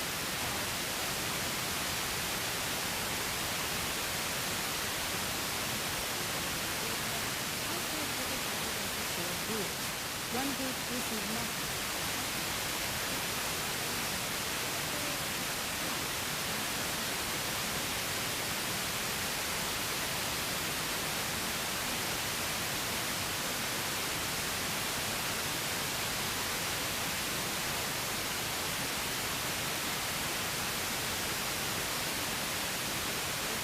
Senior director of the Global Poverty Research Lab at Northwestern University and was previously project manager for World Vision. There's a conflict and spilled over into the entire region and significantly affected all of the current operations. Armed groups would enter the villages, terrorizing people and often robbing them. Small food was present in one of the villages.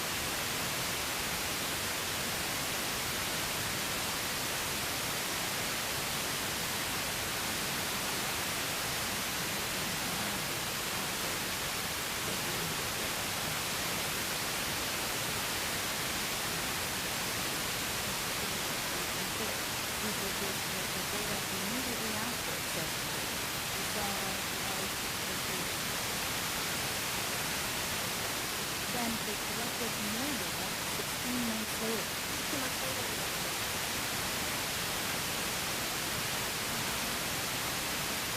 these therapies did not see improvements in income or productivity. By contrast, people who received the cash alone have done much better, investing in livestock and savings. And those who received both cash or therapy had a slight income hedge. For those in the conflict zone, therapy was not effective at all.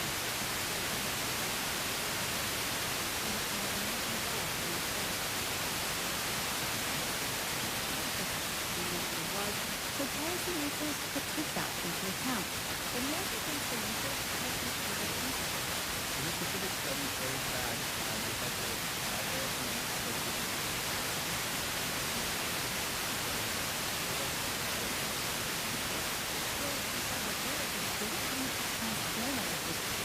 it's not enough to take a population that's psychologically distressed without providing them also with a lot of opportunities. Like more education and productive so they can take advantage of mental support. And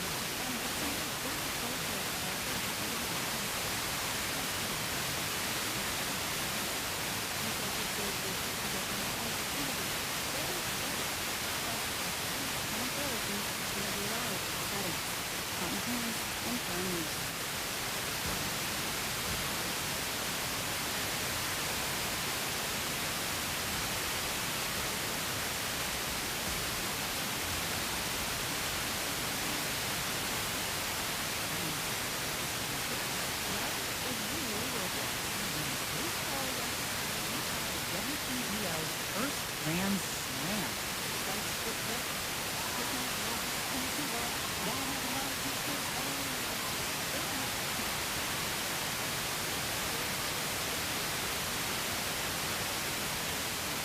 for bases loaded home runs.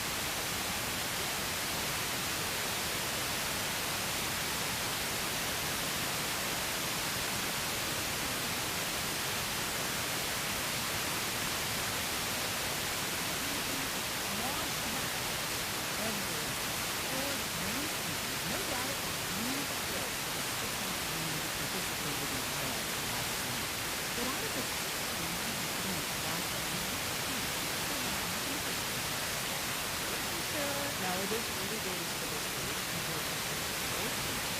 Don't get me started on the salaries, which top off at this partnership.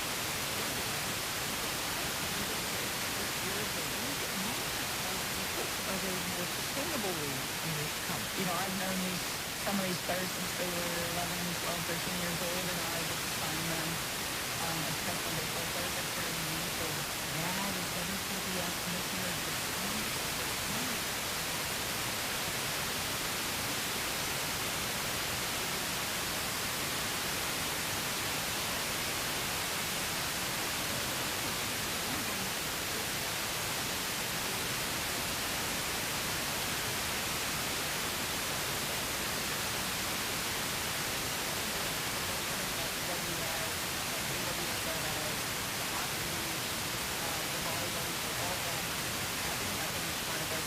history. The league has been sure to honor the first woman to play, including 99-year-old May Belgier, who played in the All-American Girls Professional Baseball League founded in 1943. On opening day,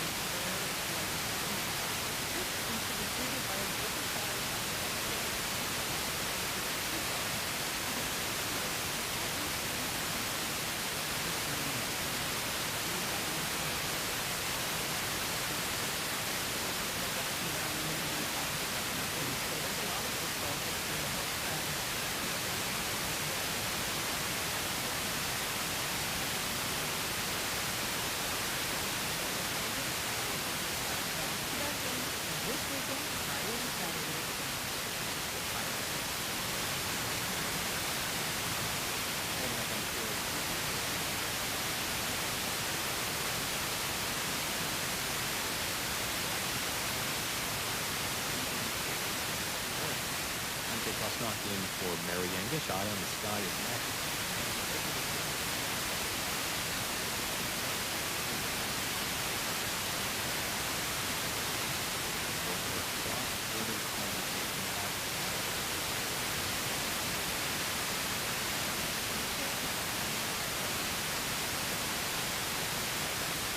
Additional showers have developed in Quebec new weather. That's under thanks to the warm weather and humidity. So far,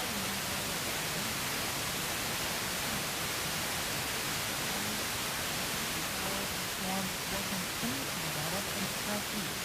If you have any outdoor plans, make sure to stay weather aware. Now for the forecast details, this afternoon, clouds over the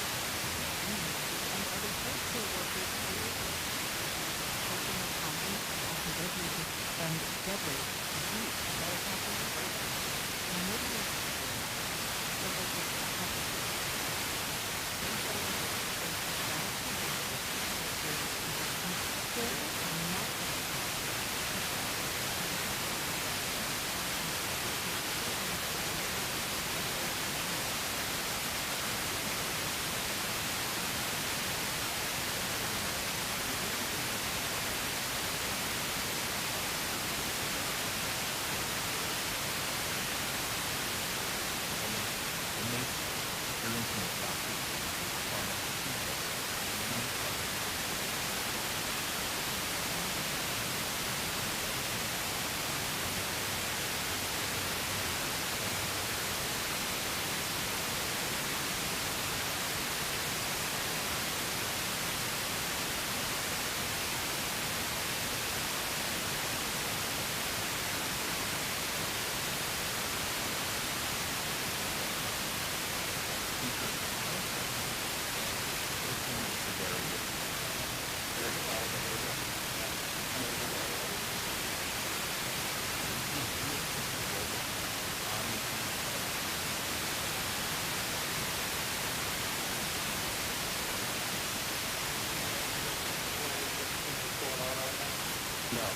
spokesman for Providence Milwaukee Hospital declined NPR's request for an interview about this man's case and didn't respond to detailed questions about his treatment.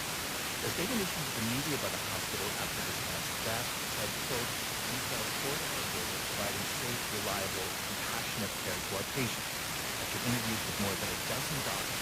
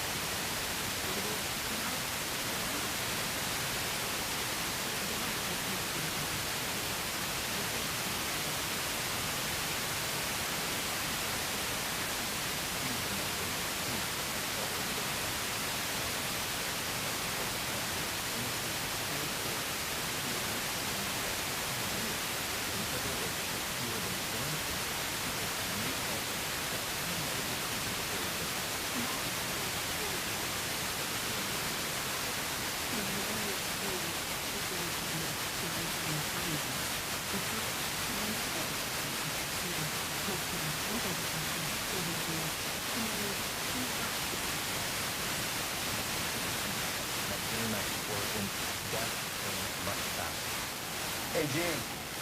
Hey, Gene. Yeah, I don't know. Just look at his eyes. I don't know.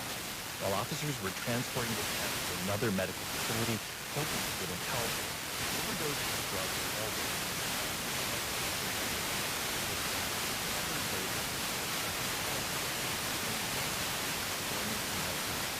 This kind of outcome is rarely caught on camera, but several data suggest similar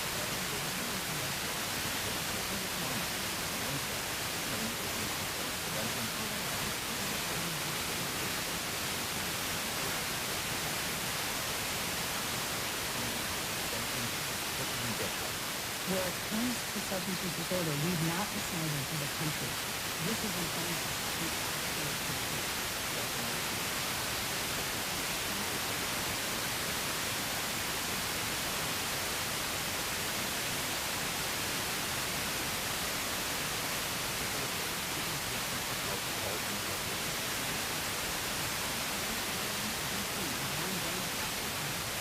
suddenly clear that I'm addicted to an opioid, my doctor will likely send me somewhere else. Myerson says for the most dangerous forms of addiction, alcohol and opioids, those doctors should be offering many of their patients medications available for decades that are low cost and relatively easy to prescribe.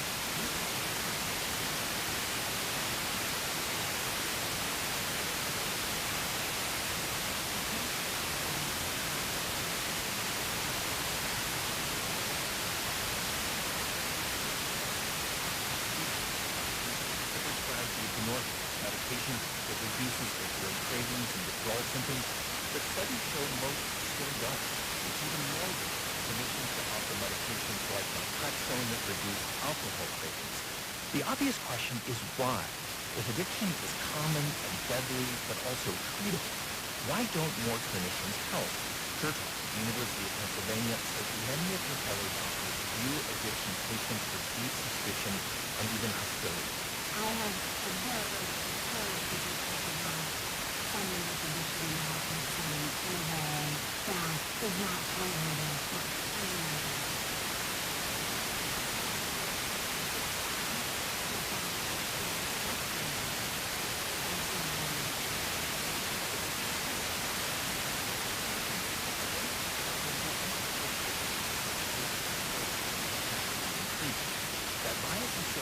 said many doctors believe their patients will abuse addiction medications to get high, even though studies show misuse of buprenorphine is rare.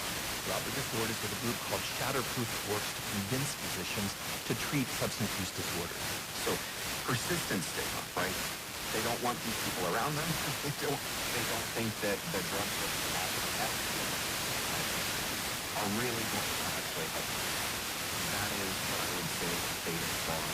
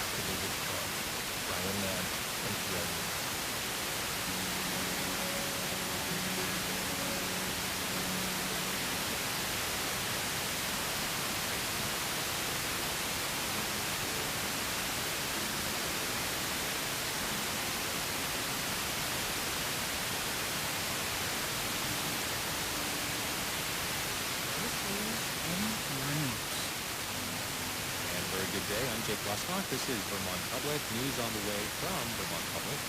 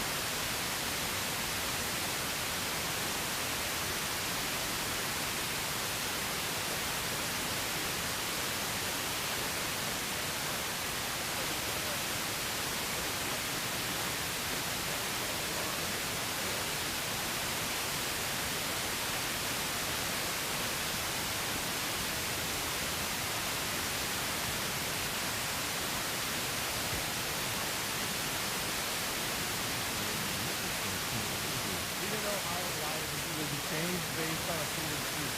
How does that make you feel?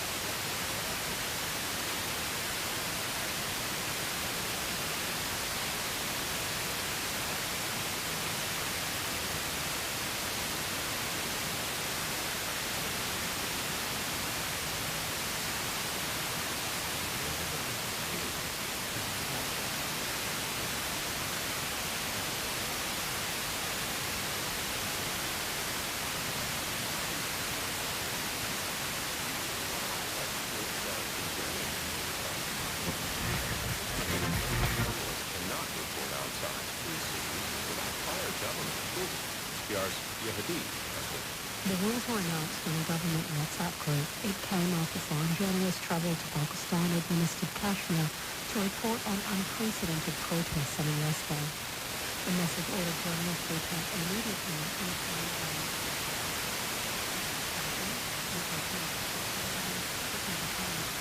the News Information Minister Scotland says restrictions on journalists and other things, but now the government is apologising for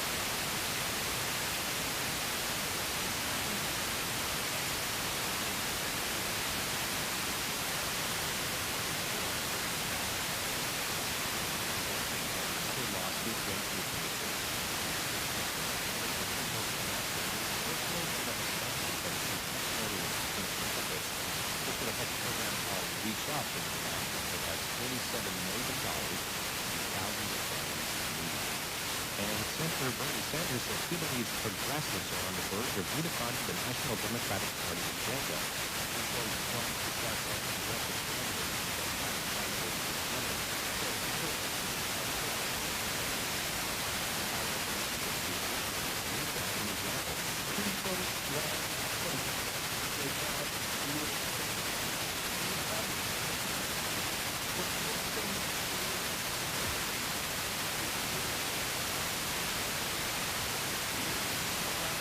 edges here comes to address the crisis facing American people. Of the movement to transform the Democratic Party, the establishment Democrats could also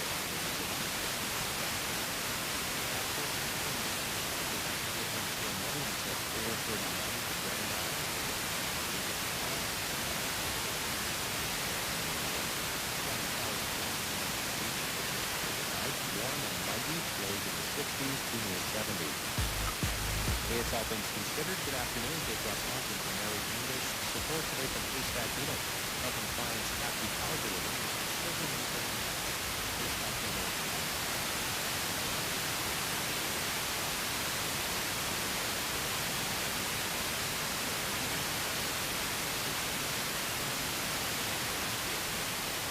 It's 4:35. Thanks for listening.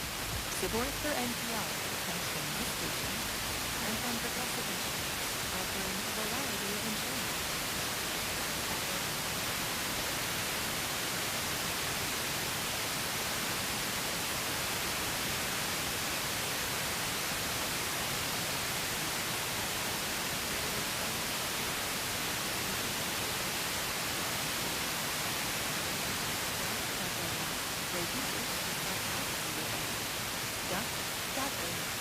This is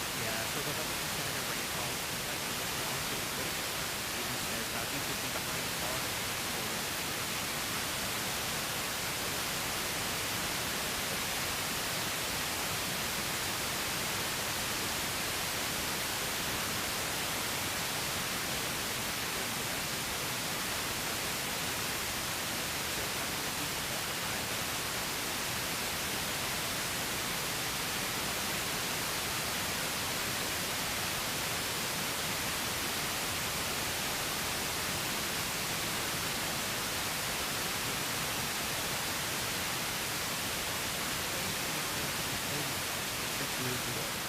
We're voting on whether a witness who has received the benefit of a sweeping federal pardon can be ordered by this committee down to 10, and then defy that order without consequence. It's worth noting that the pardon controversies are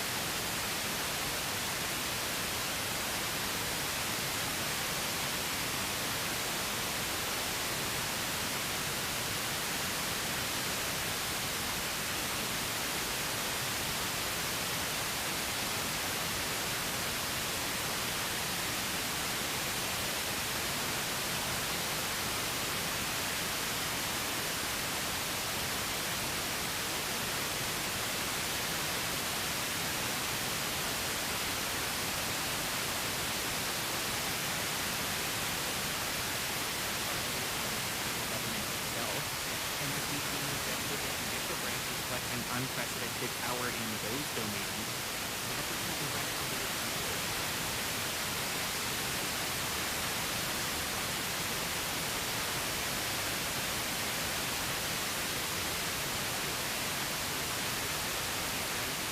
Power to declare and regulate war. The administration has also moved around appropriated taxpayers' dollars for its own,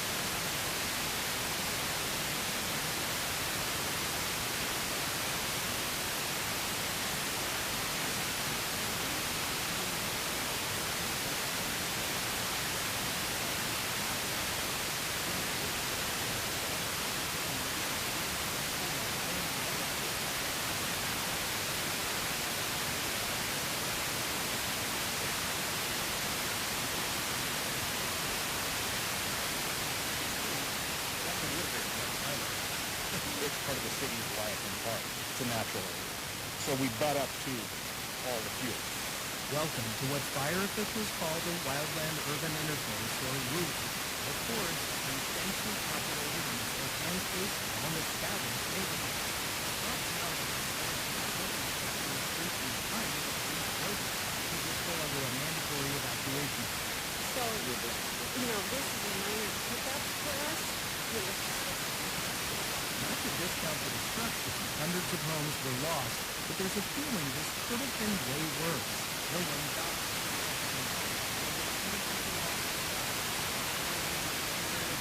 Wildfires killed more than 30 people. All of these are urban firefighters. Tonight in Wildlands,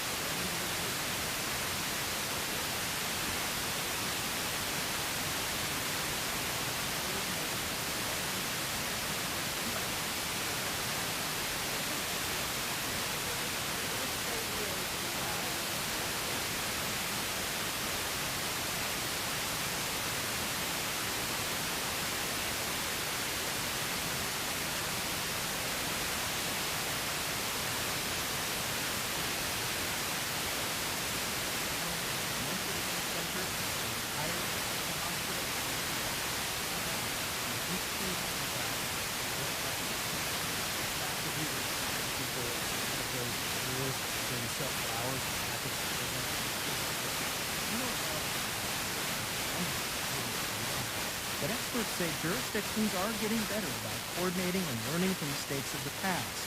Hugh Safford says there's also better forecasting than even 10 years ago. He's a former firefighter with the U.S. Forest Service in California and Kentucky.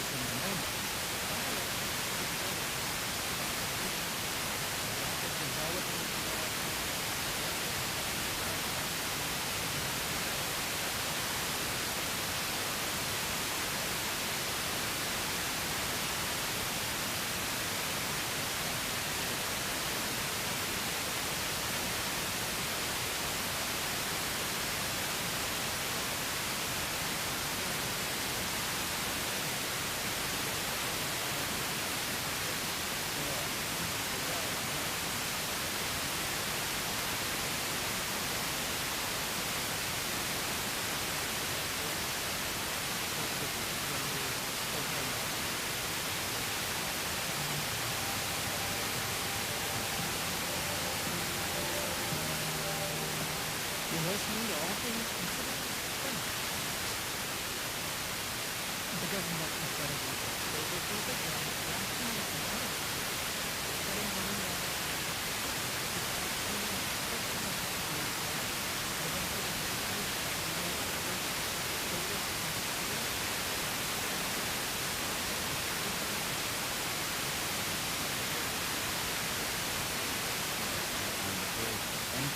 Speaking to reporters Tuesday, Governor Jennifer Gonzalez-Colon said she had no choice but to turn off the solar water.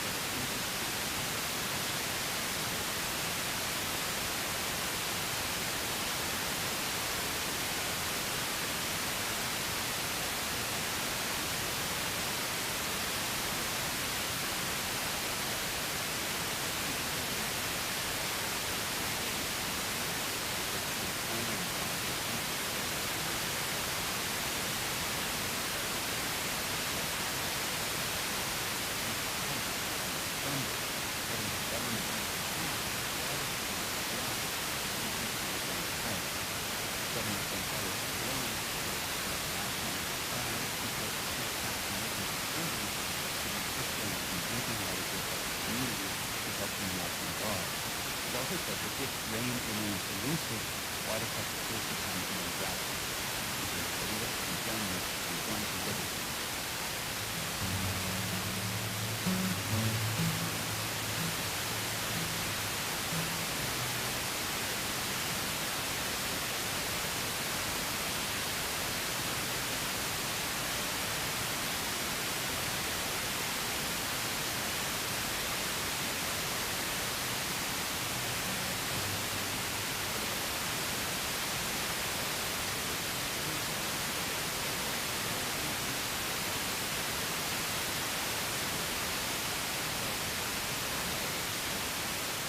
West Office is very handy this afternoon.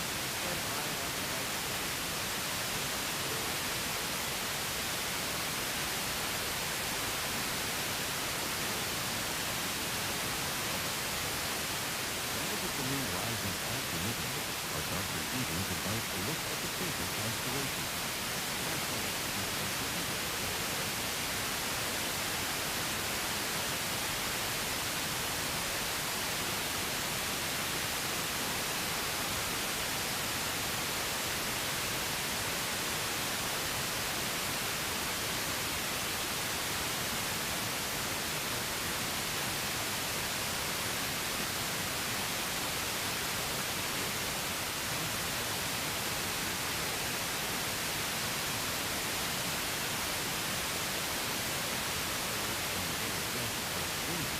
It outline Swan's wing. Below the star marking its head, a slightly less bright star follows, known as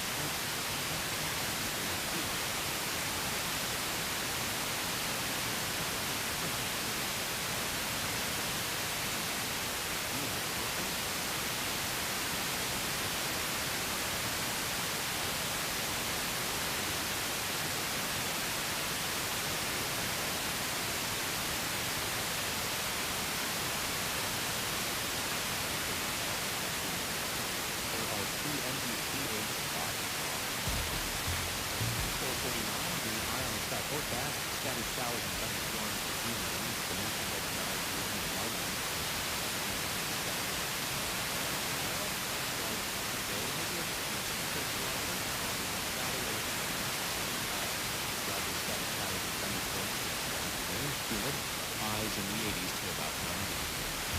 As we approach 4:50, support provided by Yellow Barn Summer Festival presenting its final week of concerts every night through Saturday in Putnam.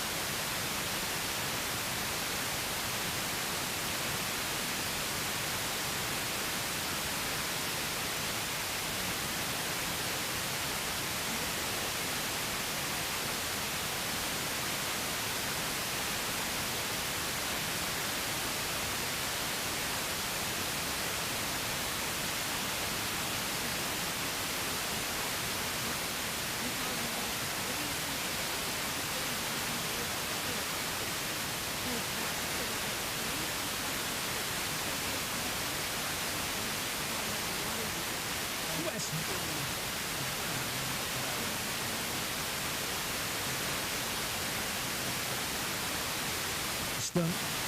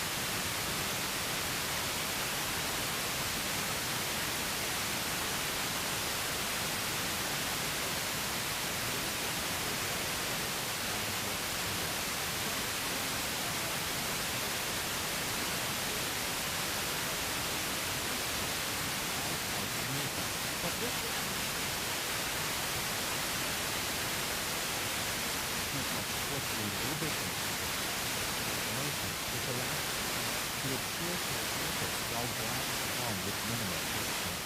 And there are two types of defensive movement.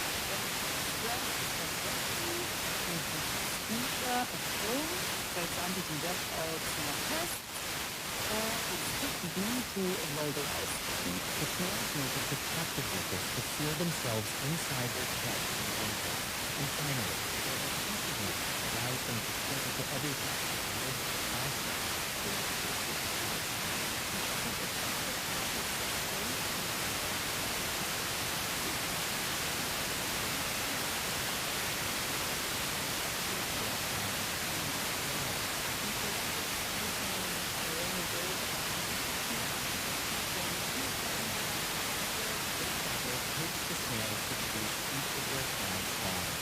including the defensive mucuses, which should trick the snails into succeeding by tickling them.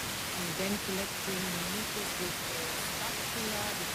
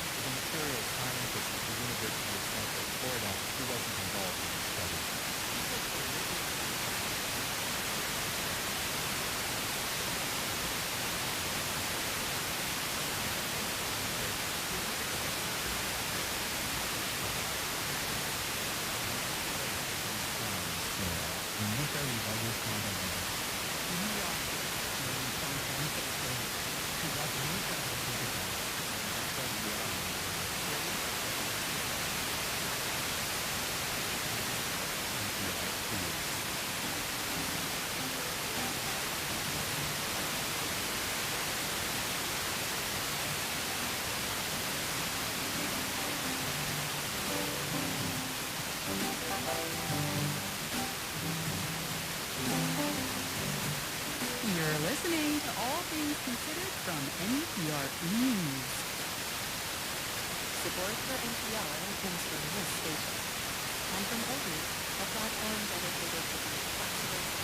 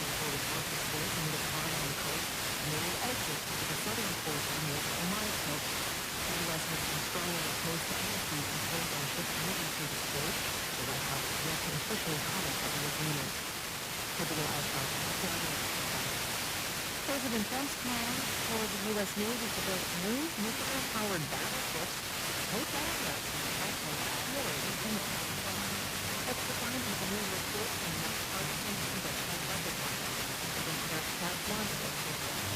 President Nixon to build a battleship in World War II back in December, where the was chose the platform for the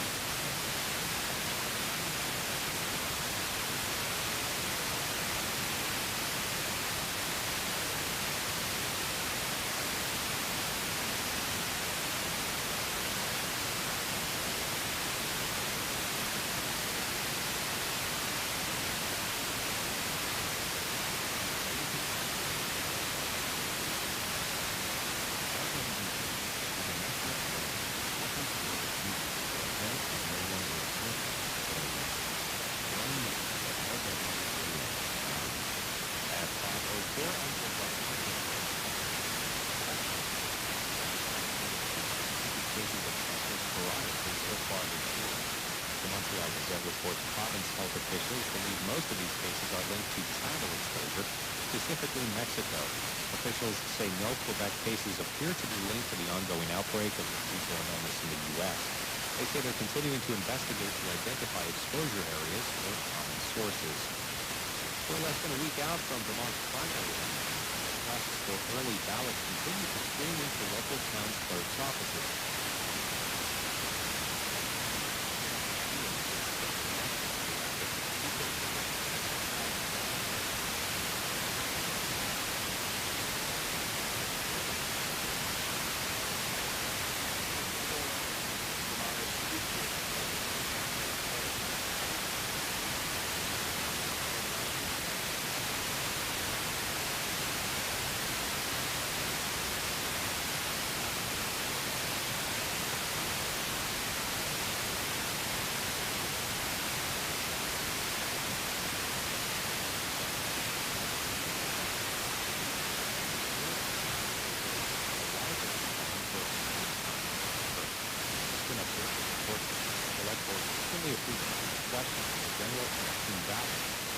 Voters to approve a $9 billion plan for renovations to Northeast Island Memorial Library. Voters originally expected a $1 billion plan.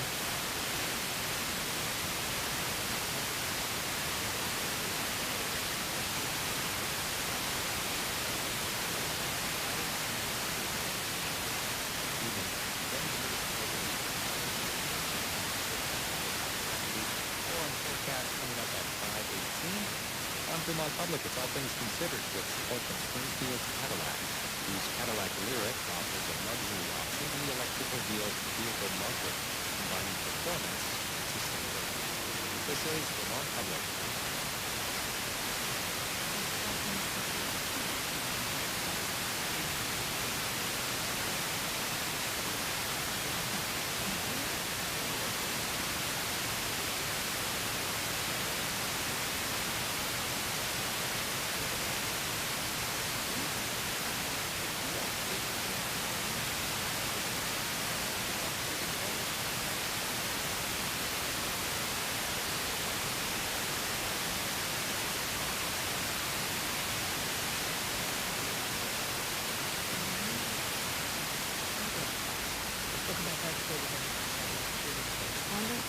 Water, materiales sucios en la ciudad.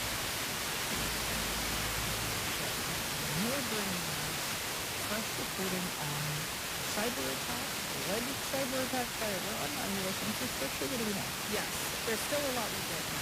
So I'll preface with that. But essentially what we're doing is that CFCH North Bay where we've seen attacks to water systems, so water, wastewater, public utilities. Okay. There's 50,000 of these across the United States, so utilities, 50,000 plus. So we could hear of a lot more than that, but that's what we know so far. So what happens is there were recovered tests on what are called programmable object controllers. Here's a good example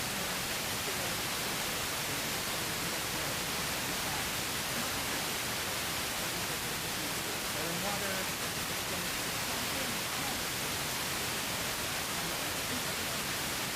so these hackers targeted their systems. In some cases, they locked it out of their connection to the water pump. They caused some flooding, they caused some changes in pressure, and that immediately inspired a fair amount of panic.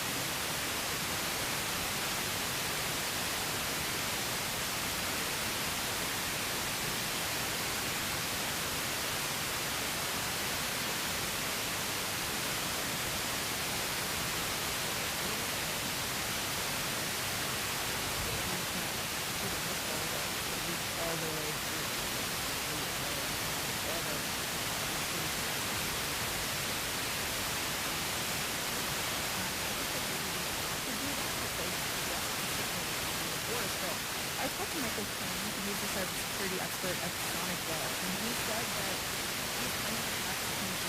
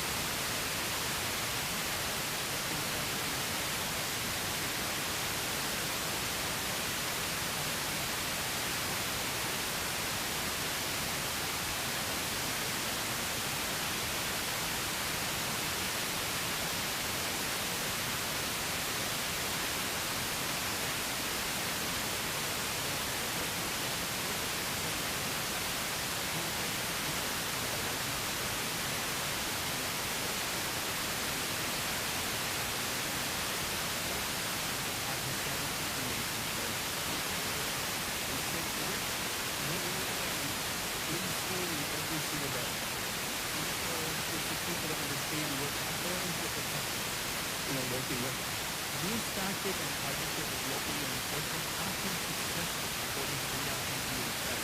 In July, ICD arrested actually settled by 1,400 nationals.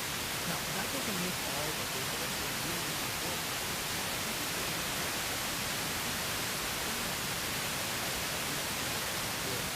How about if the ACLU of West Virginia said that there is something challenging detention to a key legal resource? Really surprising.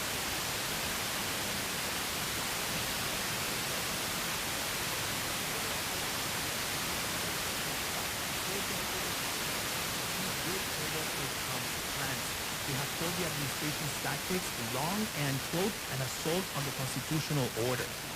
Hi. Are you by chance here for the immigration hearing? On a windy day in Clarksburg, dozens of people are trying to get into the federal courthouse.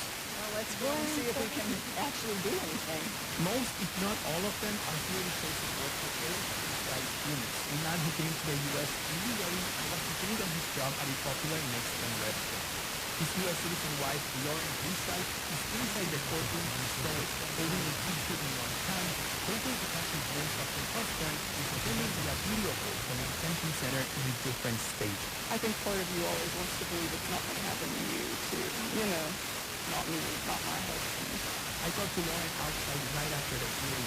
Eric was not released that day. This is real for me, but I'm going to do it.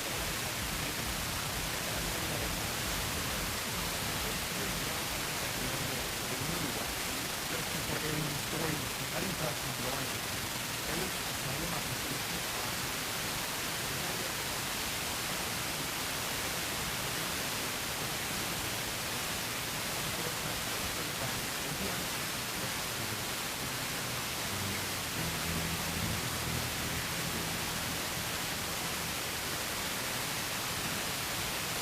Thank you.